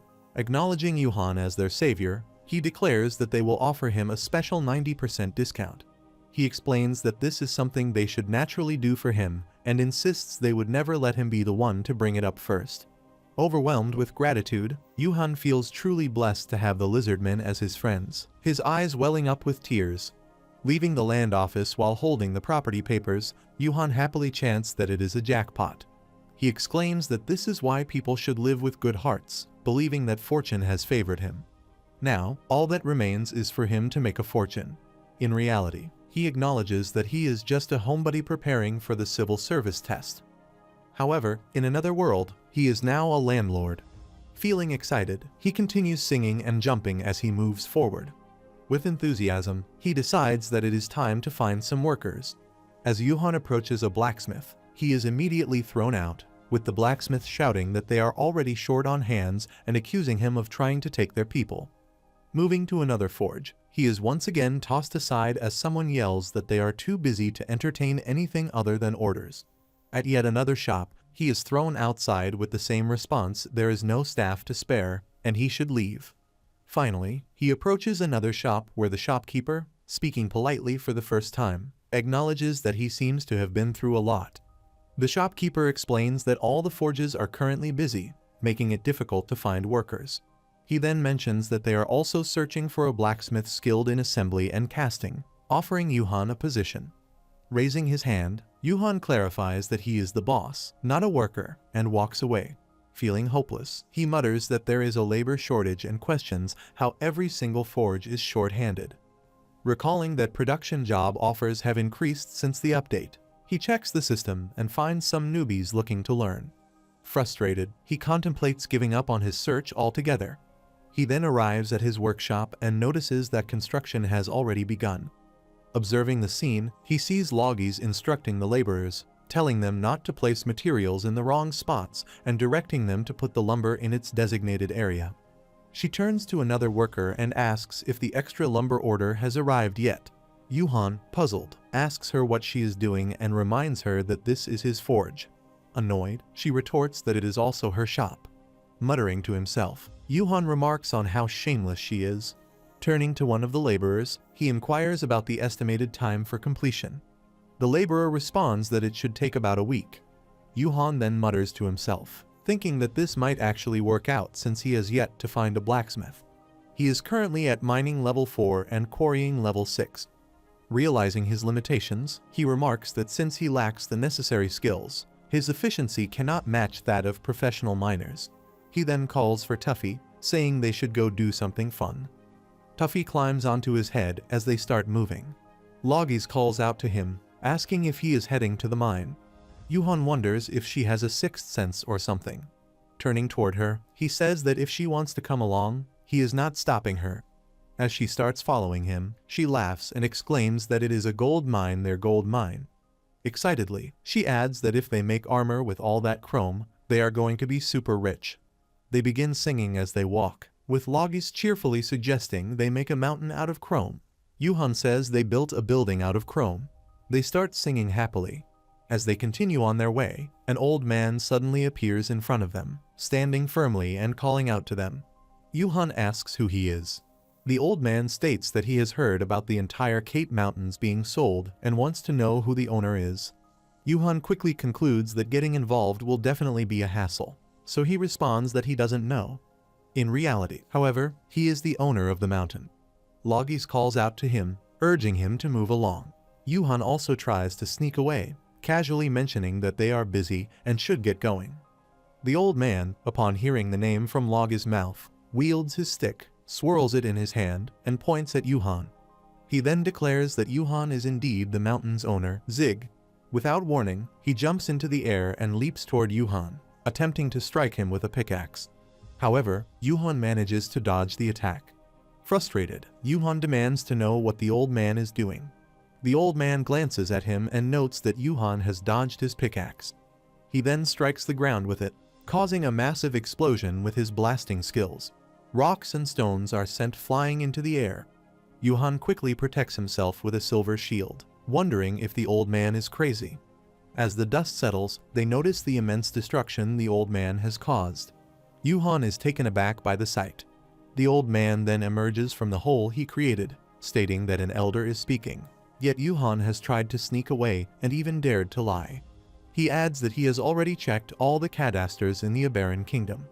Yuhan thinks to himself that this situation is going to be troublesome. The old man remarks that young people these days have no respect for their elders and always lie without hesitation. He then comments on how unusual it is for a blacksmith to purchase land. Yuhan wonders who this old man is and why he is specifically looking for him. Without hesitation, the old man states that he wants to buy the mountain from Yuhan, offering him 2 million gold coins. The old man insists that Yuhan sell him the mountain at that price. Logis, surprised, exclaims that 2 million is higher than the average price in the area. She recalls how Yuhan had managed to haggle the price down from 10 million to just 1 million, making it a jackpot deal for him. Now, with the old man offering double the original price, it seems like an even better opportunity. Yuhan, tempted by the offer, hesitates as his mouth waters at the thought of such a huge profit. However, he quickly remembers his father's words, leaving a place just because the business is thriving will ultimately lead to failure. Resolving himself, Yuhan firmly declines, stating that he has no intention of selling. Logis, shocked by his decision, grabs him by the neck and asks if he has lost his mind for refusing 2 million gold. Yuhan mutters to her to stay out of it, explaining that it is not just about making quick money. He reminds her that they can make a fortune by mining chrome from the mountain. Logis mutters to herself, finding the situation frustrating. She doesn't quite understand what's going on but feels that the backlash from Yuhan's decision is huge. She wonders if he ate something bad, making him act strangely. She can't believe that he is her business partner. The old man, unfazed by Yuhan's refusal, urges him to reconsider. He argues that the mountain is rough and unrefined, offering to pay even more if necessary. He insists that Yuhan just sell it to him. Once again, Yuhan refuses, apologizing and stating that no matter how much the old man offers, he won't sell. Undeterred, the old man raises the price to 250 million gold coins, asking Yuhan to sell the mountain. Yuhan stands firm, explaining that it's not about the money. He has already established himself in the area, running a successful smithy, and has no intention of relocating. Since his business is thriving, he has even less reason to sell. The old man then tries a different approach, asking what if he offered a good price for the smithy as well. Curious, Yuhan asks him to name a number. The old man casually throws out figures 300 million gold coins, then 500 gold coins. Logis, watching the exchange, comments that the old man is completely money-crazed. However, Yuhan clarifies that he never actually intended to sell. He was simply curious to see how high the old man was willing to go. The old man moves his stick and states that there is no other choice. Yuhan initially thinks Gaston is leaving, but instead, the old man declares that if Yuhan refuses to change his mind, he will have to take the mountain by force. Shocked, Yuhan protests, insisting that it is his mountain and questioning what right the old man has to take it. Gaston introduces himself as a miner, and Yuhan, recalling the pickaxe swings from earlier, acknowledges that much but turns to Logis in confusion, asking why the old man is so aggressive. Logis suddenly recognizes the name and reacts in surprise, confirming Gaston's identity. He struggles to believe that the man before them is truly him. Curious, Yuhan asks if she knows who Gaston is, and Logis explains that he is no ordinary miner. He owns and operates 5 mines in the Kazan Principality, and is known as the Mine King Gaston. Hearing this, Yuhan wonders why a man who already owns 5 mines would be so determined to acquire this mountain. Gaston then wields his axe, confidently confirming his title and stating that, true to his reputation, he cannot let go of this mountain. Yuhan, quite pleased, acknowledges that Gaston must have his reasons, but asserts that he cannot hand over the mountain so easily. Gaston, finding Yuhan cocky, declares that he will demonstrate the power of experience. He then uses his explosion skill, striking his axe at the spot where Yuhan stands. Yuhan quickly leaps into the air, dodging the attack as flames erupt beneath him. Troubled by the display, he realizes that Gaston intends to fight seriously and finds the old man's skill particularly troublesome. Gaston challenges him, asking what he plans to do next. In response, Yuhan questions what Gaston thinks he will do and then advances toward him, hammer in hand. Seeing him approach so closely, Gaston assumes that Yuhan is preparing for a close-range attack. As he swings his axe toward him, Gaston comments that closing the distance is all Yuhan has thought of. However, Yuhan barely dodges the attack and simply responds with a nope. Yuhan finds Gaston's move quite sneaky. Yuhan activates his armor break skill, but to his surprise, it has no effect on Gaston's pickaxe, which remains completely unscathed. Confused, he wonders how the weapon is so durable. However, he quickly decides that if he cannot break it, he will at least create a crack. He then uses his pressure break technique, but Gaston, unwilling to let Yuhan gain the upper hand, swings his axe and activates a mining skill. Their techniques clash, and Yuhan's skill successfully causes a crack in Gaston's axe. Seeing this, Gaston's eyes widen in shock. Seizing the opportunity, Yuhan swings his hammer, forcing Gaston to stumble back, though the older man manages to steady himself. Both of them stand firm, facing each other. Gaston, observing the crack in his axe, acknowledges that it has been a long time since he has encountered a production-class player of Yuhan's caliber, and decides to retreat for now. Yuhan, still catching his breath, remarks that Gaston is quite formidable himself and almost made him give up the land. Logis watches them in confusion, wondering what is with their sudden posing and why they were even fighting in the first place. Meanwhile, Gaston turns to Yuhan and, with a sigh, admits that he is back to square one. He questions where else he would find a mountain with a gold mine like this, emphasizing how difficult it is to secure a new mining location. Logis, not convinced, interrupts him, reminding him that he already owns 5 mines in the Kazan Principality. She demands to know what happened to him and why he is so desperate for this particular place. Gaston pauses for a moment, his expression darkening, before revealing with frustration that others had taken all his previous mines. Gaston recounts how, one day, the land manager approached him with representatives, informing him that he would have to pay higher taxes. Annoyed, Gaston attacked them with his skill and sent them away. At the time, he didn't think much of it, as he was used to people trying to provoke him. However, he now realizes that was his mistake. Not long after, a member of the Iron Cross Guild confronted him, demanding to know if he was the one who had bullied their people. Without much warning, Gaston found himself losing not only his 5 mines, but also the surrounding land. Logis, visibly frustrated, mutters about how the Iron Cross Guild is always causing trouble whenever something goes wrong. Yuhan, on the other hand, isn't too surprised, knowing that this kind of thing happens often. He has heard of powerful players using their influence to take over others' property without spending a single penny. Curious, Yuhan asks Gaston why the guild specifically targeted his mines. It's simply because they were the biggest. Gaston admits that the situation seemed suspicious, so he decided to investigate. That's when he heard rumors that traces of Deborah had been discovered in the Eastern Peninsula. But the most shocking part was that some kind of robot had appeared in his mind. Yuhan recalls that the Eastern Peninsula is where Loki claimed to have discovered traces of Deborah and found the blueprint. This realization makes him wonder if there's a deeper connection. Meanwhile, Gaston grumbles about the situation, convinced that the Iron Cross Guild was after those traces from the very beginning. He curses them as foolish scoundrels who have neither respect for their elders nor any sense of honor. Regardless, he refuses to give up this land, as it is the only place in the region with the highest quality mineral veins. Curious, Yuhan asks if Gaston, as a miner, can actually detect mineral veins. Gaston chuckles and asks why Yuhan thinks he was called the Mine King. Yuhan, unimpressed, guesses that it might be because Gaston has some kind of unique skill.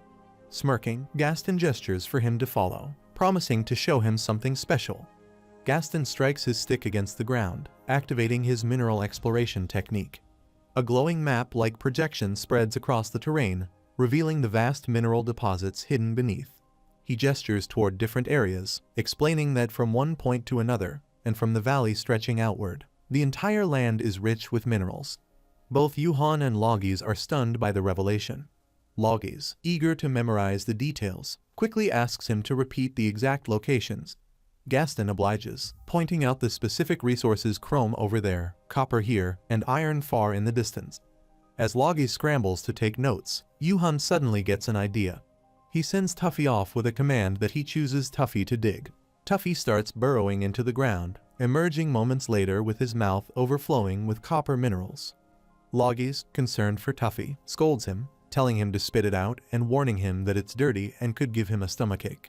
Meanwhile, Yuhan examines the copper minerals in his hand, his eyes widening in surprise as he realizes there really is a mineral vein here.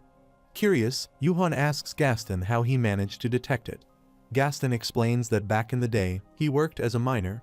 Right after graduating from school, he got a job digging up rocks and earned a living from it. With that income, he married, bought a house, and raised 5 kids.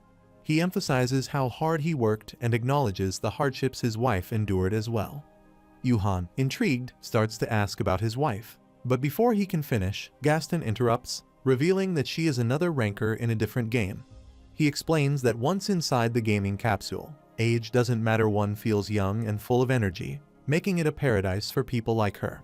Since she doesn't have to suffer from arthritis in the game, she refuses to leave. Yuhan mutters that he had completely misread the situation regarding Gaston's wife. Gaston continues, saying that his long experience in mining is what led him to develop his mineral exploration skills. Then, out of nowhere, he mentions that his son got a job at an American company and offers to show them a picture. Both Yuhan and Logis quickly refuse. Wanting to get back to the main topic, Yuhan asks Gaston what his true intentions are. He questions if Gaston wants to reclaim his title as Mine King, but firmly reiterates that no matter what, he will never sell this mountain. However, Gaston shakes his head, stating that he has no interest in becoming rich. He has already lived his entire life chasing wealth. This time, in the game, he wants something different. He just wants to mine endlessly until the very end. Yuhan confidently presents an offer to Gaston, assuring him that he won't interfere with his mining operations. He proposes leasing the land to him, allowing Gaston to develop the mine however he likes. Curious, Gaston asks what he means. Leaning in, Yuhan whispers that he will cover all costs, including development expenses and the bothersome taxes, so Gaston can focus solely on mining just as he desires. Logis, wasting no time, quickly calculates the expenses and hands the figures to Gaston. She states that this is the commission they can offer on their end. Gaston, seeing the numbers, is taken aback by the substantial amount. Meanwhile, Yuhan contemplates that they must ensure he is properly compensated, even if Gaston insists he's not interested in wealth. Still in shock, Gaston asks if the offer is real. Yuhan firmly reassures him, declaring that a real man never goes back on his word. After a brief pause, Gaston finally agrees, saying he's in. Yuhan, feeling triumphant, internally celebrates the success of the deal. From now on, he won't have to waste time searching for ore. However, Gaston then brings up an important point, asking if Yuhan has any workers. He explains that without miners, the development of the mine will be impossible. Recalling his time as the Mine King, Gaston reminisces about his former subordinates, loyal men who followed him wherever he went. Unfortunately, after his downfall, they all went their separate ways. Still, he proudly states that he treated them well. Hearing this, Yuhan quickly realizes that this could be an opportunity to find skilled forgers. With renewed enthusiasm, he tells Gaston that he would like to locate those men as well and suggests they search for them together. Logis confirms with Gaston that he has decided to proceed with the contract, to which he agrees. She then explained that they must follow the necessary procedures and presented the contract table. After carefully writing down all the conditions, she hands the contract to Yuhan, stating that it is ready. Yuhan, surprised, asks if this is a newly added skill for the merchant class. Logis clarifies that not just anyone can acquire it. Only the top 500 merchants have access to this skill. Yuhan mutters that for a con artist like her, making it into the top 500 must not have been difficult. Hearing this, Loggies immediately asks Zig what he just said, clearly annoyed.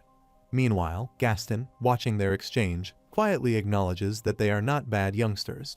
Loggies then hands over the contract and instructs Gaston to read it before signing. Once both parties sign, she declares that the contract is now officially complete. She informs them that the contract is now stored in their inventory, to which Yuhan reacts with surprise, noting how convenient it is that it gets notarized immediately. After reviewing the document, Gaston is satisfied and calls it perfect. Loggies, now eager to proceed, suggests they start moving. Gaston agrees and announces that he will take them to the place where they can find the workers they need, the Duchy of Kazan. Upon reaching the eastern peninsula, the Duchy of Kazan, Yuhan stands outside the massive palace gate and observes the surroundings, thinking that this place, also known as the City of Iron, is quite impressive.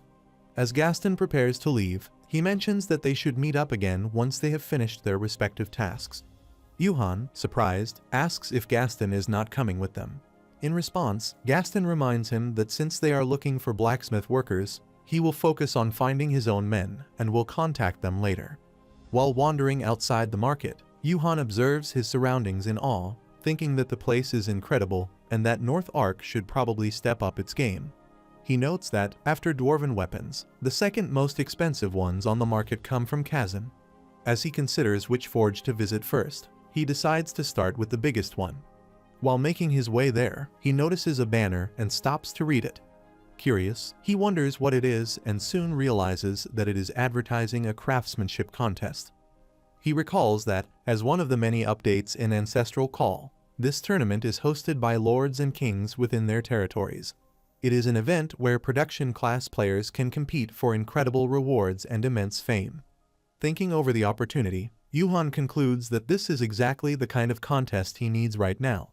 If he wins, he will earn money and gain recognition, and with that money, he will be able to hire the skilled people who come to him. He notices that the first place prize is an ancient dwarf hammer, which boasts a 1.5 crafting success rate compared to a regular blacksmith's hammer and increases success by 30% when crafting equipment. Seeing the prize, excitement surges through him, and he happily declares that this is an opportunity he cannot afford to miss. Determined, he decides to enter the contest immediately, vowing to claim the hammer for himself. In the office, two managers are engaged in conversation. At that moment, Yuhan interrupts by entering the office, confidently announcing that he is there to sign up for the Steelers City Craftsmanship Contest. One of the managers looks at him and asks who he is. Yuhan, flexing slightly, introduces himself as Zig, a blacksmith from the Abaran Kingdom.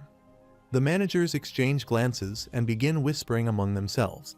They speculate about whether Zig is the son of someone influential, noting that they have never heard of him.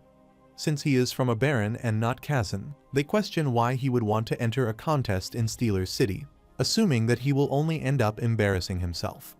A man named Elder steps in and hands Yuhan the registration form. Without hesitation, Yuhan fills it out quickly, returns it to him, and asks if the deadline is still today. The Elder examines the form and confirms that his registration is complete. However, he warns him that this contest will not be easy, emphasizing that attempting to win in the City of Iron without being from Kazan is practically a suicidal mission. He offers him a chance to withdraw, saying that he can cancel his application if he wishes. Yuhan dismisses the idea immediately, questioning why he would cancel. He states that winning or losing, regretting or not, these are things that can only be determined with time. As he turns to leave, he reminds them to process his application properly and not to cancel or discard it in secret.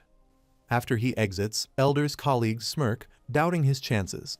One of them sarcastically comments that the people of Kazan will never allow an outsider to win. Another joke is that Yuhan should be entering a combat contest instead, suggesting that with his boldness, he might be more suited for something like the Conqueror Haki contest. The next day, in the Duchy of Kazan, the stadium is set for the Steelers Craftsmanship Contest. The announcer steps forward and declares that the competition is about to begin. The audience cheers enthusiastically, their excitement filling the air. She then announced that among the 50 blacksmiths participating, only one would claim the honor of first place. As anticipation builds, the crowd begins shouting the names of their favorite craftsmen, hoping for their victory. As Zig enters the stadium, the two event managers notice him and exchange surprised glances. One of them asks who the unfamiliar participant is, while the other shrugs, admitting that he has no idea. He speculates whether Zig might be from a neighboring village's forge, remarking that it is his first time hearing such a name Zig or Zag. Meanwhile, the announcer informs them that the participant in question is said to be a bumpkin from the kingdom of a baron. This revelation sparks confusion and skepticism among the managers, who question why a foreigner would participate in the Steelers' craftsmanship competition. They express doubt that someone from outside Kazan could keep up with the top-tier blacksmiths in the contest, convinced that he will only end up embarrassing himself. As the undefeated champion, Aaron steps into the stadium. The crowd erupts into cheers, chanting his name. Many spectators confidently declare that Aaron will claim victory once again, as he is undoubtedly the best.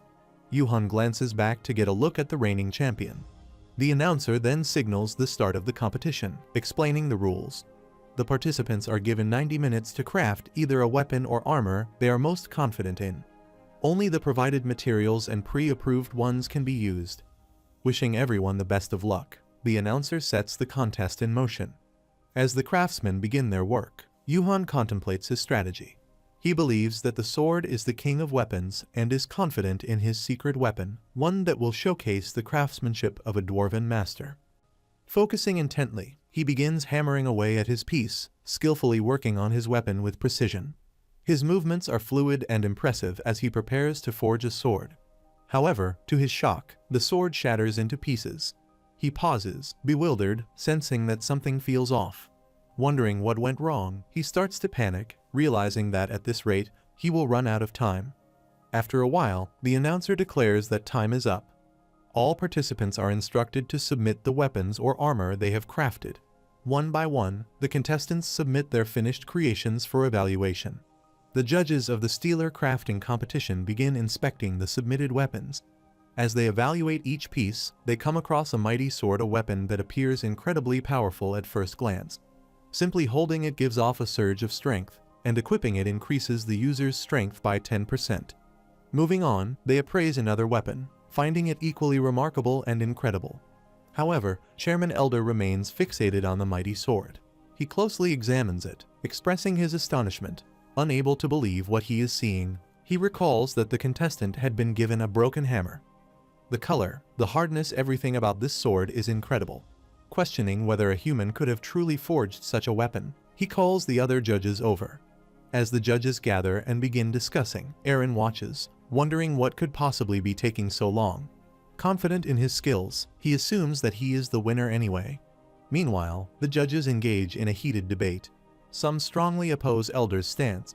One of them exclaims, asking how it could even make sense. Another protests, addressing the chairman directly, declaring the decision unacceptable. As their arguments escalate, the audience takes notice, murmuring among themselves, wondering why the judges seem to be disagreeing. Ultimately, the final decision rests with Elder. Seeing no way to fully convince the others, he compromises, stating that he cannot concede any further. After some reluctance, the judges agree, albeit with visible frustration. Observing their reactions, Yuhan grows curious, wondering what could have led to such conflicted expressions. At last, the announcer addresses the audience, thanking them for their patience and announcing that the judging is complete. The head judge, Elder, steps forward to declare the final results. The honorable winners of the Steeler crafting competition are Zig from Abaran and Aaron of Steeler City.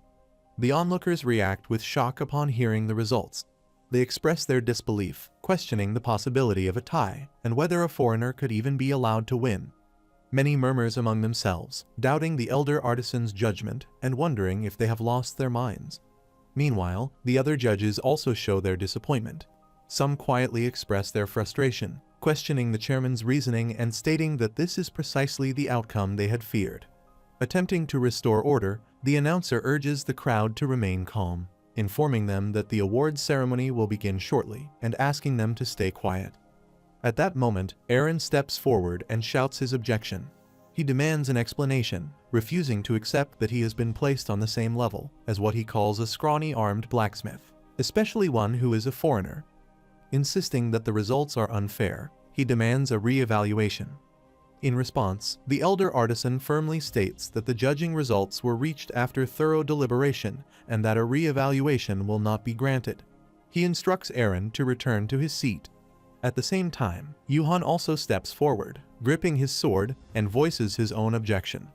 He asserts that he cannot accept a first-place recognition ending in a tie, and also requests a re-evaluation. Aaron turns to Yuhan and questions him, demanding to know if he is seriously aiming for first place over him. Yuhan casually responds, pointing out that it should be obvious. He then criticizes Aaron's weapon, calling it flashy but lousy, and confidently states that there is no way it can surpass his own creation. Hearing this, Aaron grows frustrated while Yuhan challenges him further. He tells Aaron that if he has a problem, he should prove his weapon's strength. He proposes a test to see how sturdy it truly is. Enraged, Aaron grips his polearm tightly and charges at Yuhan, declaring that he will see if Yuhan can block his attack with what he calls a pitiful sword. As the attack nears, Yuhan observes Aaron's movement and activates his grain technique. While contemplating the situation, he notes that he had expected this outcome. He realizes that the iron provided for the competition was not abundant, and making such a large axe blade with limited durability must have resulted in a weak weapon. He questions the point of excessive decorations when weapons should prioritize performance. With this in mind, Yuhan swiftly executes his arm break technique, striking the polearm and shattering it into pieces. Seeing his weapon break, Aaron stares in shock.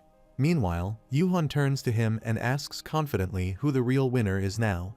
The audience reacts in disbelief, exclaiming that Yuhan's sword destroyed the polearm in a single hit. Many shout in outrage, questioning how a foreigner could cause such a scene in their country.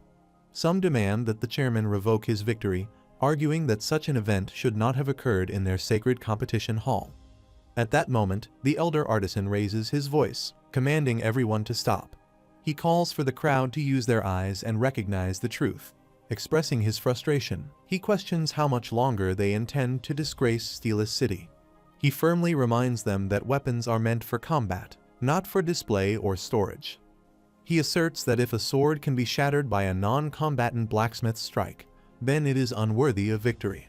With that, he declares Yuhan, the blacksmith Zig, as the official winner of this year's Steel's City Craftsman's Contest.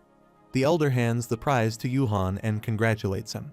He receives the ancient dwarf hammer along with Inzur alloy, a magical metal infused with silver, making it stronger than steel and ideal for crafting magical weapons.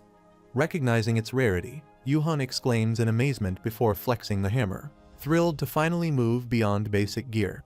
He marvels at the Inzur alloy, a legendary material that third-rank alloy users can create only at extremely low odds. Just then, the system notifies him of a hidden quest completion, leaving him surprised. It reveals that a corrupt official in Steel's City tried to prevent a foreigner from winning the competition.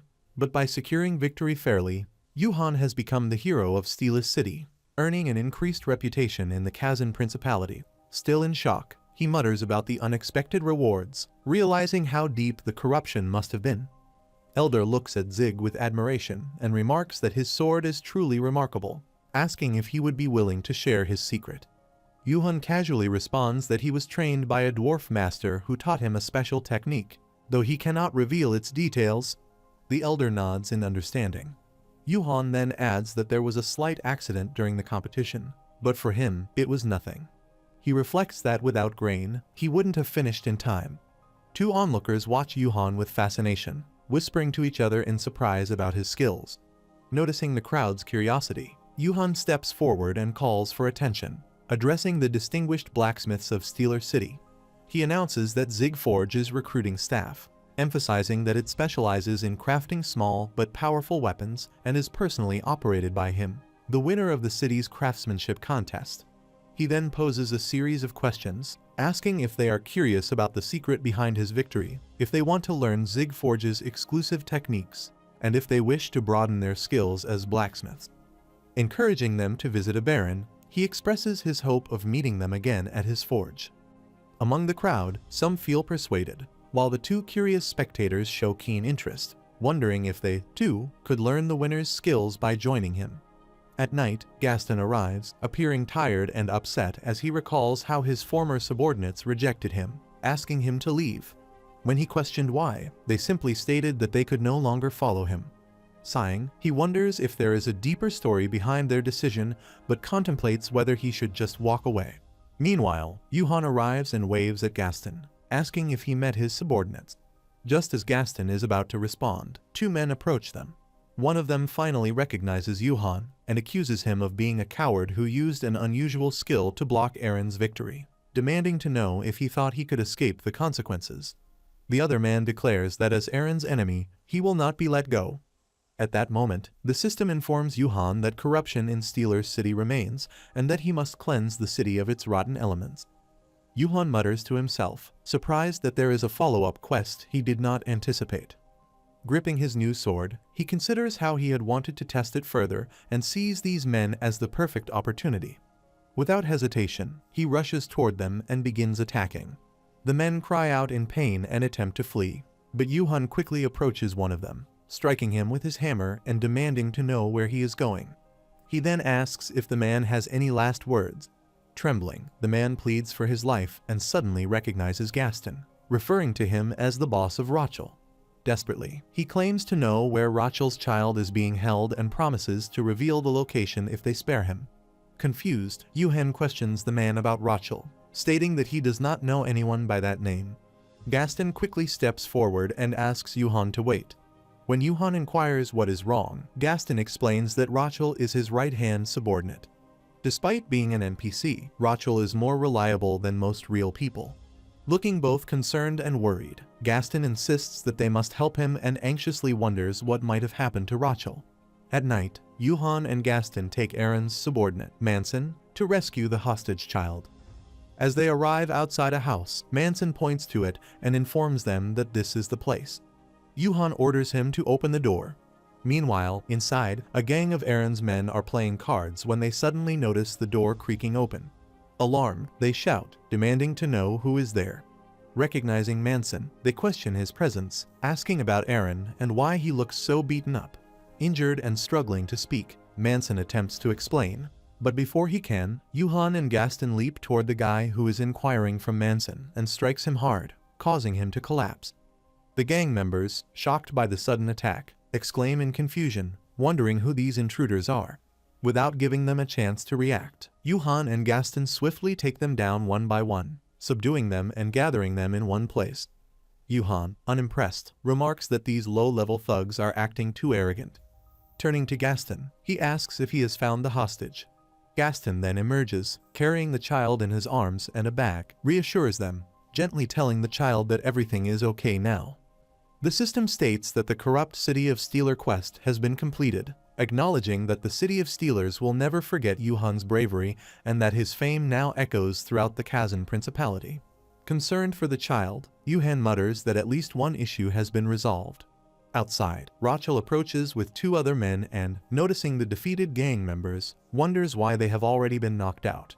Gaston, placing the child down, angrily calls them scoundrels and throws a bag toward Rachel. Frustrated, he demands to know why they had turned to loan sharks, stating that he has taken everything from inside the bag and questioning if that was what they needed. Rachel confirms it. One of the men explains that they suddenly lost their jobs and were pushed to the brink.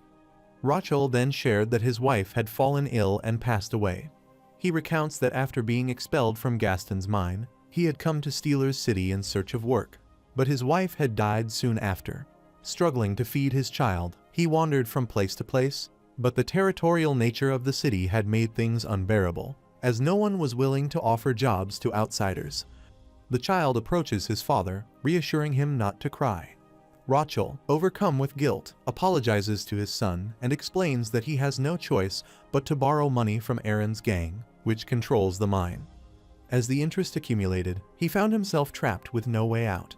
Ashamed, admits to Gaston that he never expected to face him again under such circumstances.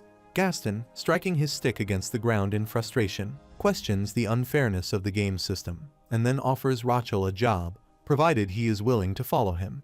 Rachel, moved by the gesture, insists that his previous words were not serious and that they had desperately wanted to stay with him back then. With renewed determination, he pledges his loyalty once again, stating that they will follow Gaston with trust. Gaston acknowledges their resolve and proceeds to introduce Yuhan as their new employer. He instructs them to greet him, and they turn to Yuhan, addressing him as their boss. Yuhan responds with a polite greeting and, feeling satisfied, happily thinks that this finally resolves the matter of the miners. Yuhan receives a message from Jie, who urgently informs him that there is a huge emergency and asks him to come out quickly. Meanwhile, at the Arpedia event, players gather, taking selfies and clicking photos. Jie and Yuhan arrive at the event, and Jie expresses amazement at the large crowd. Yuhan wonders where they should go, noting that there do not seem to be assigned seats. Jie confirms that while they were invited, she assumes they are in the right place.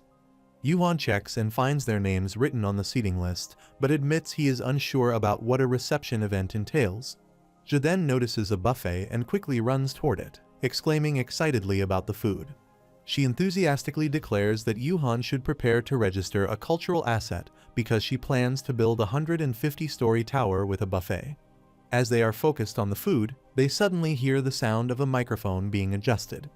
Yuhan wonders if something is starting, and Jie, slightly surprised, asks if something is already beginning. On stage, director Seokjin stands before the audience and welcomes the players, officially announcing the start of the special reception event. Seeing director Seokjin, the crowd erupts in excitement, shouting his name in disbelief. People murmur in awe, confirming that it is really him.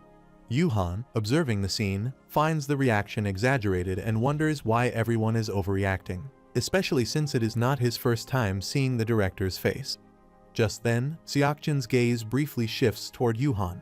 Noticing this, Yuhan is caught off guard and questions whether the director just looked at him.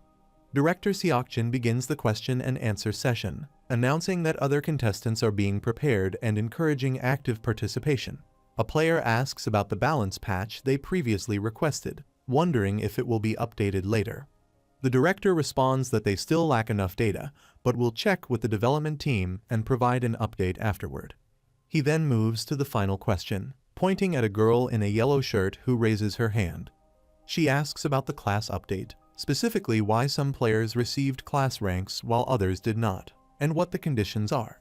Seokjin explains that the rank is a privilege granted only to users who meet specific requirements, including level, reputation, and hidden conditions. When she presses for a hint about the hidden conditions, another player agrees, complaining that they are too difficult to find. As Seokjin listens, he briefly glances at Yuhan again, alerting him. Yuhan notices the repeated eye contact and becomes suspicious. Seokjin, however, simply responds with no comment, stating that discovering hidden conditions is part of the game's enjoyment and is up to the players. The crowd protests, demanding transparency and the right to know. Meanwhile, Jie notices Yuhan's uneasy expression and asks if he is feeling unwell. He dismisses it, saying he is just tired, but internally wonders if he has really been making eye contact with the director this whole time, or if it is just his imagination. Seokjin then asks if there are any more questions, encouraging players to raise any issues with Arpedia for quick attention. Yuhan suddenly realizes something and raises his hand. Seokjin calls on him, and Yuhan brings up a bug he found in the game a few days ago, which he reported to customer service along with a video recording. He mentioned that the issue had not been resolved, and that he had not even received a response confirming it was under review. He also notes that Arpedia has never had any known bugs before and asks for an explanation. Seokjin apologizes, stating that he has not received any reports on the matter, but will check to see if the inquiry was missed.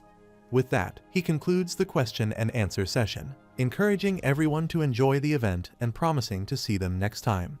The audience reacts with surprise and frustration, questioning why the session ended so abruptly without proper answers. They begin speculating about the possibility of a bug in Arpedia, a game renowned for being bug-free. As they murmur among themselves, some recognize Yuhan, realizing that the person who reported the bug is none other than Zig, the famed blacksmith. The crowd grows more excited, noticing that Jie is with him.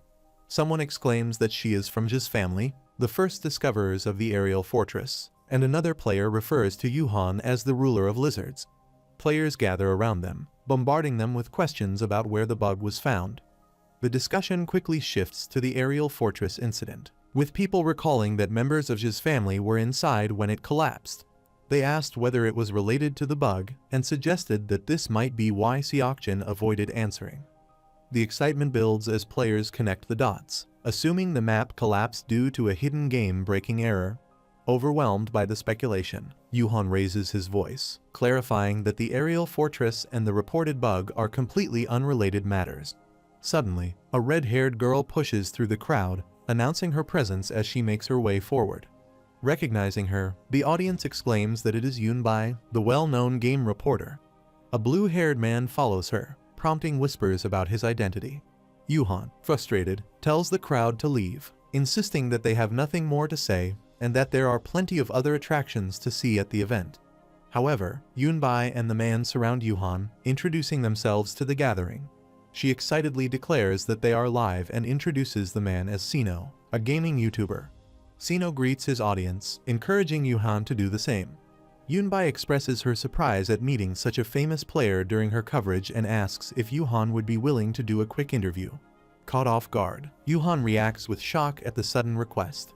Meanwhile, Ji, noticing their close proximity, feels a twinge of jealousy, questioning why Yuhan is tolerating the situation.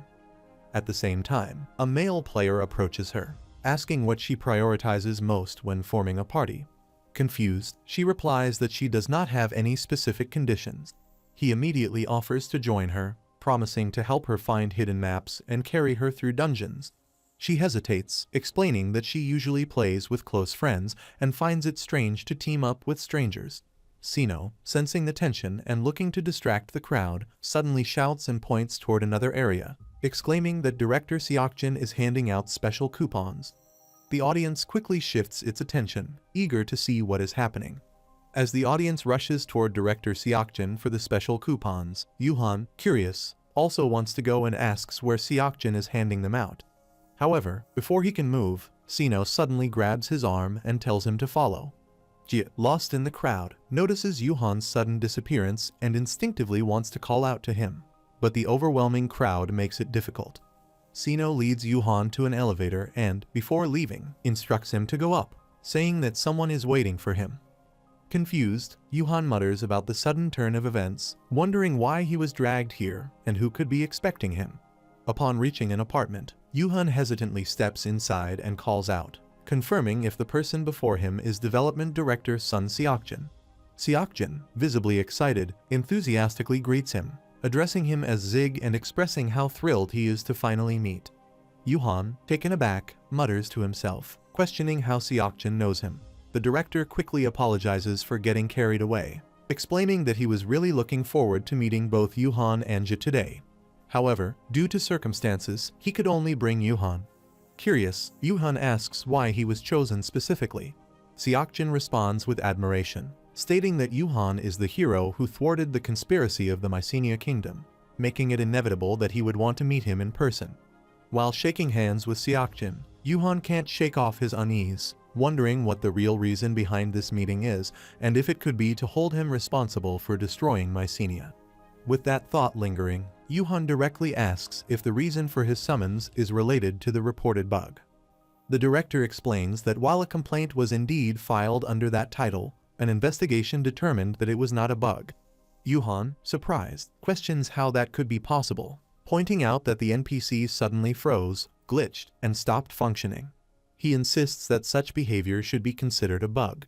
However, the director firmly states that it is not.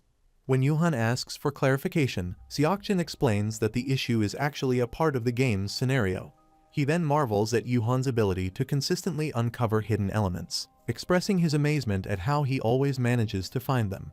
Yuhan, now deep in thought, processes this revelation. He considers the fact that the NPC could communicate normally about everything else, except when it came to the origin of the Bart's weapon. As he contemplates the significance of this, the director continues, acknowledging that Yuhan is demonstrating gameplay beyond his expectations. He expresses his high hopes for him, addressing him as Zig. Yuhan, unsettled by the mention of expectations, wonders what exactly the director is expecting from him. Just as he prepares to speak, Seokjin interrupts, addressing him not as Zig but as Bart's instead. Yuhan, frustrated, raises his voice and demands to know why the director is treating only him this way. He accuses Seokjin of neglecting the aftermath of the hacking incident and now dismissing his report as something other than a bug. The director calmly responds that he has never lied and asserts that the hacking issue has already been resolved. He reminds Yuhan that account management is the customer's responsibility. Yuhan, growing more irritated, tells him that he is really pushing things too far. Seokjin then challenges him, asking if he plans to quit Arpedia. He points out that the hacker has not even been caught yet. Yuhan, caught off guard, wonders when he ever mentioned quitting. Clenching his fist, he firmly states that he never said anything about leaving. Stepping forward, the director grabs Yuhan's hand and affirms that, in the end, he is someone who will see Arpedia Online through to its conclusion. With a confident expression, he tells Yuhan that he will continue to watch his progress from here on. Finally, he wishes him luck, addressing him once more as Bartz. Meanwhile, a group of men from Steelus City stands outside Zig's workshop, curiously observing the place. They wonder if this is really Master Zig's blacksmith shop, the place where they can learn the legendary winner's skill. Yuhan appears and greets them, confirming that they are from Steelus City. A man dressed in purple, Hajong, steps forward and affirms their identity. He politely asks if they can start their training, even if only for a few months. Yuhan assures them that it is fine and invites them to follow him as he begins showing them around. He first points to the yard, explaining that a display stand will be set up there. Then, he gestures toward the main building, where they will be working. Next to it is the shop and his personal room. Hajong, impressed, comments on the size of the place and the quality of the facilities. At that moment, Logis approaches and asks if they are the new employees. Introducing herself as the shop owner, she welcomes them and expresses her hope that they will work well together. The men, taken aback by her presence, whisper among themselves, marveling at her beauty. One of them even admits that his hands are sweating from nervousness. Logis, smiling warmly, reassures them not to be so tense, saying that they are practically family now. Internally, however, she thinks to herself that the real work has just begun. The slaves have finally rolled in. If they are this nervous already, they have no idea what's ahead. Reading their expressions, she smirks slightly. Hajong then asks if they can take a look inside the shop. Logis, maintaining her composed demeanor, apologizes, explaining that it is still being cleaned. As Tuffy approaches the newcomers, they are taken aback by the strange creature and ask in surprise what it is. Logis calmly explains that Tuffy is the blacksmith's mascot and has likely come because it was worried about her. She then soothes the creature, telling it to calm down and have a snack, reassuring it that it will be seeing these people often from now on. As Tuffy starts eating iron, Logis turns to the newcomers and playfully asks if they would like to give it a try as well. Shortly after, they begin handling Tuffy. Meanwhile, Yuhan notices Logis staring at him and asks if something is wrong. She, in turn, counters the question, pointing out that his face looks terrible and asking what is going on. Yuhan dismisses her concern, saying it is nothing, and that he simply could not sleep the night before. Logis, still unconvinced, questions if that is really all. Yuhan insists that it is and suggests they finish the tour, adding that he will rest later. Logis, though still suspicious, responds indifferently and drops the subject. Yuhan then gathered the newcomers' attention, announcing that he would wrap up the introduction and asking them to follow him. As he continues leading them through the shop, Logis quietly observes him, still feeling that something is off. Inside, Yuhan presents the blacksmith shop, explaining that this is where they will be working. The newcomers express admiration, noting how spacious the place is. Hajong, spotting something, asks if that is a casting mold. Yuhan confirms, explaining that he has a casting skill and offering to teach it to anyone interested. Impressed, the newcomers acknowledge his expertise, commenting that, as expected of Boss Zig, he truly stands apart from the rest. Gaston arrives, holding a map, and announces his presence. Displaying the map, he explained that it represents the mine they surveyed while Yuhan was away and estimated its approximate size. Yuhan, taken aback, expresses his surprise and asks if they have already completed such extensive work. Gaston, with confidence, responds that this is not their first time handling such a task, making it a piece of cake for them. He then moves on to the next step, declaring that construction will begin soon and instructing that workers be sent to the mine as soon as they arrive. Recalling that Yuhan mentioned that he knows a construction company, he asked him to handle that part. Yuhan reassures him, saying he will take care of everything and should quickly get in touch with Dylan. Before leaving, Gaston also requests that Yuhan handle the security costs. Without hesitation, Yuhan agrees, affirming that he will manage it all. Satisfied, Gaston departs, entrusting the matter to him. Yuhan checks the bill, muttering in disbelief as he tries to count the number of zeros. Meanwhile, Gaston enthusiastically announces to everyone that the work is finally starting and encourages them to do their best. Yuhan, sitting on the ground, staring at the bill, sighed and reflected that this was the true weight of being a boss. A few days later, at the Kate Mountains, workers are actively engaged in mining operations. Meanwhile, production is in full swing at Zig's blacksmith shop. As Yuhan gives a tour of the workshop, he instructs the workers, emphasizing efficiency in crafting short swords and cautioning them to be mindful of the fire. Soon after, a newly forged weapon is completed. Examining it with satisfaction, Yuhan enthusiastically declares that this is exactly the quality he envisions. As customers arrive, Yuhan interacts with them, confidently recommending a sword suited to their level. He adds an enticing offer, mentioning that purchasing it now includes lifetime free durability repairs. Some customers take note of the shop's changes, remarking that it has expanded and the repair line remains as long as ever. Later that night, Yuhan sits alone, reflecting on the day's success. The profits made reinforce his belief in the appeal of production work. Compared to his time as Bart's, where he was constantly on the run, chasing achievements, he now realizes that if something needs solving, he must handle it himself just as he had always done from the beginning. Gripping a sword in his hand, he firmly resolves to track down the hacker responsible, determined to catch them with his own hands. Meanwhile, the Red Tiger Guild makes their way toward Yuhan's workshop, filled with anticipation. One of them excitedly remarks that it has been a long time since they last visited. Humiliates wonders if Zig is inside, while another member expresses confidence that Zig will be thrilled to see them again, reminiscing about their shared experiences. Standing outside the newly established blacksmith shop, they are taken aback by its grandeur, realizing firsthand why one should never underestimate a blacksmith. A moment of uncertainty lingers as they wonder whether Zig will welcome them. Meanwhile, Yuhan contemplates the situation, realizing that DreamHack has seemingly abandoned the hacker case. With no official action being taken, he concludes that handling it himself is the only option, just as he originally planned.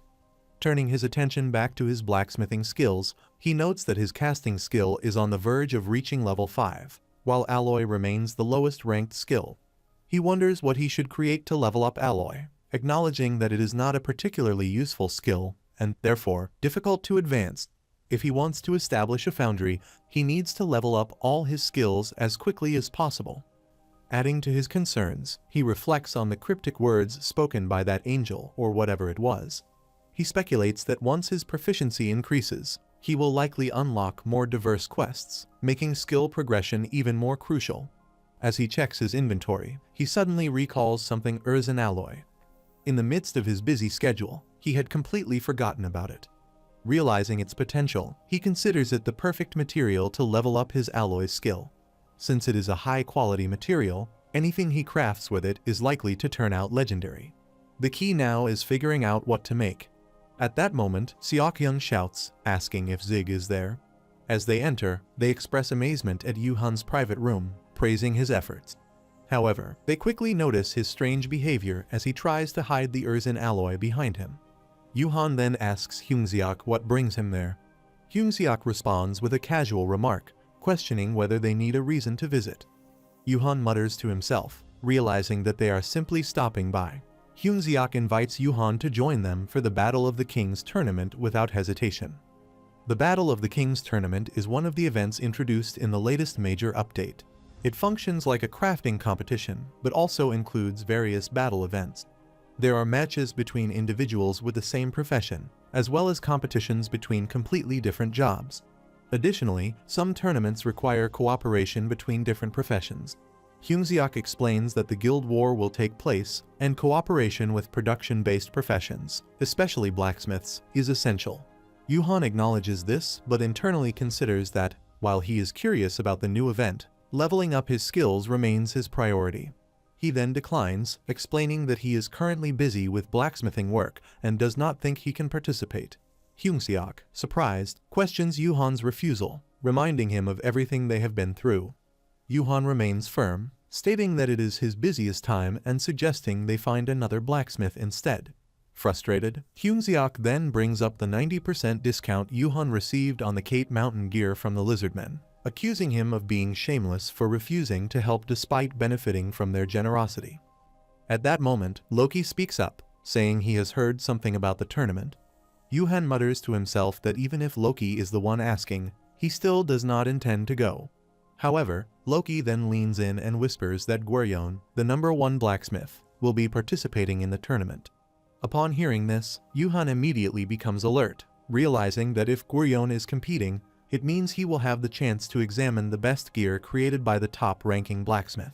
Scouting new trends and discovering top-tier items. No, more than that, this tournament is a valuable opportunity to improve his own skills as a blacksmith.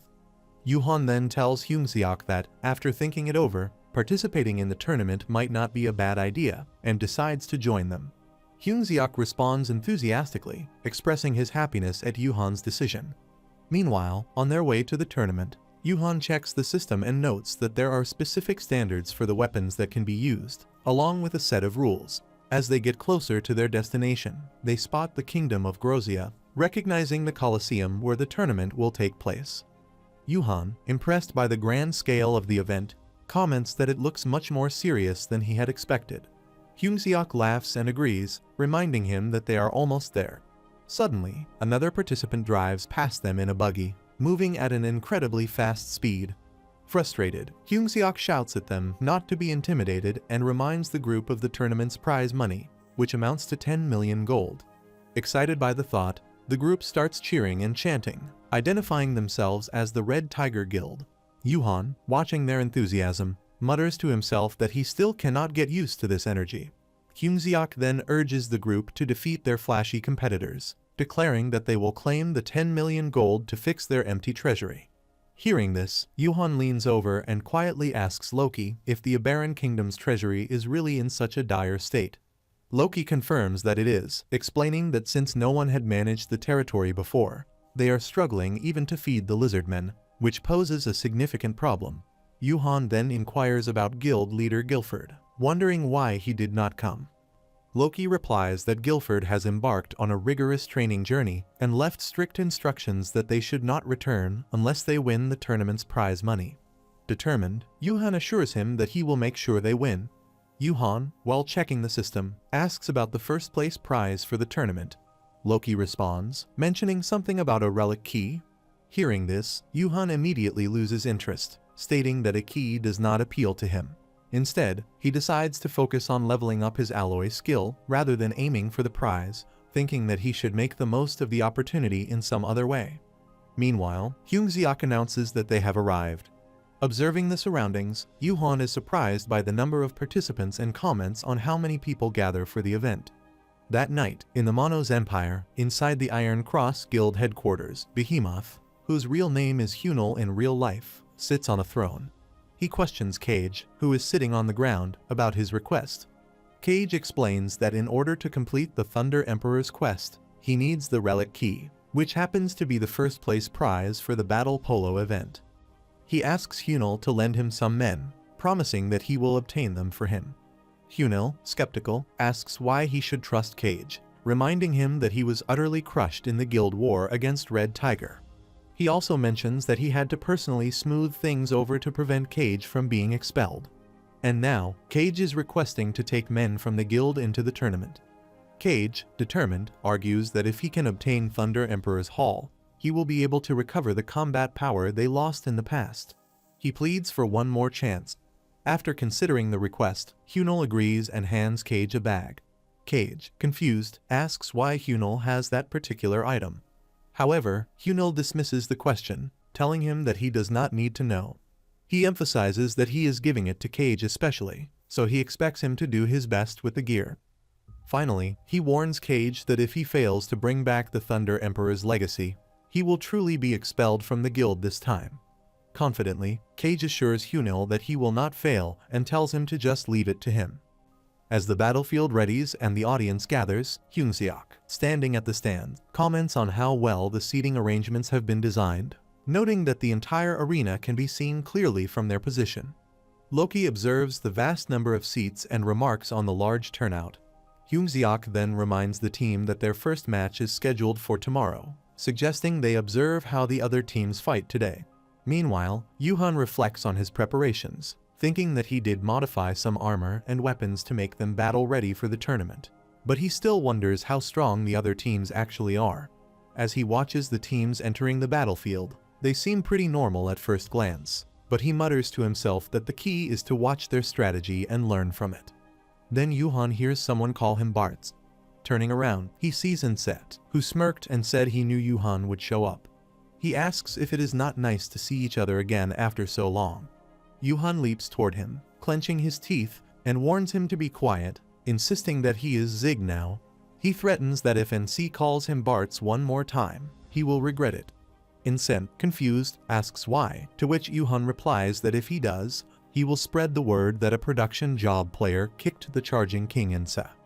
Shocked, NC quickly agrees to drop it and then shifts his attention to the people beside Yuhan, asking if those noisy old men are seriously his teammates.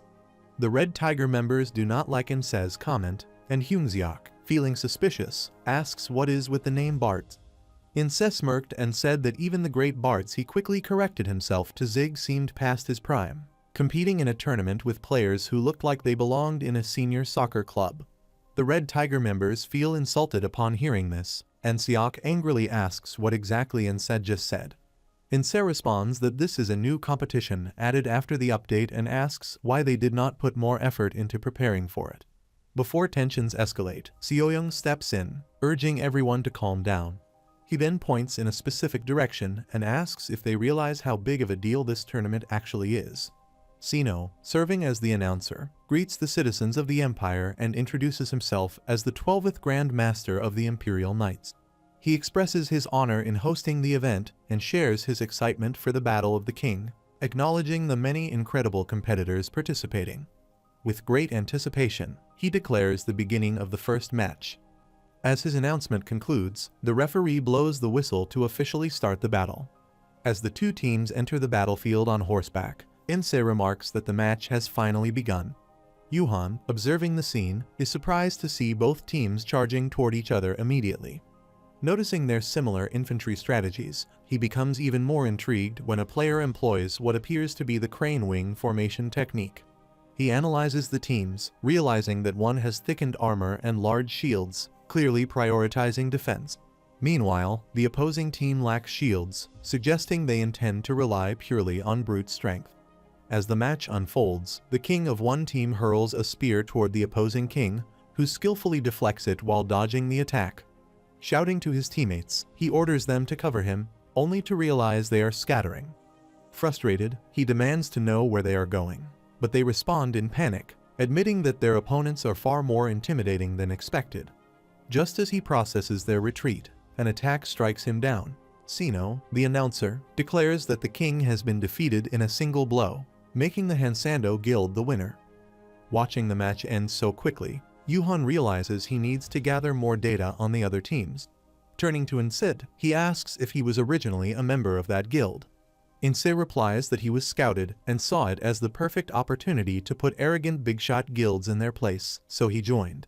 Yuhan recalls Inse's lone wolf nature before asking about the big-shot guilds participating in the tournament. Inse lists the Dark Knight, Stardust, and even the top-ranked guild. Surprised, Yuhan confirms if the number 1 guild is competing, to which Inse adds that the Iron Cross Guild will also be joining. Yuhan, shocked upon hearing about the Iron Cross Guild, wonders aloud whether Hunil or Cage will be participating. However, he reasons that since they are not the only members of their guild, they will likely send someone else. Overhearing the conversation, Humiliates and Loki react, with Humiliates acknowledging their presence and stating that they will need to take things more seriously. Yuhan reminds them that their previous victory was partly due to the Lizard Army and warns that this time, it will not be as easy. Loki then turns to Inse, asking if he has watched their guild battle footage. Inse clarifies that he had not intentionally sought it out but came across it due to the algorithm. He then mentions that the Iron Cross Guild has prepared a hidden card for the tournament. Yuhan, intrigued, questions what this hidden card might be. Humiliates, now determined, dismisses the concern and asserts that Zig will lead them to victory just as he did in the guild battle. Inset, observing their confidence, notes that a blacksmith's skills indeed play a crucial role in this tournament. As they are engaged in their discussion, the audience suddenly starts chanting about the arrival of the Iron Cross Guild. Yuhan remarks that they have spoken of the devil.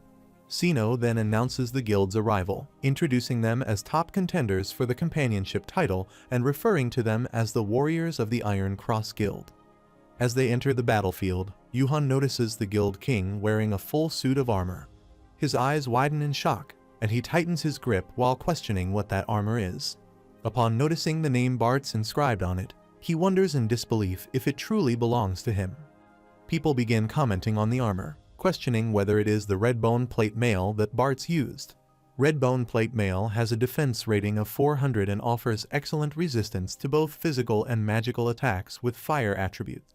It was obtained by slaying the Rage Red Dragon, which is the only S-grade armor in the game. Since then, the Redbone Plate Mail has become a symbol of Bartz. Yuhan, frustrated at seeing someone else wearing his armor, wonders if that person has any idea how hard he worked to obtain it. A man standing behind Yuhan asks another whether this means Bartz is really present at the tournament. The other responds that it certainly looks like the Iron Cross Guild is determined to win. Furious, Yuhan mutters to himself, questioning the identity of the person wearing his armor. He notices that everyone believes the man to be Bartz simply because he is wearing the helmet. Insi leans in and whispers to Yuhan, asking when he learned to use shadow clones. Yuhan responds that he has not.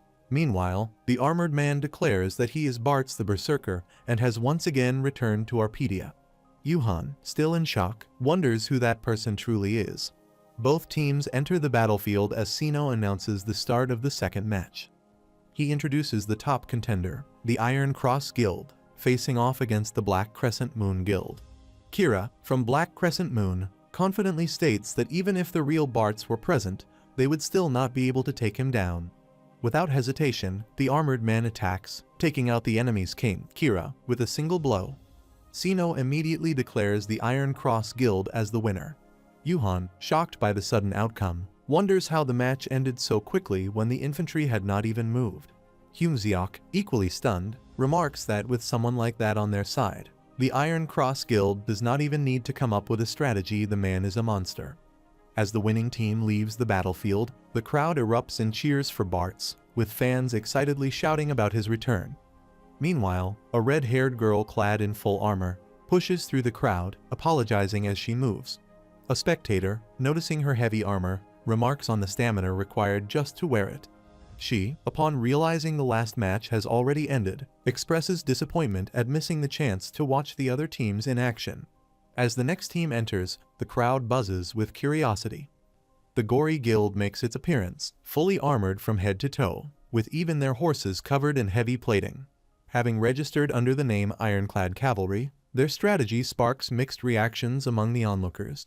Some express skepticism, questioning how the horses could move under such weight, while others find the concept intriguing. Yuhan explains that in the Battle of the King, only the king is allowed to ride a horse. While this could be a weakness since the king's fall means instant defeat, covering both the king and the horse in armor significantly increases their survival rate. The red-haired girl, however, raises concerns about their lack of speed, pointing out that if an enemy reaches them first, they will not be able to dodge. Yuhan acknowledges her concern but emphasizes that player skill also plays a crucial role, urging her to observe how the battle unfolds. As the opposing team's king charges forward, he mocks the ironclad cavalry, questioning their ability to move properly while calling themselves cavalry. Yuhan observes that their opponent is well aware of their mobility disadvantage and thus takes the initiative to attack first. However, the cavalry guild members remain alert, gripping their spears tightly. Instead of directly engaging the enemy king, they skillfully target his horse, causing it to collapse and sending him tumbling to the ground. Sino announces the results with excitement, declaring the ironclad cavalry of the Gory Guild as the winner. Yuhan analyzes their approach, noting that since their primary strategy was to protect their own horse, they naturally extended that tactic by attacking the enemy's mount instead. While their plan worked well for this first match, he acknowledges that adapting and modifying strategies as the tournament progresses will be crucial. An onlooker, impressed by Yuhan's insight, questions how he knows so much, asking about his identity. Another spectator, noticing his attire, speculates that he must be a blacksmith from another team. Before Yuhan can respond, Humiliates grabs him by the neck, proudly declaring that he is the Red Tiger Guild's blacksmith and emphasizing his importance to their team. With a possessive tone, he warns others not to even think about taking Zig away from them. The red-haired, intrigued comment that she had heard about the Red Tiger Guild and their upcoming first match. Looking at Yuhan, she expresses anticipation, stating that she is eager to see what kind of equipment the renowned blacksmith Zig will bring to the battlefield.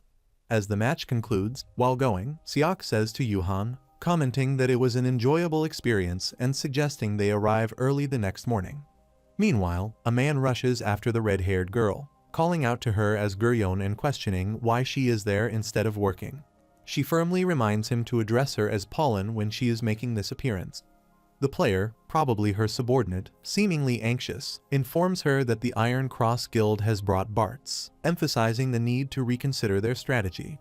Urging her to take the situation seriously, he once again calls her Guryon, clearly concerned about the upcoming challenge. Guryon, known as the Republic of Beretta's top blacksmith, and the #1 blacksmith in Arpedia Online, also operates under the alternate character Pollen. When her subordinate insists she take the situation seriously, she sighs and agrees to be there later, telling him to stop nagging. He then asks about her prolonged stay at the arena, to which she responds that she found someone interesting Zig. Curious, he inquires if she knows of him, and she confirms it. He describes Zig as a blacksmith who enjoys adventuring, quite different from the usual blacksmiths. Despite being a production job player, Zig has discovered the aerial fortress and commands the lizard army as if they were his own. However, he doubts whether Zig does much actual blacksmithing. Guryon firmly disagrees, calling Zig a proper and talented blacksmith. When her subordinate asks what makes her say that, she explains that Zig appears to have significant combat experience. Though she has never heard of his name before, his rapid rise in rank suggests he might possess a hidden skill. He wonders if she is implying that Zig has a skill similar to hers, but she dismisses the idea, stating she is uncertain. Regardless, she admits she is more interested in Zig than in Barts from the Iron Cross Guild. Meanwhile, Yuhan contemplates the challenge posed by the ironclad cavalry, acknowledging the difficulty if they end up facing them. He turns to Siak, asking about their first match opponent. Siak informs him that they will be facing the Cold Suicide Squad, a team that appears to be a group of rookies merely there for experience. Notably, they haven't even brought a blacksmith, meaning they likely plan to rely on basic equipment. However, Siak warns that their next match will be against the ironclad cavalry. Yuhan remains confident, stating that with their team, the first match shouldn't be an issue. As he puts on his gloves, he decides to inspect their equipment, emphasizing that no matter how skilled or strategic a player is, all efforts would be futile if their gear is subpar. As Yuhan hammers away, crafting armor, he contemplates whether he should make additional modifications. Suddenly, the doors burst open, and Insei storms in, loudly calling him Barts and asking if he is there. Yuhan immediately approaches him, firmly reminding him once again that he is not Barts. However, Insei dismisses the argument, insisting that this is not the time for such discussions. He demands to know whether Yuhan truly intends to let the imposter roam freely, emphasizing that this is blatant impersonation. Insei passionately declares that he will not allow someone to tarnish Barts' name after all the years he has spent chasing after him. Remaining composed, Yuhan asks if Insei even understands what it means to wear that armor. He explains that even if the imposter is not the real Barts, the fact that he is wearing it indicates that he must be at least level 200. He questions whether Insei is capable of defeating someone of that caliber and warns him that if he charges at the imposter now and causes a scene, he will be disqualified. Yuhan then asks if Insei is willing to go home without even participating in the tournament. Insei hesitates before admitting that he does not want that. However, he finds it strange that if the imposter is strong enough to be considered a ranker, Yuhan wonders why the imposter would go to such lengths to impersonate Barts and enter the tournament. Yuhan ponders the same thought. If the imposter were truly at ranker level, he wouldn't need to resort to such deception. He begins to suspect that the man might not actually be a ranker level player. However, the stats the imposter displayed in the match were undeniably impressive. Suppose he could have used another trick beyond just equipping high-level gear. More importantly, Yuhan is most curious about how the imposter obtained his armor in the first place. With the guild battle incident and now this impersonation, he starts to suspect that the hacker might be connected to the Iron Cross Guild. A smirk forms on his lips as he realizes that this situation might actually work to his advantage. Confidently, he states that he never said he would do anything. He fully intends to catch the imposter, but first, he has a match to win. The next day, on the battlefield, Sino announces the start of another round of the Battle of the Kings, introducing the quarterfinals. He asks which team will advance to the semifinals and begins with the first match between Hansando and Ashram. Eventually, the Ashram Guild emerges victorious. Moving on to the second match, he announces the face-off between the Red Tigers and Gory. The audience noticed the Red Tiger team expresses confusion, wondering why they are not fully armored and are only wearing basic leather gear. Observing this, the Gory Guild King questions whether they truly believe they can face his team with so little armor and demands to know what they are planning. Riding his horse, Siak spins his stick and shouts that they will not know the outcome until the battle is over. With that, the Red Tigers rush toward their opponents at great speed. The audience, surprised by their swiftness, remarks that they might be the fastest team they have seen, speculating that their light gear gives them an advantage. The Gory Guild's king quickly orders his subordinates to raise their shields, urging them to act fast. Despite their defense, the Red Tigers continue their rapid assault. As Siak charges toward the enemy king and attempts an attack, the king swiftly dodges and counters, but Siak manages to evade as well. Just then, Yuhan approaches the king from behind and points out that he did not see this coming. With that, the Red Tigers claim victory over the Gory Guild. The audience erupts in excitement, chanting about how impressive their strategy was, praising the Red Tigers for having everything planned. Other guild members, also surprised, discuss how reducing weight to boost speed turned out to be an effective tactic, especially since their opponents had a high defense. They wonder who crafted such gear, and Insa proudly reveals that it was Zig, the blacksmith. Recognizing the name, some recall that Zig is the owner of the Lizard Army and express their disbelief that he is truly a blacksmith, as they assumed he was just pretending to be a production job player due to his frequent adventures. Overhearing the conversations, Gurion is visibly impressed, acknowledging that she expected him to be skilled, but not to this extent. She muses that Zig is no ordinary opponent and considers inviting him over next time. Meanwhile, the next match features the Iron Cross Guild. The opposing guild's king expresses his honor in battling Bartz and vows to give his all. As the match begins, Insi mutters in frustration about the imposter. A guild member notices something strange, and when another asks what it is, he points out that the way the supposed Bartz swings his weapon does not match how Cage usually wields it. Another guild member recalls that Cage was the one who was defeated by a blacksmith in the last guild battle and questions if he could be the imposter. The first guild member admits he cannot be sure, but suggests that if the person is truly an imposter, it should lead to automatic disqualification. The opposing guild's king orders his members to stand their ground and fight Bartz with honor. However, within seconds, the imposter swiftly defeats them all and showcases his sword.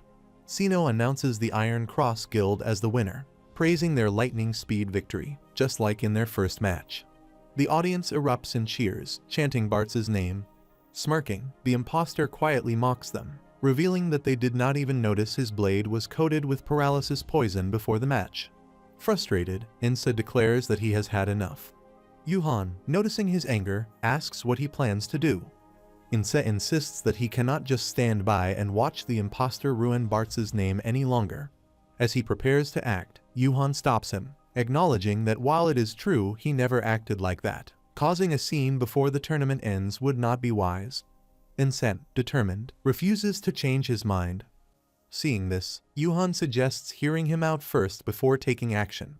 Curious, Insa asks what he means, and Yuhan whispers something in his ear. After hearing the plan, Insi questions why they should go through all that trouble, suggesting they simply charge in and expose the fraud. Yuhan, however, insists that in a real man's fight, there must be a good reason. Meanwhile, at the Iron Cross Guild headquarters, a no-entry banner sticks outside the door. Inside the quarters, Cage lies on the bed, struggling to remove the helmet from his face before finally tossing it aside. Huffing, he tries to catch his breath. He then checks his stats, noticing that his strength, dexterity, endurance, and intelligence have all decreased. Sitting up, he holds his head as the system notifies him that he is currently heavily affected by the action destruction debuff. He mutters that the potion's side effects are worse than he expected. He had consumed Berserker's Blood, a potion crafted from a secret recipe found in the Man's Empire dungeon. Despite its powerful effects, its use is strictly prohibited. Looking at his hand, he realizes that his speed has decreased and his body refuses to respond properly. If he consumes all of these potions, his level will drop below 100. However, in order to equip Bartz's gear, he must continue drinking Berserker's Blood. The potion doubles his level, stats, and even his skill success rate. This is his only way of maintaining the act as Bartz. By pretending to be him, he can easily climb the ranks. He convinces himself that he must do whatever it takes to win. Otherwise, all of this effort will be meaningless. If he fails, he will be kicked from the guild for good. Winning is the only option. At that moment, one of Cage's subordinates knocks on the door, telling him to hurry up and open it. Cage opens the door and reminds him that he had told them not to come to his room unless called. The subordinate, however, insists that there is no time for that.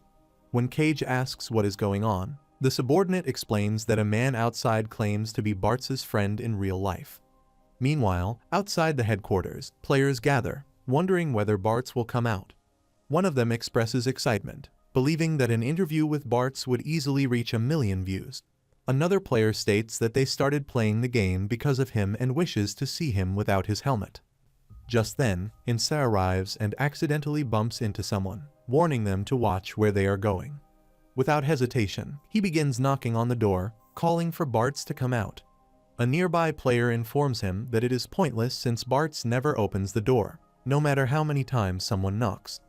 Insa, surprised, insists that he is Bartz's friend and simply wants to greet him since he has finally logged in after so long. The players around him react with shock, realizing that he is really Bartz's friend. As Insa continues knocking, urging Bartz to come out, another player curiously asks whether he is truly friends with Bartz. Insa confidently responds that they spend a lot of time together. Recognizing him, someone points out that he is Insa from the Blue Irons and recalls seeing his impressive match. Insa proudly states that, as Bartz's friend, he is naturally strong. Inside the headquarters, Cage grows frustrated and shouts at his subordinates, demanding to know what they should do since the man outside claims to be Bartz's real-life friend. The subordinate, uncertain, tells Cage to come up with something and send him away. Cage, panicked, argues that there is no proof the man is truly Bartz's friend. He worries that if anyone discovers he is an imposter, the entire tournament will be ruined, and he could face a permanent ban from the game. Since Arpedia Online enforces strict policies against player impersonation, he orders his subordinate to go outside and get rid of Insa immediately. Finally, the subordinate opens the door and informs Insa that he had asked Bartz about him, but Bartz claimed not to know him. Insa, shocked and furious, demands an explanation, insisting that it is not true and telling the subordinate not to mess with him. He questions whether the subordinate has any idea how long he and Bartz have known each other, recalling that since the early days of Arpedia Online, he had taught Bartz his skills, and Bartz had followed him everywhere. Despite Insa's insistence, the subordinate repeats that Bartz said he does not know him. Frustrated, Insa yells again, asserting that he is Bartz's friend. But the subordinate remains firm, reiterating that Bartz denies knowing him. The two begin arguing until Insa, losing patience, demands that Bartz come out and say it to his face if they are truly not friends. He questions whether there is any reason Bartz cannot come out. The subordinate, maintaining his composure, explains that Bartz is busy preparing for the next match. Insa, growing even more frustrated, shouts back, questioning just how busy Bartz could possibly be. He argues that it would take only a minute to settle everything if Bartz simply came out and confirmed whether or not they were friends. He then accuses the subordinate of acting suspiciously. Hesitating, the subordinate asks what Insa is trying to imply. Insa, narrowing his eyes, then questions whether the man in the Iron Cross Guild is actually the real Bartz. Everyone is taken aback by Insa's statement, sparking a wave of gossip among the onlookers. They begin speculating whether the real Bartz is somewhere else. One player argues that it is impossible, pointing out how strong Bartz was in the match, while another counters that Insa is also a well-known player with no reason to lie. Inset, overhearing their murmurs, quietly mutters that everything is unfolding just as Zig had planned. As the speculation intensifies, the players start questioning who the person inside really is. Meanwhile, Cage secretly observes the situation, growing anxious. Inset, without hesitation, grabs the subordinate by the collar, accusing him of impersonating his friend and demanding to know if he has lost his mind. The subordinate, clearly rattled, stammers that Inset is mistaken and insists there is no proof. He then turns the accusation back on Inset, suggesting that he could be the one lying. Inset, undeterred, argues that if Bartz were truly inside, he could easily come out and settle the matter. He calls out the so-called Bartz, claiming he must be listening, and demands that he stop the charade and reveal himself. The subordinate, trying to maintain control, firmly states that Bartz is not a fake and then warns Inset, reminding him that he belongs to the Blue Iron and should stop causing a scene. Inset, however, remains persistent, challenging them to prove their claim by bringing Bartz out. The onlookers grow even more suspicious, whispering among themselves. They begin questioning why Bartz refuses to appear, concluding that his continued absence strongly suggests he is an imposter. Some struggle to believe that the Iron Cross Guild would engage in such deception, but as the guild continues to hide him, doubts deepen. A few players decide to start recording, sensing that the situation could turn into a major scandal. Meanwhile, Yuhan observes the unfolding scenario and mutters to himself. He instructs that the footage be recorded and spread across the community board. He notes that the so-called Bartz only ever appears during battles and deduces that there must be a condition preventing him from showing up outside of fights. With this trap successfully set, Yuhan believes the imposter has walked right into it. Cage watches the entire scene unfold from his hiding spot, growing increasingly anxious. The situation outside spirals out of control as the onlookers begin throwing objects at his window, shouting for him to come out. Yuhan, witnessing the chaos, smirked to himself, thinking about how amusing it was. He muses that the imposter made a grave mistake by trying to tarnish Bartz's name. News about the Red Tiger's victory and Zig's tactical brilliance dominate the highlights. The light armor strategy is revealed to be intentional, proving that battle tactics rely more on strategy than sheer force. The crowd erupts in cheers for Zig, celebrating his ingenuity. However, the excitement quickly shifts as a new controversy takes center stage: the suspicion surrounding the so-called Bartz. The scene of the alleged imposter is now in the spotlight, sparking heated discussions. Some players question the necessity of impersonation, arguing that the Iron Cross Guild, being the top-ranked guild, wouldn't need such deception. Others, however, find the situation too suspicious to ignore. As uncertainty spreads, more players begin reporting the imposter, demanding an investigation. The game's developers are taken aback by the unfolding situation. The chairman, visibly concerned, questions the severity of the issue, asking how many reports have been filed against the Bartz impersonator. A colleague quickly responds, stating that a total of 176 reports have been submitted. Puzzled, the chairman wonders when Bartz was even hacked and instructs his team to begin tracking and investigating immediately, emphasizing the chaos erupting on the bulletin board. However, before any action is taken, Director Seokjin abruptly shuts the colleague's laptop and dismisses the need for an investigation. Chairman Hajun, taken aback, demands an explanation, pointing out that complaints are flooding in and action must be taken. Seokjin, however, offers a different perspective. He argues that while the fake Bartz has caused a stir in the match, no harm has been done to other players. It remains unclear whether impersonation charges can even be applied in this case. Hajun acknowledges the point but remains skeptical, questioning whether they should simply sit back and watch. Seokjin confidently insists that waiting is the best course of action, believing that Yuhan will take care of the situation on their own once the match concludes. Meanwhile, Yuhan successfully smelts a chrome alloy. The alloy, created by layering, allows chrome ore to be spread thinly, enhancing both magic defense and the success rate of magic enchantments. Satisfied, Yuhan notes that if he combined this with armor, even the armored cavalry would be envious. Once the combination is complete, the system announces that chrome armor has been successfully crafted. As he inspects the armor, Yuhan reflects on his strategy. In the previous match, he had prioritized speed by using lightweight armor, but this time, he has reinforced durability with chrome.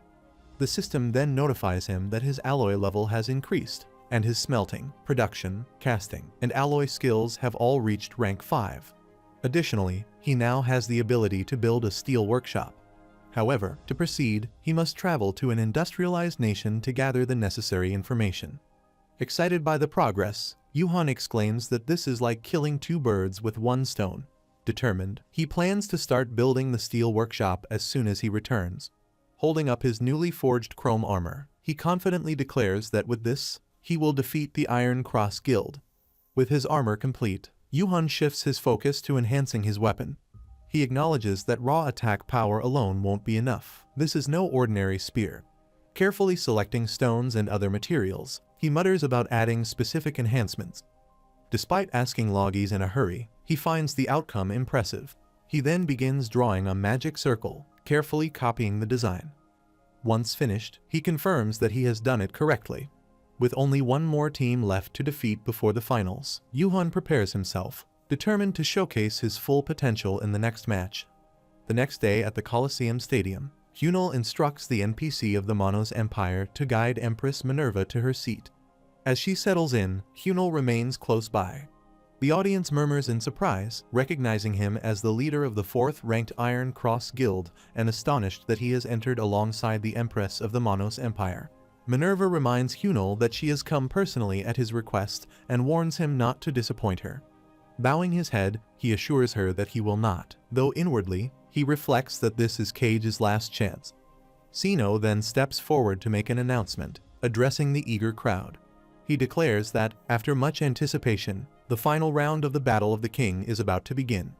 With excitement in his voice, he introduces the competing guilds for the first semi-final match, emphasizing the exceptional skills of both teams. The Blue Lion Guild and the Iron Cross Guild then step onto the battlefield. As they face off, the imposter Cage glares at Ense, warning him to prepare for his demise at his hands. Ense, smirking, dismisses the threat, questioning how Cage expects to defeat him when he is nothing more than a fake. Drawing his poison-coated sword, Cage interrupts, insisting they should not waste time arguing like fools. In response, Ense grips his weapon firmly, agreeing that they should settle the matter by proving their strength in battle. As Ense charges forward, he declares that he will demonstrate the power of the Blue Lions Guild. Watching him approach, Cage remarks that Ense is rushing in recklessly once again, like a wild colt. Expecting this move, Cage confidently states that he has already prepared something for Ense's advance. Without hesitation, he commands his team to surround their opponent. Realizing the situation, Ense angrily calls Cage a coward, accusing him of relying on tricks once again. He orders his teammates to stop him, but just as Ense is about to attack, Cage suddenly flees at an incredible speed. Stunned, Ense questions how Cage managed to escape so quickly, wondering about his riding level. Cage, smirking, reflects on the effects of Berserker's blood, which not only boosts his strength but also doubles his riding skill. He mocks Ense and his team, calling them brainless for charging in blindly. Meanwhile, Ense checks on his teammates, who reassure him that they are fine and urge him to remain cautious. As he barely dodges an oncoming attack, he finds himself surrounded by Cage's team. Cage taunts Ense, pressing him to keep dodging, knowing that he cannot evade attacks on horseback forever. In response, Ense strikes down an opponent, demanding that Cage stop running and face him. However, as another attack approaches, Ense realizes that he is being led around without any control over the battle. Spotting Cage directly in front of him, he seizes the opportunity and hurls his weapon at him. The attack lands, striking Cage's armor, reducing the remaining duration of Berserker's blood to just 2 minutes. Cage, rather than retreating, defiantly asserts that he will not go down quietly. Ense, laughing at his persistence, calls him a madman for continuing to charge forward despite taking a direct hit. However, Cage retaliates with a powerful strike, knocking Ense off his mount and sending him crashing to the ground. Sino then announces the results, declaring that after an intense battle, the first match of the semifinals has concluded. With the fall of the Blue Lion Guild's king, victory goes to the Iron Cross Guild. After Ense's match, Yuhan asks him about his experience. Ense responds, confirming that Yuhan was right. The fake Barts felt noticeably weaker compared to the previous match. He appeared sluggish, and despite taking a critical hit, he continued charging forward as if he were racing against time. Inse reflects that if they had figured out the trick behind his strategy, they might have won. Yuhan then inquires if there is anything else unusual. Inse recalls that as the match progressed, the fake Bards seemed increasingly desperate. He notes that the longest Cage stayed in the arena was around 9 minutes, no, 10 minutes. Yuhan confirms this, concluding that Cage likely has a 10-minute time limit. Inse speculates that Cage must have used some kind of illegal booster. He remembers how Cage was gritting his teeth and pushing himself to the limit, likely out of fear that the effect would wear off. Yuhan agrees, pointing out that Cage's quick exit suggests there must be some kind of penalty once the effect ends. However, Inse acknowledges that they have no concrete proof, making it impossible to report the issue to the tournament officials. Accepting that Cage is advancing to the finals, he questions Yuhan, asking if he intends to let this happen without interference. Yuhan states that the situation is unfolding exactly as planned. Cage needs to reach the finals for his strategy to work. Inse, however, reminds him that Red Tiger must secure a place in the finals first. In response, Yuhan dismisses his concerns, asking what nonsense he is talking about when he is personally backing them up from behind. He confidently asserts that there is no way the old men will lose. Meanwhile, Gurion's team faces Red Tiger on the battlefield and struggles against them. They express their frustration, questioning the toughness of the armor, as neither spears nor magic seem to work against it. Inse, watching the battle, turns to Yuhan in disbelief and demands to know what he has done, calling the armor insane and asking who made it. As expected, the armor proves to be the decisive factor, leading to Master Gurion's team's defeat. Yuhan calmly explains that the outcome was inevitable, as the flaw of Erzin alloy lies in its 300 magic defense. With just one strike, the opposing king is knocked from his mount, sealing the result of the second match. Red Tiger secures its place in the finals. Afterward, Yuhan excitedly asks Inse if he witnessed their team's performance, referring to their old guys and their skills. Inse, unimpressed, responds that he does not care and simply finds them irritating. Yuhan teases him, suggesting that he is jealous, but Inse insists that he is not and claims he feels like throwing up, telling Yuhan to stop. As the Monos Empress observes the unfolding events, she acknowledges the significance of the upcoming battle. She expresses her amazement at how the warriors have surpassed all expectations, making the final match even more anticipated. She calls upon the remaining fighters to demonstrate their noble battle. Sino then announces the final match of the Battle of the King Iron Cross Guild versus Red Tiger. 10 minutes before the finals begin, Logis arrives at the arena, waving to get attention. She notices her and waves back. Shortly after, Guilford enters the stadium, marveling at its size. He admits that he initially thought it was just a simple game and wonders if he should have joined as well. Jit turns to Logis and suggests that they should focus on cheering for their team. She reminds her that if Red Tiger wins just one more time, they will be crowned champions. Meanwhile, Tuffy tries to say something to Logis, prompting her to ask what is wrong. At that moment, she spots Yuhan and suddenly notices something unusual. Surprised, she asks why Zig is coming out of that area. Since guild staff members are also registered in the players list, they can be substituted as backup players. Logis, taken aback, questions Zig's intentions and wonders what he is planning. As the battle begins, the Red Tiger members advance toward their opponents, who are also approaching. One of the Iron Cross members taunts them, demanding to know if they are planning to run away. However, before they can engage, a sudden magnetic force binds their weapons. Confused and struggling, one of them exclaims in shock, wondering why their spear is moving on its own. Another realizes they are being pulled in by force and questions whether magic is being used, despite it being banned. Disbelieving the situation, they order a teammate to enchant their weapons, but as they attempt to do so, they find themselves immobilized. The magic effect is too strong. Panicking, one of them identifies the phenomenon, stating that it is a magnetic force causing metal items to become magnetized. Another member questions how this is possible, recalling that enchantments on weapons are typically not allowed unless they are built in skills. A teammate responds, explaining that while it is not entirely impossible, weapons have a high chance of breaking during enchantment. Curious and alarmed, they wonder how the Red Tigers managed to pull it off, as only top-tier experts would dare attempt such a feat. At that moment, Humziok smugly asks if they now understand the craftsmanship of their genius Blacksmith, mocking their earlier arrogance. Meanwhile, Yuhan observes the unfolding chaos, internally acknowledging that while using magnetism also prevents them from attacking, it does not matter. Their goal is not offense but something else entirely. With a confident smirk, Humiliates then declares that it is time to hunt down the last remaining king. Imposter Cage, troubled by the situation, quickly flees as the Red Tiger members begin chasing him. He realizes that if he gets too close, he will be caught by the magnetic effect. With all the infantry stuck, he knows he cannot rely on them for cover. Determined to escape, he swings his weapon and strikes a fire source behind him, triggering a massive explosion. Smirking, he mocks his pursuers, suggesting that they must feel like they are burning alive. He confidently believes that the fire magic imbued in the dragon bone spear is absolutely impenetrable. However, his expression shifts to one of shock as he sees the Red Tiger members emerging unharmed from the flames. Stunned, he stands still, watching them approach, unable to comprehend how they withstood the fire from the dragon bone spear. As the Red Tiger members approach, Cage swiftly dodges two of them. Meanwhile, Siak lunges at him with his sword, but Cage blocks the attack with his weapon. Siak smirks and acknowledges his defense, remarking that it is not bad. Cage, narrowing his eyes, demands to know what exactly Siak is planning. With a grin, Siak replies that this was not exactly his plan. At that moment, the system indicates that Berserker's blood has only 48 seconds remaining. As time passes, Cage begins to struggle.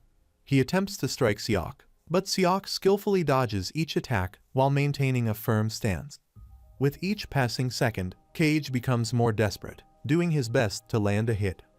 Finally, in a burst of frustration, he grabs Siak's spear and hurls it away. Mocking him, Cage questions if that is all Siak's plan amounted to, pointing out that he acted as if he had some grand strategy, but now appears powerless. However, Siak remains unfazed and observes that so this is what it means to be Bartz, though he notes that the real Bartz was supposed to be much faster. Before Cage can respond, Yuhan suddenly appears and strikes at him from behind. Cage barely dodges the attack and quickly glances at Yuhan, recognizing him. Yuhan, staring him down with disdain, calls him a pathetic con artist. As Berserker's blood expires, Cage feels his body weakening rapidly. All of his stats begin to drop simultaneously. His experience points plummet, and an action restriction debuff activates, leaving him with only 20 minutes before complete incapacitation. Exhaustion washes over him, making it difficult to sit properly on the horseback. Yuhan, noticing his weakened state, seizes the opportunity. He raises his voice and declares to everyone that Cage is not Bartz. As he advances with his spear, he confidently states that he will prove it. With a swift strike, he lands a blow to Cage's helmet, knocking it off and exposing his true identity. Seeing his face, Guilford immediately recognizes him and exclaims that it is Cage, the same guy who bullied Zig in the past.